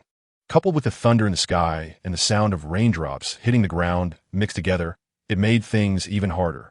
In a critical moment, Luo-Chun could only rely on various sword principles to judge the attack. Clang! After a breath, the two sides collided. After another breath, Luo-Chun opened his eyes. Drip! Drip! Bright red blood fell to the ground, shattering in the rainwater on the deck, quickly dyeing the rain red. Kid, did you really think you were my opponent? With your level of strength, how could you possibly be a match for Dorag? Although Luo-Chun had suppressed him for a long time, once Emoya got serious, he could see that the other party was merely skillful, but when it came to real power, there was still a significant gap. Dorag was an elite among the younger generation of the Navy. Even though he was only a lieutenant colonel, his strength was likely much greater than Emoya's. How could such a character be defeated by this kid before him? Or do you have other secrets? Changing the subject, Emoya's gaze tightened on Luo-Chun. What kind of person is Dorag? The son of the Navy hero Vice Admiral Garp, he had stood out since joining the Navy, demonstrating incredible strength and being cultivated as a promising talent for the future high ranks of the Navy. Even if he felt unwilling in his heart, you had to admit that the other party was indeed much stronger than himself. However, could such a figure be defeated by this kid in front of him? He didn't believe it. With just the exquisite swordsmanship this kid displayed, he could only suppress a severely injured version of himself for the moment. As for Dorag, that was a daydream. At this point, the other party was even struggling to compete with him due to stamina issues and heavy breathing. This kid was at most comparable to a colonel in strength, definitely not a match for Dorag. So, the question arose. The most likely scenario was that the other party was still hiding their strength. You're hiding your strength? Show it to me, let me see. Loudly. And the twin blades swung down again. Drip! Bright red blood dripped down as Luo-Chun took a step back to dodge the strike. His expression was filled with gravity. On his cheek, a bright red mark was seeping blood. Luo-Chun was injured. In that last strike, the twin blades narrowly grazed his neck, but cut his cheek. At this moment, Luo-Chun deeply felt the power of a rear admiral. In his battle with Dorag, he relied on the strength of the system, which was a swollen, exaggerated power, specifically the power of Uchiha Itachi. But at this moment, his opponent, while weaker than Dorag, was using his own strength. It was clear that his power was still far from enough to contend with a rear admiral. Almost there, my stamina is nearly at its limit. Moya, wielding dual blades, approached him step by step. His pace was neither hurried nor slow, but it was filled with pressure. Even a wounded tiger remains a tiger. Compared to Moya, he was like a tiger facing a wolf. A wounded tiger could still swat a wolf dead with a single paw, despite having struggled for a long time. At this moment, he was also reaching his limit. Summon? 2 words flashed in his mind, and Luo Chun shook his head vigorously. No, this is a power meant to counter the general. 500 million berries, whether used in 2 parts or all at once, would undoubtedly be unwise. How strong is Kizaru really? Based solely on what was shown in the anime, it is impossible to judge. There is ultimately a difference between reality and the two-dimensional world. At this moment, Luo Chun couldn't accurately define the opponent's strength. Then, quietly, Luo Chun shifted his gaze towards the interior of Bartelli Island. Jason and the others should have already left the island. As long as I don't leave this island, everything will be fine. Compared to fighting, Luo Chun's more important goal was to hold back the Navy, preventing them from attending to Lu Jiao, creating conditions for Lu Jiao and others to leave safely. Rumble. Amidst the thunder and lightning, Bartellia Island flickered. Standing on the deck, Luo Chun's eyes flashed before he suddenly looked up, directly meeting Moya's gaze. Before this, he had been looking down, avoiding eye contact. Moya's enchanting eyes, like Itachi's genjutsu, instilled fear, intimidation, and dizziness in people. Once invaded by him in battle, it was very dangerous. But at this moment, Luo Chun was actually facing him head-on. You want to know my true power? The voice carried endless indifference, and Luo Chun's aura suddenly surged at that moment. Moya paused, stopping his forward steps. Inexplicably, he felt that the other party was somewhat dangerous. Is he about to use his trump card? Quietly activating his iron block, Moya became vigilant. Then, he saw Luo Chun's solemn expression as he slowly raised one palm to his chest. Take this move, and if you don't die, I'll spare you. At this moment, Luo Chun's expression was disdainful and domineering, with a hint of contempt for Moya in his eyes. Is he about to use his ultimate move? Did Dracul Mihawk also fall to this move? Feeling heavy-hearted, Moya became even more cautious. In the next second, Luo Chun's palm, held in front of his chest, suddenly trembled and slowly pushed forward. Buzz. The void trembled, and Moya's expression changed as he felt the air around him vibrating. Then, Luo Chun's palm suddenly pressed out. Buddha's palm. The faint 4 words seemed like a deity whispering, and at that moment, Moya seemed to see countless Sanskrit characters shining through the rain curtain. On the warship, everything suddenly lit up. Boom! A massive Buddha's palm appeared in the void, about 30 meters in diameter, and as soon as it appeared, it slammed towards Moya. Such powerful strength. Moya's face turned pale with shock as he saw the rain being shattered by this palm. He witnessed countless droplets scattering and felt immense pressure forming in the void, followed by a thunderous explosion. Iron block, armament hockey, mystic blade, illusory blade slash. The might of this strange palm was enormous. It appeared majestic and overwhelming, like a deity or demon, instantly changing Moya's expression. He roared loudly, putting all his strength into charging towards the gigantic palm before him. A breath later, the massive palm print surged past him. Buzz. The void trembled, and the immense force instantly sent Moya soaring into the sky, actually being knocked away. Following that, the palm print, without losing momentum, directly shattered the bow of the warship behind him before gradually dissipating. 3 breaths later, Moya heavily crashed down onto the deck, quickly flipping over. I am fine. He touched his whole body and was surprised to find that he had not sustained any injuries. That palm looked so grand, as if it would crush him into pieces. But strangely, it had only given him immense thrust. Protected by iron block and armament hockey, he had no injuries at all. Rear Admiral Moya. Quick! A group of Navy soldiers below saw Moya being knocked away and finally reacted, hurriedly running up to the warship. I'm fine. Moya waved his hand, then scanned his gaze towards the direction where Luo Chun had been. Upon looking, Moya was left dumbfounded. Where is he? All the Navy soldiers followed Moya's line of sight, but they discovered that Luo Chun was nowhere to be found. The guy who unleashed that final astonishing palm had actually run away. Moya's mouth twitched a few times, a strange red color appearing on his face, and the next second, he roared. Find him for me. That damn guy has tricked them. After a few breaths, The Navy near the street area of BrotherRochen's Island suddenly saw a figure. He is here. Luo-chun, it's Luo-chun. Moya's expression changed urgently, and he immediately turned to go after him, but in the next second, his palm quickly pressed against his neck. A trace of crimson appeared on the neck that had been grazed by a long sword. Damn it! Moya roared. The wound he had been suppressing finally burst open. Bright red blood quickly seeping from his neck, looking shocking. Medical officer. A nearby Navy officer shouted immediately upon seeing this, and chaos erupted on the scene. I'm Fine. Go after that kid. With a wave of his hand, Moya pushed aside the Navy officers next to him, his face dark with anger as he shouted loudly. Admiral, leave Luo-chun to us. You must start treatment now.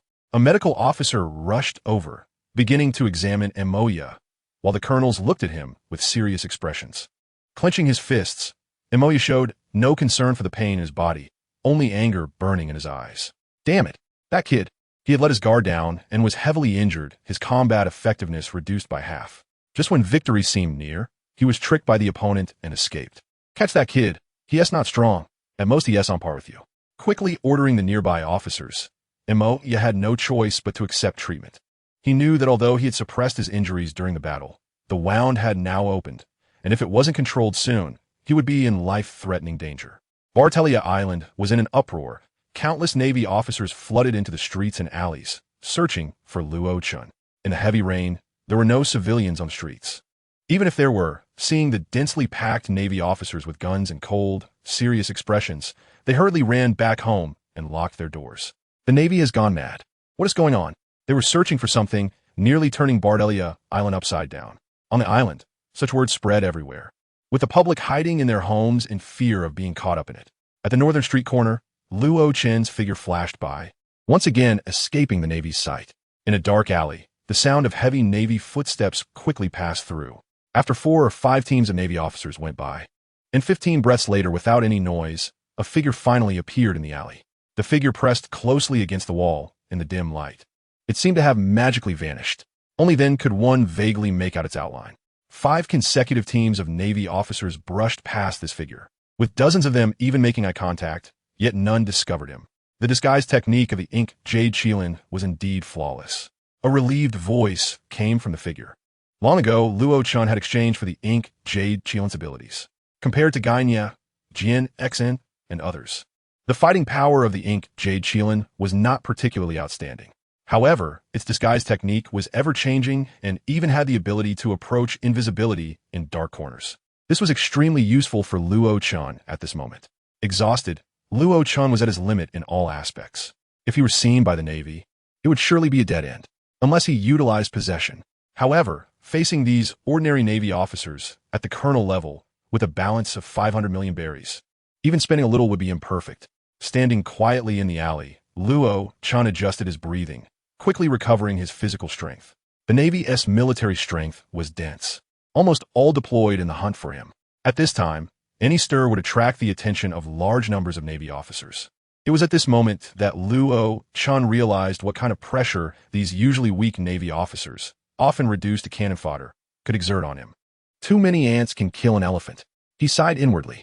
Suddenly, Luo-chun's breath retracted, and his figure vanished again in the shadows. At that moment, he seemed to transform into darkness, and no one could see his trace. Just the next second, 2 Navy officers rushed over, looking flustered. Hurry! We can't keep up with the main force. I know, that guy is too scary. The Admiral is injured. We have to catch up. This is what you get for not exercising regularly.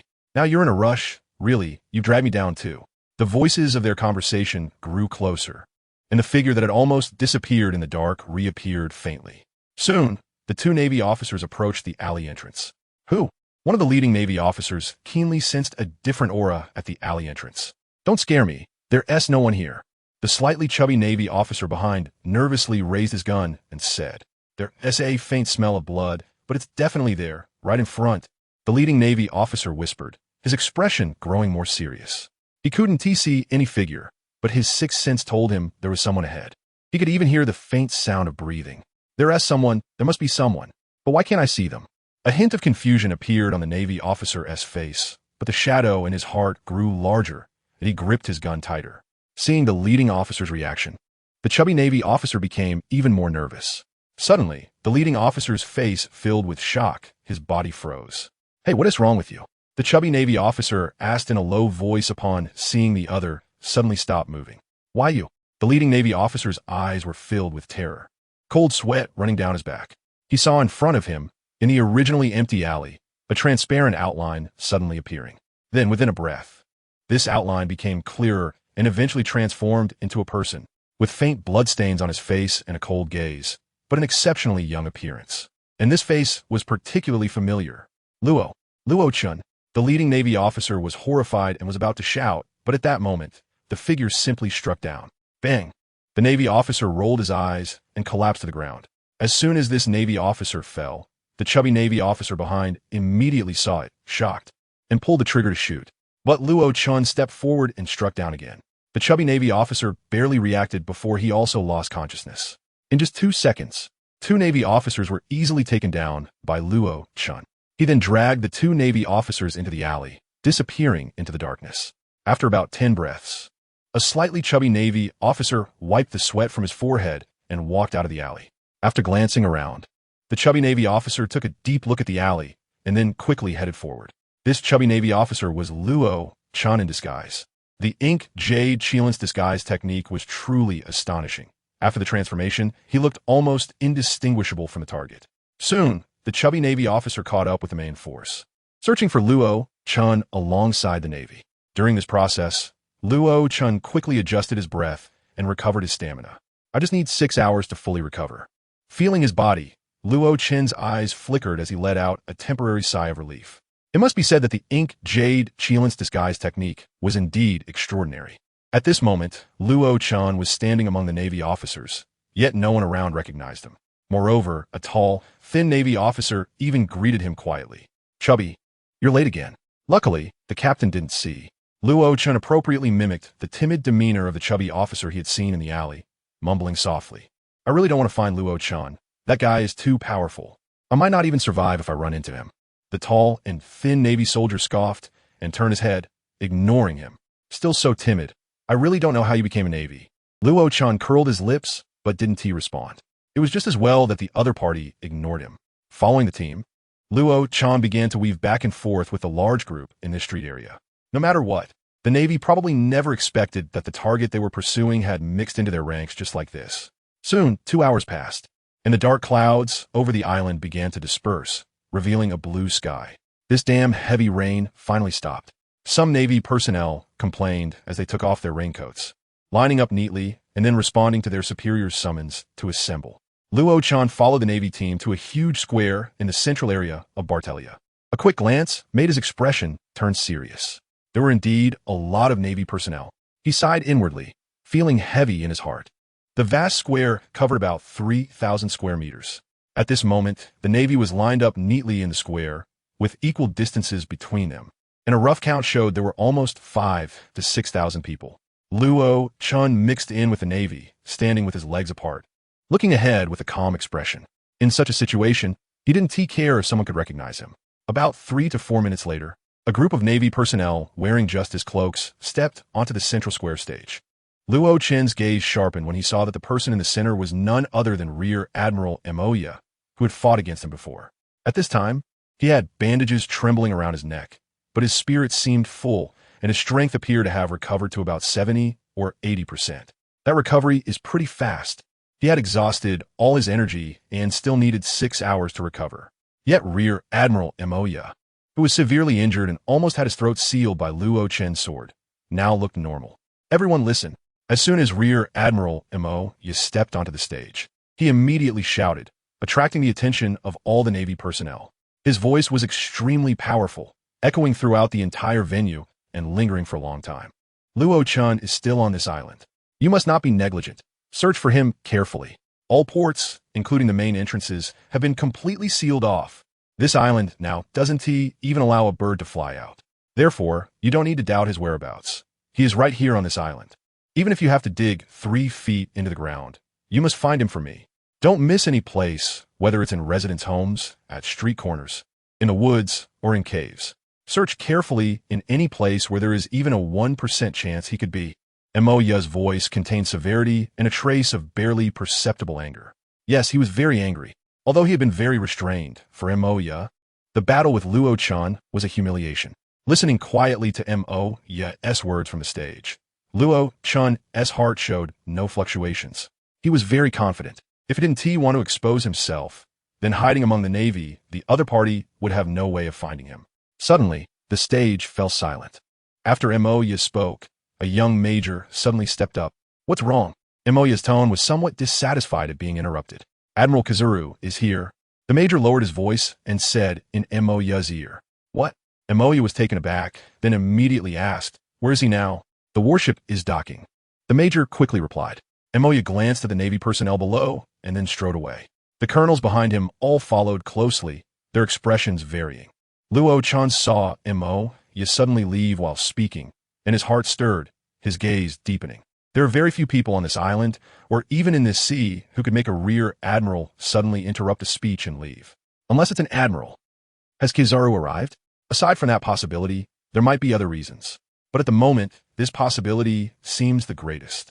It's hard to describe what Luo Chan was feeling at this moment. Fear, tension, or excitement. What kind of combat power does a Navy admiral possess? He had witnessed Dolag and fought against a rear admiral. The kind of combat power was indeed formidable, far beyond what he possessed. By himself, he could not compete.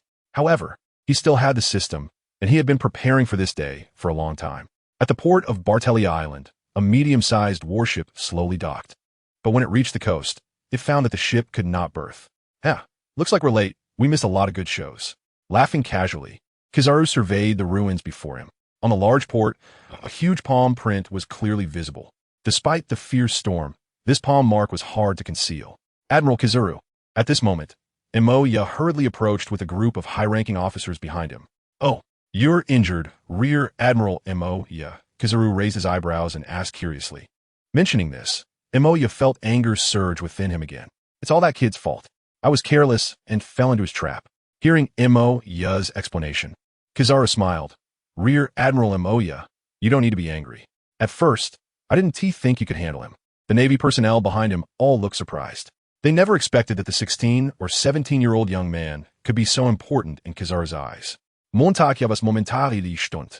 The words he wanted to say stuck in his throat. Is Kizaru looking down on him or valuing that guy?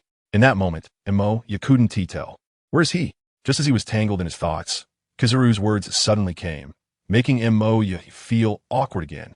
We haven't found him yet, but he is definitely on this island.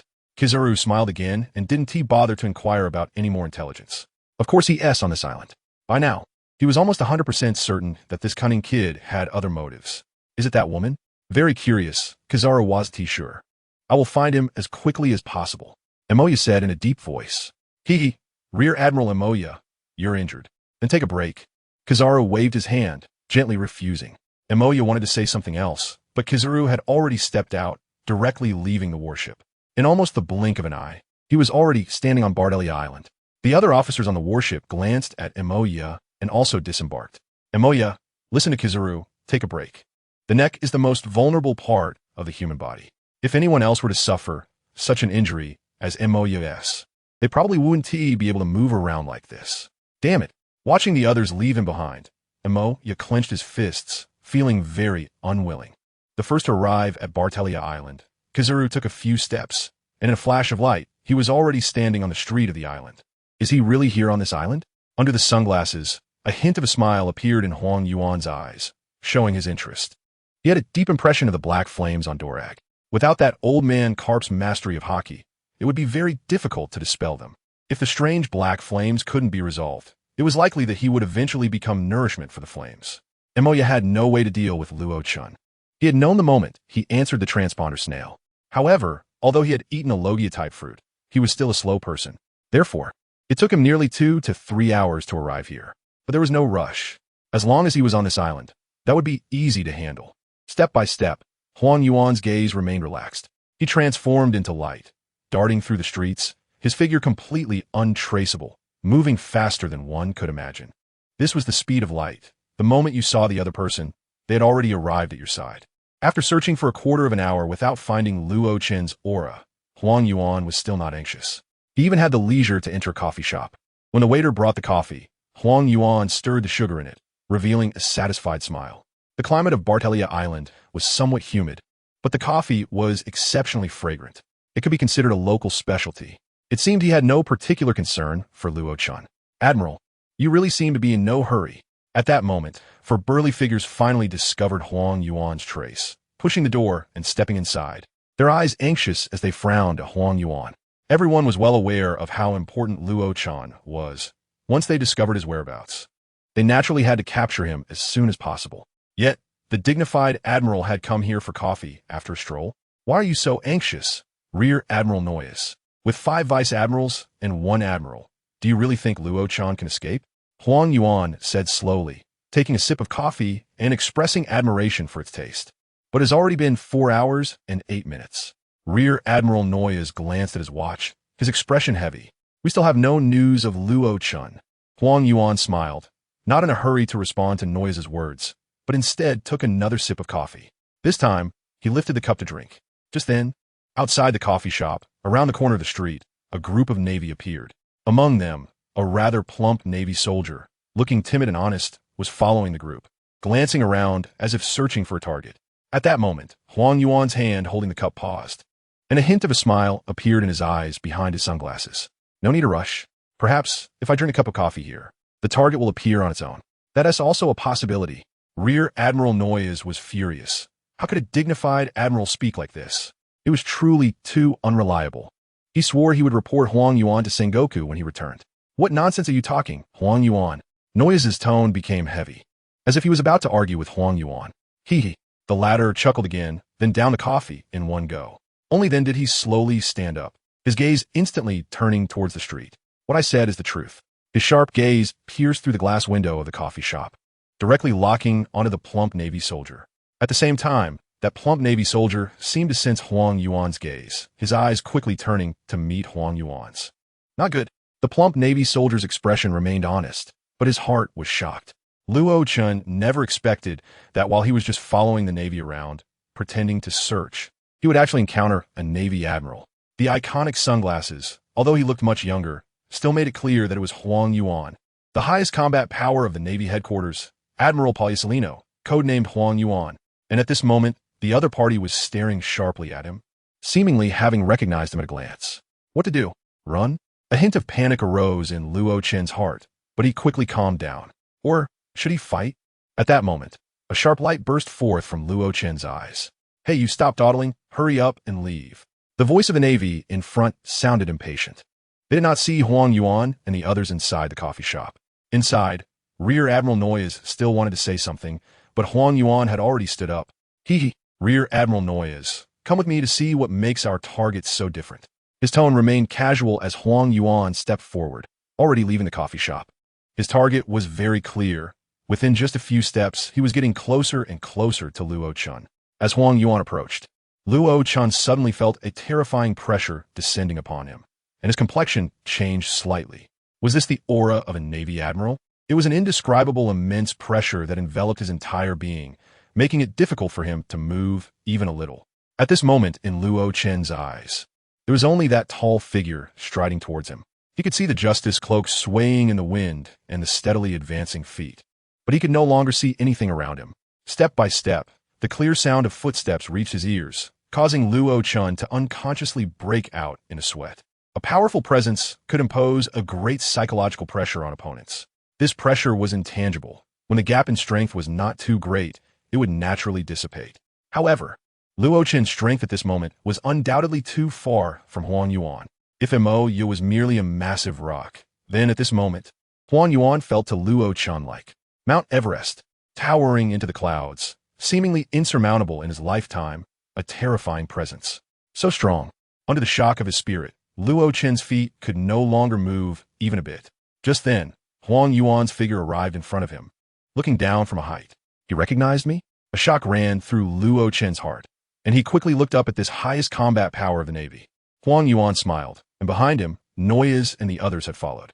Seeing Luo-chan playing the role of the plump Navy soldier, Noyes restrained his expression and did not speak again. "Luo-chan?" Huang Yuan asked these 2 words with certainty.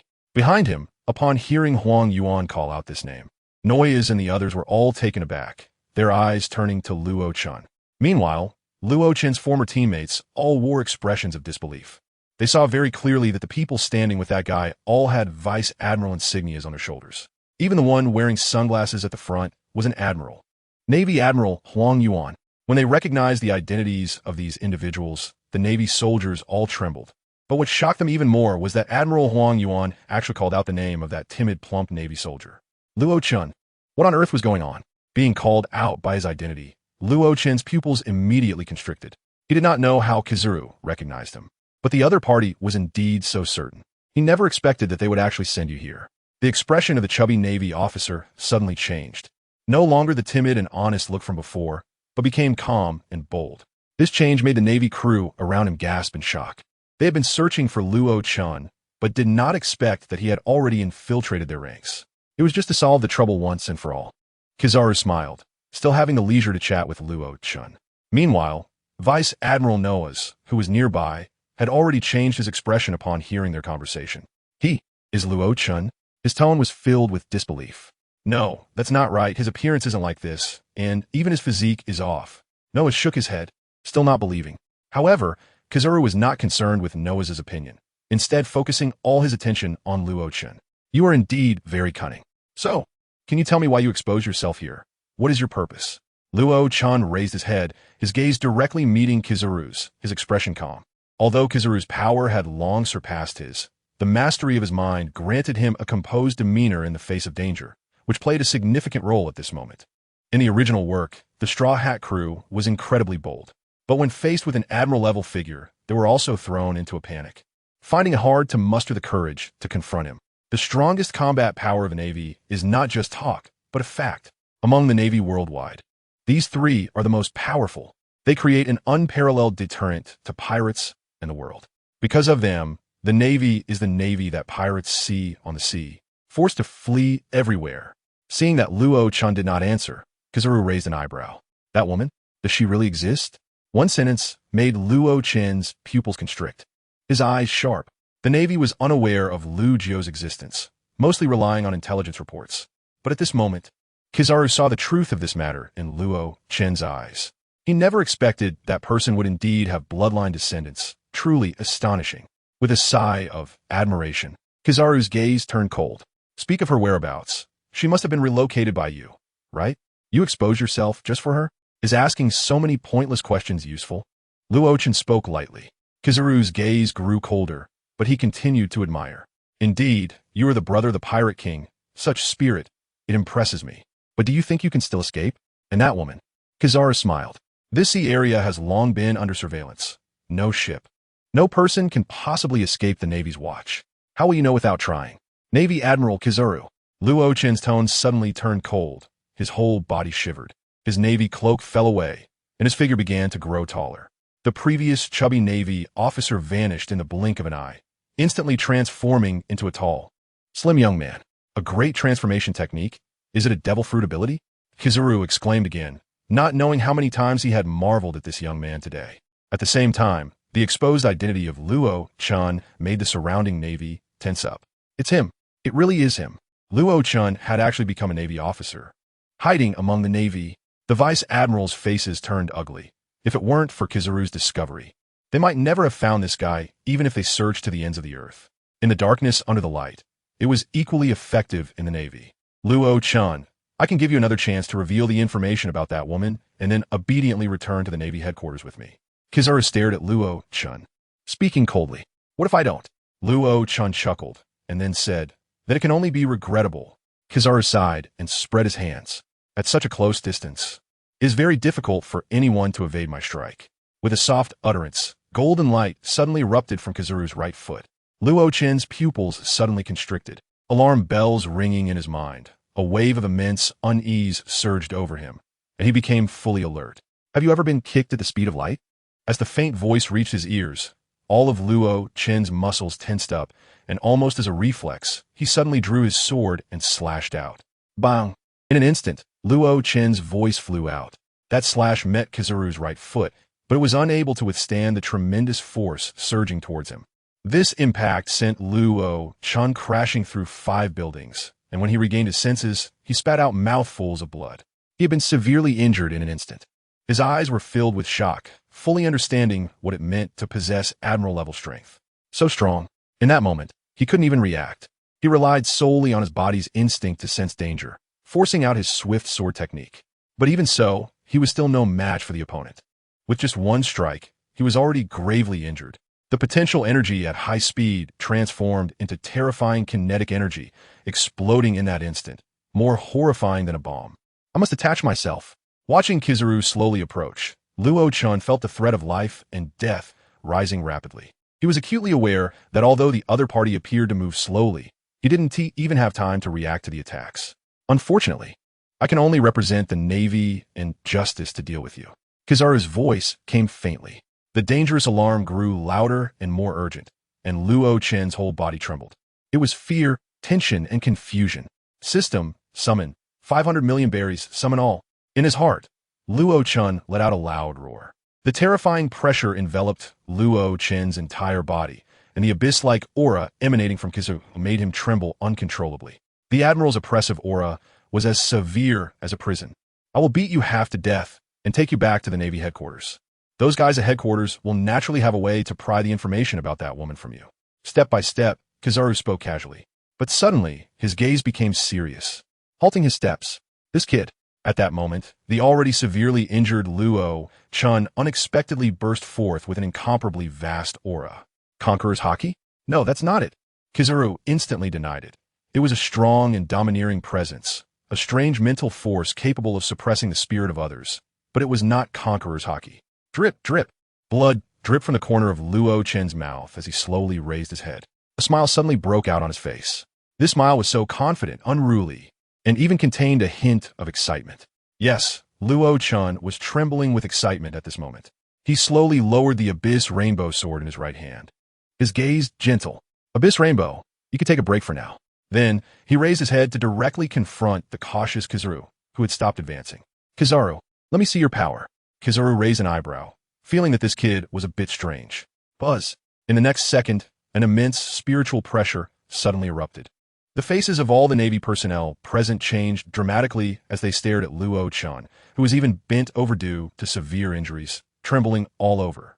This is a completely new power, entirely different from haki, and it exploded from Luo-chan's body. It even illuminated his surroundings in blue, as if blue lightning was flickering. Slowly, Luo-chan extended his right hand.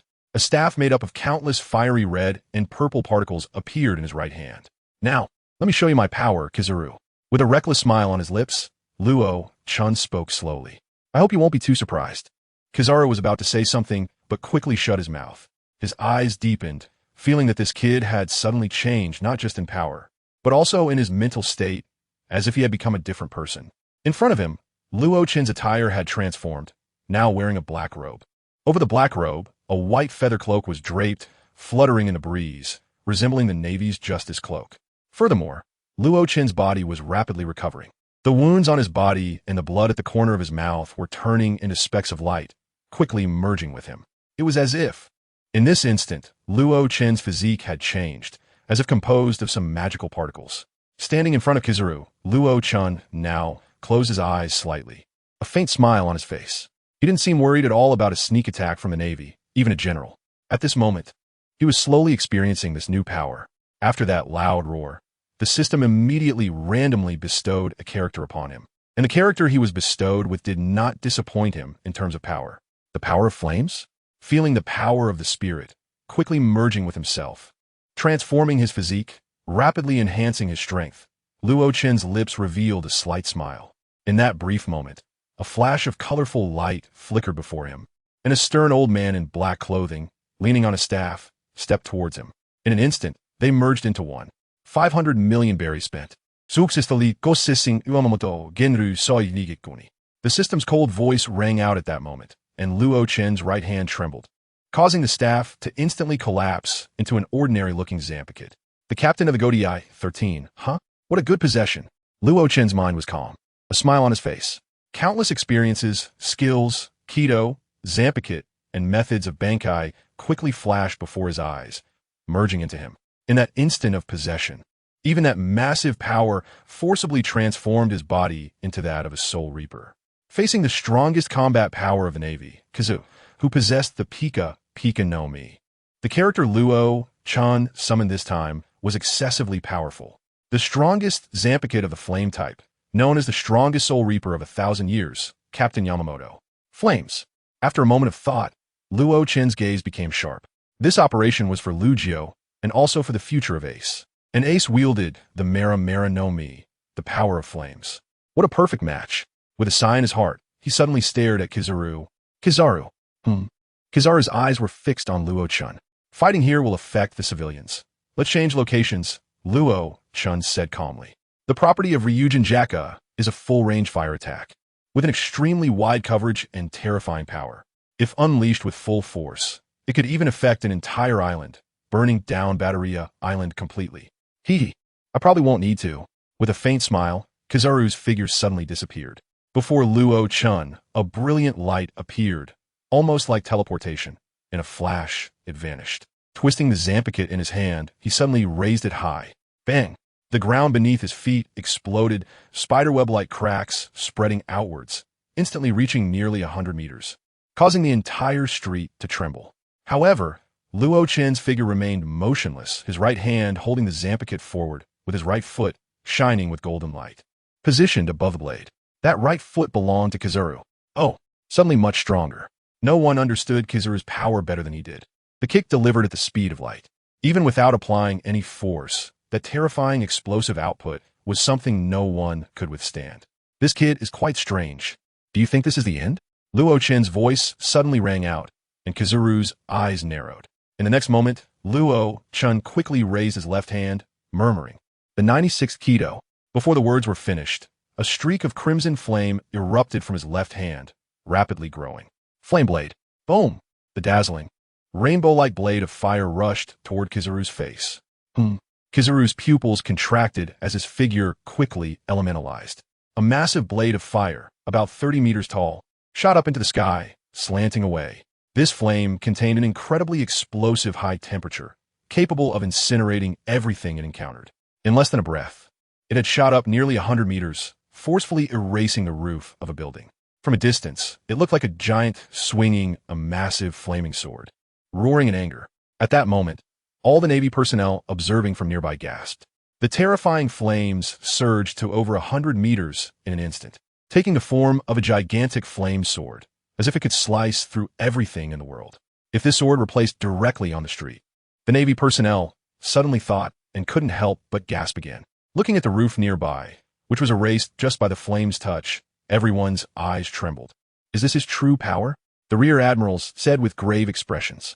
Is it a natural type? The power of flames? They couldn't help but ask.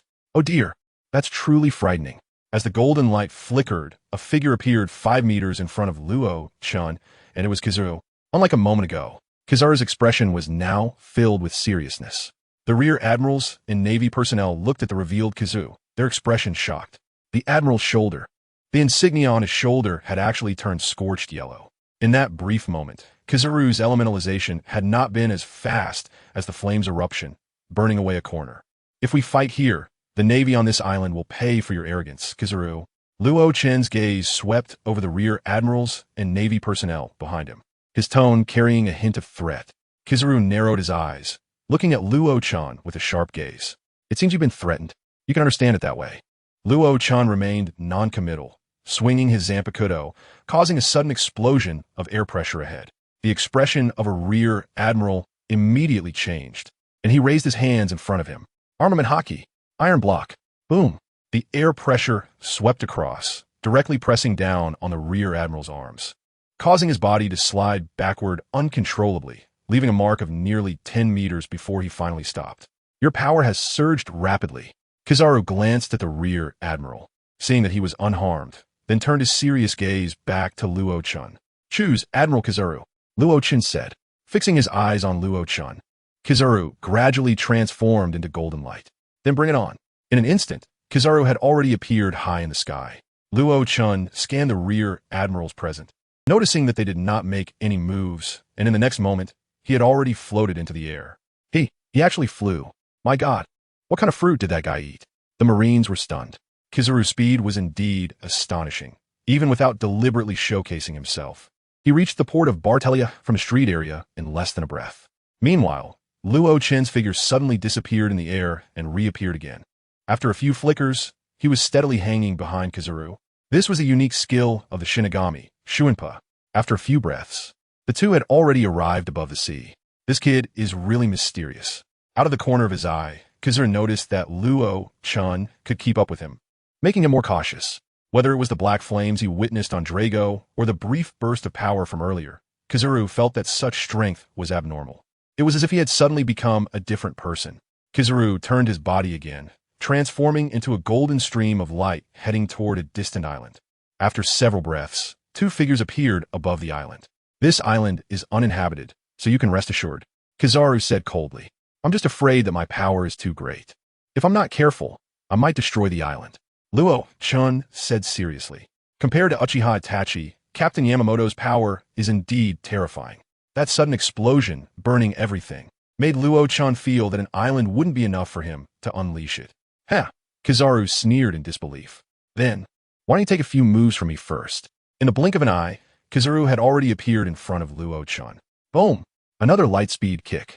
And Luo Chen held his Zanpakuto with one hand, accurately blocking it, causing the crack beneath his feet to rapidly expand. However, Kizaru's attack did not stop this time. The lightspeed kick came rushing again with incredible speed. Luo Chen's eyes turned cold as he continuously waved his hand.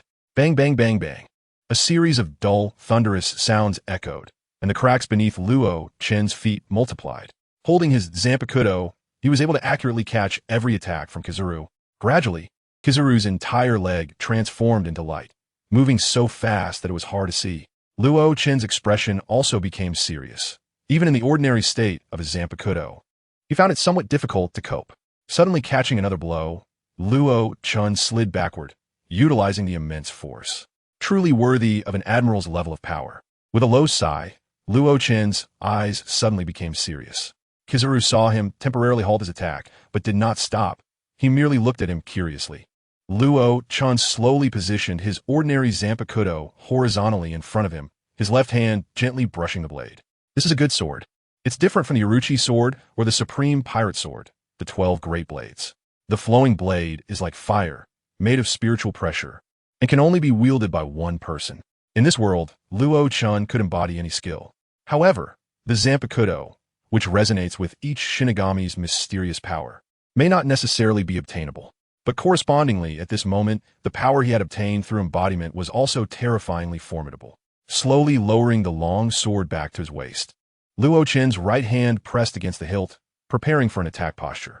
In the distance, Kizaru raised an eyebrow, revealing confusion. Is it the sword-drawing technique? According to the information, Luo Chen was exceptionally proficient in sword-drawing techniques. However, what effect would such an attack have on him? In the next instant, Kizaru's gaze suddenly changed. This is... Luo Chen drew his sword, and the flowing blade struck forward into the void. The wind stopped, and the sea halted. An incomparably powerful sword pressure erupted, forming a tremendous force that rushed toward Kizaru at an unmatched speed. Slowly, putting the Zanpakuto back into its sheath, Luo Chen's voice came out faintly. This isn't the sword-drawing technique, but rather... Suza. A violent wind arose, and this slash directly split the island's surface in half. Like a shark breaching the water, attacking Kizaru directly. Boom! The golden light surged, and Kizaru elementalized, attempting to evade this terrifying slash. But at the moment of contact, his expression changed. What? He elementalized, yet was unable to evade. The moment this slash collided with him, it began to cancel out, consuming his energy. Elementalization? As expected, spiritual pressure can affect you. Luo Chen's eyes flickered, and the corners of his mouth curved up. Physical attacks could be completely exempted, but this energy-based attack, originating from spiritual pressure, clearly, Kizaru could not escape. And by this point in the battle, Luo Chen hadn't even released his Zanpakuto. Captain Yamamoto's power is indeed formidable. The terrifying slash nearly left a 100-meter trace on this nameless island before slowly dissipating. Kizaru, who had withstood that Suza, now wore a serious expression. Behind his sunglasses, his eyes were extremely grave. I underestimated you. Perhaps the Navy has underestimated you too. He stepped closer to Luo Chen, extending his right hand as a golden light sword rapidly appeared. This light sword was brilliant, containing intense heat. Almost like a laser sword from some sci-fi movie in Luochen's past life. The sword light in the void, even scorching the air. Luochen's gaze also turned sharp as he held the flowing blade like fire, stepping forward as well. Kizaru, you better be fully alert. His voice was serious and cold, causing Kizaru to immediately squint. After all, my purpose this time is merely to hold you back, not to... Pausing. The implication in his next words was exceptionally grim. Kill you. Kizaru's pupils contracted, narrowing into a dangerous slit. It seems I've been underestimated. With a flick of his right hand into the void, the light sword burst forth with terrifying speed, as if the air itself had exploded. This is not an anime world, but a real one. Kizaru's Ama no Murakumo no Tsurugi had transformed into the most fearsome weapon. Even someone without any swordsmanship would likely unleash unimaginable combat power simply by wielding this weapon. How dare you claim you can kill me? No matter what, I am Marine Admiral. Kizaru's footsteps paused for a moment before he strode forward, his expression becoming incredibly sharp. Luochen's pupils also narrowed, and he tightened his grip on his Zanpakuto slightly. At this moment, both appeared casual, not launching an attack, but they were acutely aware that once the battle began, it would undoubtedly be explosive. 3 breaths later, the two almost simultaneously came to a halt. Immediately after, their eyes widened in surprise. Whoosh! A crisp sound suddenly echoed in the air. It was the sound of breaking through the air, the violent noise generated by high speed. Looking back at the spot where they had paused, the two had completely vanished. Whoosh! A fierce wind surged, and the ground at the center of where the two had stood suddenly collapsed. In the next second, 2 figures appeared. Crack! Golden lightning flickered continuously as 2 long swords collided. Tench Gai Nie, Fuzon. The explosive lightning continued to surge from the point of their clash, and the ground beneath their feet began to shatter. You really surprised me, Luo-chun. With such power, no wonder Dorag suffered a great loss. Luo-chun squinted, taking a step back. Should I say that this truly is the power of an admiral? At the moment of their clash, nearly 20 meters behind Kizaru, all the trees were broken, and the ground was covered with countless cracks. Meanwhile, behind Luo-chun was a scene of calm, with no signs of destruction. Luo-chun understood that this did not mean Kizaru's destructive power was less than his own. It was because the other party had concentrated all the power of that strike into a single sword. This power only erupted at that moment. With a tight gaze, Luo-chun floated backward, skidding 10 meters on the ground before finally dissipating the immense force. A clever way to dissipate force, Kizaru praised, but his gaze turned cold again. However, I can unleash attacks at the speed of light infinitely. How many can you block? As soon as he finished speaking, his figure transformed into specks of golden light and vanished, almost instantaneously reappearing above Luo-chun. The Justice Cloak fluttered, and the Tench Gai Nie ignited the air. The dazzling golden light resembling the sun, with the potential and kinetic energy propelled by high temperature and speed, descending upon Luo-chun. This was an incredibly powerful strike, condensed and possessing strong penetrating power, capable of being unleashed infinitely. And this was the strength of an admiral. The Logia-type Pika Pika no Mi, Kizaru's power. The sword swung down from above, but Kizaru's eyes flashed with confusion. Did I miss? Looking ahead, Luo-chun seemed to disperse like an illusion, faintly revealing a murky emblem. Rebellious and arrogant talent, tide surge, denial, paralysis, in an instant, obstructing eternal slumber. The crawling steel princess and the self-mutilating clay puppet combined, rebounding and extending to the ground, were aware of their own powerlessness. A faint voice came from behind Kizaru, seemingly from a distance, giving him the feeling that the speaker was hundreds of meters away. Moreover, this voice sent chills down Kizaru's spine, enveloping him in a sense of eeriness that made him shiver. At this moment, after the Shuanpa, Luo-chun stood above the void, extending one hand with a cold expression. As he pronounced the first few words, his right hand suddenly closed tightly. Keto number 90. Black coffin. Boom. Kizaru's eyes widened as he looked around, a mass of intertwining black threads rapidly extending, merging together at a terrifying speed. In the end, they formed a rectangular box-like object. This object was at least 100 meters long and 20 meters wide, and he was currently trapped inside this object. Buzz, buzz, buzz. The void trembled, and Kizaru suddenly looked up, his pupils constricting. What is this? A coffin? When a heavy, dark, and eerie coffin lid appeared, Kizaru finally realized it was indeed a coffin, a pitch-black coffin. He was surrounded by the black coffin. Close. Luo Chen's cold voice came from afar. Boom! Dust flew everywhere, and the entire nameless island shook violently. Kizaru's figure was completely enveloped in the dark coffin, vanishing from sight. Keto number 90, Black Coffin. Luo Chen showed no mercy to Kizaru, launching an attack without hesitation. In the realm of the Soul Reapers, the Keto, after chanting, was on par with the attack power of a Zanpakuto. And the old man Yamamoto's was naturally even more terrifying, let alone that he was using the completed chant of the Black Coffin at this moment. This terrifying attack power erupted instantly. Standing within the Black Coffin, observing the shadow blades shooting out from all directions, Kizaru's expression changed drastically. One eerie move. Kizaru swore he had never seen anything like it. Where did that kid get such a technique? It was almost as if it did not belong to this world. He had to admit, he had truly underestimated him. Hovering in the void, Luo Chen looked down. 5 breaths later, boom, a brilliant light erupted, and the pitch-black coffin seemed to meld away under the endless golden light, rapidly disappearing. A golden figure stepped out, the cloak-like justice cloak fluttering behind him. Luo Chen, you are strong. A voice filled with respect and seriousness emerged from that golden figure. So, I have decided to use my full strength to fight you. In the anime, when Kizaru made his entrance, he almost descended with an invincible presence. No, one could say he was the highest combat power among the 3 Marine Admirals. Except for the battle against Whitebeard, he had always appeared almost invincible. And at that time, Kizaru was already over 50 years old. One could call him an old man. However, now, Kizaru was in his prime, at the peak of his life. Whether it was his fighting spirit or combat power, he was strong enough to be called a monster.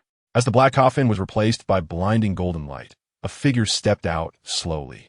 After taking a few steps, the light gradually dissipated, revealing Kizaru's figure.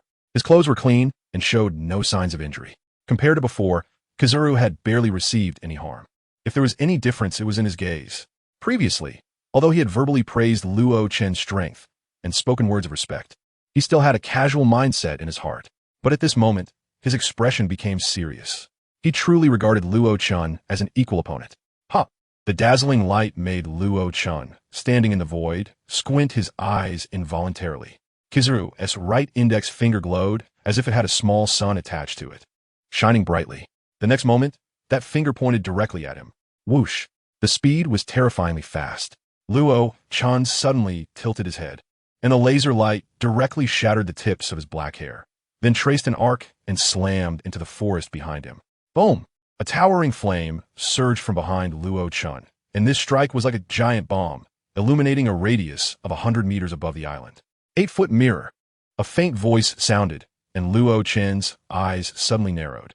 In the void, a ray of light refracted a few times, taking less than 1,000th of a second to reach his eyes. The dazzling light made Luo Chen involuntarily blink. So fast, light speed kick. The yellow ape's figure appeared, and with a fierce kick, aimed at Luo Chen's head. This kick was different from previous attacks, shining with blinding light and a condensed laser beam. One could imagine that if this kick hit, Luo Chen's body would instantly explode. Binding path number 81, break the void. This time, Luo Chen directly abandoned the incantation and suddenly struck forward with one hand. A massive defensive wall appeared with a loud rumble in front of the yellow ape. Then, time slowed down, and a slight ripple appeared on the yellow ape's face. However, he showed no hesitation at all, ferociously kicking toward the suddenly emerged wall. Boom! The not yet fully formed defense could not withstand the speed and power of this kick, shattering into pieces. However, this fleeting moment gave Luo Chen the time he needed, even if it was just a second. In the sky, the blinding golden light and a massive explosion that had just occurred were quite shocking. In a low chant, solemnity and majesty were intertwined. The deep voice sounded as if the Grim Reaper was praying. Everything in the universe turns to ashes, the flowing blade like fire. Initial release. Luo Chen's eyes became sharp. His spiritual pressure suddenly surged again, and he held his Zanpakuto horizontally in front of him, accompanied by a hiss. An unnamed fire rose. This flame was still very small, but full of vitality, as if it could transform into a raging fire at any moment, burning the entire sky. In the next moment, the yellow ape's face appeared before Luo Chen's eyes, his cold gaze behind sunglasses locking onto him. That kick shattered the binding path, displaying the imposing might of a general. With a wave of his right hand, the yellow ape's tank-Y sword sliced through the void, aiming to cleave Luo Chen's head. Torch! A flame rose, and immediately, endless flames surged from Luo Chen's sword, covering the void ahead in the blink of an eye. In an instant, it spread across 100 meters of void, and this momentum continued to advance. Flames! The yellow ape's pupils constricted, and he was forced to halt his tank-wise sword. His figure flickered several times, transforming into light and refracting in the air. 3 breaths later, he had already appeared behind Luo Chen. The laser beam was released. Torch! In the void ahead, Luo Chen did not turn around. His lips parted slightly, and the flowing blade like fire trembled incessantly, as if excited. Boom! At this moment, the yellow ape was even more shocked. The air seemed to ignite in flames, and in an instant, centered on Luo Chen. The void in all directions within nearly 1,000 meters was filled with fire. This flame burned everything. Nothing was left unscathed. In the center of this flame, Luo Chen's clothes began to flutter as the wind generated by the fire swirled around him. His expression was indifferent and confident, his eyes shining brightly. This overwhelming fire reached the yellow ape in the blink of an eye. Although he knew he was an elemental being, faced with this raging fire, the yellow ape did not dare to touch it, dodging immediately with a flicker. In just a few flashes, he had already appeared 1,000 meters away. Hiss, hiss, hiss. The flames continued to burn, with no medium. But this fire was so tenacious, endlessly persistent. In the blink of an eye, almost 5 seconds after Luo Chen completed his initial release, the sky above the nameless island was already covered by a sea of fire. Can a sword that can launch fire attacks exist?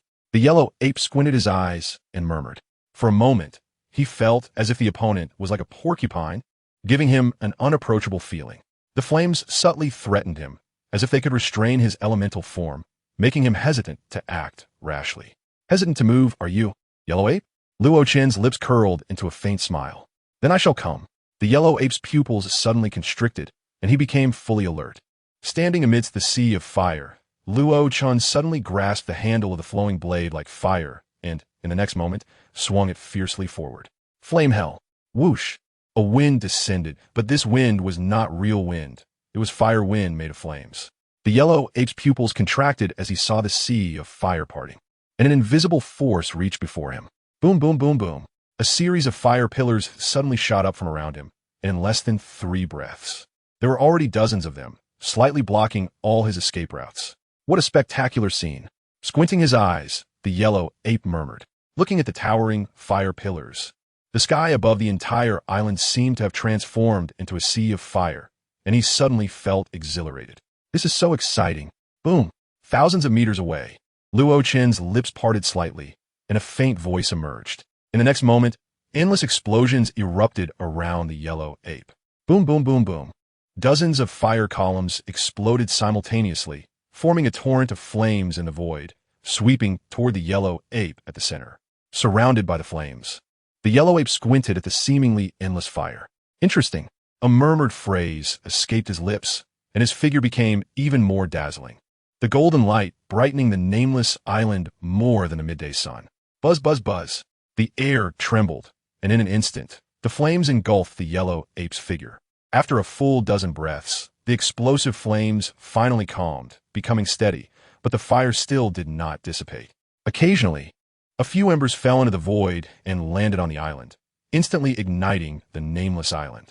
Luo Chen stood in the void, his gaze cold, staring ahead. Lightspeed kick. A beam of light suddenly appeared, refracted from the void, arriving right in front of Luo Chen.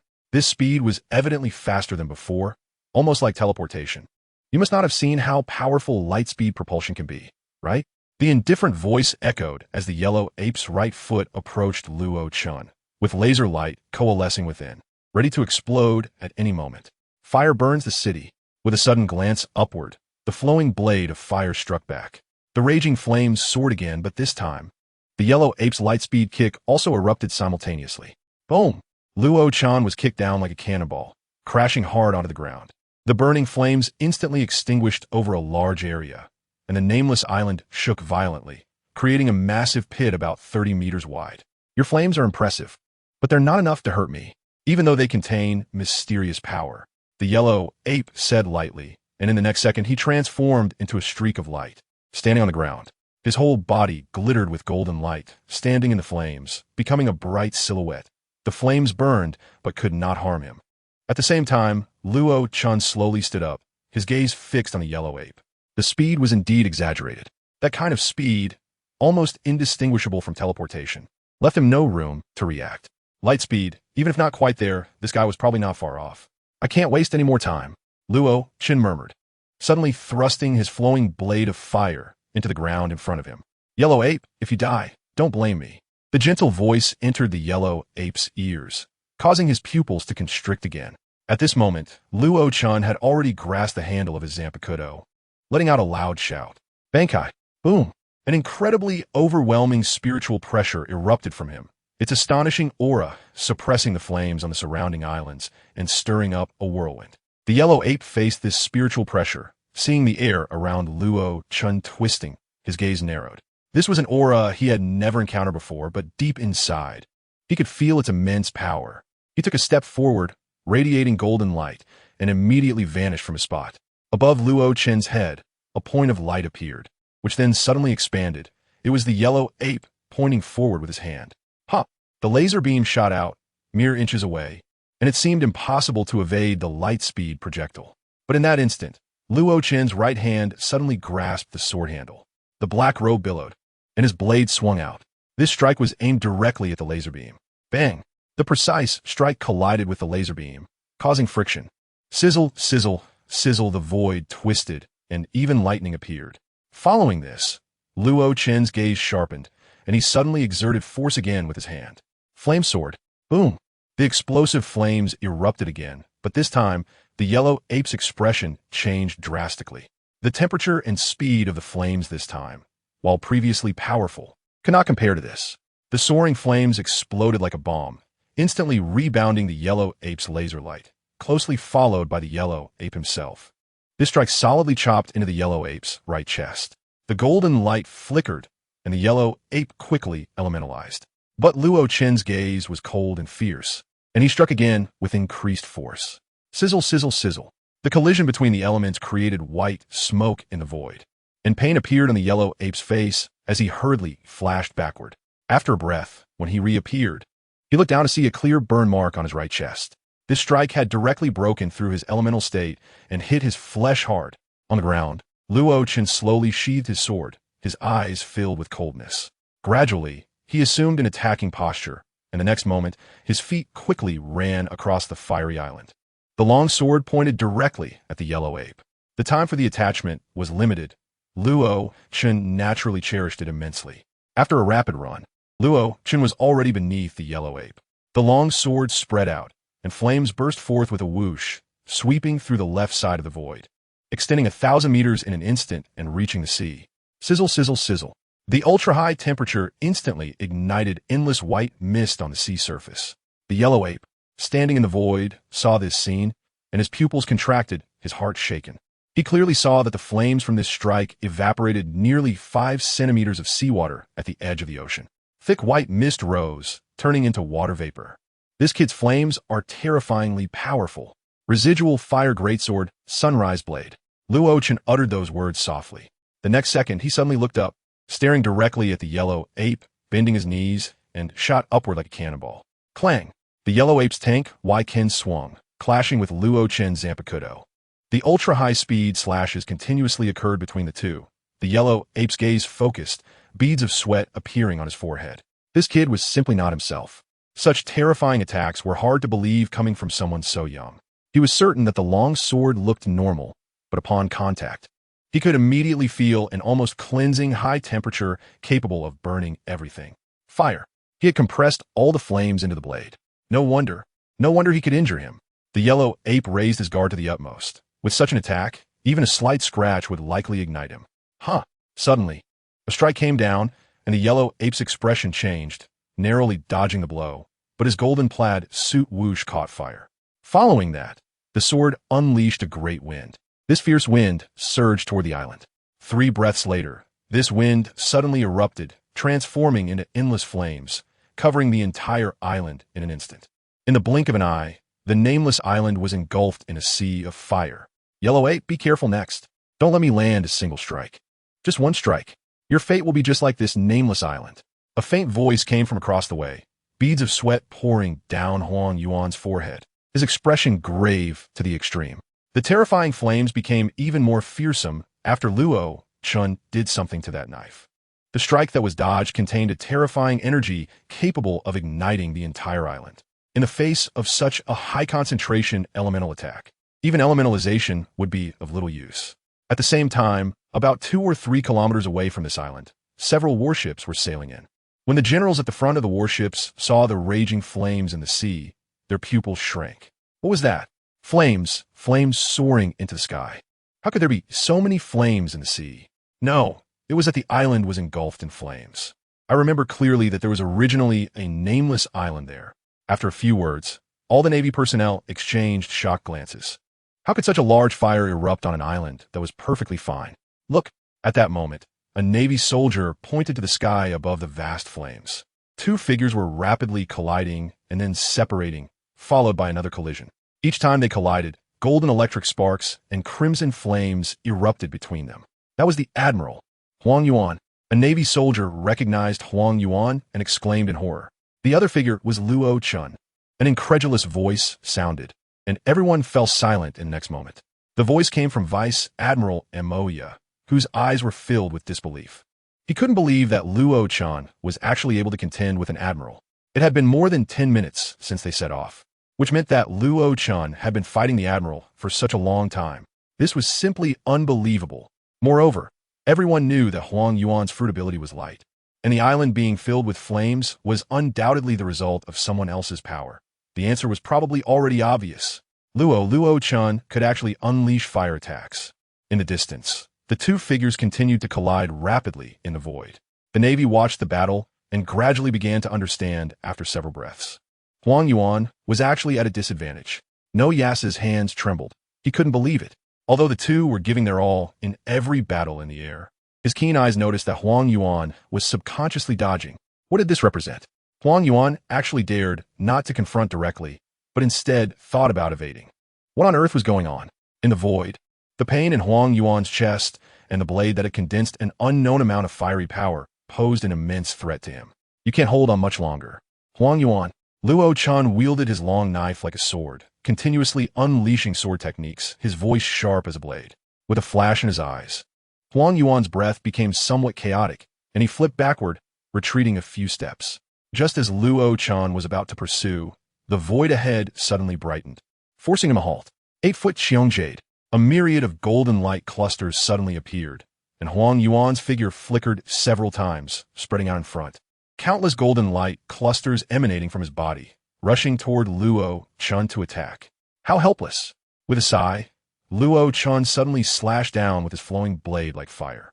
Residual fire great sword west. Residual sun hell clothes. Fa.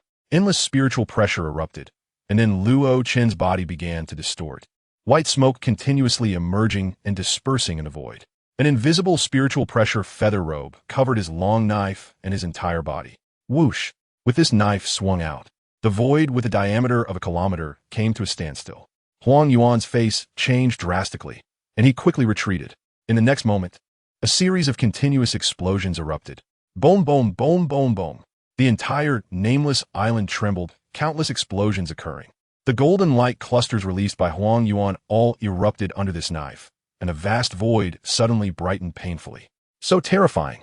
On the warship, the Navy personnel watched the battle ahead, and they didn't dare to advance any further. Some of the Navy even began to feel fear in their hearts. With such combat power, how could they capture him? Who would dare to try and capture him? Step by step, strolling through this fiery void, Luo Chun arrived opposite Huang Yuan. I don't have time, so I'm sorry. With the flowing blade like fire displayed, he slowly placed it at his waist, assuming a drawing stance. Doing technique? Huang Yuan's pupils shrank, becoming fully alert. If you survive. Luo Chen's words were flat, his eyes turning fierce. Then, you can consider yourself lucky. Old Yamamoto's ultimate move can only be withstood by either someone very strong or someone who is truly lucky. Suddenly, Huang Yuan's pupils widened. He saw a streak of flowing light, and then his body began to transform into light under his control. Elementalization. Whoosh! Luo Chun, who had assumed the drawing stance in front, began to twist, transforming into a bright red light, akin to a bomb exploding, the knife suddenly slashing out. In less than 1,000th of a second, Luo Chan was already standing behind Huang Yuan. What is this move called? Huang Yuan did not lower his head, and his pupils trembled violently as he asked this question. Residual fire, great sword north, world ashes. Luo Chan said softly. You had great luck. Unable to help himself, he added another sentence. Hee, is that so? Huang Yuan forced a bitter smile. His figure had already become a mass of light and shadow, but it was useless. Clearly visible, his waist was continuously splitting apart but fiercely healing. Yet the unnamed power could destroy the healing, causing the split to burst open again. If it weren't for elementalization, this knife would have already cut his body in half. Oh no, even with elementalization, he had already been cut in half. And behind that knife, in the kilometer-wide sea, flames roared as if the world was ending.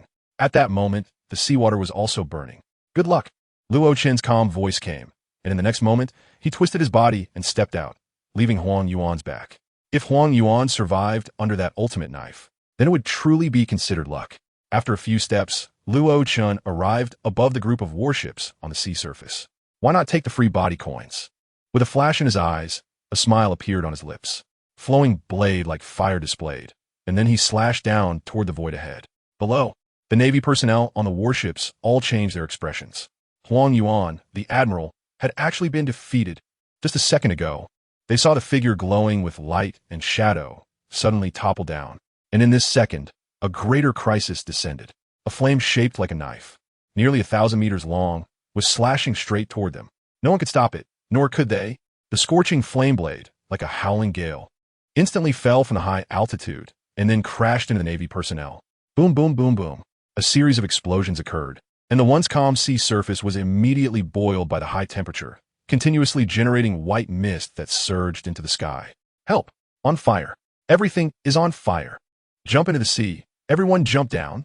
Voices of high-ranking Navy officers echoed loudly, their faces pale and anxious. No one could have imagined that Luo Chen's strike would have such power.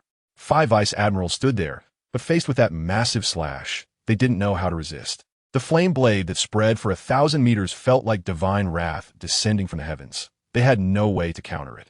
That slash was incredibly fast, like a meteor falling, plunging straight into the sea and landing on a warship. In an instant, 8 warships were split in half, followed by flames soaring into the sky. One strike, just one strike, and the combat power of thousands of Navy personnel was completely shattered. Hearing the cold prompt in his mind, Luo Chen smiled, then took a step, his figure quickly disappearing from the scene. About 6 hours had passed since Jason and the others left this place. Compared to the dense distribution of the Navy later at Bartelio Island, other sea areas were much sparser. Judging by this, Jason and the others should be safe for now. With a quiet sigh of relief, Luo Chan took out the snail phone from his pocket. Bulu bulu. A dull sound rang out, and after 5 breaths, Luo Chen frowned. No one answered. The snail phone he dialed had no response. Had something happened to Jason? His eyes flashed, and Luo Chen's expression turned cold as he quickly took to the air. He had given Jason the sea chart, so he was clear about their general route. Just after Luo Chen left, on the island engulfed in flames, a brilliant golden light suddenly burst forth. A tall silhouette stepped out, and with just a few refractions of light, he arrived before the raging flames. Admiral Kizaru. It was Admiral Kizaru. Great, he was safe. The panicked Navy personnel looked up at the golden figure in the sky, their faces filled with excitement and exhilaration. 8 forked jewels. A detached voice fell from the sky, and countless rays of light shone brightly, landing on the warships engulfed in flames in an instant. 3 breaths later, the flames gradually extinguished, and the cries of the Navy ceased. He stepped down onto a relatively intact warship, at which point all 5 vice admirals had gathered before Kizaru. Luo Chen escaped? It seemed both certain and uncertain. He was too powerful. We didn't have time to react before the warship was on fire. We had no time to pursue him. Noah said seriously. Forget it. It doesn't matter. The Navy's intelligence was wrong. Luo Chen's power is extraordinary. Even if I hadn't broken through at the last moment, would have been in danger. Kizaru's face was no longer the carefree demeanor of the past, now filled with seriousness. What do we do now? Noah's couldn't help but ask. Anyone who witnessed that battle would probably find it hard to muster the courage to confront that guy. A dignified admiral almost got directly slashed. What the hell? Quickly contact Kazan and let him know to be careful. Kizaru narrowed his eyes and quickly instructed. He and Kazan were about the same age, with similar combat power. Although their ranks differed somewhat, it was only because he was slightly older. He was not a match for that kid, and only survived due to the breakthrough at the last moment. But if Kazan encountered him, he might not have such good luck. Yes, the Navy Vice Admiral quickly replied, and then connected the snail phone. The phone rang for a full 6 breaths before finally connecting. Moshi Moshi. A dull voice came through, full of impatience, as if the person on the other end had just woken up. Kazan, what are you doing? The Vice Admiral asked loudly. Encountered some situation, hanging up. Kazan's characteristic voice came through, and the conversation was brisk and to the point. Just like that, he hung up. The Vice Admiral was about to ask what happened when the call was already disconnected. The Vice Admiral blinked, his mouth twitching, and clenched his fists. If Kazan were in front of him, the Vice Admiral would probably have no hesitation in smashing the empty rum bottle from last night over Kazan's head. Kizaru frowned. Find out Kazan's location. We need to support him quickly. Yes. The Navy personnel immediately sprang into action. It was quite easy to find out Kazan's location. He himself was too lazy to communicate with these guys. However, his subordinates dared not defy their superiors' orders. On the vast sea, seagulls soared high in the sky, occasionally letting out a few high-pitched calls. Fish occasionally leaped out of the water, only to splash back down with a plop, disappearing from sight. Just as these fish sank into the sea, a pair of cold feet, emanating an icy chill, stepped onto the surface of the water. The temperature contained within these feet was unimaginable, and with each step, the sea surface rapidly froze, forming an ice path about a meter wide. Da-da-da. The owner of the feet advanced step by step on the frozen ice. His speed appeared slow, yet was oddly fast, making it dizzying to watch. In the blink of an eye, the figure was already 1,000 meters away, hard to discern. All that remained on the sea's surface was a long ice path, which gradually melted back into the sea over time, vanishing once more. I see you. In the blink of an eye, a sailing wooden ship appeared ahead against the wind. The ship's sail was a plain color, without any patterns. It was neither a merchant ship nor a pirate crew, looking rather ordinary. The figure gazing at the wooden ship in view had a somewhat complex expression. Yet, his steps did not falter as he drew closer to the ship. Is it her? The target my teacher Carp sent me for. He murmured, his figure flickering as he advanced another 300 meters. About 10 kilometers away on a medium-sized warship, a team of majors was frantically connecting the snail phone. Hello, this is Major Glon from the South Sea Division. I don't care who you are. Just tell me clearly where that kid Kazan went. An extremely impatient voice came from the snail phone, and the authority embedded in it immediately left Glon dumbfounded. Who is this? So arrogant. It's a Vice Admiral. A colleague beside him whispered quickly in his ear. Glon's whole body trembled, jolted awake. Damn it, speak. The impatient voice from the snail phone came again. Kazan. Vice Admiral Kazan went after a ship. Chasing a ship. The voice on the snail phone clearly sounded bewildered. Unable to help but ask again, what ship? A wooden ship. Glon answered instinctively and quickly. He was just a division major. And the pressure of talking to a Vice Admiral was immense. Sweat poured down his forehead, and his whole body felt stiff. The voice on the snail phone paused, falling silent for a moment. Under pressure, Glon didn't dare hang up. What is your name, Major? Glon. Glon reported loudly. Very well, Major Gland. Now please tell me the specifics of that wooden ship. In this voice, one can clearly hear the suppressed anger. It's as if saying, stupid Gland. Tell me right now what that ship is for. This time, Gland was quick-witted and understood. It's a medium-sized wooden ship. On is a big man, a pregnant woman, and Gland trembled as he replied. Out of the corner of his eye, he saw his colleague covering his forehead, seemingly also suffering from the headache of his stupidity. Smack! The call was quickly hung up, and silence followed. Gland's whole body was shaking, forcing out a smile as he faced his colleague. I hope there is nothing wrong with what I said, right? If luck holds, they're shooting TB. Removing his hand from his forehead, the colleague said helplessly. The general asked for my name. What does he want to do? Gland's face was very bitter, tears lingering in his eyes. Do you think he wants to remember your name to promote you? The colleague said bluntly, spreading his hands. Bang! This sentence dealt a heavy blow, and tears streamed down Gland's face as he slumped to the ground. It's not easy to climb to this position. Cherish it while you can. I don't care why there is such a stupid major in the Naval Division.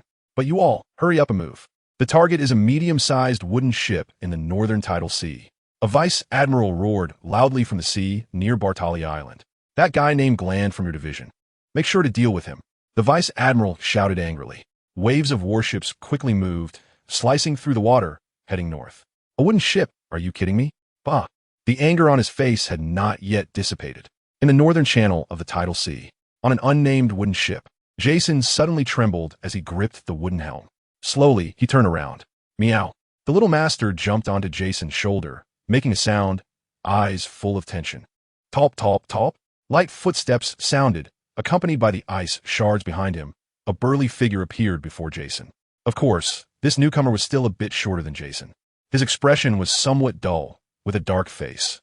If he were wearing different clothes, he would just look like an ordinary young man. However, this guy happened to be dressed in a naval uniform. Navy. Jason clenched his fists, stepping forward with a serious expression. Not here. The Navy boarded the wooden ship, twisting his neck, tilting his head to look around, surprised. What are you looking for, Navy? Jason's eyes turned cold, ready to attack at any moment. However, the Navy seemed very casual, as if he completely ignored the tense expressions of the two. Looking for a pregnant woman. The Navy smiled. Well, if you still don't understand, I'm looking for Roger's wife. With this sentence, the atmosphere on site instantly froze. Jump off the ship now, and I can let you go, Jason said coldly. The little master, lying on Jason's shoulder, also growled fiercely. Oh, I'm Kazan, a naval rear admiral. Kazan smiled again, looking very relaxed. As a Navy, I can't be so spineless. Taking another step forward, Jason's expression grew even more serious, and he could not help but take a half step back. Strangely, he felt that this guy in front of him was very dangerous. I will say this one last time. Jason's gaze was icy, fists clenched, veins bulging on his arms. I will never give her to you. Immediately. Get off. What a hassle. Kazan said helplessly, taking another step forward, completely ignoring Jason's threat. With that step, Jason's expression turned particularly fierce, and he stomped his foot. A tremendous force erupted instantly, spreading across the entire ship, causing the ship to sink an inch, and the surrounding seawater exploded. Bang! Water splashed like a fountain. Jason used the explosive force of this stomp, moving faster than one could imagine. In almost no time, he was already in front of Kazan. Then you can die. The ferocious expression, combined with Jason's low roar at that moment, made him seem like a devil. Boom! This punch hit Kazan's face hard, and it was clear to see that this naval rear admiral showed a hint of surprise and astonishment on his face. Immediately after, Kazan's head exploded like an ice block. Crash!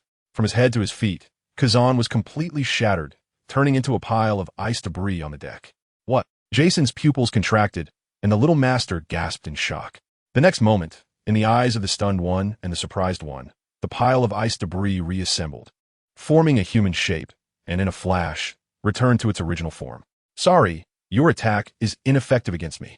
After calmly saying this, Kazan took another step forward, standing face to face with Jason. The latter's expression changed, and he threw another heavy punch. Boom!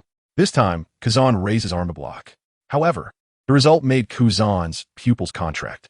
His arm was instantly shattered. What terrifying power! Narrowing his eyes, Kazan realized that this large man in front of him was difficult to deal with. His physical quality ranked among the best in the Navy, but this unknown guy in front of him had directly smashed his arm with one punch, forcing him to elementalize. I don't care what you are. Get off this ship and disappear from my sight. Jason shouted loudly, swinging his fist and charging again. Kazan's eyes narrowed, and his figure suddenly twisted. Shave! Buzz! Jason's fist wind swept past, and a powerful force even shattered the air in front of him, causing it to tremble. Storm kick. Just then, a calm voice sounded, and a fierce slash came from behind him. With a loud shout, Jason turned and threw a punch. Strengthened 10 times the power. Boom! This punch struck hard at the slash. The slash was directly shattered. Not far away, Kazan's pupils shrank again. This power was no longer just strong, but terrifying. The sharp slash was instantly crushed by Jason's punch. Following that, his massive figure moved forward like a moving tower, stomping heavily. A terrifying wave of power surged from his body, and with a roar, Jason's fist swung out again. Crack! This time as he swung his fist, the air itself let out a series of explosive sounds. This was the sound of the air being directly shattered. Kazan's pupils constricted, and he could even see the rippling waves in the air ahead caused by this immense power, spreading outward in circles. Iron block. He was also getting angry and decided to abandon the use of his devil fruit powers, instead relying on his own strength to counter it. Power amplification, 20 times. With a low roar, Jason's fist shot out like a cannonball. Bang! This punch landed solidly on Kazan's arms, making his entire body tremble violently. Then, his figure was actually pushed backward by this formidable force, sliding straight back. The wooden deck showed 2 long scratches. Crash! 3 breaths later, Kazan, whose speed had slightly decreased, changed color, and his entire body suddenly shattered into countless ice shards. Total defeat. The Navy Rear Admiral, a natural-type devil fruit user with the potential to become an admiral, found himself utterly defeated after just 2 or 3 exchanges with Jason, whether in strength or physical toughness, facing this burly stranger. Kazan's power and body had both come to a crushing end. This unbelievable outcome immediately caused Kazan's pupils to contract. In the next moment, amidst the flying ice shards, his figure reassembled. "Ice military knife," he said softly, revealing the face of the ice block, and a short knife made of ice appeared in his right hand. "Your strength impresses me greatly. I never expected that there would be such a strong person on an ordinary wooden ship. I'm truly astonished." Kazan's voice was somewhat serious. "I am a natural-type ice fruit user. Everything I touch turns to ice in an instant. Be careful," he reminded as he stepped forward. Jason's strength far exceeded his, but it did not instill fear in him. His specialty was not in close combat, but in his devil fruit. His figure swayed, and the ice shards reflected a rainbow of colors under the sunlight, looking extraordinarily beautiful. "Meow." At this moment, the little master screamed. Power amplification, 100 times. Jason's face became even more ferocious. His violent power was so fierce that it affected the surrounding space, and the deck beneath him caved in with a loud bang. His deep intuition sensed the strength of the man before him. Therefore, he struck without mercy, fighting with all his might. "Behind you," he shouted, suddenly swinging his fist backward. At the same time, he exerted force in his waist, twisting violently, his entire body moving rapidly. Buzz! The air behind him became chaotic, swirling irregularly and emitting a piercing shriek. The airflow was changing rapidly, the space around them transforming due to Jason's violent power in an instant. Kazan's expression grew even more serious as he realized that the strength of this big man far exceeded his expectations. He had fought many enemies before and had seen all kinds of foes, but he had never encountered someone so purely powerful. Yes, this guy was very pure. He had no techniques, only a terrifying strength that was enough to push him to the peak. One force overcomes 10 skills. At Jason's level, he didn't even need any techniques. Every punch contained terrifying potential and energy capable of shattering everything. Crash! The air suddenly tightened and then exploded. Kazan used Shave to approach Jason from behind, only to be shattered by this punch. His figure was breaking apart, but the power of the punch had not yet ceased. His chest, abdomen, legs, and lower body were all crumbling. But in that moment, Kazan merely expressed astonishment at Jason's increasing power, and his intact right hand shot out suddenly. Whoosh! The hand holding the ice military knife reached Jason's face in an instant, causing the latter's pupils to constrict. So fast, as expected of an outstanding Navy recruit. Kazan's movements were crisp and decisive. Jason stepped back, narrowly avoiding the fatal blow, only allowing the tip of the blade to graze his body. "That grazed me." Kazan's expression was indifferent, his voice calm. To the naked eye, a terrifying low temperature began to emanate from the corner of Jason's clothing. In an instant, this low temperature rapidly spread, reaching his entire abdomen and chest. "What is this?" Jason stepped back in shock, but the icy breath did not stop. Kazan stepped forward, and as he moved, frost appeared on the deck, causing the temperature of the entire wooden ship to drop sharply. Crack! Jason took 3 steps back, and in that short time, the ice had already spread to his neck. Thud! He stepped back again, and in the next moment, the ice completely covered Jason. Standing nearly 2 meters and 5 centimeters tall, Jason was completely frozen by Kazan's touch in just a few seconds. "What a strong guy." Kazan sighed and walked over, standing next to Jason. However, he was still a bit short. After such a long battle, he could naturally see that the opponent was purely a user of strength. As for hockey or the like, he wouldn't use it. Not using hockey had nearly determined the outcome of this battle. Any non-hockey user, or anyone who could not restrain a natural type ability, would be fundamentally suppressed when facing a natural type. "Now, can the cute little kitty tell me where that woman is?" He walked step by step to the little master's side and slowly crouched down. Behind him, a blue ice sculpture shone with rainbow colors in the sunlight, beautiful and enchanting. Looking at this somewhat dazed black face, the little master felt all the hair on her body stand up. Fear engulfed her heart. She knew just how powerful Jason was. Yet such a strong person had not even lasted a minute against this man. Creak! At that moment, the door to the bedroom on the wooden ship opened. Kazan's body trembled as his gaze became deep. So it was here? Slowly, he turned his head to look at the door. As the door opened, a woman's figure slowly walked out. Upon seeing the frozen Jason and the frightened little master, the woman showed little fear and no surprise on her face. "Have I found you?" murmured Lugio, turning her gaze to Kazan. "I will go with you. Let them go." Her voice was gentle, but the power within it made Kazan's eyes narrow. After carefully observing Lugio, Kazan secretly nodded in his heart. This woman remained calm in the face of danger, thinking not of herself first, but of protecting those she cared about. A pregnant woman who has escaped from Navy surveillance. "You certainly look very suspicious." With a smile in his eyes, Kazan stood up and walked towards Lugio. He did not make any dangerous moves, but his inherent powerful strength was already an invisible deterrent. However, after 3 steps, Kazan suddenly halted and his expression became serious. His gaze shot upward. Hiss, hiss, hiss. A blazing fireball was sweeping down from the sky, heading straight for him. With his pupils constricting upon seeing the flame, Kazan immediately leaped back. In just one jump, he was standing at the edge of the wooden ship's wall. As the flame rushed down, it suddenly twisted and traced a U-shaped arc, charging toward Kazan again. With an even graver expression, Kazan chose not to elementalize, but instead dodged the impact of the flame with a swift movement. Only then did Kazan, who was slowly standing at the edge of the ship, lift his head to gaze at the figure in the sky. "Who are you?" Kazan asked, filled with confusion as he looked at the unfamiliar figure holding a long knife. The young figure stood calmly in midair, his face serious and indifferent, looking down at him. What shocked Kazan was that the newcomer seemed to stand on solid ground while hovering in the air. "Leave here, Navy. Otherwise, I won't hesitate to turn you into flames." The indifferent voice echoed as the figure glanced down, and upon seeing the frozen Jason, his pupils narrowed slightly. Just then, a cracking sound suddenly rang out. Kazan's eyes flickered, and he turned his gaze. On the deck, the frozen Jason suddenly shattered with a loud whoosh. "Cold! Cold!" Jason shouted, his whole body trembling from the cold. But then he abruptly looked at Kazan. "Navy, our battle is not over yet. This time, I will use all my strength." Jason's voice trembled slightly. The ice had almost frozen him sick.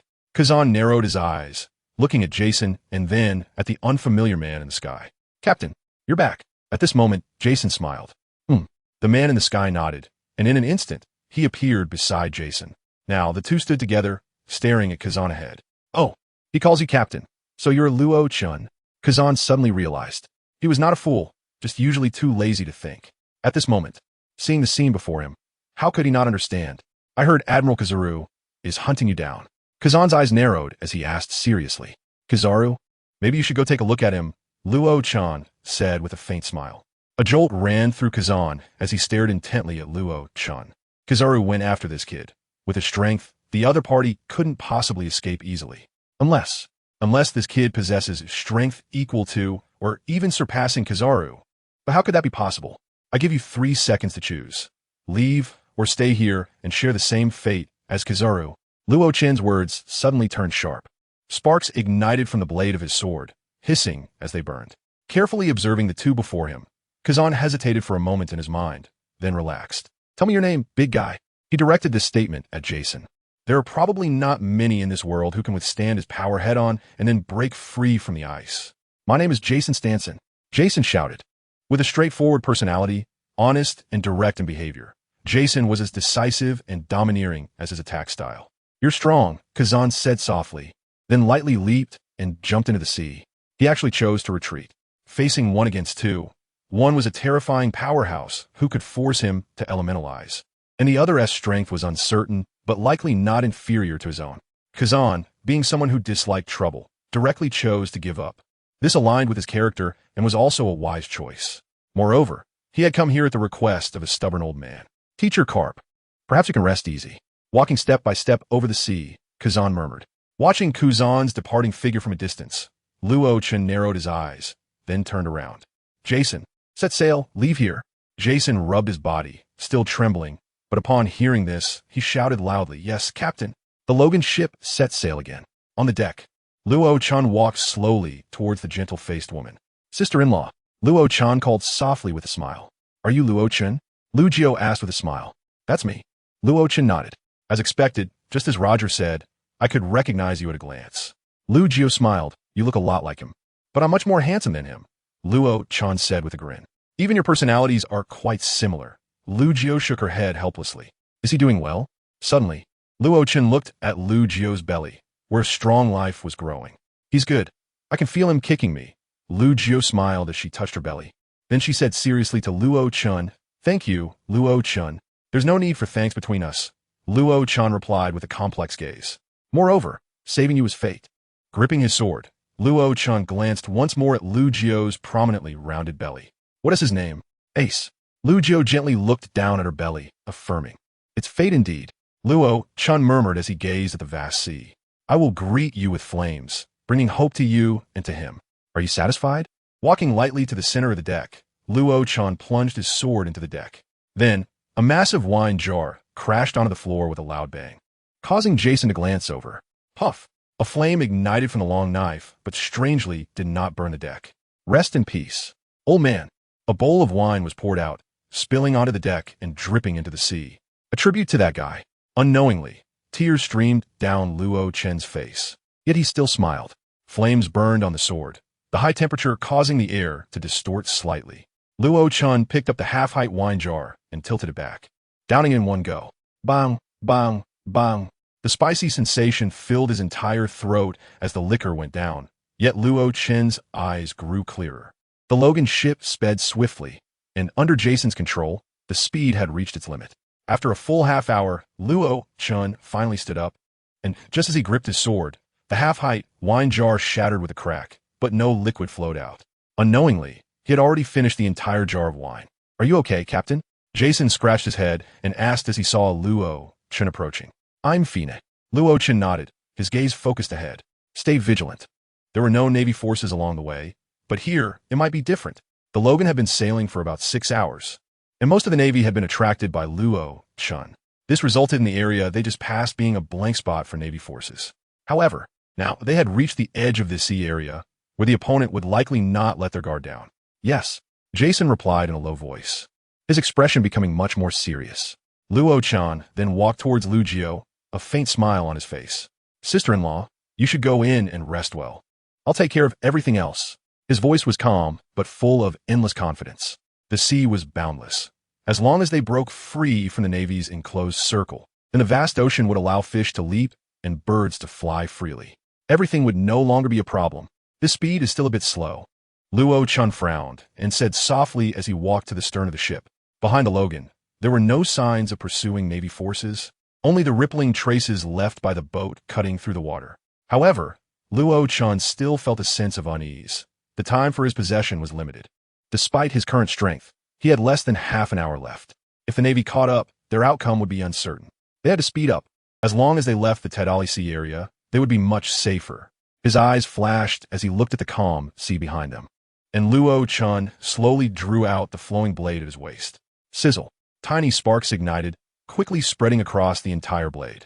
Using the recoil of the flames, he accelerated the speed of the Logan. Narrowing his eyes, Luo Chen suddenly drew his sword and slashed towards the raging fire behind. Buzz. In an instant, overwhelming flames shot out like a cannonball. A moment later, it violently plunged into the sea. Jason, little master, sister-in-law, hold on to the ship, we... A smile appeared on his face as he paused. We're setting sail. Boom. At the moment the flames hit the sea, the entire stern of the Logan trembled, followed by the midsection. Finally, the whole ship buzzed and shook incessantly as powerful energy surged forth in an instant, and then the Logan roared. It howled and transformed into a flying arrow, shooting out at an incredibly rapid speed. The sails had long been billowing in the strong wind generated by this impact, and even the mast showed signs of slight distortion. Quick, at this moment, the Logan seemed to turn into a streak of light, recklessly darting across the sea. Speeding along, the flame's power was almost inexhaustible, and a mist of steam was produced, causing the sea to boil continuously, with the Logan's rear appearing as if it were on fire.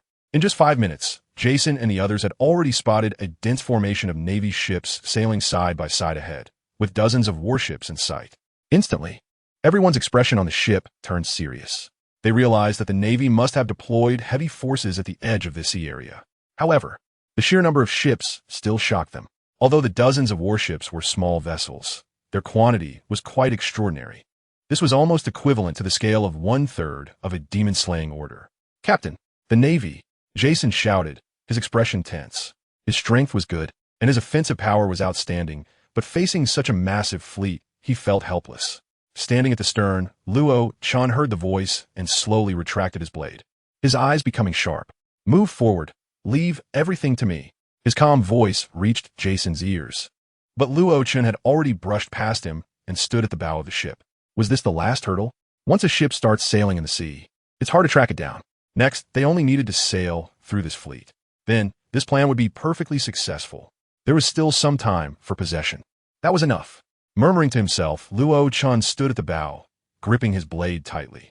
Dressed in a black robe with a feather coat draped over it, he looked incredibly domineering at this moment. 4,500 meters away, on one of the warships at the center of the fleet, the colonel was sweating profusely, nervously watching the transponder snail in his hand. "I am Vice Admiral Noyes. Everything is under my command." Just moments ago, upon spotting the fast-sailing wooden ship that seemed to split the ocean in half, the colonel had already called the command center using the transponder snail, and the one answering was Vice Admiral Noyes. The news had already spread that the guy on this wooden ship could actually contend with an admiral and escape from the tightly sealed encirclement around Bartelia Island. He wasn't foolish and naturally understood what this meant. These guys had terrifying strength. The moment the colonel heard this news, he shuddered, and then he dialed the command center again. He never thought of rushing up to command the Navy to intercept the opponent, nor did he think of earning any credit. At this moment, hearing the voice from the transponder snail, he inexplicably breathed a sigh of relief. "Great, it's connected. I finally don't have to take the blame for this." The colonel had no confidence in stopping the opponent. If they escaped, the blame would definitely fall on him. He was not willing to be the one foolishly taking the blame. Even if there was a 1% chance, he wouldn't want to try. "Follow my command. Prepare to fire." Vice Admiral Noyes' authoritative voice sounded again from the transponder snail. "Yes." The colonel shouted loudly and immediately ordered the ships to prepare. At this moment, nearly 20 warships rumbled. Dark cannon muzzles quickly extended from the ship's hull and adjusted their angles, all aimed at the Logan. "Ship 1 ready. Ship 4 ready. Ship 5 is ready."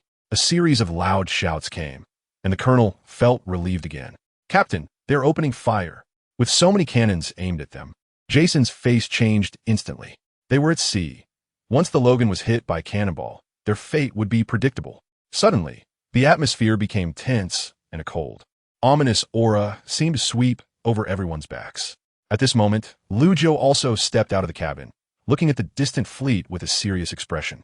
On the sea, often the danger comes not from people, but from the ship itself. This world is filled with water, and communication between people relies heavily on ships due to the distances between islands. A ship is a vessel for transporting people, and people are on the ship.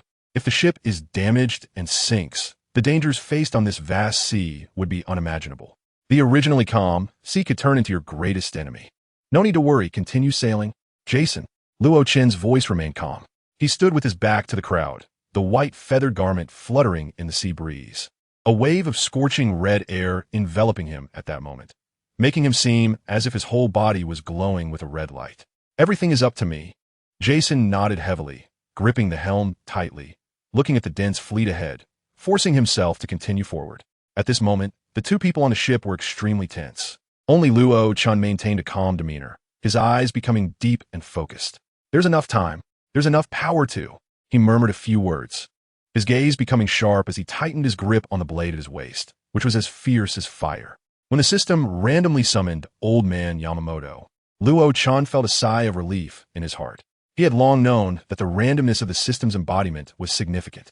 When not spending double the price to specify a category for summoning, the randomness was even greater. He had tried this while practicing swordsmanship. Among souls of the same price and rank, this characteristic was particularly evident.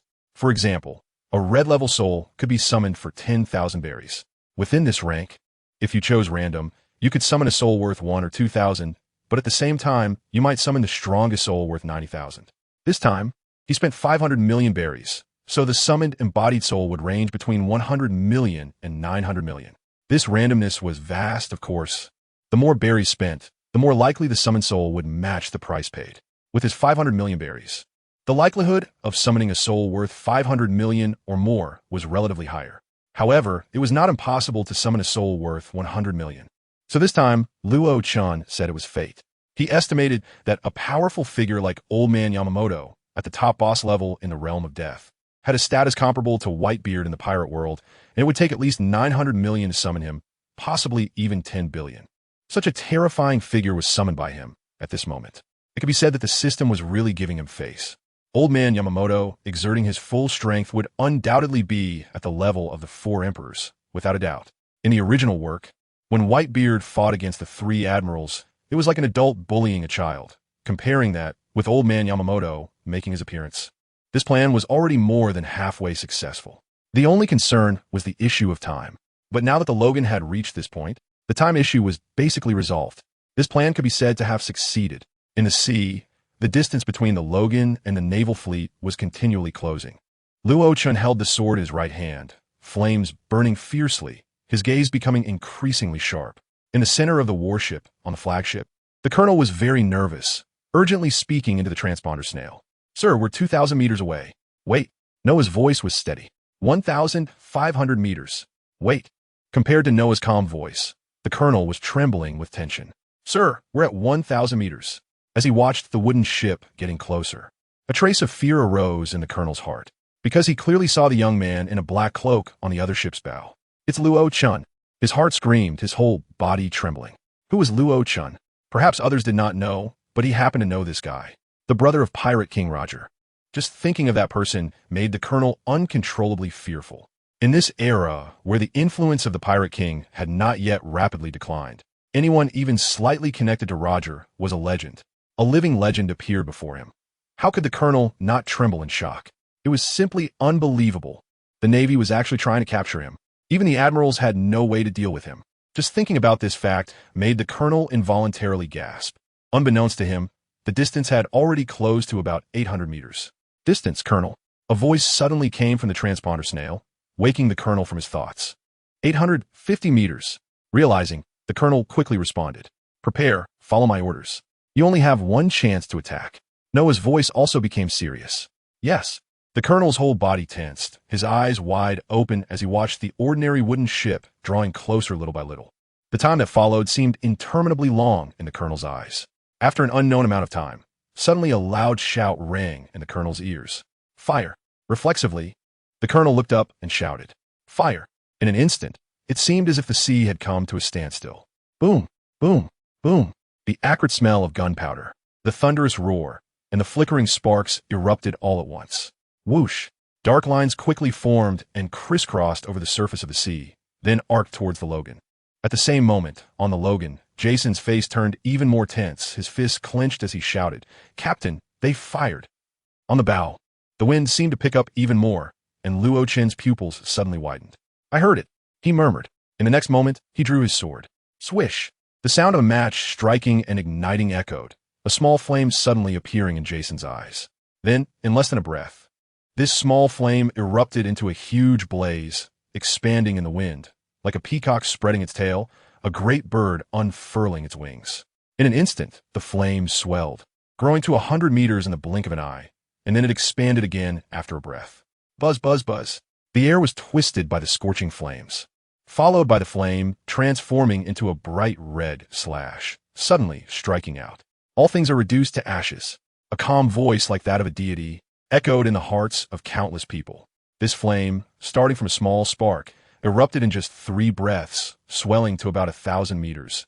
It was so beautiful, passionate, intense, yet releasing immense heat and energy. Like a shooting star in the eyes of countless Navy men, this flame fiercely struck the dense black cannonballs ahead. In an instant, the air boiled. Boom! The first brilliant firework began to explode, followed closely by the second, third. Like autumn winds sweeping through fallen leaves, this massive flame strike surged forward, directly shattering the dense black barrage of cannonballs into a sky full of red flames. Hiss, hiss, hiss. The intense heat instantly caused the entire sea to boil up with endless white smoke. The seawater boiling in an instant, countless bubbles emerging, heated directly to boiling point. Steam rising. 3 breaths later, the sky was filled with the sound of thunder, and countless cannonballs shattered, turning into a continuous sound of explosions. At this moment, the Navy men looking up at the sky with anticipation were filled with horror and despair. My God! Finished, finished. What beautiful fireworks! Run! The flames are coming down. Countless voices echoed among the Navy, and in the face of the scene in the sky, the sailors were stunned. No one could have imagined that the Navy's unstoppable artillery attack would fail and be crushed by the enemy in return. In the high sky, the enormous flames, despite being hit by cannonballs, did not dissipate. Instead, it seemed to have absorbed and fused the high thermal energy from the countless black cannonballs that erupted, expanding once again to a length of 1,500 meters. Run, jump into the boats. The colonel saw the massive flames getting closer, and his astonished expression suddenly changed. He didn't even bother to respond to the general's furious shout from the phone bug. He just shouted to the sky, "Everyone jump into the boats, damn it. Don't just stand there, do you want to die?" His roar spread across the entire sea, waking up countless sailors who were stunned by the shocking scene in the sky. Plop! The first sailor jumped into the water, and then the Navy hurriedly followed. Jumping into the sea, the enormous flames in the sky had not yet descended, but their power was already unimaginable from afar. Nearly 100 meters above the sea surface, the water below was already boiling, and they saw countless fish floating belly up on the surface. Jump! Jump! Faced with BrotherRochen's strike, the Navy's formation was completely thrown into chaos. They had no courage to face this terrifying scene. No one could stop this fear that felt like a natural disaster. Sizzle! Sizzle! Sizzle! The high-temperature flames were getting closer, and some sailors saw the air twisting, the flames burning the surrounding air into ripples. Fear extended from the depths of their souls and spread throughout their bodies. This was an indescribable feeling. The sailors just wanted to look up and roar to the sky, venting the terror of being burned to ashes. But no matter what, they couldn't make a sound. In the face of this enormous flame, they felt powerless. Jump! The colonel ran quickly, kicking the already terrified sailors into the sea, sweat pouring down his face. Would jumping into the water help? Looking at the sea surface where the flames passed, all the sailors understood. But who cares? As long as there is a glimmer of hope, they cannot give up. Sizzle! Sizzle! Sizzle! The sound of flames burning was getting closer, but the Navy still had not fully evacuated. At that moment, countless sailors stared blankly upwards, their eyes drifting, already scared out of their wits. Ah, damn it! The colonel roared and jumped into the sea at the last moment. Boom! This strike directly slashed across the warship. The calm sea was ignited, lighting up countless ship lights in the next moment. Flames rose in the void, burning endlessly. The Navy's once unstoppable weapon used to destroy the enemy now felt as fragile as a chick in the face of the flames in this strike. Ah, it hurts. Help me, someone save me. The seawater is burning. Countless sailors looked in terror at this area that had turned into a fiery death zone, their expressions dazed. This flame burned everything. Even the seawater seemed to have become a burning medium in front of it. On the Logan, Jason and others opened their mouths, unable to speak. Accelerate. At the bow, Luo-chun did not turn back, speaking indifferently. Yes. Jason reacted and maneuvered the Logan forward. Cutting through the sea surface, the Logan got closer and closer to the fiery area ahead. Strangely, when the Logan entered the flame area, the flames miraculously extinguished, and even the temperature of the seawater dropped. As the Logan crossed over the warship as if strolling, the flames on the sea surface had almost diminished. In 5 minutes, the Logan drifted further away, gradually leaving the Navy with a fading silhouette. Floating on the surface of the sea, the colonel looked complexly at the sailors ahead who were still shaken. Their clothes burned almost completely off, wanting to say something but unable to voice it. Dozens of warships were still burning, turning into dark chars slowly sinking. Countless sailors had varying degrees of burns, whether mild or severe. But strangely, there were no deaths among the sailors present. Yes, despite being near that terrifying flame that could evaporate seawater into white mist in 2 or 3 seconds, they had strangely not suffered a single fatality. The only commonality was that they had lost the ability to fight. GOLD, Luo-chun, the colonel murmured softly, believing he would never forget that young man who struck out the flames. Because at this moment, all the sailors floating on the seawater owed him a life. In a confrontation between 2 armies, there is no such thing as mercy. But the other side, clearly having the ability to reap them easily, chose to spare them. Colonel, Colonel, Colonel, are you still there? Speak.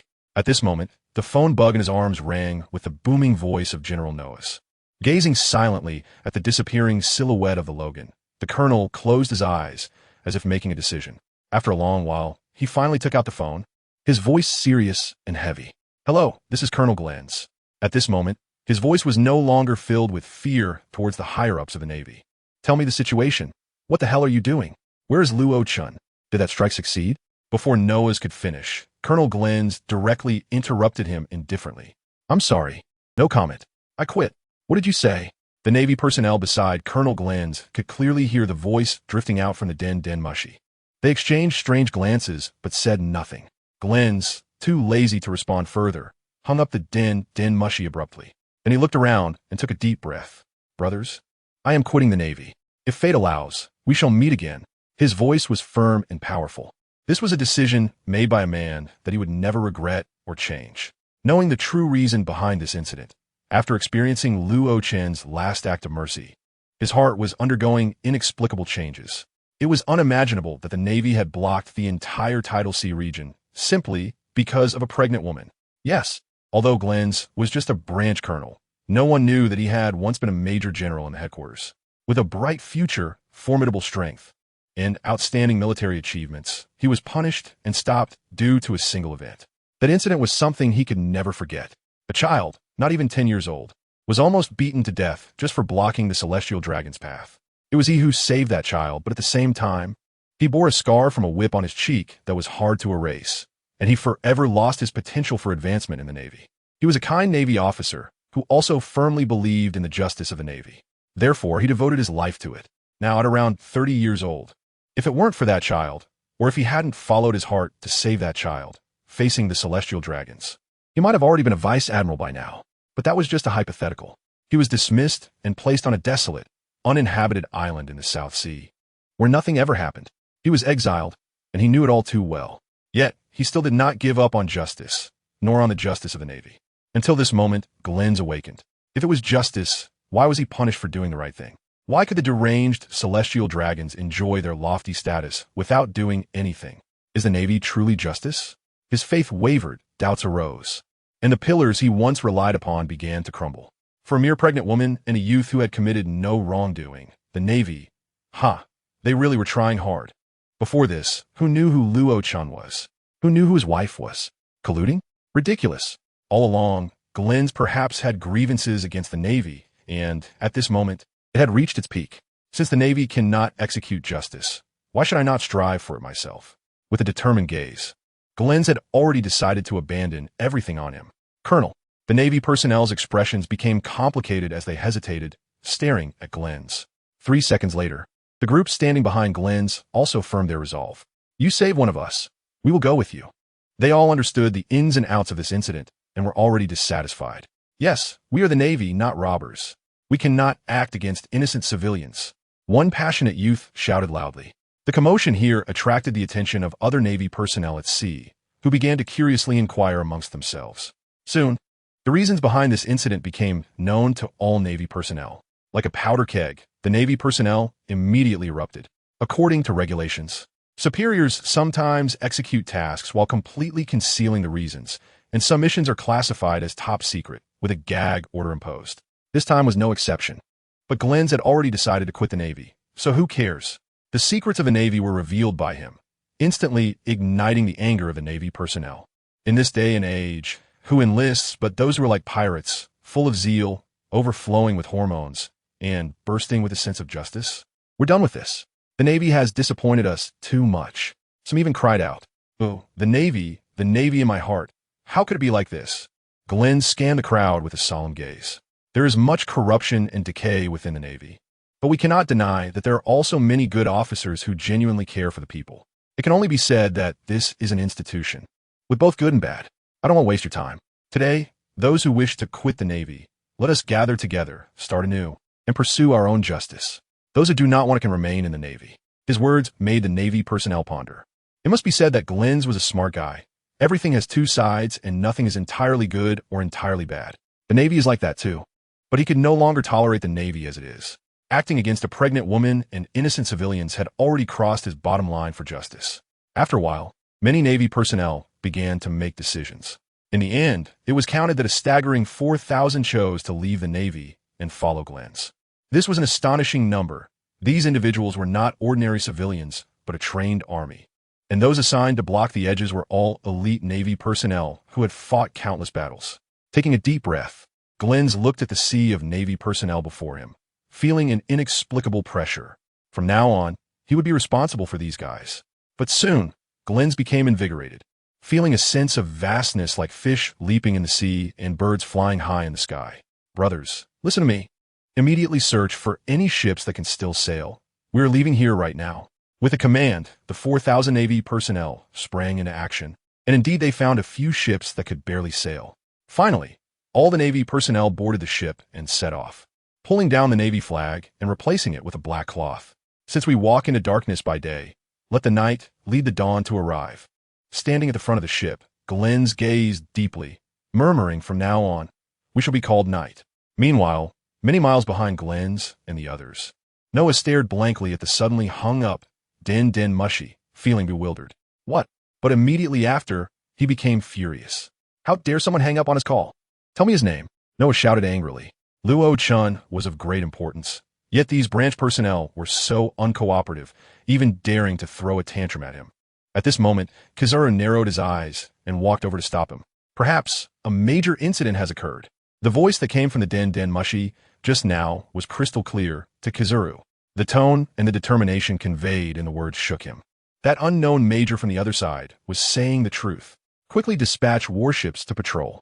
But Vice Admiral Noah still wanted to say something, but was immediately interrupted by Kizuru. Stop rambling. Go find the soldiers over there. You won't get any useful information.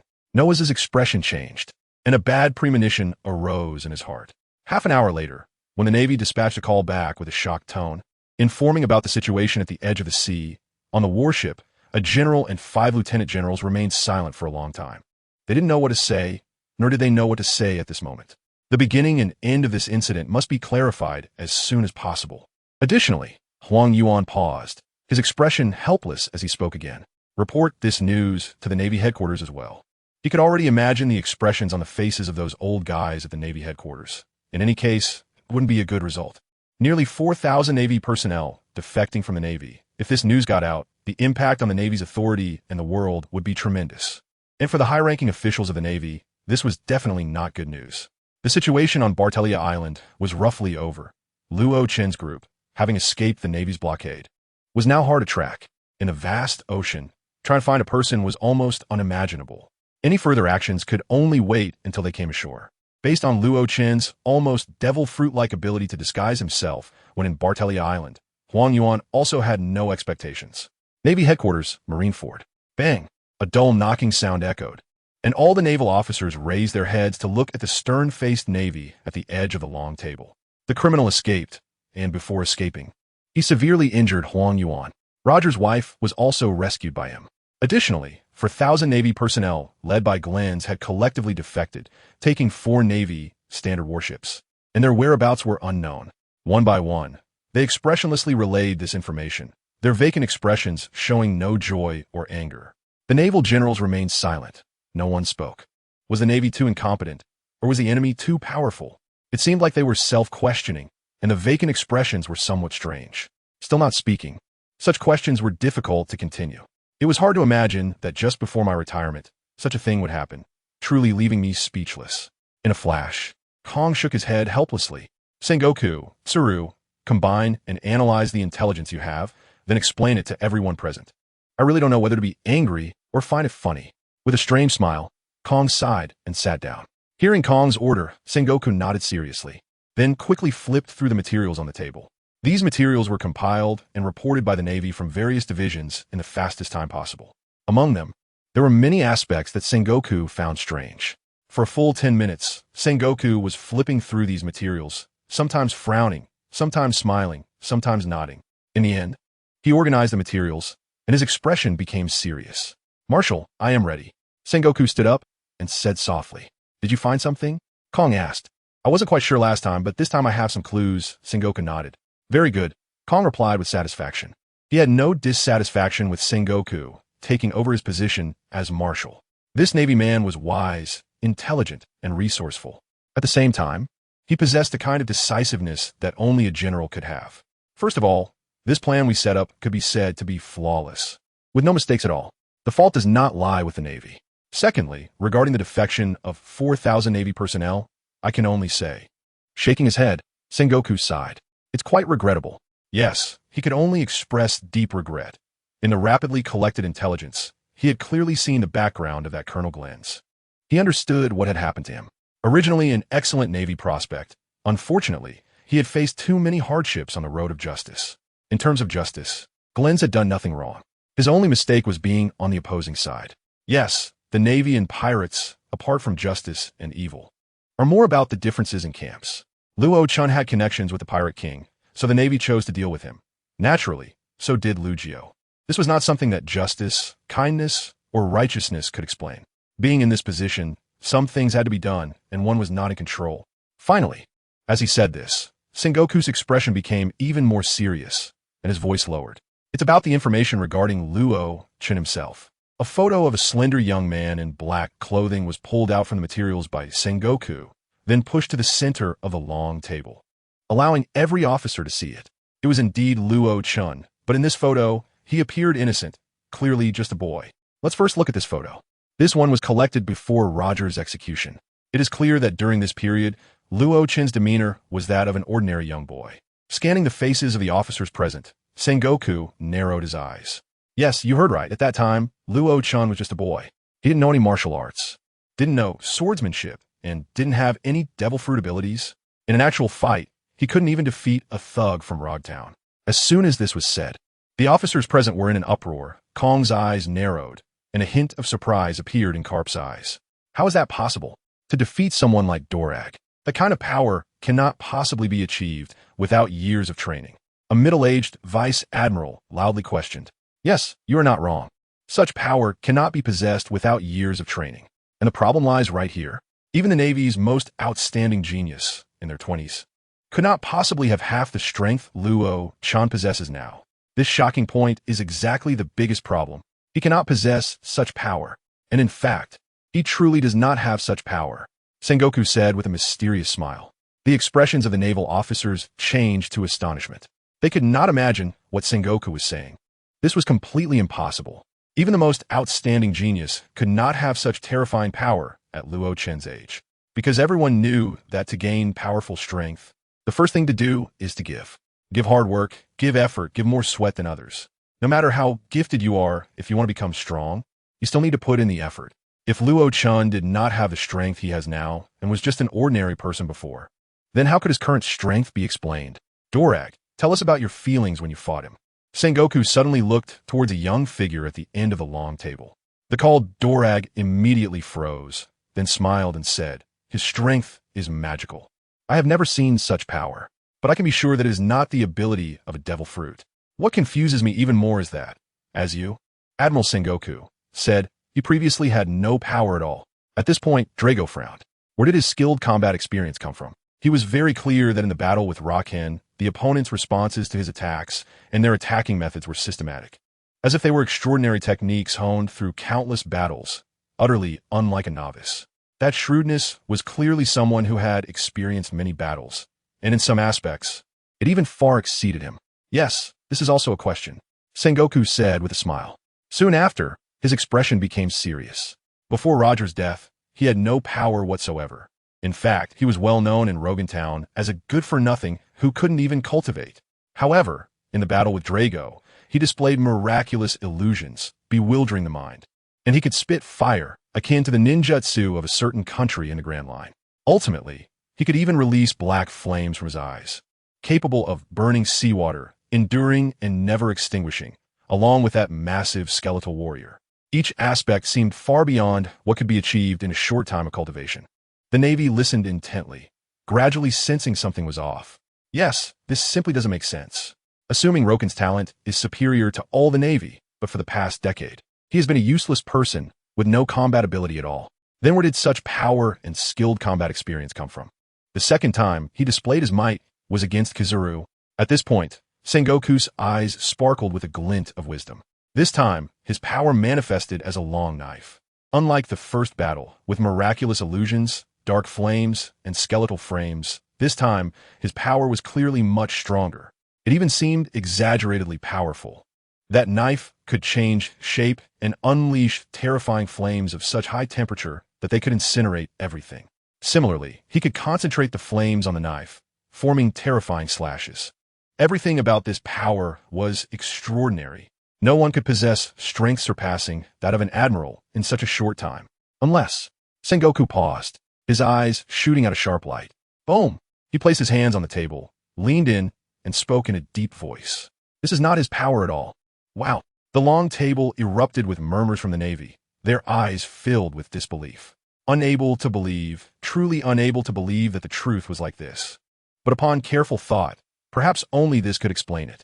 If one could pay close attention, during normal periods, our target, Rochen, his strength tends to be at a steady level, which is the normal phase. For instance, as written in this intelligence, initially, during the battle with Drago, his power was only approaching that of our crew members with bounties of 40 to 50 million. Until later, he suddenly changed and became powerful. The second time was at the beginning, where he was directly kicked into serious injury by Kizuru, and even before that, when facing Vice Admiral Moja, he had even fled. If the power really belonged to him, then why would he run away? Why would he appear so pathetic at the beginning? Sengoku's words, spoken rapidly, were extremely close to the truth, leaving the Navy present shocked into silence for a long time. If Rochen were present, he would surely applaud. Sengoku truly deserved the title of a wise general, as he managed to deduce the truth so accurately from mere clues. In summary, we can confirm Rochen's basic information. His eyes narrowed, and he quickly spoke. Rochen, male, 16 years old, brother of Pirate King Roger. Strength, in a normal lurking state, approximately. A trace of contemplation flashed in his eyes, and after a pause, Sengoku continued. Located around 120 million in bounty, then there is his miraculous state. In such a state, his minimum strength is that of an elite vice admiral, while the maximum. A hint of helplessness crossed his eyes. Recalling that even the Logia-type Kizuru nearly perished, he could only say, there is no upper limit. These 4 words caused the Navy officers present to tremble, all of them looking up at him. However, what can be confirmed is that this state has a time limit, which is approximately. Closing his eyes, Sengoku began to analyze based on the intelligence. Within 3 hours. This means that once he activates this power, as soon as 3 hours pass, he will return to his normal level. With the detailed battle intelligence from the 2 encounters, the Navy was able to thoroughly analyze Rochen's situation. This efficiency was both admirable and terrifying. The Navy, capable of suppressing pirates, is strong for a reason. The general information on Rochen has been analyzed, and other aspects cannot be concluded due to a lack of intelligence, so they can only be understood step by step later. Next, the wife of the Pirate King has been confirmed to have given birth. However, the target is currently with Rochen, making it difficult to capture for now, so it will be set aside for the time being. Finally, Sengoku's tone became much heavier. The 4,000 rebels, led by Galens. Kong raised his head, interrupting Sengoku's words, taking over the conversation in a stern tone. Send people to find their whereabouts for contact and negotiation. If they can return to the Navy, they will be forgiven and reinstated. If they refuse, his gaze turned cold, and Kong spoke in a chilling voice. Send a large army to exterminate them. His words were powerful and carried unparalleled killing intent. This Navy of this era is that tough. Furthermore, regarding Rochen's handling, at this point Kong paused slightly, his expression somewhat frozen. His arrest and search cannot be abandoned. A bounty should be issued. The bounty will be set at 150 million. A single battle has allowed the Navy to fully recognize Rochen's strength and threat. His strength is fluctuating and unstable, but once it erupts, it is even more terrifying than an admiral. Such a person, with his identity concealed, it is fundamentally impossible to resolve the situation in a short time. Therefore, Sengoku's previous plan to keep his identity hidden has lost its effectiveness. Kong then unhesitatingly adopted the second plan. His identity secret must not be leaked, and the strike against his forces must be furthered. As Sengoku said earlier, this person's strength is uncertain. Once he is in a weakened state, that will be our opportunity. Finally, what I mentioned about the handling of those 4,000 rebels must be expedited and resolved as quickly as possible. Remember what I said? Quickly. Kong's expression was serious, his words resonant like the ringing of metal. The officers present also became serious, silently contemplating. Soon, the meeting ended, and the Navy members began to leave one by one. As figures walked out of the conference room, Sengoku's eyes moved, looking at one person's silhouette ahead, and quickened his pace to catch up. After a few steps, He walked alongside the person ahead. Kapu, I know why you sent Akiji. Sengoku's voice was low and serious. Huh? What are you talking about? Kapu replied with a puzzled expression. In this battle, Akiji held back. Don't think I don't know. In other words, you indirectly helped that kid a lot. But have you considered the implications within the Navy? Sengoku said heavily. Sengoku. Suddenly, Kapu stopped, standing still. His expression also became serious. Unlike his usual carefree demeanor, Kapu now exuded an air of authority. I promised I would do it, no matter what. This is a man's promise, Kapu said to Sengoku with utmost seriousness. After saying this, Kapu turned and left. Sengoku stood there, clenching his fists, his face showing a hint of anger. This guy, if he continues to act recklessly, will ruin himself. Looking up to see Kapu, the latter's figure had already disappeared. Sengoku swung his fist hard and strode forward. A few steps later, he saw a figure leaning against the wall at the corner. Dragon? Sengoku looked at him in confusion. Dragon smiled and nodded at him before leaving. With an upset expression, Sengoku glared at Dragon and quickened his pace, leaving the area as well. This kid, always restless. Does he really think I can't see what he is secretly doing? It's just because of Kapu that I Haven T exposed him. Such a daring guy. Doesn't he fear losing his head? He muttered to himself and thought of his old friend, feeling a headache coming on. Just like me, his son is the same. This family is truly restless. Is it certain that heaven hasn't sent them to the Navy for self-destruction? Dragon heard the entire conversation between Sengoku and Kapu while standing in the corner. Others might have no way to eavesdrop on these two, but he could easily obtain the information he wanted. After the crowd of Navy personnel had left, Dragon returned to his office a few minutes later. Sitting in his chair at the desk, he casually flipped through the documents on the table. It was a thick file about 5 centimeters deep, with no text. Only collected photographs. Each photo was drenched in blood, and the images in the file seemed to depict all kinds of evil in the world. The extreme wickedness that humanity is capable of could be clearly seen in this album. His expression was calm as he began to flip through the album. On the first page, Dragon's expression was still somewhat serene. However, as he continued to the second page, third page, and all the way to the 5th or 60th page, his gaze gradually swept over these bloody images, and his chest began to rise and fall, his face turning red. Even the whites of his eyes had begun to show blood vessels. This was anger. Looking at these bloody photographs, a nameless fire ignited in Dragon's heart. Celestial dragons. Finally, Dragon slammed the table with his hand and closed his eyes. After a long time, his expression returned to normal, and his breathing calmed down. He let out a long breath, as if expelling all the anger from his chest. This nameless album recorded the various heinous acts committed by the celestial dragons against civilians and even high-ranking officials.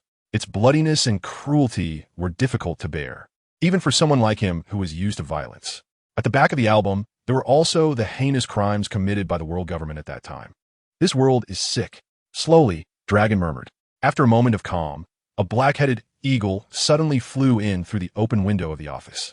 The eagle flapped its wings, and after a few movements, landed in front of Dragon. Dragon extended his hand and took a note from the eagle's claws. Opening it, he saw a line of black text. Everything is ready, please arrange. Only then did a hint of a smile appear on Dragon's face. Since no one is innovating, then let me start it. Reforming the old and establishing the new.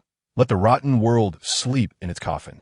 His right hand trembled slightly, and the white paper seemed to be cut by an invisible force, suddenly splitting into countless tiny fragments. Soon, the dark text was completely unreadable.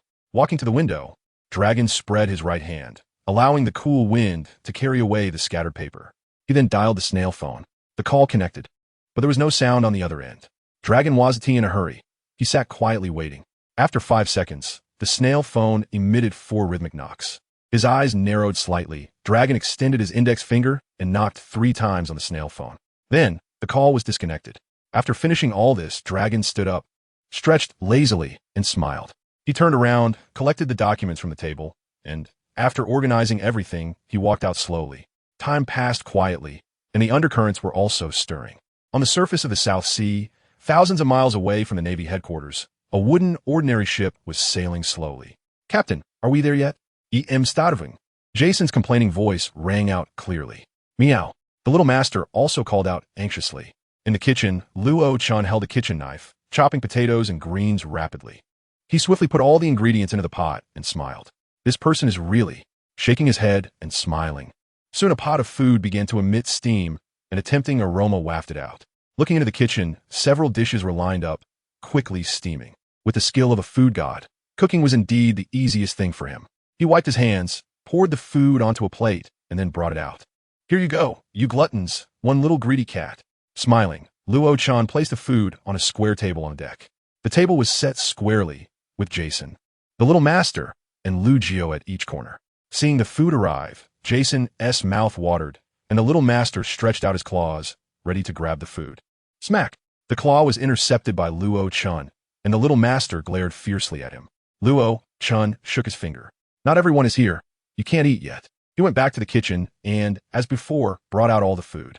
Soon, exquisite dishes were served, and in the blink of an eye, the entire table was filled. About 5 minutes later, Luo-chan took out the red wine stored in the cabin and got some glasses, then smiled and sat down at the table. The crisis had passed. Finally, he could enjoy a good meal. Luo-chan said with a smile. He saw the expressions of the others flashing with a hint of relief. "Hee, Captain, your cooking is so delicious, but there's just too little." Jason stared at the dishes on the table, unwilling to take his eyes away. These dishes were full of color, aroma, and taste, looking extremely enticing, making people unable to help but swallow. Luo-chan couldn't be bothered to pay attention to Jason. He simply couldn't afford to support someone who ate with a basin. "Oh no, a bucket. Sister-in-law, thank you for your hard work. It's safe for now," he said seriously to Luo, his expression quite earnest. He respected this woman before him greatly. Not every woman has the courage to go that far for an unborn child. "I should be thanking you," Luo replied with the same seriousness. Amidst the layers of naval encirclement, this seemingly youthful person had managed to save himself. And surprisingly, this entire ship had only 2 people. One. Such a fact was almost unbelievable to Luo. Even now, sitting here, it felt like a dream. "Can we start eating?" At that moment, Jason suddenly interjected, causing Luo-chan's face to be filled with black lines. "This glutton? Then let's eat." Seeing the eager eyes of the two, Luo-chan could only respond helplessly. Luo covered her mouth and laughed, and everyone at the table began to eat quickly, watching Jason and the young master eat with such gusto. Unwilling to pause even for a moment, Luo-chan couldn't help but smile. "Thank you, Jason, young master. I really appreciate it." Without the cooperation of these two, his chances of rescuing Luo would have been minuscule. The roles of both were significant in this rescue operation. The 3 of them, along with one, began to celebrate. From the beginning of this battle until now, the tension had been high, but thankfully they had succeeded. Luo-chan did not voice these thoughts. Some things were better kept in the heart. The meal quickly concluded, and with the young master accompanying her, Luo wandered around the ship, or fiddled with the orange tree that Jason had planted earlier. Jason, the rough man, was indeed quite clumsy, but after Luo's adjustments, it had become much more pleasant to look at. Jason was using a toothpick to clean his teeth, a comfortable expression on his face, enjoying his grip on the ship's helm. Seeing the relaxed smiles on everyone's faces, Luo-chan also smiled happily. He really liked this kind of life. Isn't it wonderful? Blowing the sea breeze, eating hot pot, singing little tunes, and having these people by his side. At this moment, Luo-chan didn't think about the Navy or any powerful forces. He simply enjoyed the moment of peace. The Logan slowly sailed on the sea, cutting through the waves, creating ripples on the water, leaving traces behind. Luo-chan stood at the bow of the ship, looking at the vast sea ahead with a faint smile on his face. Having left the waters near Barthelia Island, he was no longer worried about the Navy's pursuit. In the South China Sea, during this time, the Navy's main forces were concentrated in that area, which meant that military power in other regions was lacking. For example, Luo-chan and the others had been away from that battle for 5 or 6 hours, yet they hadn't encountered a single naval ship during their voyage. The sea was incredibly vast. Unless in the densely populated Grand Line, most of the vessels were merchant ships among civilians. Once he calmed down, Luo-chan began to assess the gains from this trip. After checking the system, a faint smile appeared on his face. Compared to the last time with Dorag, which the system deemed a failure at the bottom of the pit, this time's gains were enormous. In fact, it could be said that he could trade in his old musket for a cannon. Defeating Kizaru earned him 120 million possession coins. Defeating 5 rear admirals earned him 85 million possession coins. Defeating 3 628 Navy personnel earned him 35 million possession coins. In total, he had gained 240 million possession coins. Seeing this enormous amount of possession coins, Luo-chan's face was filled with smiles, but he wasn't as excited as one might expect. It could be said that the possession coins he obtained this time were enough for him to exchange for some excellent skills or talents. For example, Uchiha Itachi Sharingan, or chakra refining techniques, ninjutsu, and so on. However, after looking at Yamamoto's attributes, he felt a bit helpless. They looked powerful, but, shaking his head, Luo-chan felt speechless. Zanpakuto, Ryujin Jaka 130 million possession coins. Note, requires Shinigami spiritual body to use. Kidu, 60 million possession coins. Note, requires Shinigami spiritual body. Binding spells, requires Shinigami spiritual body. Wait. Yamamoto's good items were many, and their power was indeed impressive and domineering. But it left Luo-chan feeling despair. A Shinigami spiritual body completely blocked him, making him want to commit suicide by hitting his head with tofu. The only thing he could exchange was Shuinpa. It could be said that the Shinigami spiritual body was quite a good spiritual body. It was directly generated from a human soul.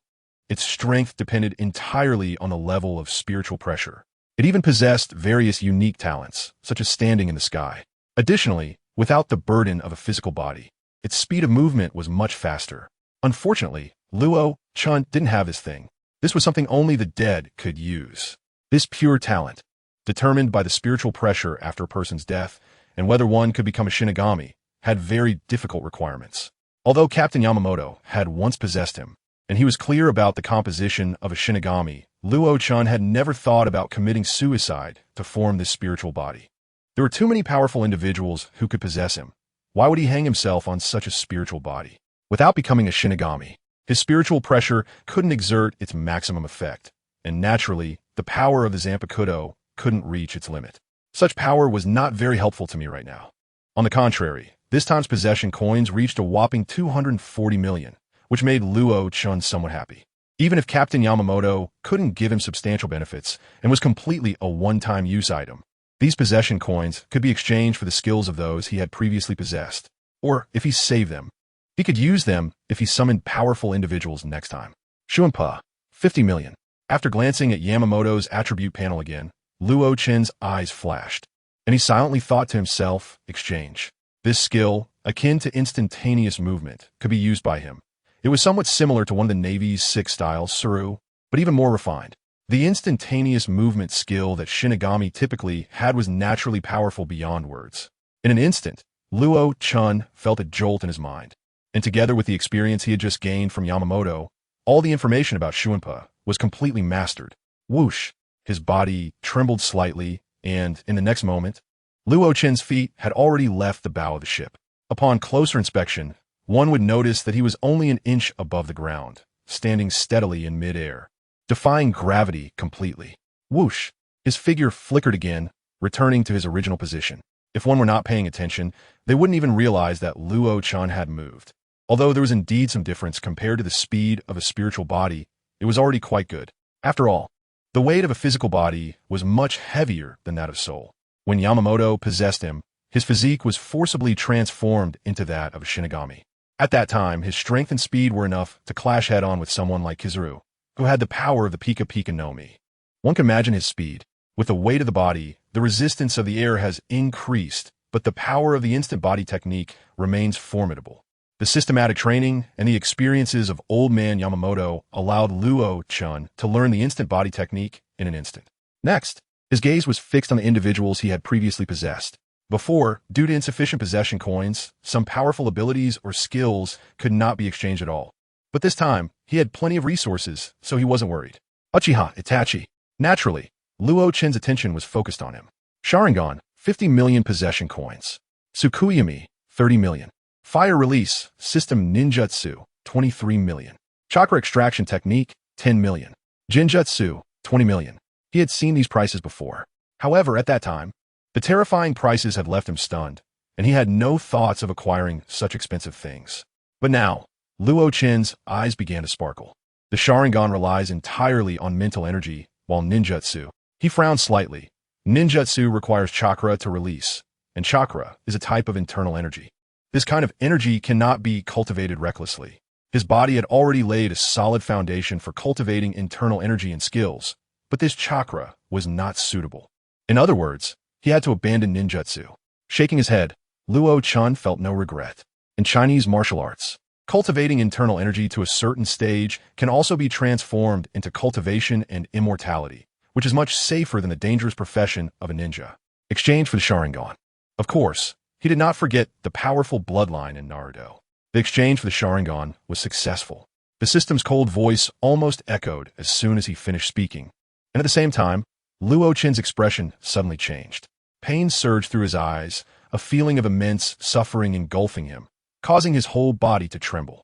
Strands of crimson threads suddenly appeared over his eyes, cheering and leaping, ferociously rushing towards his eyes. From a distance, it looked as if two red flames were flickering in his gaze. This excruciating pain lasted for about 13 breaths before it finally turned icy cold. This coolness made Luochen feel as if his thoughts had become much clearer. Rubbing his eyes, he slowly opened them. As he gazed at the world again, everything appeared much clearer than before. Within a kilometer, he could freely magnify or shrink his vision. In the sea, he could clearly see the fish leaping out of the water, the splashes they caused, and even the slight dirt on their scales. Was it just an exchange of bloodlines? After carefully experimenting for a while, a hint of realization flashed in Luochen's eyes. The talents and skills exchanged with possession coins do not, like martial arts manuals, come with a guarantee of mastery. They only exchange as bloodline. This means that Luochen now possesses the talent of the Sharingan, but it has not yet awakened. His eyes remained black with white pupils, and he did not have the feeling of transforming into the Sharingan. That was fine, with Itachi's experience and tactics. He had memorized much, and developing the changes of the Sharingan and awakening it would not pose a challenge for him.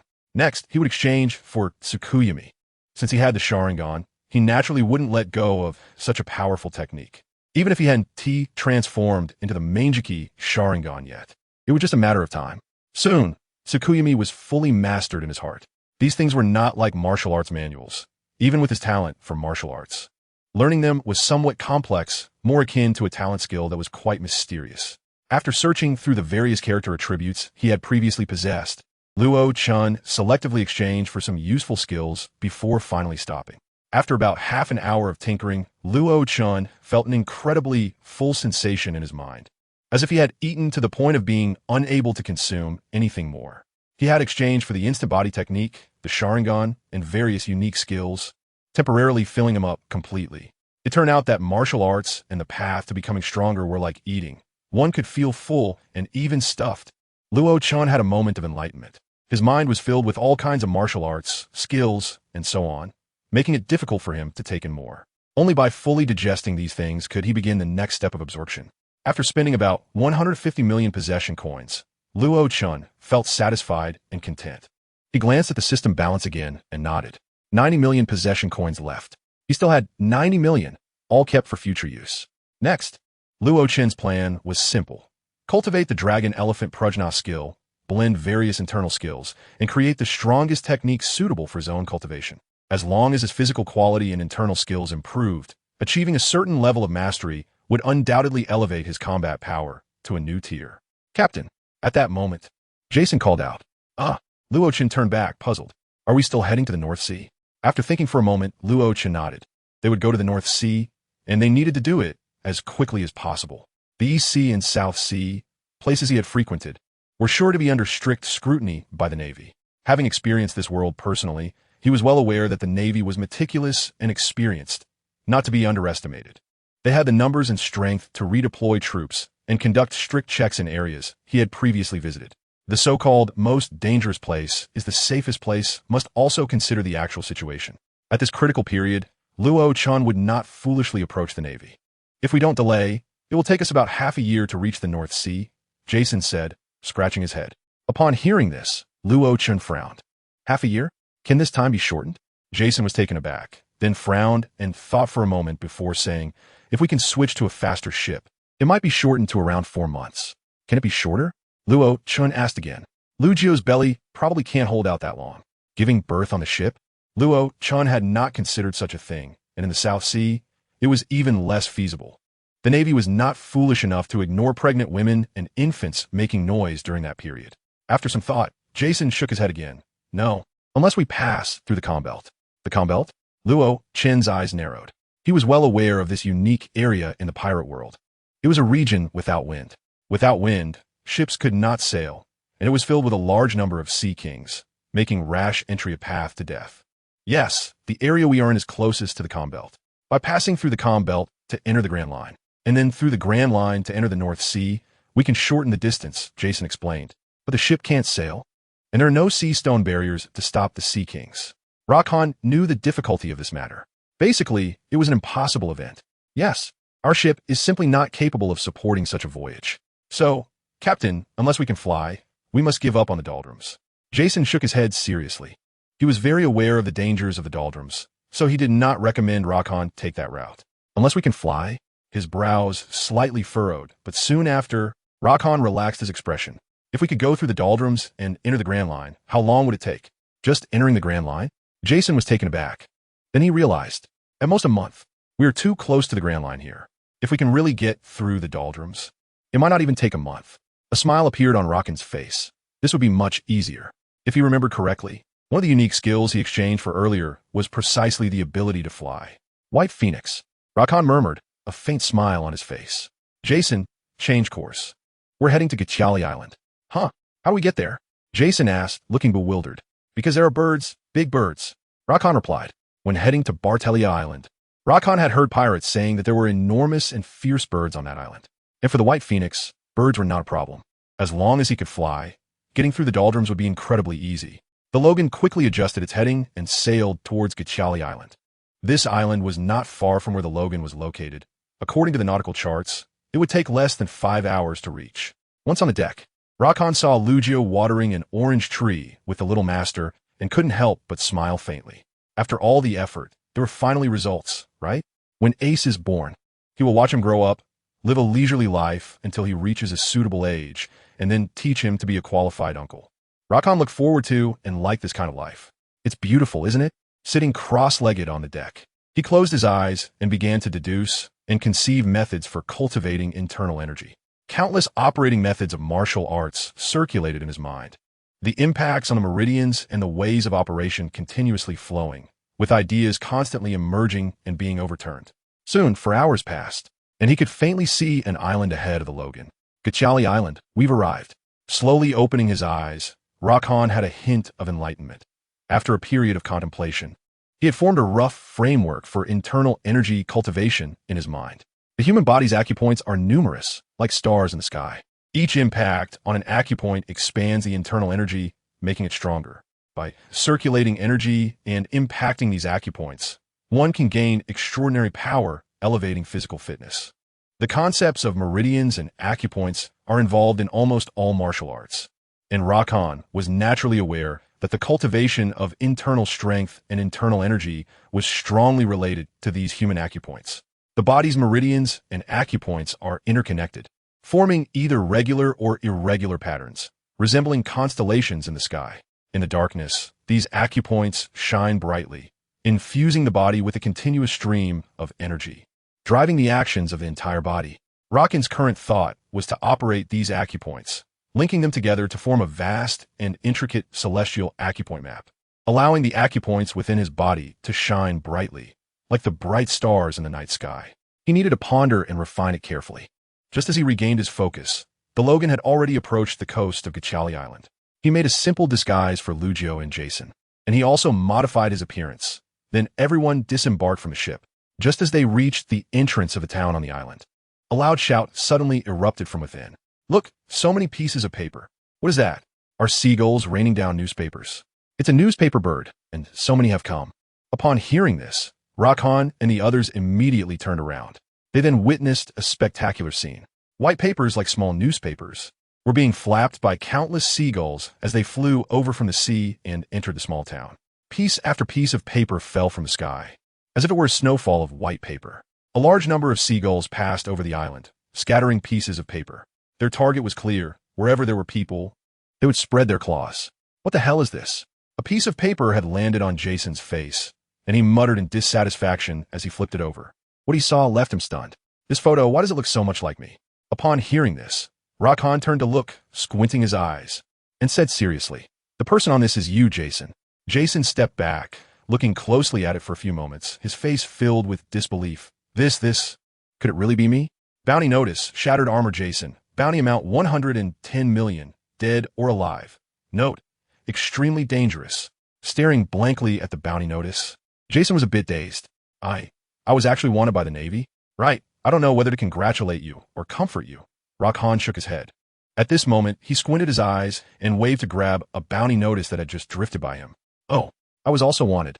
With a smile on his lips, Rock-Han was not surprised. The way he dealt with those guys was bound to lead to a bounty. He just thought the Navy would continue to hide him. Unexpectedly, they directly put the bounty notice up. However, the number on that bounty notice made his pupils shrink. Rock-Han. Bounty amount 150 million. I was also wanted. Lujo at this time also held a bounty notice, curiously asking. The number is not small, 50 million. She did not seem nervous, appearing more composed than Jason, only smiling slightly. Rock-Han frowned, comparing the bounty amounts of the three, feeling puzzled. According to common sense, the amount for defeating a Navy admiral would definitely not shrink to this level. Moreover, the number on this bounty notice was exactly at the position of his current strength. Did the Navy discover something? His eyes narrowed. Rock-Han felt a heaviness in his heart. Such a Navy would indeed be difficult to deal with. It wasn't 200 million nor 300 million. This number was precisely at the level of his actual strength, which was quite remarkable. Luckily, Captain, you disguise yourself, otherwise. In this situation, if we went into the town, it would be seeking our own death. Jason patted his chest, relieved. You're afraid of being wanted by the Navy? Rock-Han joked. Not really. I've dealt with Navy majors. I'm not afraid, just that it's my first time, so I'm a bit unaccustomed. As he spoke, Jason's face actually turned red, leaving Rock-Han both amused and helpless. As if eager to explain something, Jason spoke again. Really, Captain, you haven't seen that Kazan, that rear admiral. He was smashed to pieces with one punch by me. He had no resistance at all in front of me. Luo-chan shook his head and countered. I only saw you turn into an ice sculpture. Jason's old face twitched, wanting to say something but couldn't find the words. But you don't need to feel ashamed. That guy has a natural type fruit. Without hockey, it's very difficult to deal with him. Your physical attacks are directly immune to him. Luo-chan comforted. Immune to physical attacks? I said, I hit him so many times even a small mountain would be smashed to bits by me. Yet he was fine. Jason nodded deep in thought. Hockey? What is that? I seem to have heard of it before. Luo-chan stacked the bounty notice in his hands and put it in his pocket, then greeted everyone as they walked towards the town. The structure of Barsher Island is quite simple. Near the coast is a jungle path, and through the jungle path is the town. Behind the town are rolling mountains that look imposing. The group quickly entered the town, blending into the crowd, and due to their simple disguises, no one recognized them. Jason was transformed by Luo-chan into a tall man with a thick beard, walking with a fierce demeanor that made others take a detour. Lu Jiu was disguised as a strong, hefty woman, her appearance made much uglier. As for Luo-chan, it was simpler. A few strokes of a beard and eyebrows turned him into a striking young man of about 26. As they walked down the street, no one recognized them. After inquiring a bit about the legend of the giant bird on Barsher Island, Luo-chan's eyes flickered. This giant bird has existed for many years and has gradually become a legend of the island. Behind the town, among the mountains, few dare to enter. Within the mountains is the paradise of these giant birds. An old man playing chess on the street said that when this giant bird reaches adulthood, it can grow to nearly 30 meters in wingspan, which is fine in the air. But once it lands, it blocks out the sun and people flee. What's more frightening is that this bird is carnivorous and very fierce. Because of these birds, the mountain range has become a home for various wild beasts, making it very dangerous. The bird is called Titoria, and in our island, it means the steed of the gods, representing ominousness. Everything about the gods is something mortals do not wish to interfere with. So for so many years, no one has managed them. And we also prohibit villagers from going up the mountain. It's too dangerous. The old man puffed on his pipe, smacking his lips. Luo-chan and the others exchanged glances, smiled at each other, and then looked towards the mountains. Captain, are we really going up the mountain to catch the bird? Jason asked, a bit scared. After all, it was the steed of the gods, which sounded intimidating. Moreover, he had never seen a bird nearly 30 meters long.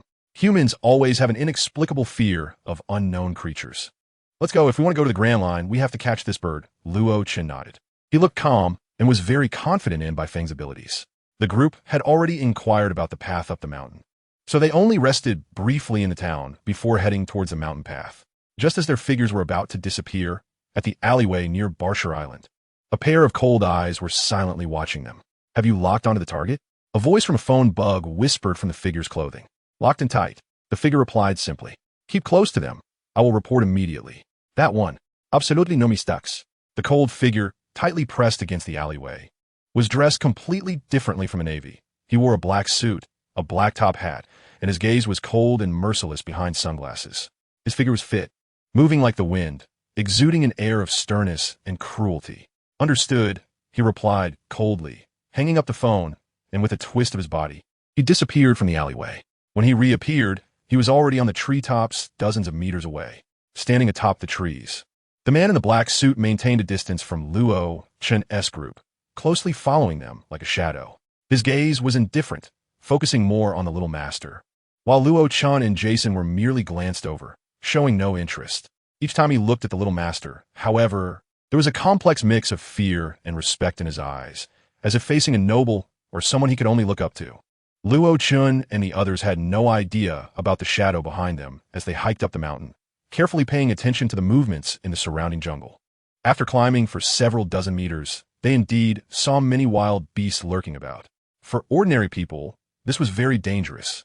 However, as they passed through these areas filled with wild beasts, the creatures merely glanced at them and quietly retreated. It seemed both sides tacitly agreed not to attack each other, perhaps both thinking the other was a nuisance. It's great that these beasts don't bother us, Jason said with a smile. Maybe they think you're too big and hard to attack, Luo-Chen replied. Jason was speechless. The captain's comment was a bit neurotic. How could size relate to difficulty in attacking? The group continued to climb the mountain, and when they reached the mid-mountain area, a shocking bird cry made them all look up. Squawk. It was a sharp, highly penetrating bird call. Luo-Chen and the others stood at mid-mountain, clearly feeling that the sound came from the mountain peak. But the sound waves caused the leaves around them to tremble. In an instant, they all covered their ears. What a sharp sound, Jason exclaimed, showing a pained expression. Luo-Chen's eyes flashed as he looked towards the mountain peak covered by the jungle, his expression grave. There were no visible creatures there, only the echo of that sharp cry. This sound was so loud that one could predict that the bird making the sound would not be small either. Let's go, keep moving forward, he shouted, and the group dug into their ears and continued upwards. 50 meters behind them, atop the treetops, the man in the black suit glanced at the mountain peak, his eyes flickering. However, he said nothing, and with a flash of his figure, he continued to closely follow Luo-Chen and the others. As Luo-Chen and his group climbed the mountain to drive away the birds, bounty notices with Luo-Chen's reward amount printed on them were causing waves of unrest in Logantown. Jinx, slow down, you're running too fast, I can't keep up. A boy of about 16 or 17 was panting as he ran down the street. Ezra, you're too slow. With a body like yours, how can you go to sea to find Luo-Chen in the future? It's pathetic, Jinx complained. Ezra's eyes flashed with helplessness. Clearly, you're too fast. To be fair, although Ezra's physique wasn't the best in Logantown, he could still easily deal with those thugs and thieves. Because of Ezra's lag, Jinx stopped to wait for him.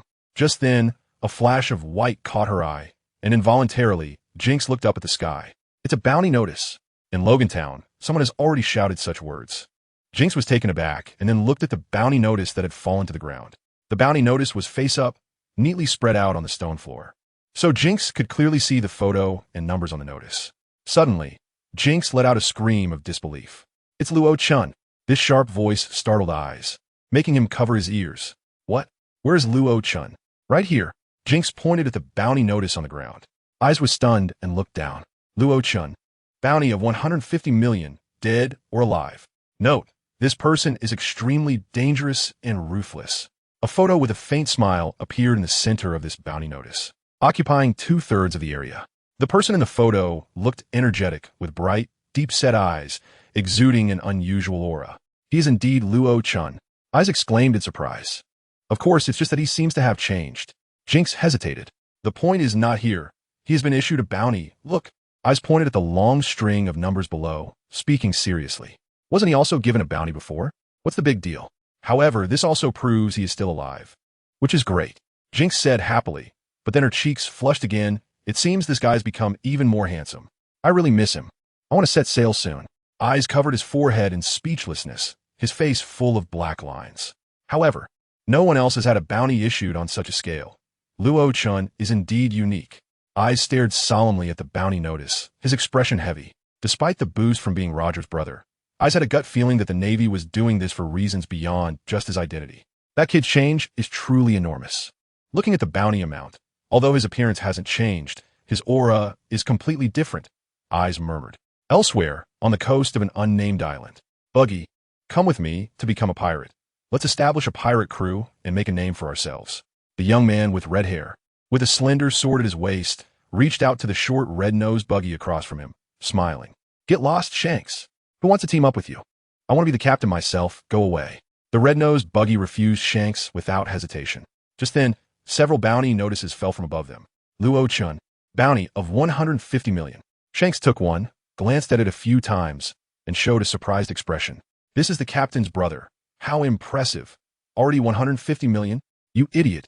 It's precisely because he is the captain's brother that the Navy has put such a high bounty on him, not because of his strength. Buggy scolded. But Buggy, you saw that battle of his, didn't you? That kid is really strong. Shanks said seriously. I can't be bothered to talk to you. Buggy turned to leave. Only Shanks remained, holding the bounty notice, his eyes shining with excitement. This is amazing. Just set sail, and he's already at 150 million. I need to work hard too.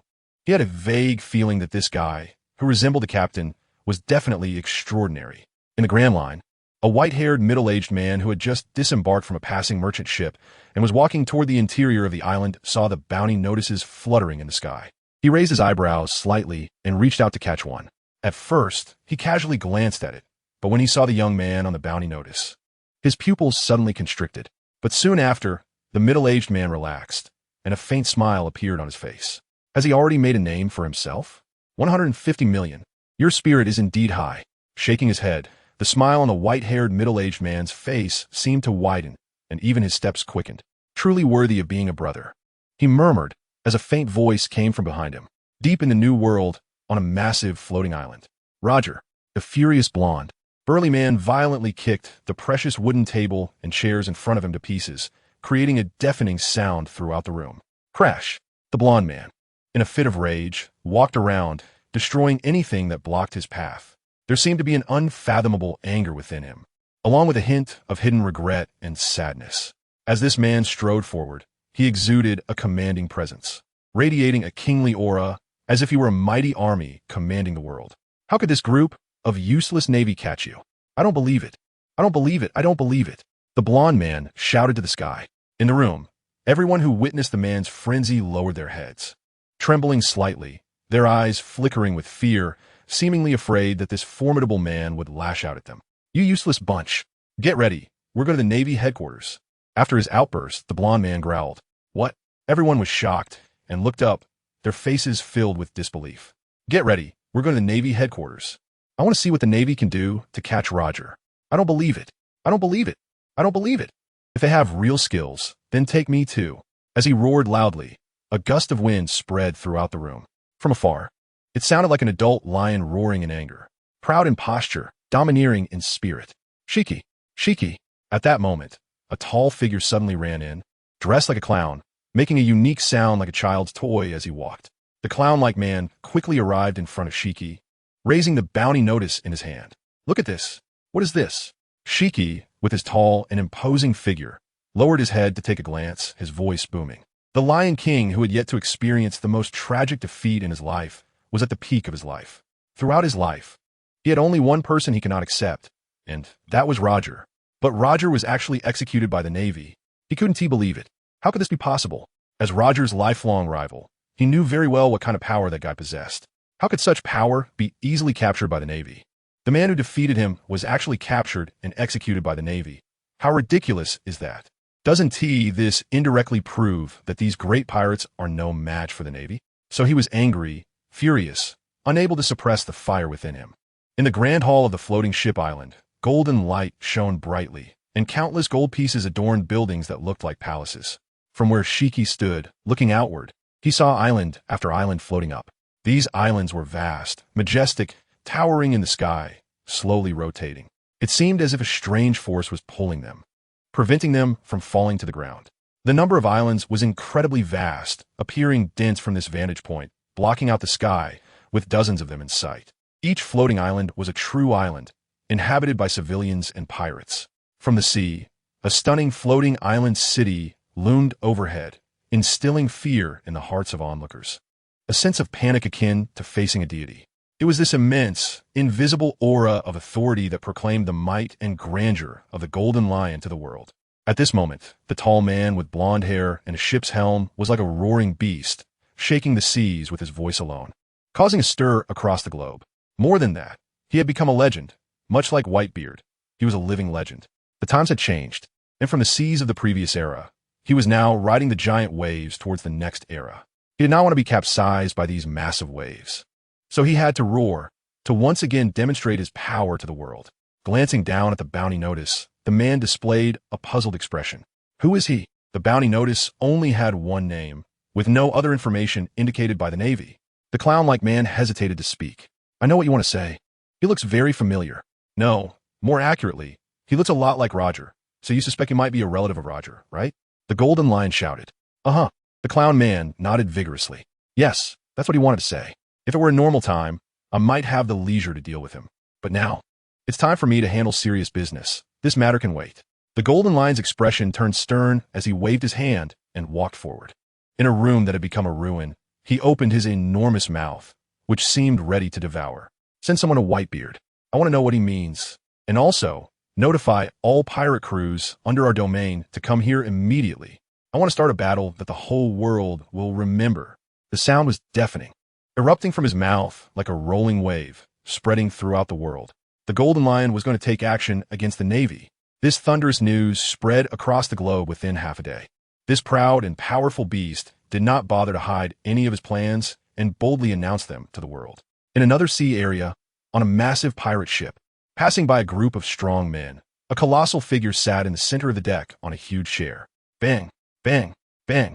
He tilted his head back and downed a wine barrel as tall as a half-sized person in one go, wiping his mouth after. This kid must be related to Roger. Scanning the bounty in his hand, the giant man, resembling a small giant, twitched his crescent-shaped, white mustache and grinned. How interesting. Just after Roger's death, this intriguing kid appears.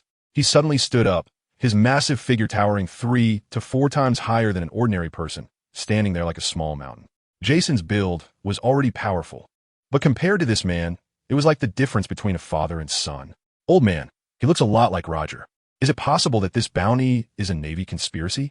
A man standing close to the small giant suddenly asked. Marco, look at his face, look closely. Whitebeard's gaze sharpened as he gripped his naginata, slamming it down on the deck, causing the entire ship to tremble, making the crew behind him almost fall to the ground in fear. Marco was startled and then looked again at the bounty notice. The man in the photo looked handsome, with features similar to Roger's. Therefore, at first glance, it was easy to see that they looked almost identical. However, the boy in the photo named Rochen. No, the man had a deep gaze. If he were a warrior, he resembled a commander who relied on intelligence rather than brute strength. The eyes are the windows to the soul. After living so many years, I can usually judge a person's character by their appearance, and I'm rarely wrong. The man in this photo is completely different from Roger. Roger was bold and straightforward, while this young man seems to possess some cunning. A person like him cannot be constrained by the Navy. His gaze, while appearing calm, hides a vast ocean beneath. This man was born to survive on the sea. Such a man cannot be controlled by the Navy. He is inherently one of us. In this regard, he is remarkably similar to Roger. From his eyes, I see nothing but an endless, profound ocean, Whitebeard said slowly, his voice deep. This guy will definitely be extraordinary in the future. Just wait and see, boys. On the Moby Dick, the crew of the Whitebeard pirates exchanged glances, all shocked. They did not expect that the old man would give such a high evaluation after just one glance at the bounty notice. But what about his identity? Confusion appeared in Whitebeard's eyes. He had never heard of any relatives of Roger or any sons, for that matter. Just then, a panicked voice came from the ship. Not good. It's the Golden Lion's men coming. Upon hearing this, Marco's expression immediately turned cold, and he swiftly approached the person. What's the fuss? It's just the Golden Lion. Then, he turned his head to look at the distant sea. A massive sea ship island was floating about 20 to 30 meters above the sea, slowly drifting towards them. From below, Marco could even see the wing-like power fans extending from the island, shaking violently. The crew member who spoke must have just joined the Whitebeard pirates. Seeing the notorious pirates for the first time, trembling all over, his eyes filled with fear. Such large pirate crews dominated vast areas of the New World, bringing endless intimidation and terror to other pirates. Step aside, it's just the Golden Lion. Remember, we are the Whitebeard pirates. Marco reprimanded the crew member in a low voice, who quickly retreated with a flushed face. However, his gaze towards the slowly approaching floating island still held a hint of fear. This long-formed shadow of fear was not so easily dispelled. As the Golden Lion's floating island approached gracefully, the members of the Whitebeard pirates became tense. In the vast ocean, the atmosphere grew extremely heavy due to the encounter of these two large pirate crews. Gradually, a quarter of an hour passed. The floating island stopped about 100 meters in front of the Moby Dick. Then, under the watchful eyes of the Whitebeard pirates, a floating boat flew out from the island and landed on the sea like a falling leaf. 3 minutes later, Marco stood at the bow of the ship, clearly seeing the members of the Golden Lion pirates on the floating airship. Pairs of cold eyes were directed at the Whitebeard pirates' ship. "Is your captain here, Whitebeard pirates?" Suddenly, the airship paused 30 meters from the Moby Dick, and a man in a black suit with a polite beard loudly asked. His imposing presence and serious expression made it seem that the moment he spoke, the atmosphere between the two sides became heavier. Hearing this, before Marco could respond, Whitebeard's enormous figure stepped forward. "Where did this nameless brat come from? Call the Golden Lion over." His deep voice and towering figure created a psychological pressure. Lives are precious, and after Roger's death, Whitebeard had clearly established himself as the world's strongest man.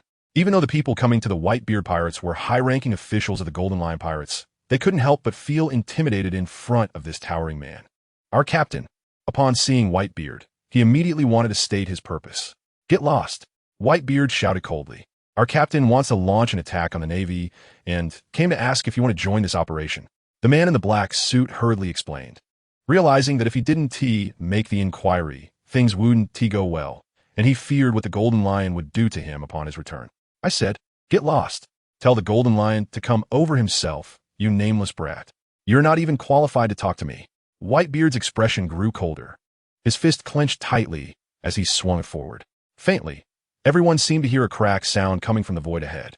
Then they saw the surface of the sea ahead tilt and split in two. One side was high, and the other was low, with water from the high side pouring toward the low side, where the black-suited man and his crew stood. Splash! The towering waves quickly transformed into a tsunami, sweeping toward them. "Run!" A loud shout erupted as everyone on the ship screamed in terror. Faced with this natural disaster, they felt utterly powerless. Above the island, the floating island didn't even have time to rescue the people on the ship below before it hurriedly fled. The power of a single punch, the terrifying kinetic energy, swept across the sea, directly causing a tsunami that sent the crew of the flying pirate crew tumbling into the water. After a few seconds, the floating island, which had been slowly moving like a mountain from the sky, had already disappeared from the sight of the Whitebeard pirates. So terrifying. Only then did the parted sea slowly begin to heal, rejoining to form a complete surface of water. Looking at the now calm sea in front of them, the pirates, stunned by the Golden Lion's crew, gasped in shock. The powerful members of the flying pirate crew felt so powerless in the face of Whitebeard. This pirate, glancing at the crew on the ship, saw their calm expressions. It was as if the Whitebeard pirates had long grown accustomed to such displays. Their hearts were even more shaken.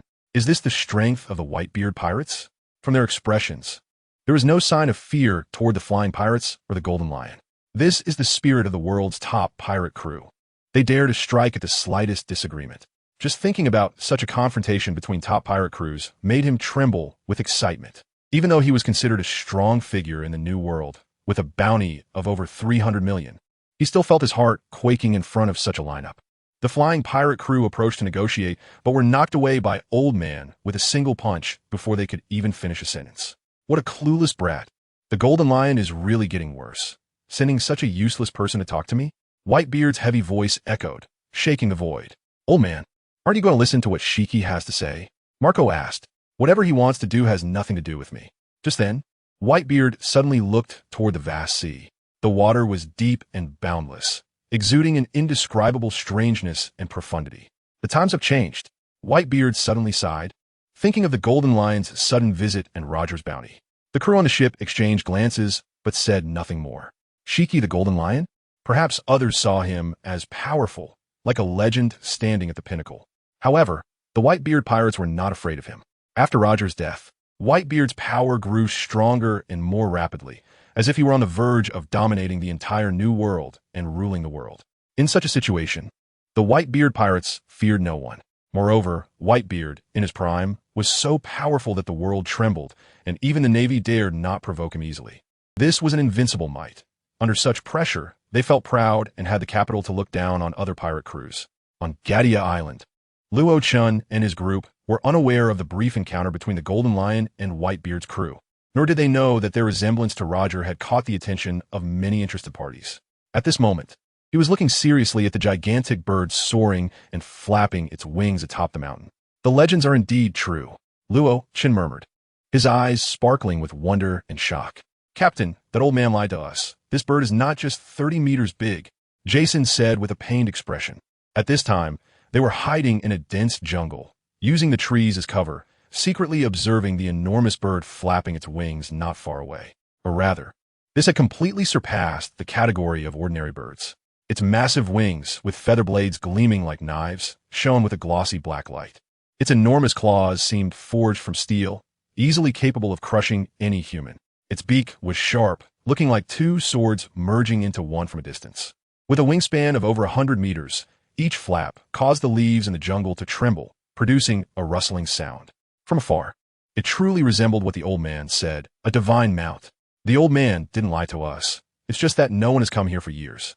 So, this bird that was originally over 30 meters has grown, Luo Chun whispered. Lu Jio's eyes flickered with shock. A bird that has grown to over 100 meters is truly terrifying. No, perhaps this isn't even its limit.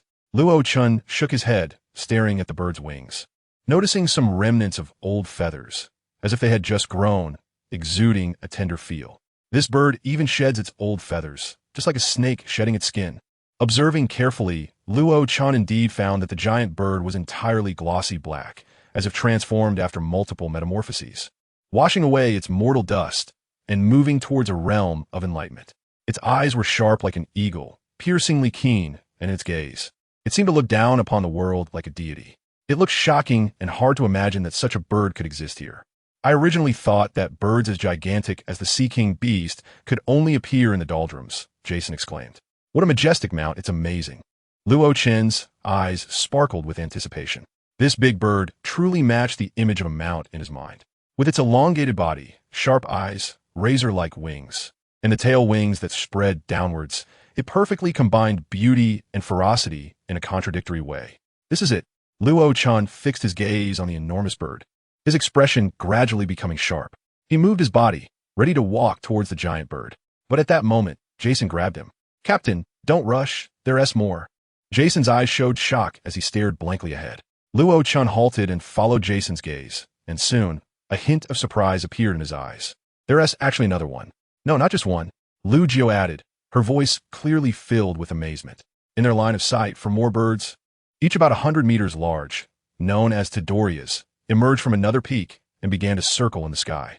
These Tadorias were not as astonishing in size as the first one, but they were still around 30 meters at the smallest, with the largest reaching 50 or 60 meters. Such enormous birds, once they appeared in the sky, seemed to silence all the beasts in the mountain range, creating a much quieter atmosphere. Captain, should we think of another way? We can't catch this bird. Jason showed a hint of despair. He could even imagine what would happen if they recklessly approached the giant bird to fight. Undoubtedly, they would be torn to shreds by it. Teach me. You all wait for me here. To his surprise, Luo Chun only turned back with a smile on his face, showing no fear towards the giant bird. Seeing Luo Chun's confident expression, Jason was taken aback, and in that moment of surprise, Luo Chun had already stepped forward. In just a few steps, Luo Chun had arrived directly beneath the 100-meter giant bird. Viewing the massive Tadorias up close gave a direct visual shock. From the ground, looking up, the first thing Luo Chun noticed was the sharp claws. The enormous claws were as tall as a person, and he had no doubt that if he were caught by one, he would immediately have a hole in his body. Breathtaking. This was the only way to describe Luo Chun's feelings at that moment. Standing beneath the Tadorias, he looked like a small black dot. Due to the visual obstruction, the Tadorias had not yet noticed Luo Chun, still flapping its wings, its sharp eyes focused on the sky. The other smaller Tadorias circled in the air while it looked up at its kin, its gaze dignified and calm, as if a father observing its children. Seeing that the Tadorias had not detected Luo Chun, Jason and the others nearby breathed a sigh of relief. Luo Chun was indeed powerful, possessing a mysterious strength. However, such a 100-meter bird also had extremely strong attack power. Moreover, Jason and the others were vaguely aware that Luo Chan's explosive strength was likely diminished at that moment. Whether Luo Chan in this state could contend with the Todorias was quite uncertain. At that moment, Luo Chan stood under the Todoria's claws, his eyes slightly closing. As the king of birds, it possessed eyes that could control all avian creatures. By making eye contact with birds, one could control them or gain the information desired. The system provided a simple and direct explanation of Bai Feng's ability to control birds.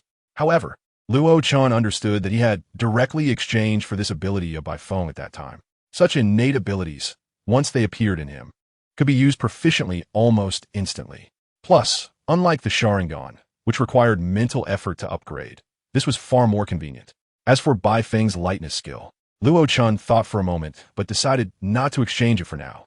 His internal energy was not yet cultivated, and having agility without the ability to use it would be less practical than a movement skill like the instant step that relied on explosive power. After thinking about it, Luo Chan smiled slightly, walked to the side, and stretched out his hand to pick a leaf.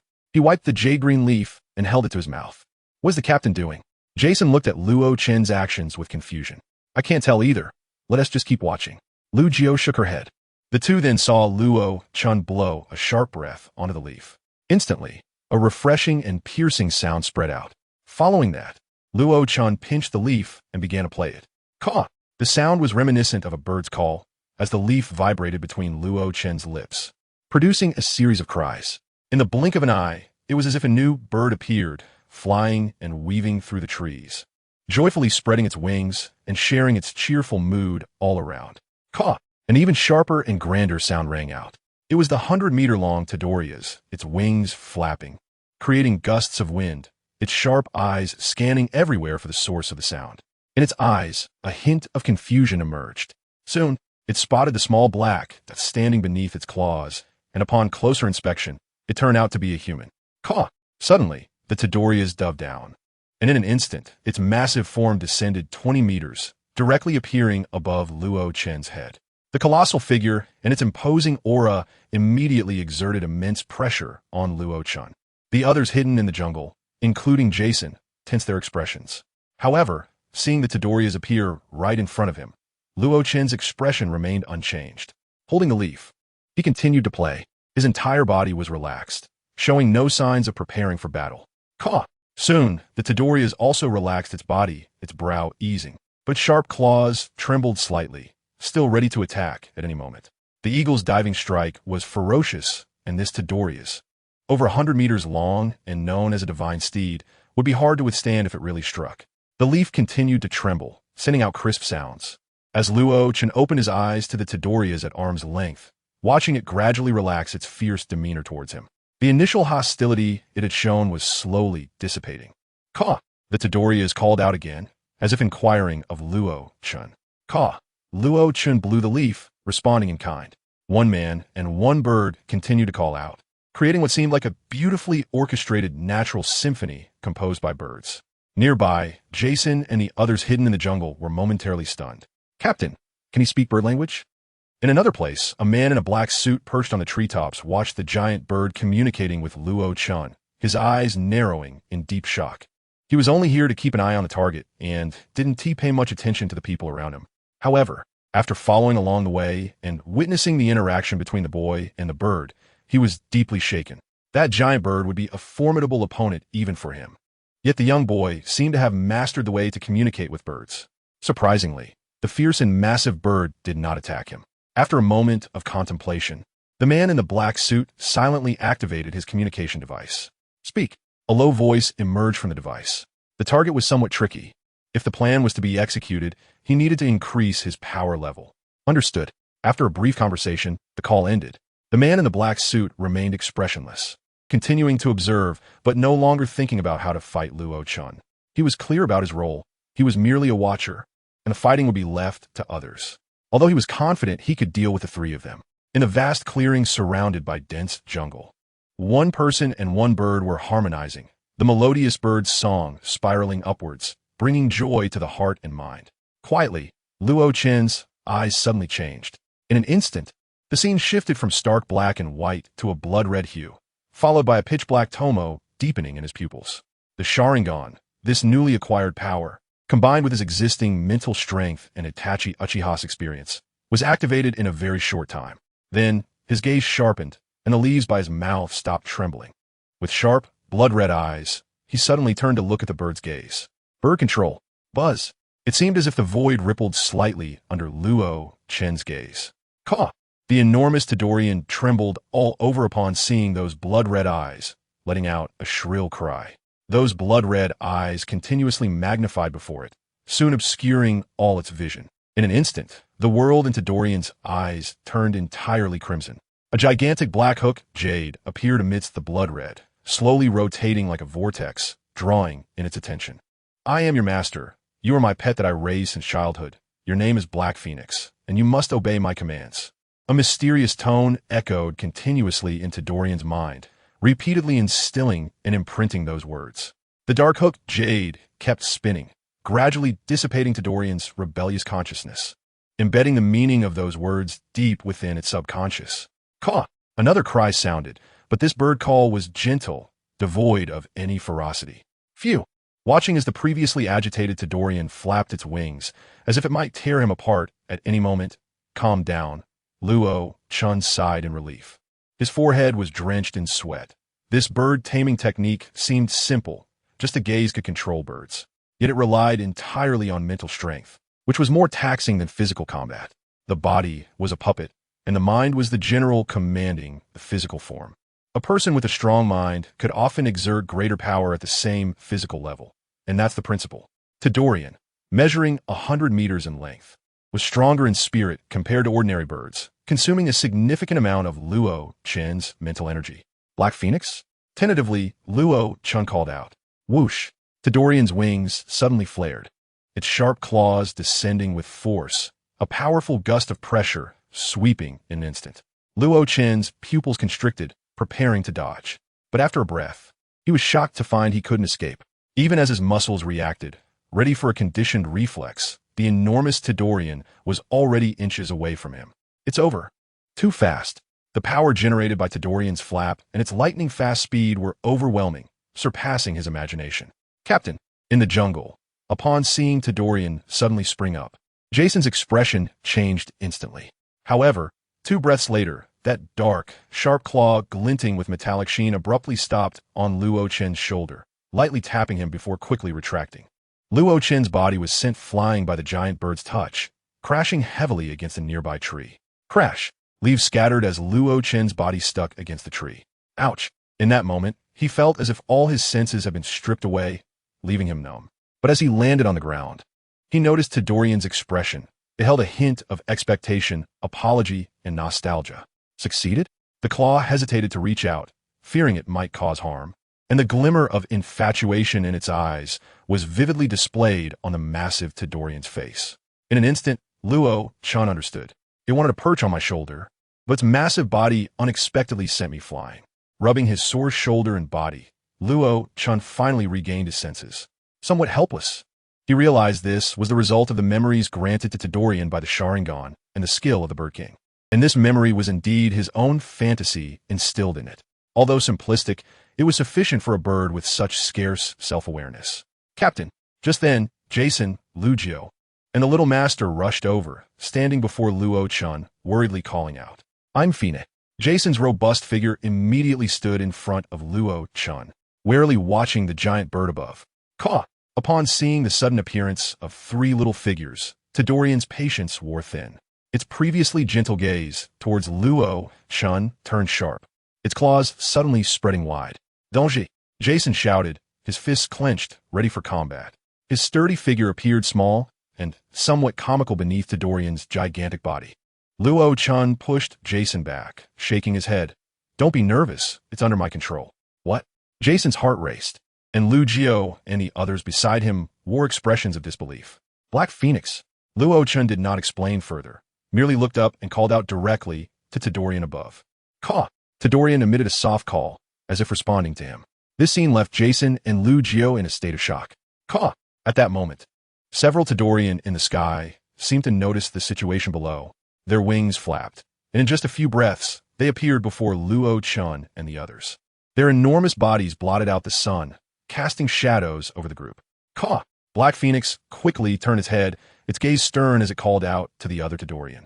Soon, a conversation unfolded among the giant birds. After about a dozen breaths, the other, slightly smaller Tadorian took off into the sky, leaving Black Phoenix gazing gently at Luo-chan. Black Phoenix, I need your help. Black Phoenix seemed to understand Luo-chan's words, nodding its massive head. Smiling, Luo-chan addressed Jason and the others. Let's climb onto its back. Jason and Luo still looked somewhat stunned, unable to imagine that Luo-chan had merely gone out to play a strange tune with leaves, and the enormous bird truly listened to him. It was only when Black Phoenix landed, and they climbed onto its broad back, that Jason finally said in a daze, Captain, is this the ability to hear the voices of all things? Tell me, is it? Jason's voice was filled with excitement. Huh? Luo-chan was bewildered. What voices of all things? This was merely a bit of illusion conjured by the combination of the Bird King and a hooked jade Sharingan. It must be true. The legend says Roger could do it. You must have his bloodline. Jason exclaimed. That's the only way you could control this giant bird. Incredible, this is a divine steed. Luo-chan was speechless, shrugging his shoulders. Whatever you say. Feeling helpless against Jason's excitement, Luo-chan was completely disinterested in continuing the conversation, especially after that last comment. What do you mean I have his bloodline? I'm his brother, not his son. The old man's bloodline is still inside me. Complaining inwardly, Luo-chan couldn't be bothered with Jason. Let's go, Black Phoenix. Looking at everyone already seated firmly on Black Phoenix's back, gripping its dark feathers tightly, Luo-chan shouted to the giant bird below. Caw! The sturdy double claws suddenly propped up, and two giant pits clearly appeared on the ground. Under the immense power of the Black Phoenix, even the hard ground could not withstand it. Following this, it folded its wings, composed of countless ice blades, and suddenly flapped them. Buzz!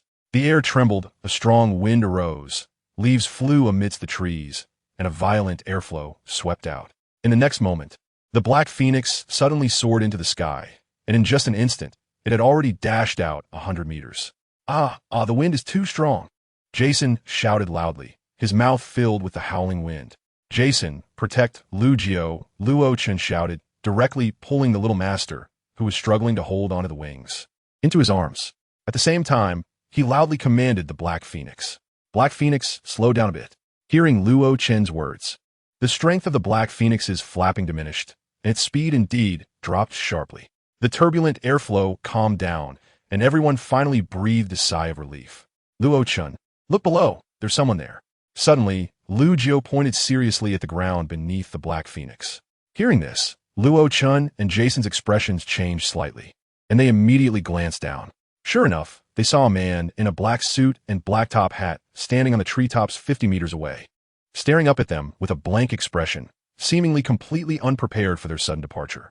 He's tracking us, no doubt about it, Luo-chan nodded. Then, a smile appeared on his face. The Navy is really tenacious. It seems their love for me runs deep. Jason also laughed heartily. With the Black Phoenix here, it won't be easy for the Navy to catch up with us. However, the two did not notice the little master's expression change slightly, showing some tension and anxiety, as if she recognized the man's attire below.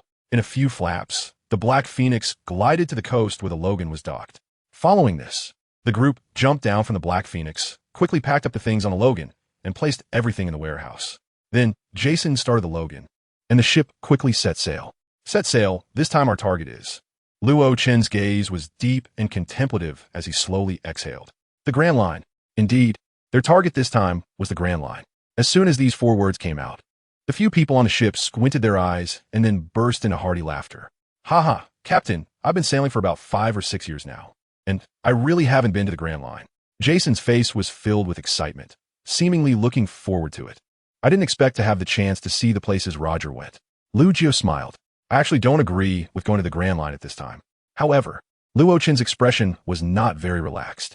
At the moment the age of exploration has just begun, pirates are running rampant like locusts, and the Navy is brutally suppressing them.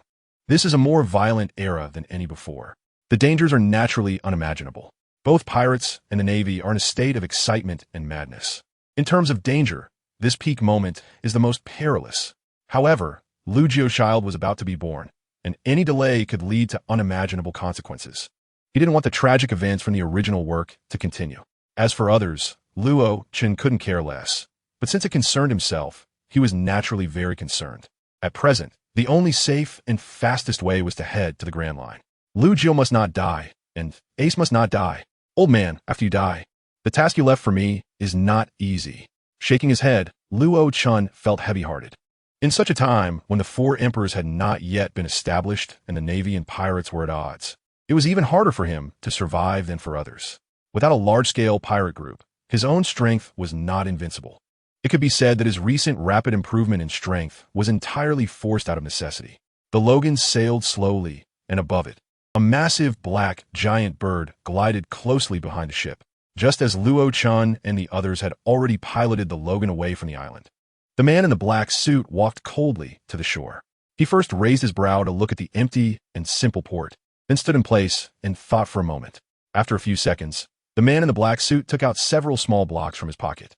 He placed the blocks on the ground and meticulously assembled them. Soon, these blocks transformed into the shape of a small bird. This bird was very ugly, lacking a nose and ears, merely a model, barely resembling a bird. However, after the man in the black suit stroked the wooden bird with his right hand, it actually spread its wings and soared. Caw!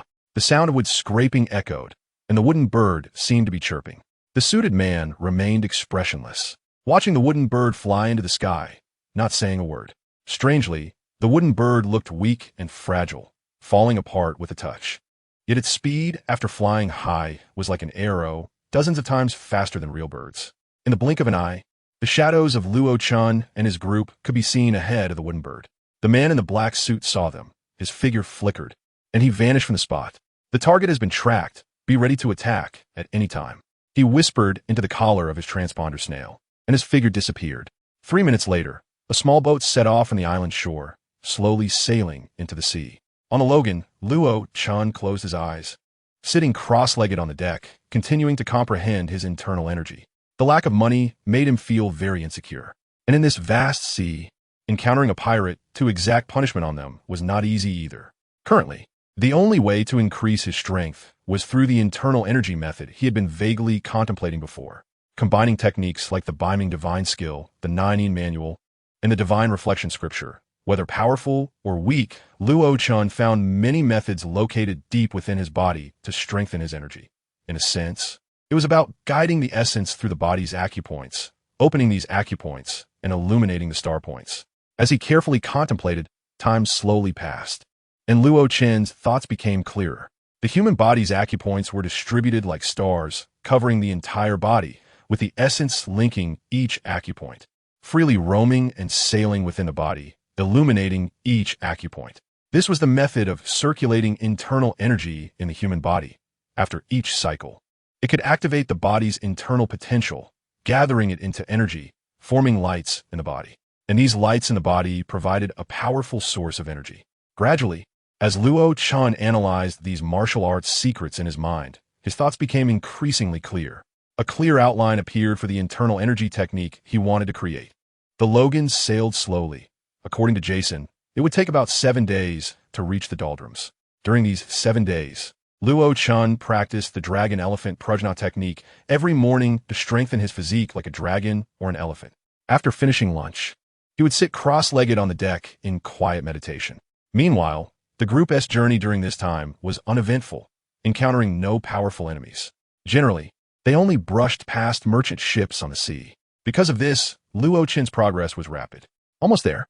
On the morning of the 7th day, after a night of rest, Luo Chun was full of energy and his eyes sparkled with confidence. Sitting cross-legged at the bow of the ship, he entered into deep meditation once again. Vaguely, it seemed that many bright constellations composed of lines appeared before Luo Chen's eyes. These constellations represented all the acupoints in his body, connecting to form a map of the 365-star acupoints within him. He had completed the statistics and organized a perfect operating route that passed through these acupoints, starting from the Run and Du meridians, through the central acupoints of the human body, reaching the gallbladder meridian of the foot Xiaoyao, then through the stomach meridian of the foot Yangming, arriving at the Yongquan point on the sole of the foot, and then moving back up through the back to reach the Taiyang point of the human body, the Shenting point of the Du meridian, finally converging at the Dantian.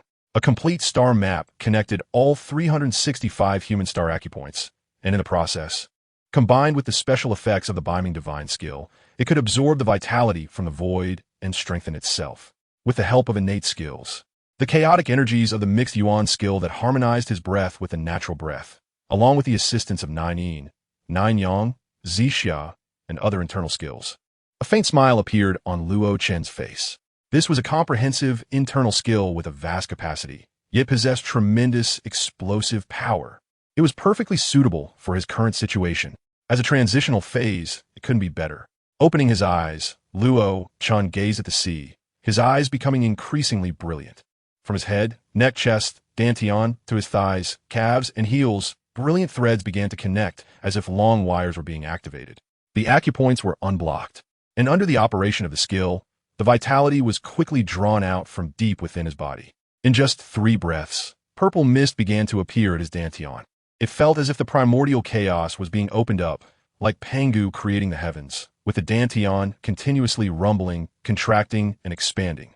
As this purple mist entered the dantian, it quickly began to swirl, forming a small purple vortex that rapidly absorbed and condensed the energy converging from all parts of his body. This feeling, in an instant, Luo Chen sensed the difference his body underwent after being baptized by internal power. He pressed a palm forward, and an invisible palm print immediately imprinted, swiftly pressing into the surface of the sea. Splash! The sound of water echoed, and a smile appeared at the corner of Luo Chen's mouth. This palm strike flew 10 meters, still carrying substantial power, and moreover, this was the hidden force generated by internal power, completely unaffected by physical barriers, capable of directly penetrating the human body and disrupting its functions. With the run and do meridians connected, plus my talent in martial arts, my training speed is dozens of times faster than the dragon elephant prajna skill. Taking a step, Luo Chen unexpectedly leaped 3 meters, covering a distance of about 10 feet. This speed left him astonished as well. This is the effect of internal power, as if an additional attribute had been added to the normal operation of the human body, amplifying all its functions. Speed, reaction, strength, all far exceeded the ordinary under the influence of this internal power. Is this the realm of innate abilities? Standing at the bow of the ship, Luo Chen closed his eyes, but could still clearly sense everything around him. It was as if he had an eye that could see 360 degrees without dead angles, constantly observing his surroundings. With the Ren and Du meridians unblocked, coupled with his true energy, he immediately returned to the origin, reverting to the innate state, reaching the realm of unity between heaven and man. Walking a few steps in the cabin, Luo Chen's pores began to contract and expel the toxins he had previously consumed, digested, or hidden. A foul smell began to emanate from his body, which Luo Chen naturally noticed. Instead of being shocked, he felt delighted, extremely satisfied with the effects of internal power. Soon, he pushed open the door to the bedroom, entered, turned on the water, and began to wash his body. As the internal skill operated, the foul smell intensified. Black and purple filth continuously expelled from his body through his pores, and the water became increasingly dirty and foul-smelling. However, Luo Chen's body gradually began to feel exquisite and translucent. Gradually, as time passed, in the end, a fragrance emanated from his body. To his surprise, the process of washing the marrow and changing the tendons broke through at this moment. Luo Chen understood that with the operation of his internal skill, a series of changes began to occur within his body. The dragon elephant prajna's refining of the body and the ample vitality led to an unending surge of internal energy, causing explosive movements that also triggered the transformation of these 2 skills. Accumulated power bursting forth, strikingly impressive, described precisely Luo Chen at this moment. While bathing, the purple vortex at his dantian grew larger, and the feeling of fullness within him became increasingly apparent. Luo Chen's entire spirit was elevated to another level, his temples slightly bulging, casting a powerful pressure with a mere glance. Internal energy surged, growing at an even faster pace. The vitality in the pirate world was far more abundant than in the martial arts world. Cultivating internal skills here yielded even stronger effects.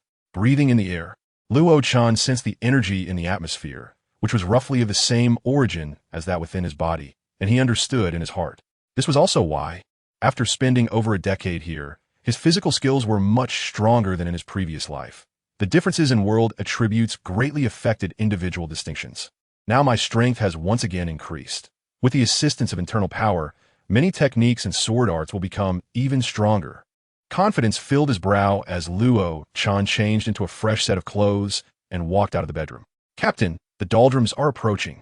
At that moment, Jason's voice came, tinged with a hint of tension. Following Jason's words, Luo-chan shifted his gaze and saw a stretch of sea ahead. His expression suddenly became serious.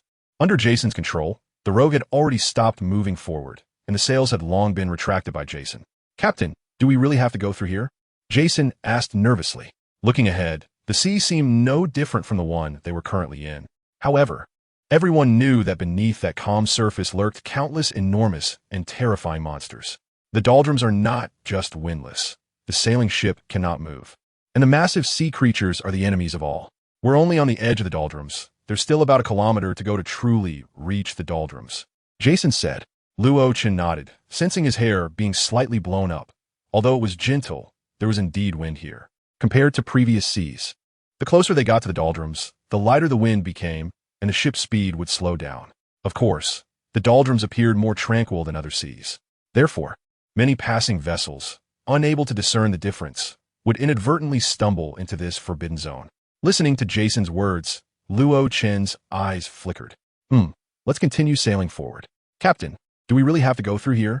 Jason asked uncertainly, his tone reflecting an inexplicable fear of this sea area. "Jason, don't worry. We won't sail on the surface of the sea," Luo-chan replied with a smile. "Not on the surface? Then where?" Jason asked, puzzled. The sailboat was navigating on the ocean, and apart from the sea surface, where else could it go? The captain was becoming increasingly confused. Whoosh! Luo-chan suddenly placed his hand near his mouth and blew hard. The sharp sound instantly pierced the air, tearing through the sky, and directly reached above Luo-chan's head. The Logan slowly started to sail again, getting closer to the calm belt. When they were about 300 meters from the calm belt, everyone on the ship could clearly see the tranquil sea ahead. On the surface, there was no apparent difference between this sea area and other waters. It was all the same deep blue, shimmering with profound light. The only thing that could be discerned was the undisturbed surface of the sea. Luo-chan carefully observed the sea area before him, and his expression gradually became serious. This area of the ocean was truly calm. There were no ripples created by the wind, nor any signs of small fish jumping. In the distance, Luo-chan could only see a few obvious bulges of seawater. But he knew in his heart that these were not due to any abnormality in the seawater, nor were they the peaks of underwater mountains formed by the terrain. Sea King class. Although it was only part of its body, Luo-chan was already quite certain. It's too massive. From a distance, the area that was clearly a different color from the surrounding sea was over 200 meters wide, resembling a small mountain. Before this, the largest creature Luo-chan had seen was the Black Phoenix, which was nearly 100 meters in wingspan when fully spread. But this terrifying beast lurking in the water was actually twice the size of the Black Phoenix, and that was just the area of its body. "Captain, if we sail over there, it's just seeking death. What was the use of controlling that big bird earlier?" Jason asked anxiously. "The 100-meter Black Phoenix could easily carry us over the calm belt, couldn't it?" Luo-chan replied with a smile. "But Captain, do you know how far the calm belt is? Can that giant bird really carry us across?" Jason questioned doubtfully. "No problem," Luo-chan said confidently. At the moment he locked eyes with the Black Phoenix, he not only infused his will into its mind, but also transmitted fragments of experiences the Black Phoenix had gone through. Among them was a scene where a black bird with a wingspan of over 50 meters soared high, weaving through a group of monstrous beasts as large as mountains. With an arrogant posture and sharp eyes, countless fierce beasts roared and charged at the soaring bird, but the latter remained completely unfazed. With a flap of its wings, it effortlessly dodged these attacks, and at times, its claws would viciously carve off chunks of flesh from its opponents, causing them to cry out in pain.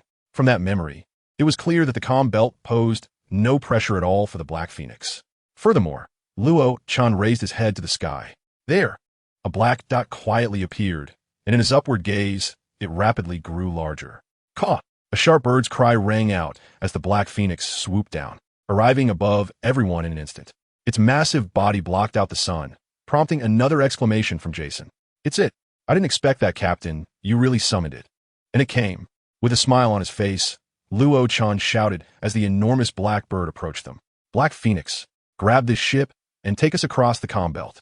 Locking eyes with the Black Phoenix, Luo-chan's intention was quickly understood. The giant bird nodded and let out another call. "Caw, will you hold the ship steady? Should we get on your back?" Luo-chan understood the Black Phoenix's meaning and, after a moment of hesitation, nodded immediately. Jason, take Lu Jio and the young master onto the Black Phoenix. The Black Phoenix flapped its wings, lowering its body to level with the Logan, its enormous wings splashing water everywhere.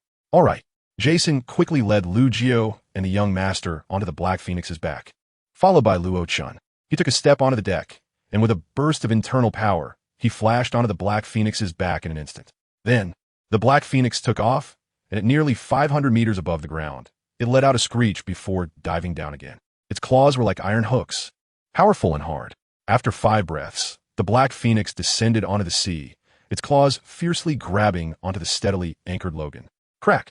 Its sharp claws pierced directly into the hull of the Logan, securing it tightly. Following that, the Black Phoenix flapped its wings and soared upwards. The Logan was lifted like prey by the Black Phoenix, soaring into the clouds. Incredible! Jason exclaimed loudly upon witnessing this scene, his eyes filled with excitement. The capabilities of this giant bird far exceeded his expectations. The Black Phoenix then flew high into the sky, proudly and fearlessly heading towards the calm belt. At this moment, the few people aboard could clearly see the gigantic beasts moving and swimming within the calm belt.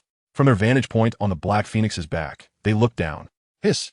A series of gasps began to sound, and Luo-chan and the others' pupils instantly constricted. Massive creatures, as large as mountains, were densely populated in this sea area. Their long and thick bodies stirred up enormous splashes of water as they moved, and each low roar was like muffled thunder, shaking the very air. These were truly gigantic beasts as massive as mountains, with eyes like houses, their bodies moving with unparalleled force. Splash! A gigantic sea creature leaped from the surface, water cascading down from its body, forming a magnificent waterfall. The droplets falling into the ocean created scenes beyond the imagination of anyone from the outside world. Their forms resembled mountains, moving like bulldozers, unimpeded. Such enormous beasts were simply the most terrifying creatures in the world. Even without any unique skills, their exaggerated size was the most formidable weapon. Roar! The deep roar echoed, the cries of the sea kings resounding across the ocean, standing like mountains on the surface. The sea kings seemed to be lazily basking in the sun, floating on the water, forming islands that were not far apart from each other. This is too large. How can there be such massive creatures in the world? It's simply unimaginable. Even Lu Jio, who had always remained calm, could not hide the shock on her face at this moment. The creatures below exceeded her imagination. She had thought that the sea creatures seen in the marginal areas were already large enough. But here, these sea kings were easily over 1,000 meters long. If they stood in the water, one could hardly see the end of them. The Logan, compared to the sea kings, was like a fragile toy. Without the power of a general, it was almost impossible to cross this area. Even a vice admiral would be in great danger. Luo-chan sighed. The sea kings were enormous, and they felt as small as ants. Without any powerful skills or devil fruit abilities, they could pose no harm to these massive creatures. Even Luo-chan, facing these creatures alone, found himself at a loss. His strength had indeed increased, but he only had one large area attack skill, the Buddha's palm. As for single target skills like sword techniques, they probably wouldn't even pierce the skin of these beings. Upon seeing these sea kings, Luo-chan also realized his shortcomings. He had too few area attack skills, and although his single target skills could barely deal with low-level mid-ranking officers, they were still too weak when it came to large-scale battles or gigantic creatures. He had no way to deal with their mountain-like bodies. However, many characters in the original story, who were not as strong as him at this moment, could still barely hold their ground. This is undoubtedly a characteristic of One Piece. Luffy, with his slender body, could knock these massive creatures away with a single punch, making it hard to believe just how immense his power truly was. Captain, these creatures are terrifying. The ones at the edges, around 300 to 400 meters, we can barely handle, but these ones, it's simply despair, Jason said, trembling. Luo-chan nodded. A body as large as a mountain was the most terrifying defense. At this moment, Luo-chan also speculated that the sea kings appearing in the original work should not exceed 100 meters. Only then could it explain how those characters managed to subdue sea kings with a single move. The sea kings in the depths of the doldrums were beyond human imagination in terms of terror. Squawk! Among these massive beasts, a large black bird spread its wings and soared, emitting a sharp cry.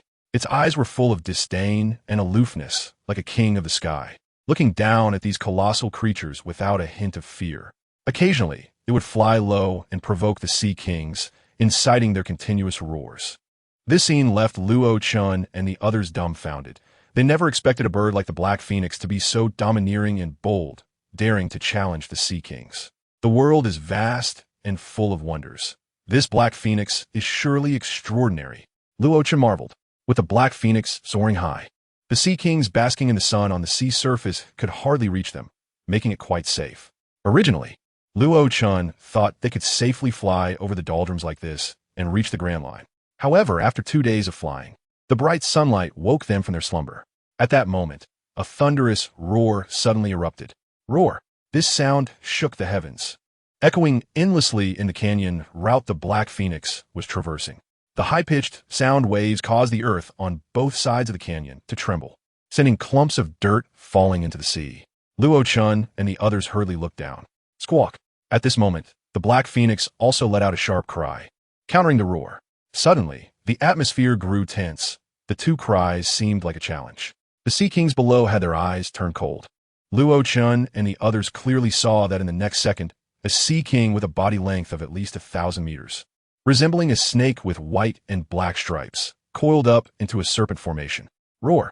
The snake-like Sea King let out another earth-shattering roar, its voice heavy like thunder. Then, it raised its head high, its body pointing straight at the Black Phoenix, circling in the sky. Squawk! The Black Phoenix, seeing this scene, became alert and let out a shrill cry. In the next second, the Sea King's body unfurled and sprang forward. In that moment, its enormous mass generated an incredible force, and Luo Chun and the others could clearly see the coiled serpent formation disintegrate and vanish. The Sea King transformed into a long rod, shooting straight toward the sky, aiming viciously at the Black Phoenix with precision. The speed was almost like lightning. Boom! Just a second later, the sea surface was impacted by this force, and a massive spray of seawater shot into the sky, forming a gigantic waterfall. Crash! Amidst the splashing water, the Sea King roared, opening its massive jaws to bite down at the Black Phoenix. Danger! Luo Chun and the others' expressions changed drastically. Facing the enormous mouth that was now right in front of them, they could even smell the stench of blood. Squawk! At that moment, the Black Phoenix let out a cry and suddenly flapped its wings. Whoosh! Its speed surged, and in the blink of an eye, it had escaped the Sea King's massive jaws. Just as they were still in shock, they heard a thunderous roar behind them. The Black Phoenix remained indifferent, its eyes cold, still maintaining its proud demeanor, ignoring the Sea King behind it.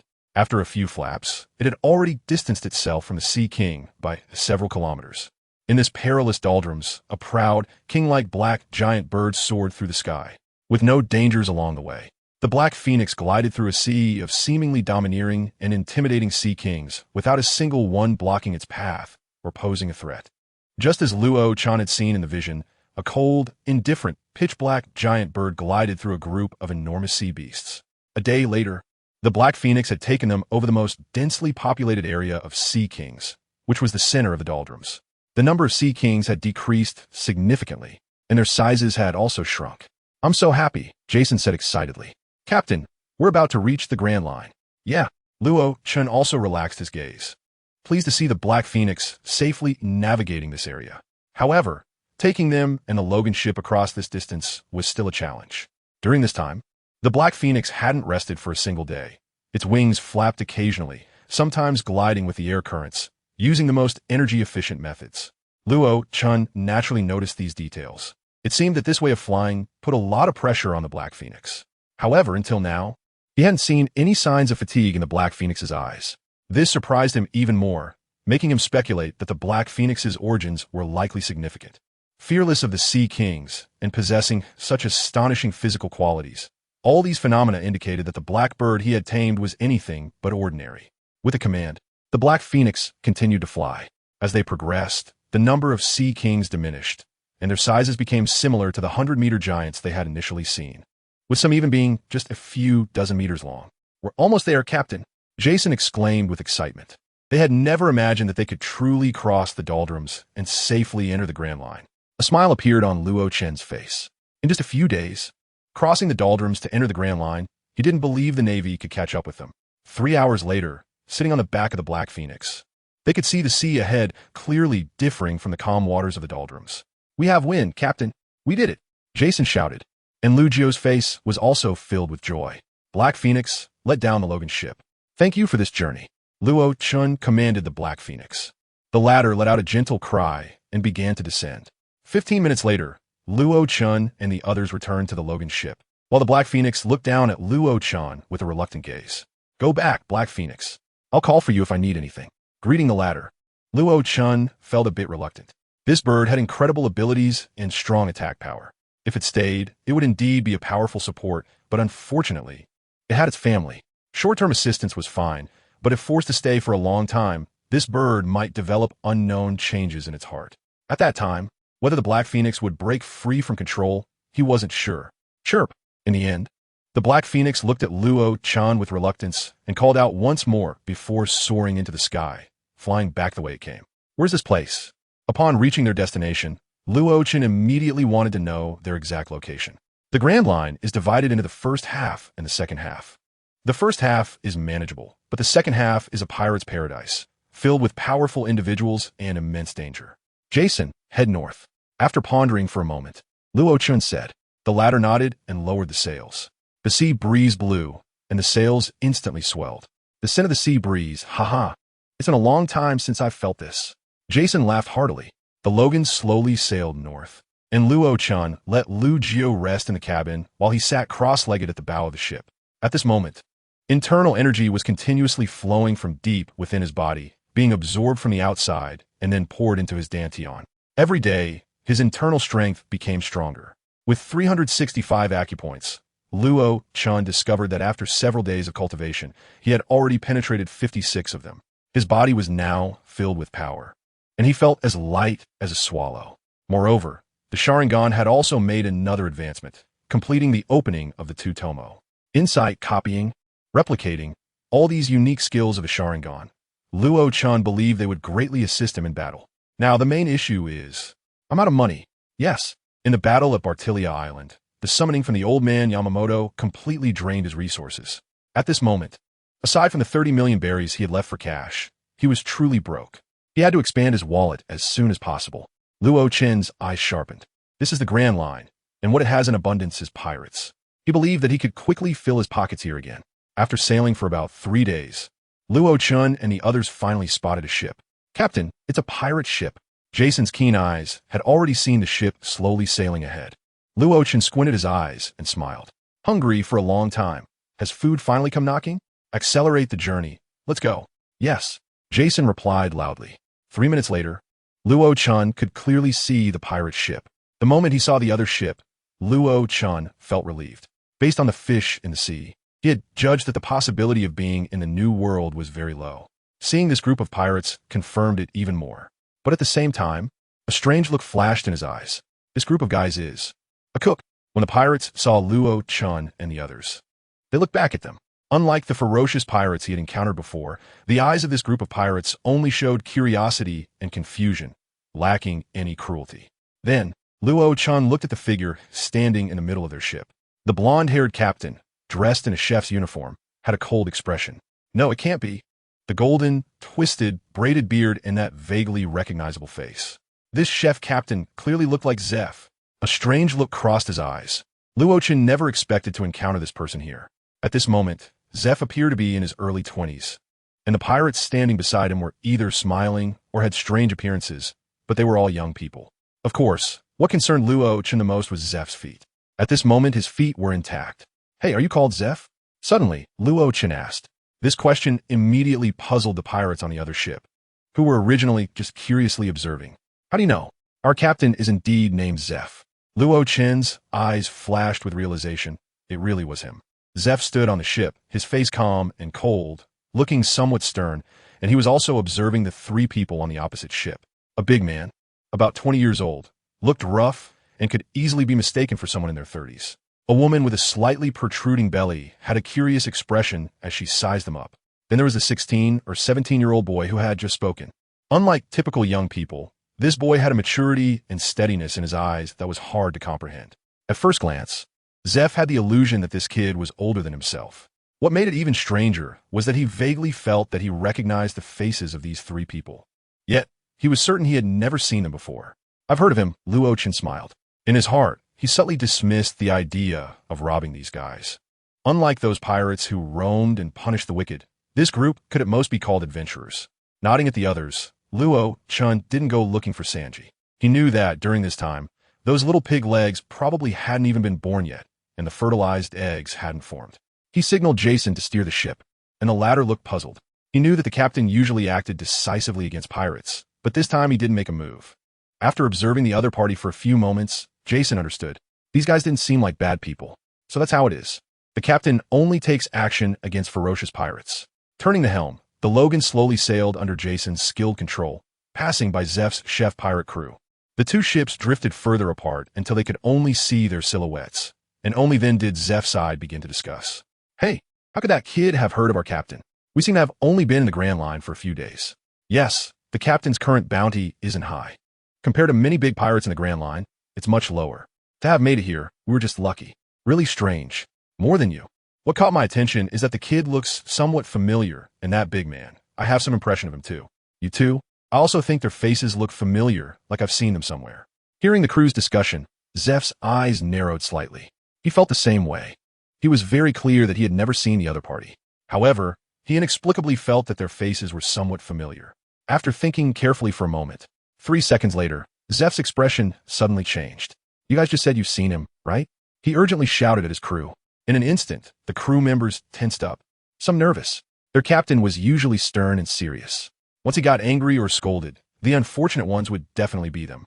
Captain, we do have that impression, but we just can't recall it. They strained to think, but it was difficult to remember at the moment. That's how memory works when it's not needed. You might remember it at any time, but once you try to deliberately search for it, it dances around like leaves blown by the wind, making it hard to catch. No, we have seen him. We must have seen him. However, it may not have been during previous voyages, but rather, Jappu shifted his gaze to the bedroom on the ship. Go get the bounty notice from my bedside table. Seeing the captain's demeanor, the crew dared not oppose him. And immediately, a clever young man ran to the captain's bedroom. In no time, the young man returned with a thick stack of bounty notices in front of Jappu. Jappu took the bounty notices and frowned slightly at the thick stack, but said nothing more. He quickly began to flip through the bounty notices, flipping through 5 sheets in a row. Not this one. Not this one either. Jappu's expression grew anxious. He knew the answer he wanted was definitely among these bounty notices. But for a moment, he couldn't find it due to the sheer number of notices. The ones he had just looked at were all famous pirates in this sea area, with bounties exceeding tens of millions, which he usually kept an eye on. As he flipped through them, Jappu quickly tossed half of the bounty notices onto the ground. The other crew members, being clever, quickly started picking up the bounty notices. Suddenly, after flipping through 13 more sheets, Jappu's hand abruptly paused. He saw a familiar face, a face he had just seen moments ago. It was that pregnant woman. Just one glance made Jappu's pupils shrink. 50 million. That woman was actually worth 50 million. He was somewhat shocked, but quickly suppressed his unease and flipped to another sheet. But this one made him tremble all over. Break armor Jason. Bounty of 110 million. A guy with a bounty exceeding 100 million. Jappu took a deep breath. If he remembered correctly, that person was just now steering that ship. Was he just a helmsman? Then he flipped to another sheet. At first glance, his heart shook violently, unable to believe it. Luo Chun, bounty of 150 million. That young man. It was actually that young man. These 3 bounty notices were adjacent to each other, and according to his habit of organizing bounty notices, they should have been issued at the same time. Moreover, because these guys had high bounty amounts, he usually just glanced over them without paying attention. Because, in the first half of the Grand Line, encountering pirates of this level was basically impossible. But now, he was carefully examining these 3 bounty notices. These 3 people were not pirates. After a few glances, he discerned. The Navy's annotations for these 3 were world criminals, not pirates. Moreover, from the scene just now, it was indeed clear that these 3 were not pirates. He never expected to have the fortune to encounter such important figures. Jappu sighed, feeling somewhat fortunate. For him now, anyone with a bounty over 30 million was a legendary figure.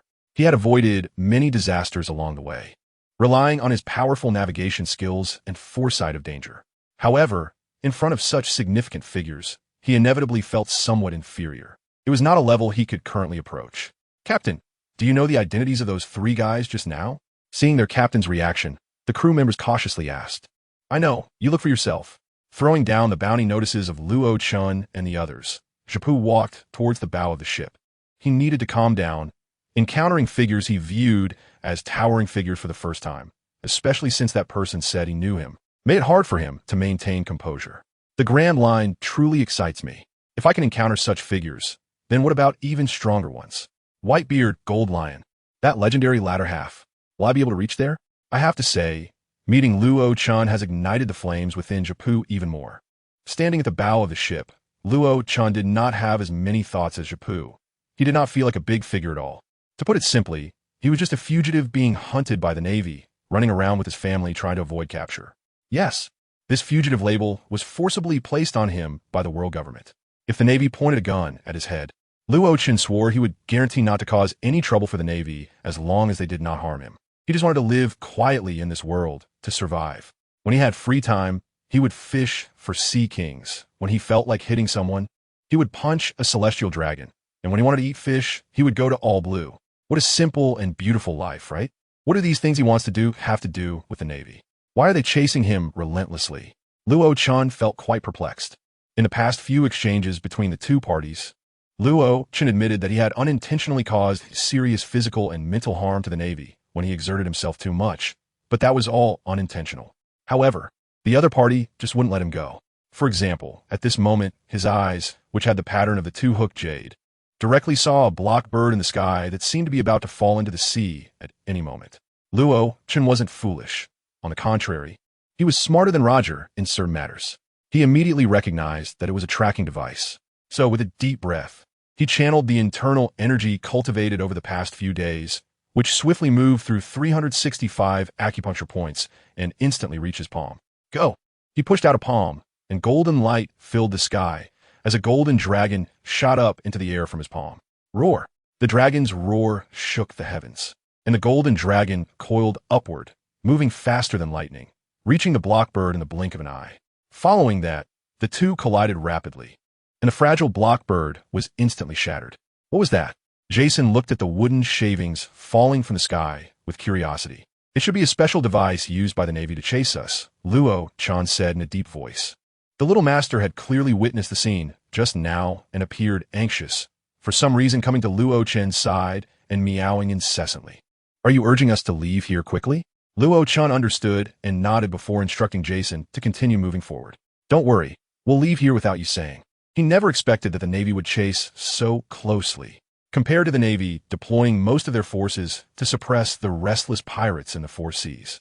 Their influence in the Grand Line was significantly less. Therefore, Luo-chan wasn't too nervous. Moreover, they had crossed the doldrums from the South Sea to get here. Even a Navy would take a considerable amount of time to react and deploy forces capable of dealing with them. After sailing for 3 days, Luo-chan felt somewhat puzzled.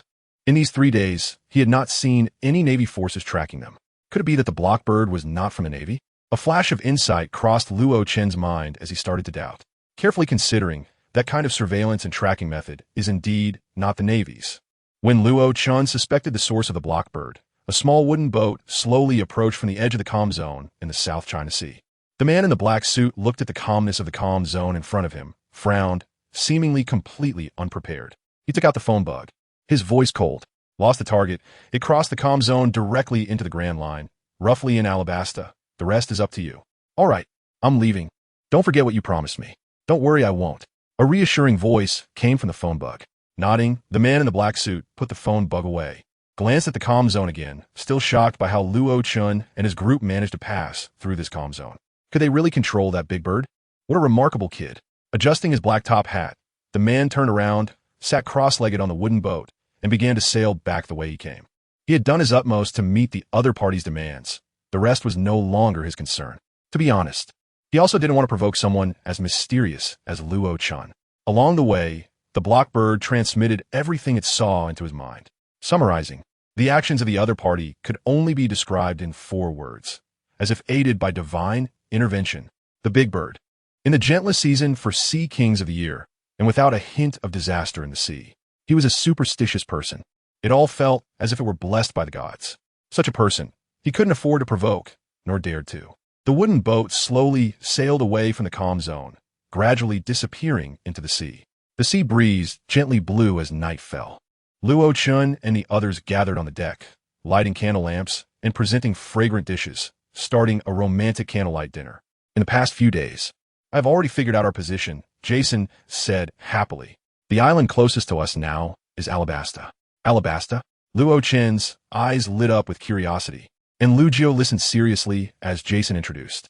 Speaking of Alabasta, it is very famous in this sea area, one of the United Nations of governments worldwide.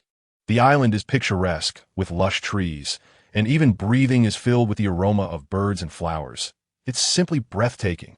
If Lugio gives birth there, it would be very beneficial for little Ace in the future, Jason quickly said, his eyes fixed on the food on the table. Then let's set our sights on this island. Luochen smiled. Yes, I also agree. The Navy's influence in Alabasta is quite small. After all, it's one of the countries. If the Navy were to casually step in, it would provoke the world's government, Jason said with a smile. Those words are definitely not your own thoughts, Luochen teased. I read in a book on the merchant ship I encountered yesterday, and just used it, Jason chuckled, with a helpless smile. Everyone knew that such detailed information could not possibly have been summarized by Jason himself. Let's rest tonight. Tomorrow, we head to Alabasta, Luochen concluded decisively. Lugio, this time, you can wait for Ace's arrival with peace of mind. Lugio smiled and was also very happy, just as everyone was enjoying their romantic candlelight dinner. Less than 3,000 meters away on the sea surface, a pirate ship was quietly sailing towards them. Captain, a medium-sized wooden boat has been spotted ahead. Destroy it. I don't need any obstacles on my path. The voice was cold and icy. A brief conversation sounded in the night, quickly lowering again. The owner of the voice, with his cold and domineering words, made the crew understand deeply. In fact, their captain was usually a man of such grandeur. His reputation truly matched such a temperament. At least in this Grand Line Sea area, their captain could be said to be at the peak of his power. Even the Navy feared his strength. The ship, hidden on the sea surface, quietly advanced. Unlike the few bright candle lights on Luochen's ship, this ship was completely dark, blending into the night, making it almost invisible. Only the shimmering reflection of the waves as the ship glided across the sea reminded one that this was a ship. On the Logan, Jason was still staring at the food on the table, saliva almost dripping down, while Luochen was talking about celebrating their successful escape from the Navy's encirclement and the upcoming plans, completely unaware that danger was quietly approaching. Dark clouds loomed, covering the last sliver of moonlight, leaving only the few bright candle lights on the Logan. Let's eat. After a long and seemingly pointless congratulatory speech to Jason, Luochen finally shouted out the two words he had been looking forward to. Haha, great. Finally, we can eat. Jason laughed heartily, quickly moving towards the plates. In an instant, everyone became busy. The culinary skills of Luochen on this ship were praised by everyone who had tasted them. The level of a culinary god was definitely not an exaggeration. 10 minutes later, Luochen and Lugio had already eaten nearly enough, both wearing smiles. Feeling joyful and satisfied, it was truly wonderful. Life should be lived like this. Only Jason was still dealing with the leftover scraps on his plate. Such a small amount was simply not enough to satisfy his needs. There was no helping it. A big eater could only eat more. Although Jason knew he could eat, he felt he was quite capable as well. Didn't he successfully rescue Lugio this time? Jason, you're responsible for cleaning this up. Immediately, Luochen's words made his face turn sour. All right. Although Jason was capable, he was still a notorious criminal with a bounty of 110 million in the Navy. But after all, on this ship, he was just a handyman. Then I'll leave it to you, Jason. Lugio covered her mouth and smiled, leaving with her master. Shaking his head, Jason bent down to start cleaning up, but suddenly blinked his eyes. What's with the wind? Wait a minute. Why is there sand in my eyes? Rubbing his eyes to squeeze out the tiny sand particles, Jason didn't pay much attention. Gathered the bowls and plates into the kitchen, then put on gloves and quickly started washing. At this moment, Luochen was sitting cross-legged at the bow of the ship, holding the Yuan-Hong sword. Feeling the sea breeze, his eyes narrowed slightly. Tonight, the sea breeze is a bit strong. However, he didn't think much of it, closing his eyes and starting to circulate the internal force in his body. After creating a suitable internal force technique for himself, the Zhudiang Xingxue method, his internal force improvement speed became astonishing. According to the levels in martial arts novels, even without the solid accumulation of the 5 extremes, he had surely stepped into the ranks of first-rate masters. The Dragon Elephant Prajna skill, Zhudiang Xingxue, various sword techniques, Sharingan, as well as boxing and the Buddha's palm. My current accumulation is already sufficient. With his eyes closed, Luochen began to calculate his current strength. He wasn't very clear about the tactics and martial arts of the martial arts world compared to the strength of the pirate world, as they were not part of the same system. Unlike the characters he had previously summoned, which were from Japanese anime, he still couldn't fully discern the differences between the Chinese system. Without real combat experience to test it, he could only make a rough judgment based on general realms. In terms of comprehensive strength, he currently possessed around 200 million in pirate strength, but that was just an estimate. After all, a pirate's bounty is determined not only by their strength, but also by their level of viciousness and the crimes they have committed, which serve as reference points. To be precise, a pirate's bounty is assessed based on the level of threat they pose to the world. This bounty, lacking a specific evaluation standard, is influenced by both the pirate's own strength and their degree of wickedness. Luo Chen had a rough understanding of these things. After all, he was Roger's brother and had lived 2 lives, making him not unfamiliar with the pirate world. Like Roger, these adventurers who uncovered the ugly face of the world government, leaving them almost in their underwear, naturally posed a high level of threat, and with their astonishing strength, their bounty was likely just a mere number. Still not enough, though. 200 million sounds like a big deal in the earlier stages, but once you enter the new world, you could easily be squashed like a grasshopper. There are strong pirates, and naturally, there are strong navy forces as well. Moreover, the navy is even more peculiar. While you can roughly compare a pirate's strength through their bounty, what about the navy? You might encounter a powerful individual who holds no official rank, but possesses the strength of an admiral. At this moment, both Aokiji and Akainu likely already had admiral-level strength, and their rise to power was not far off. This generation of the navy was indeed filled with talent. Luo Chen shook his head. The pressure from the navy was quite significant. This generation of the navy had the Pillar of Kong, with figures like Garp, Sengoku, and Zephyr in the middle, and the 3 great natural-type powers of Aokiji, Kizaru, and Akainu behind them, making their peak strength capable of intimidating everything. Luo Chen was quite wary of this. Without sufficient strength, he had to keep a low profile. If he made a mistake, he would be finished. Sighing, Luo Chen looked again at the dark sky. The ominous clouds began to disperse, and the moon revealed a sliver of its crescent shape, casting a silver glow that shimmered on the sea. Following the spread of the moonlight, Luo Chen's gaze shifted towards the distant sea.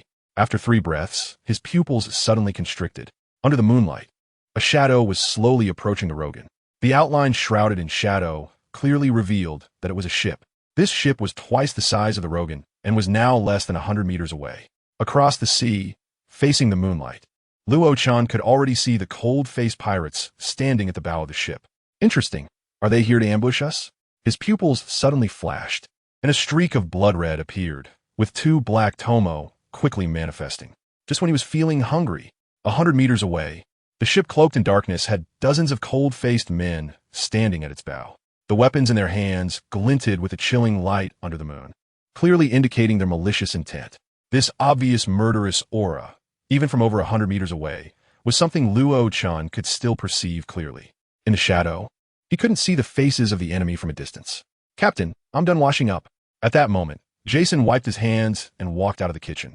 "When are we going to have a big meal again? This little bit isn't enough to fill me up." Complaining, Jason approached Luo Chen. "Get ready for battle, Jason." Luo Chen's tone was somewhat serious as he tightened his grip on the abyssal rainbow sword. Time passed, and the enemy's ship drew closer and closer, and he felt an inexplicable, tense atmosphere. The sea breeze seemed to pick up, and what worried Luo Chen even more was that in the rapidly rotating Tomo Sharingan, he could see grains of sand floating in the air, which struck him as odd. How could there be sand on the sea? Unless it's... His eyes narrowed suddenly, and Luo Chen looked into the distance again. Devil fruit. This grand line was indeed extraordinary. Even resting at midnight could lead to encounters with unidentified attackers. Moreover, the strength of this group seemed to surprise him. Are there enemies? Hearing Luo Chen's words, Jason stopped complaining and stepped forward to look ahead. It's a pirate ship. With one glance, Jason recognized it. By the moonlight, he saw the dark skull pirate flag faintly on the opposing ship. Due to the night, the specific shape of the flag was still unclear, but the identity of the enemy could already be confirmed. Get ready.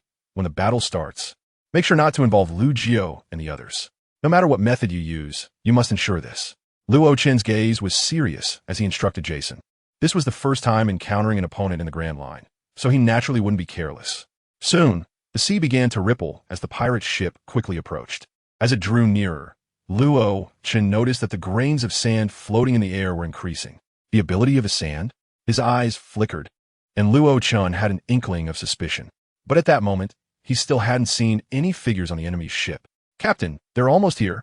Jason observed that the enemy ship was now less than 30 meters from the Rogan and whispered. Clenching his fists, he was ready to attack at any moment.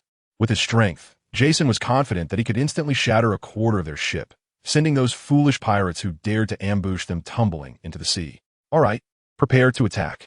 Luo Chun nodded, placing his right hand on the hilt of his sword. Meanwhile, within the slowly approaching pirate ship's cabin, a brief conversation was also taking place. Amidst the swirling smoke, a rugged face came into view. It belonged to a somewhat fierce-looking young man.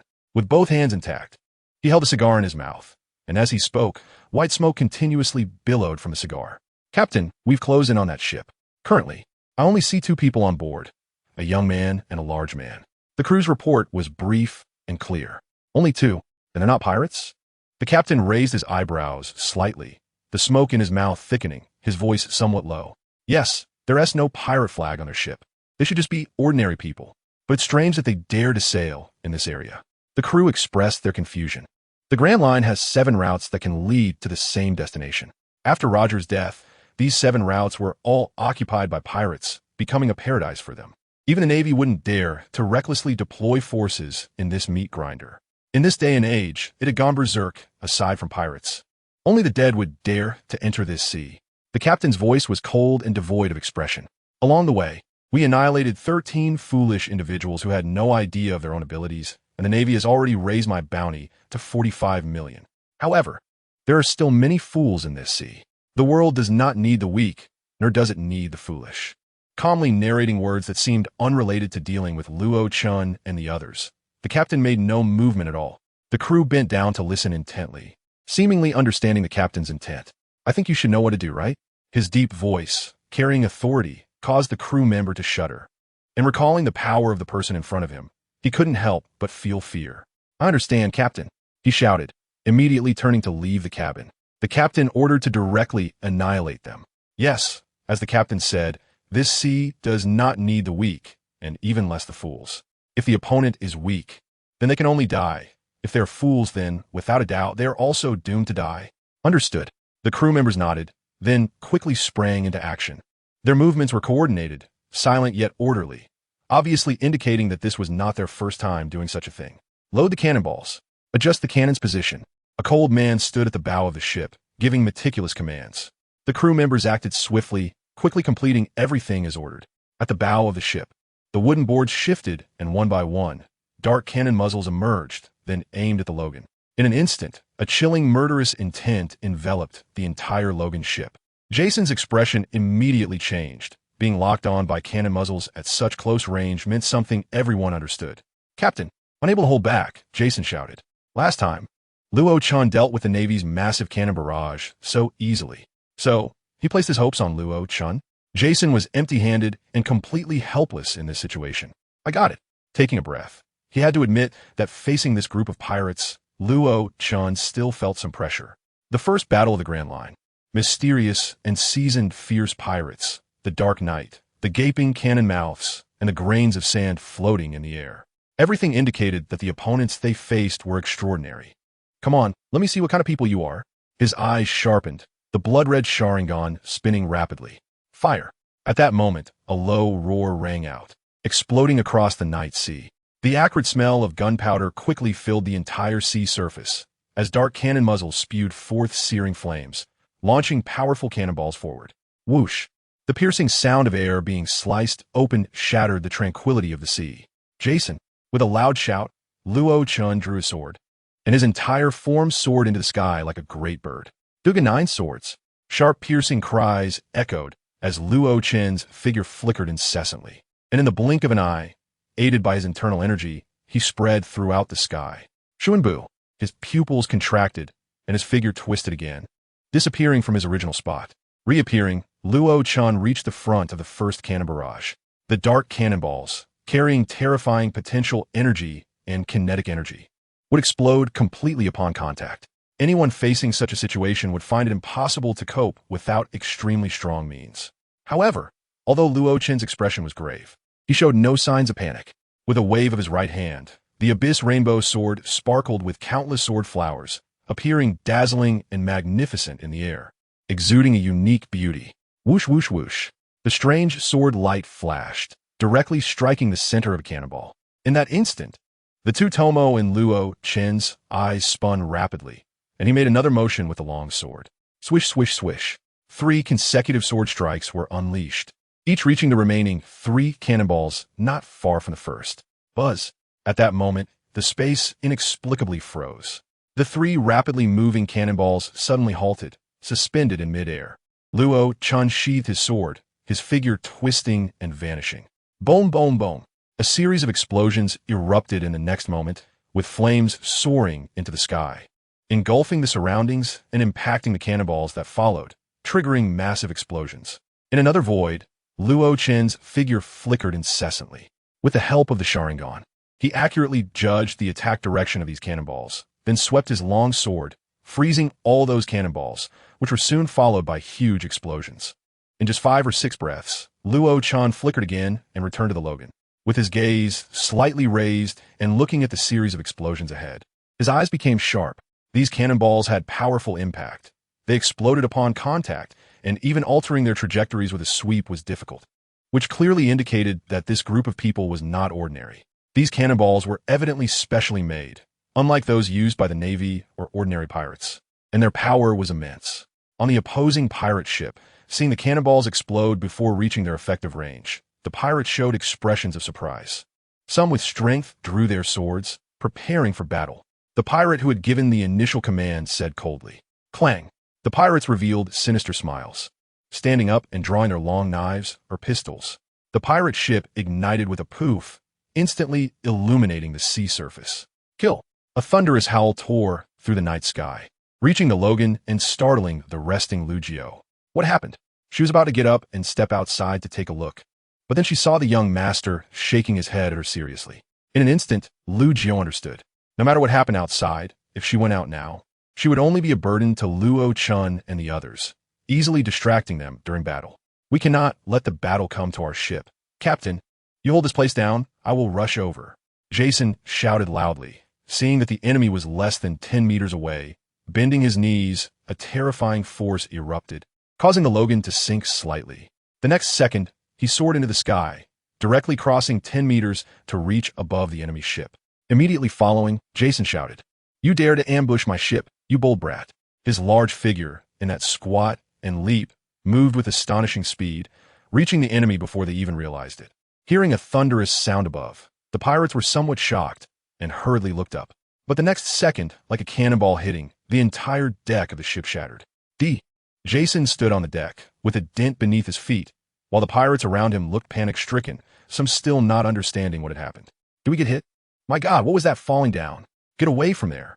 With Jason's weight, combined with that terrifying explosive power when he landed on the deck, the entire ship within a 10-meter radius shattered, and it began to shake violently. Jason truly is a strategic weapon. I never realized his strength was this formidable. Luo-chen looked at Jason, somewhat surprised. He rarely saw Jason take action, and when he did, it was usually an instant kill. Such explosive tactics were indeed rare. Holding a sword in his right hand, Luo-chen carefully observed the movements on the opposite side from the bow of the Logan. Struck by Jason's sudden blow, the bow of the pirate ship was nearly obliterated, and the pirates became panicked. Then he could see Jason's tall figure slowly rising from the dust, standing straight. He then suddenly extended his hands, grabbing the 2 pirates who had no time to escape on either side. Huh! With a loud shout, Jason swung these 2 men around, spinning them 3 times before flinging them away. This throw crashed into a dozen nearby pirates, and the powerful force immediately sent those dozen pirates flying, spitting blood. It was a terrifying scene, effortlessly taking down nearly 20 people, causing the remaining pirates to tremble in fear. As the dust gradually cleared, Jason's figure became clear. With a cold face, a robust build, and thick arms, he stood there exuding an almost invincible aura. "Is it you who wants to target us?" His deep voice contained thunderous rage, making the pirates shiver. "Who are you?" The strength of the opponent exceeded their expectations. All their carefully laid plans had fallen apart. And just one person possessed such power. Damn it, what are we afraid of? Charge! The captain is watching. The cold man who started issuing orders shouted loudly. Hearing this, the pirates snapped out of their daze, tightened their grips on their weapons, and charged again. He's just one person, brothers, let's go. With a loud shout, the pirates rushed towards Jason. Good courage. Seeing that the opponent dared to come forward, Jason roared, and his power erupted once more. Boom!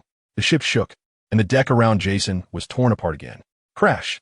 As cracks appeared, the pirates saw this scene and retreated in terror.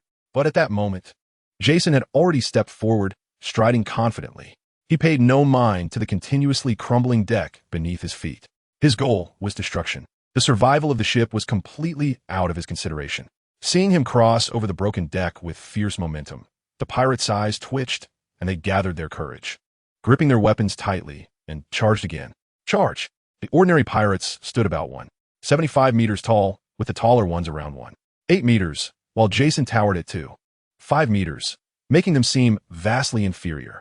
Despite the significant difference in numbers, it appeared that Jason alone completely suppressed the opposing momentum.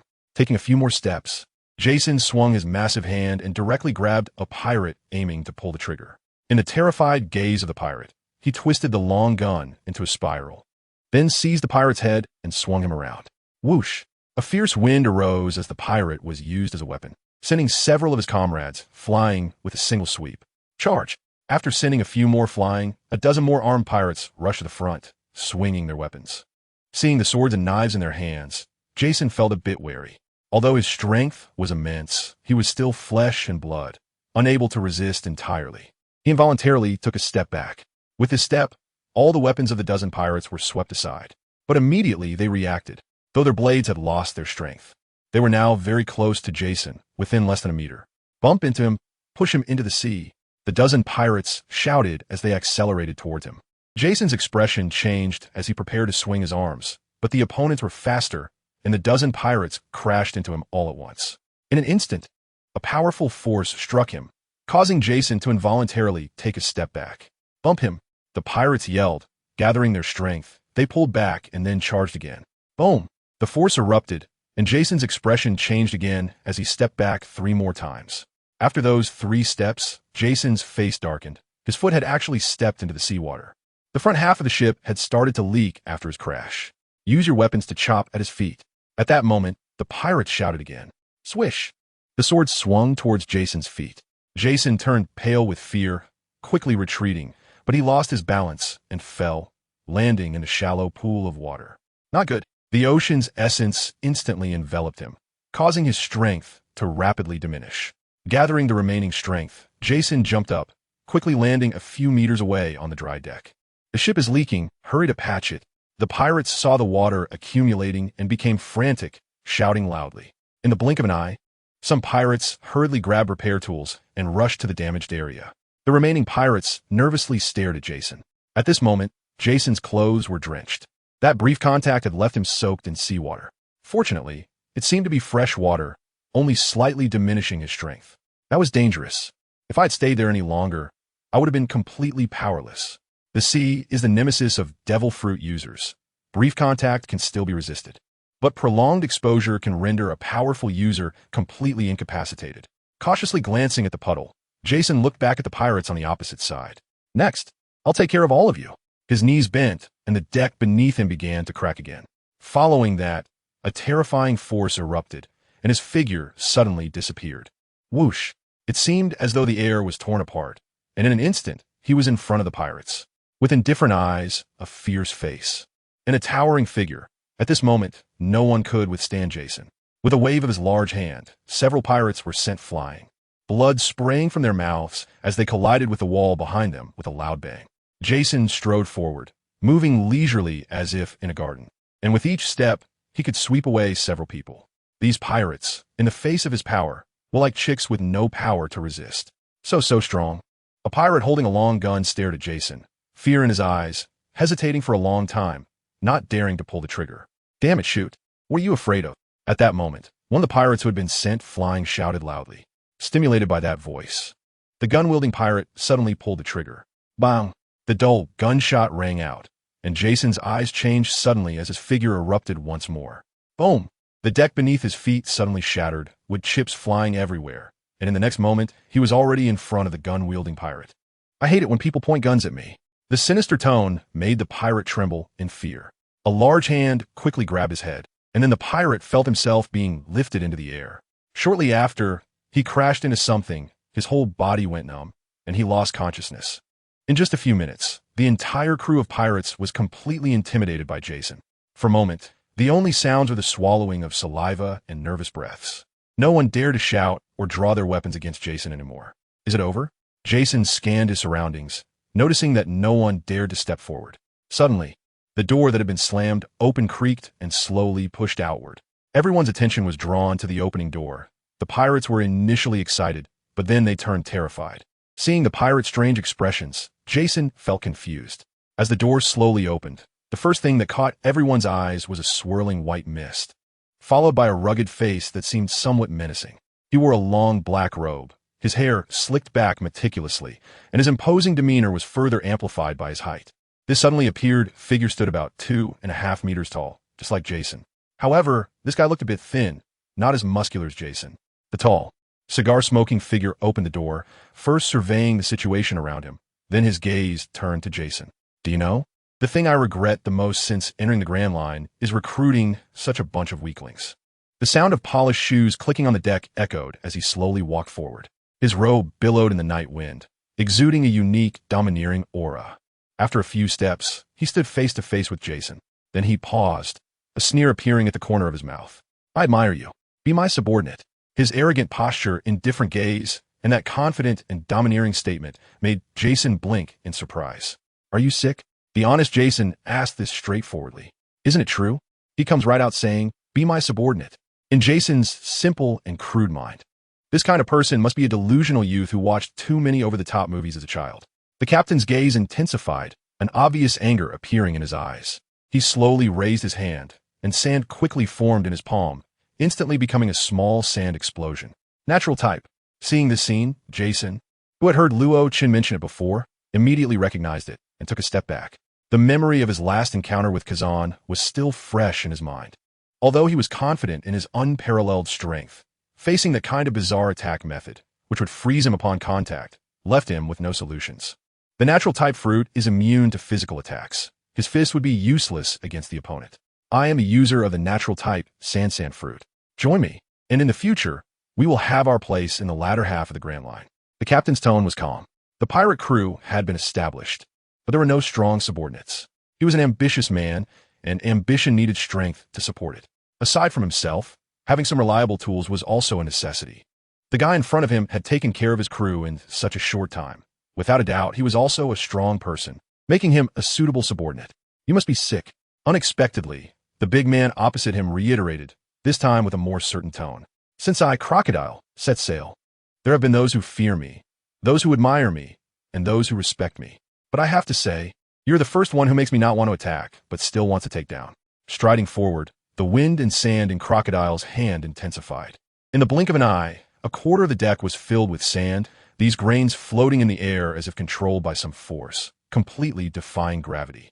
Jason's pupils constricted. He knew the power of the natural type. His feet moved, knees bending slightly. In the next second, explosive power erupted, and his figure twisted, disappearing from a spot. Power burst. Boom!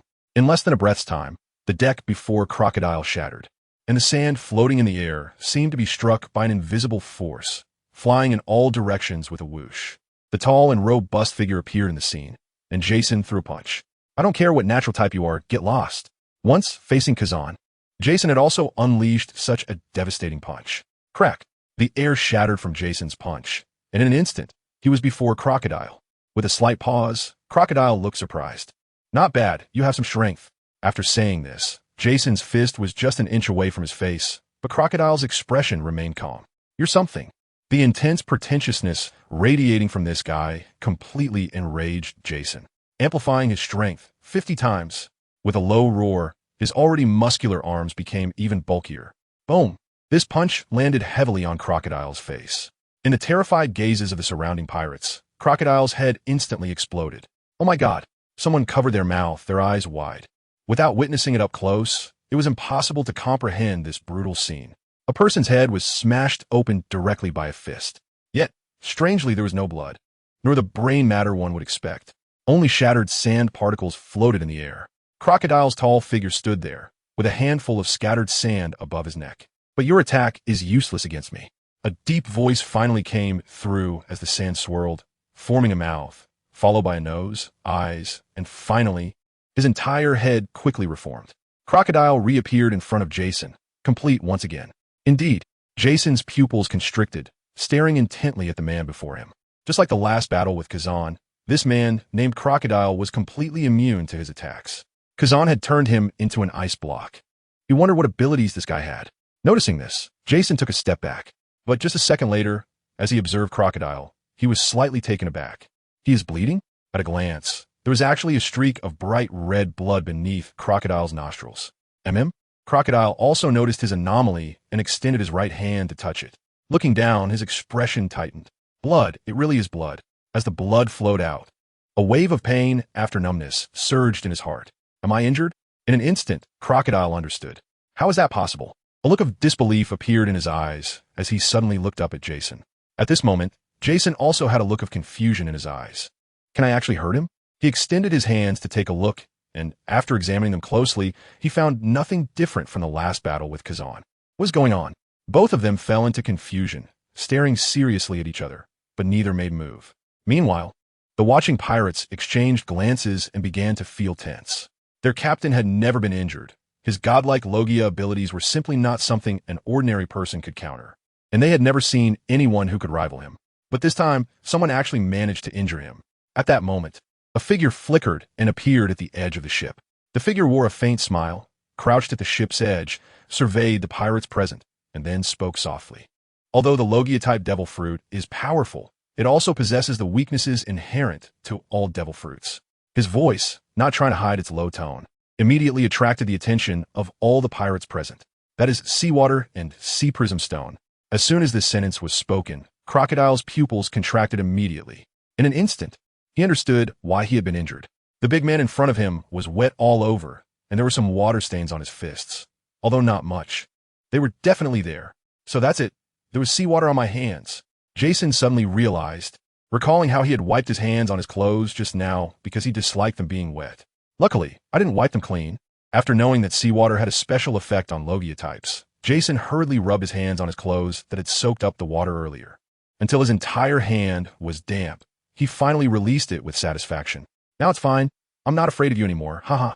With a loud laugh, Jason took 2 steps forward.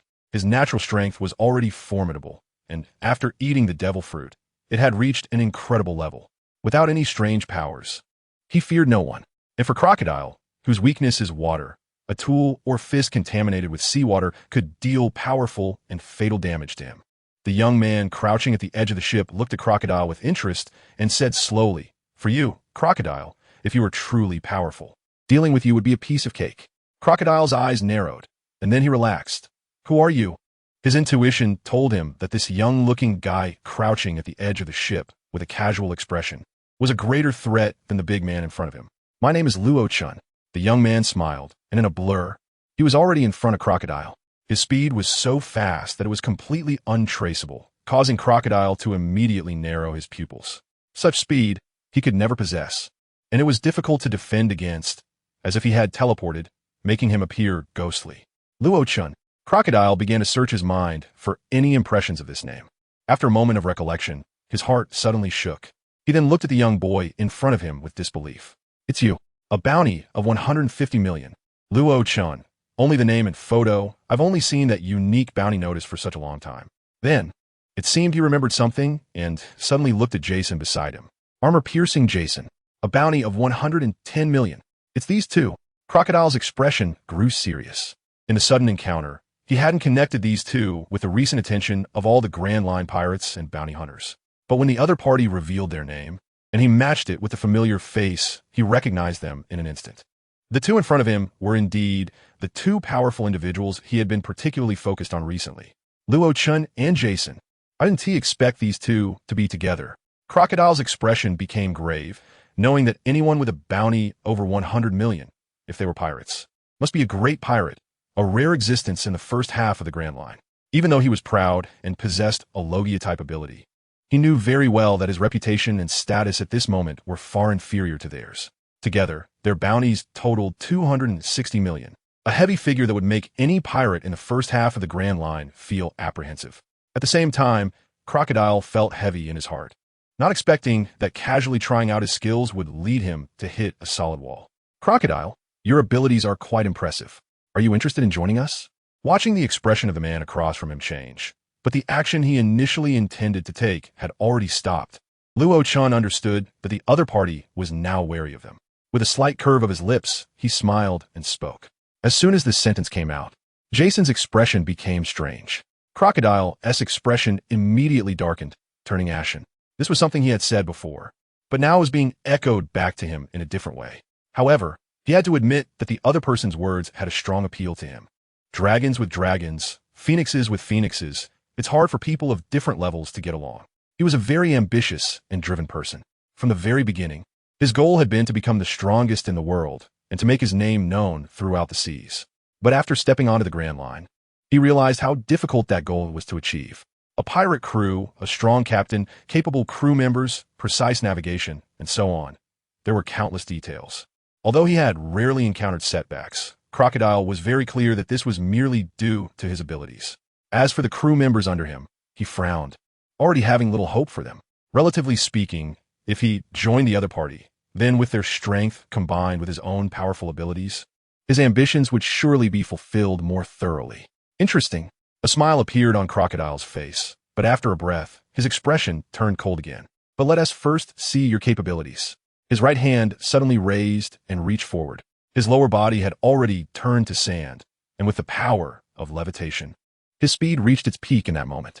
Like a snake made of sand, Crocodile's hand instantly crossed a distance of several meters, reaching in front of the two. In that moment, his target was very clear, heading straight for Jason. Whoever hurt him, he would seek to regain his face. You dare come, Jason shouted as he saw the other party launch an attack, clenching his right fist and throwing a powerful punch. Boom! The air trembled, and the airflow tightened at that moment, beginning to boil. Bang! This punch unexpectedly came from behind, reaching Crocodile in an instant. With a quick contraction of his pupils, Crocodile showed a hint of shock on his face. He didn't expect the opponent's speed to be so fast, completely suppressing him in terms of physical combat. The punch landed heavily on his face, and as the fist made contact, sand particles flew everywhere, with Crocodile's face visibly sinking in, then collapsing. Poof! A large amount of sand was forcefully slammed against the bedroom wall behind him, creating countless tiny holes. Haha, it really worked.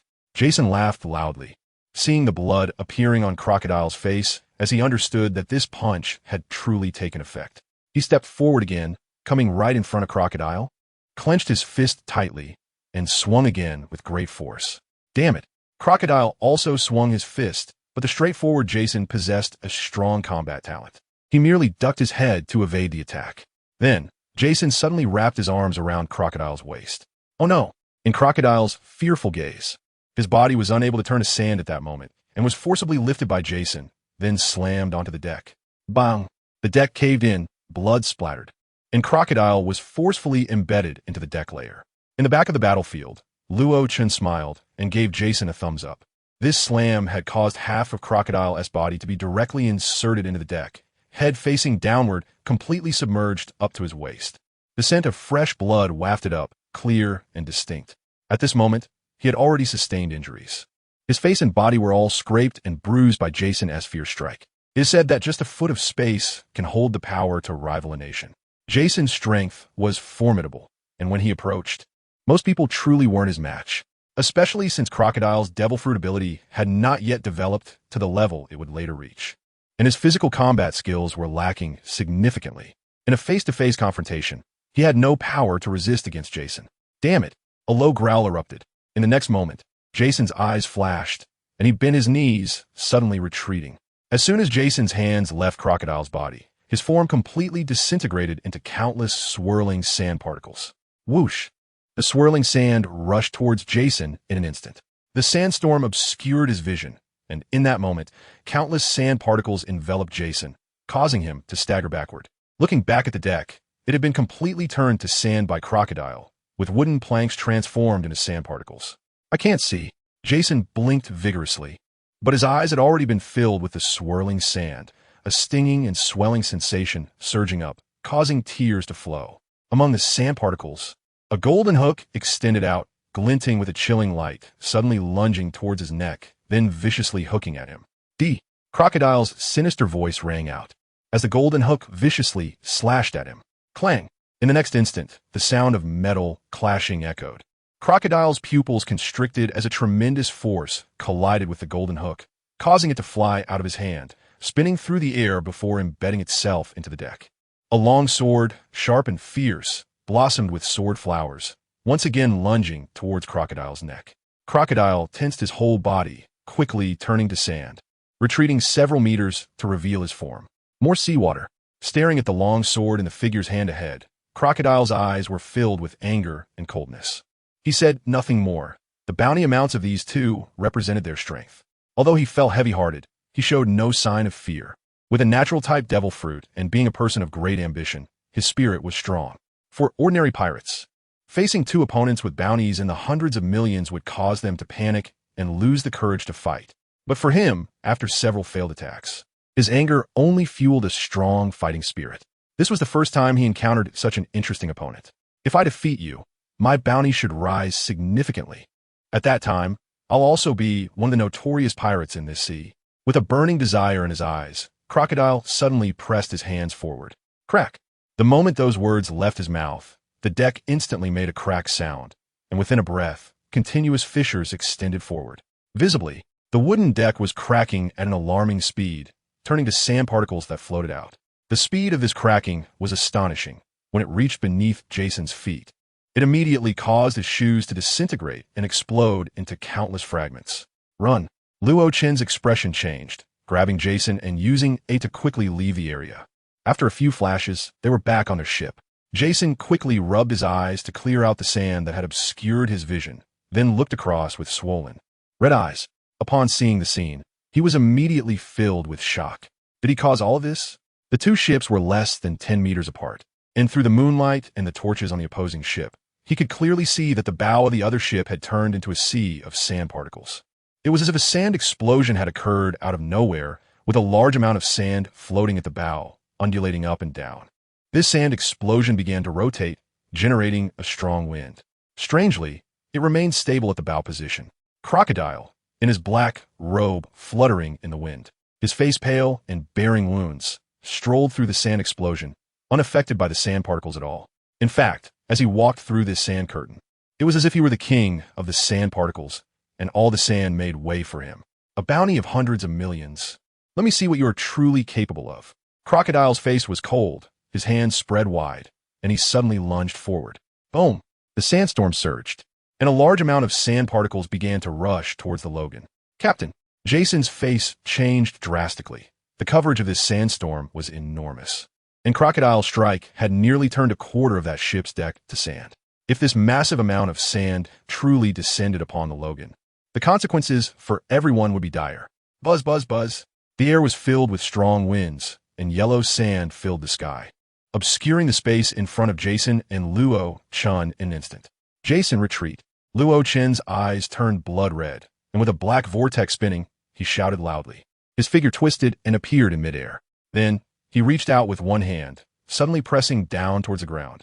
The void paused, and with a buzz, a golden giant palm appeared, then pressed down hard. Boom! This golden giant palm directly pressed against the sandstorm below, as if the intangible golden giant palm were a solid object, immediately forcing a large amount of sand particles into the sea. Plop! A massive golden giant hand, about 30 meters long, slanted into the sea, splashing up a large amount of water. Crocodile's expression changed at this sight, and his pupils constricted again. His ability, if on land, could turn a wide area into sand. At that moment, he would have an endless source of power, and his combat strength would reach its peak. However, on the sea, all his advantages were diminished, and instead, it became his biggest constraint. Even sandification could only be done using his ship. In the air, BrotherRochen flashed again, and Crocodile's gaze went wild as he saw the opponent hovering above his ship. Set sail, let's go. A low shout awakened the nearby crew members, who quickly ran to the helm to control the ship's navigation. Want to leave? It's not that easy. A clear voice sounded from the air, and the crew members looked up. Their faces turned pale as they saw a huge golden giant hand descending upon them. This golden giant hand was even larger than before, reaching about 35 meters in size. They could be sure that if it hit the ship, it would cause catastrophic damage to half of it. Crocodile's face darkened, and his right hand slammed down on the still intact deck beneath him. The crew members watching this scene were terrified. Quick, run back. The captain is going to use his ability, run. Shouts of panic erupted, and all the pirates on the ship anxiously fled, with some even jumping into the sea with a splash. Accompanied by Crocodile's hand coming down, a storm of sand began to swirl violently in the air. Soon, a sandstorm about 30 meters wide formed, blocking the path of the Golden Giant Hand's imprint.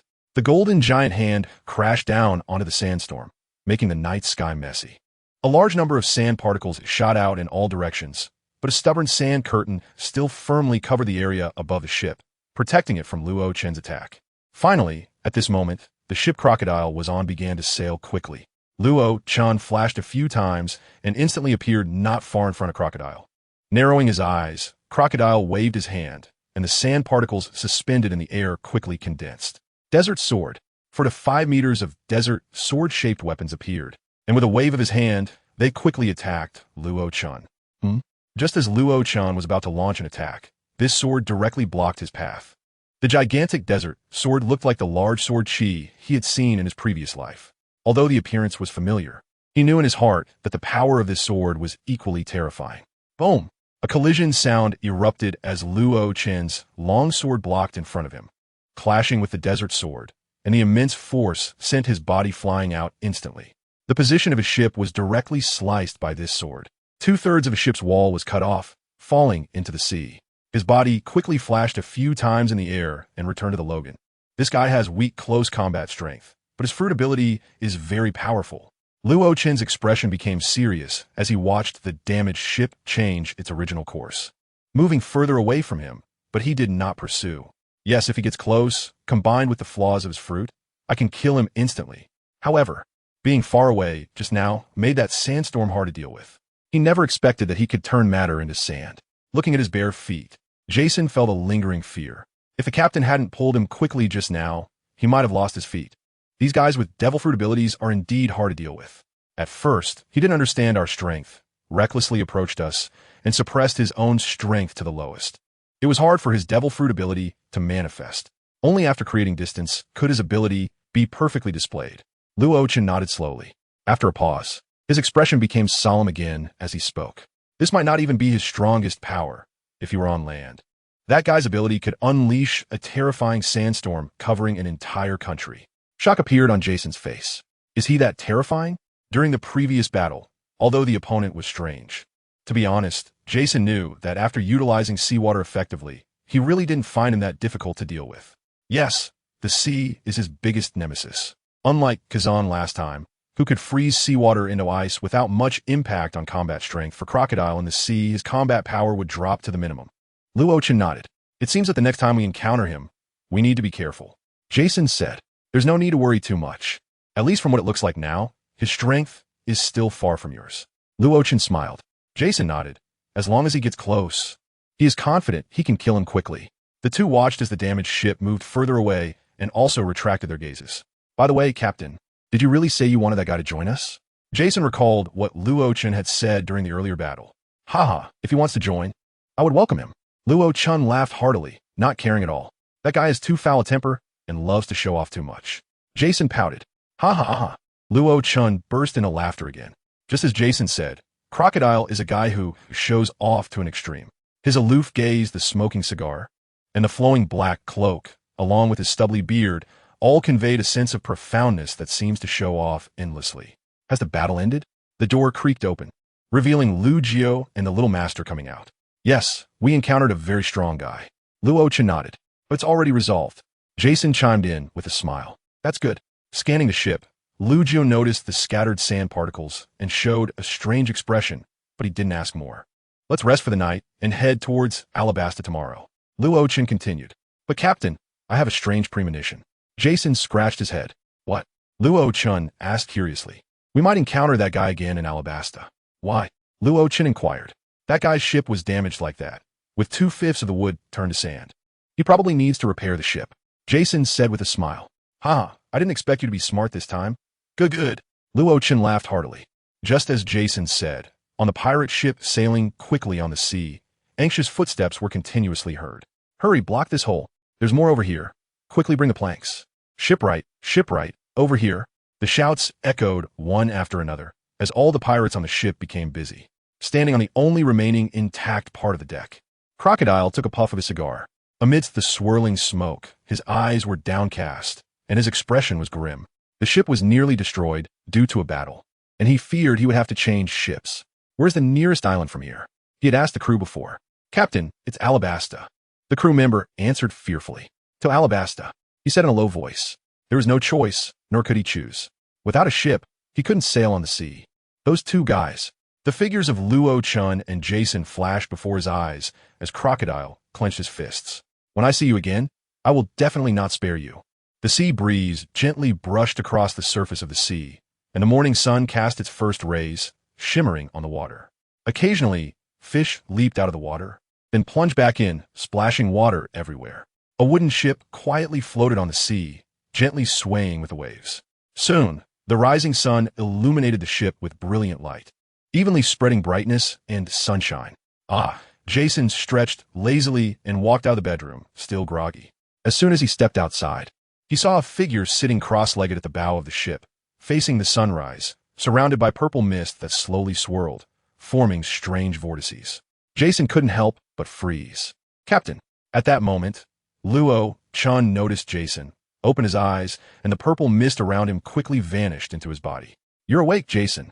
Jason nodded blankly, but his mind was reflecting on what he had just seen on Luo Chun. Finally, he couldn't help but ask, Captain, what was that purple mist around you just now? Luo Chun glanced at Jason and answered softly, it's internal energy, a breathing technique that can enhance various physical functions. He paused and added, however, it's not suitable for you. You are more suited for external martial arts. Just by looking at Jason's physique, it was clear he had a good foundation for practicing external martial arts. I will teach you a set of external martial arts techniques. If you practice it, it will make your body even stronger. Luo Chun had no intention of hiding anything from Jason and decided to pass on the dragon elephant prajna skill to him. Really? Jason became excited. He had always felt that the captain was somewhat mysterious, but he didn't expect him to share such a mysterious skill. Although he didn't understand the difference between internal and external martial arts, he instinctively felt that it was an incredibly powerful secret technique. Following the clarity of his mind in the morning, Luo Chun taught Jason all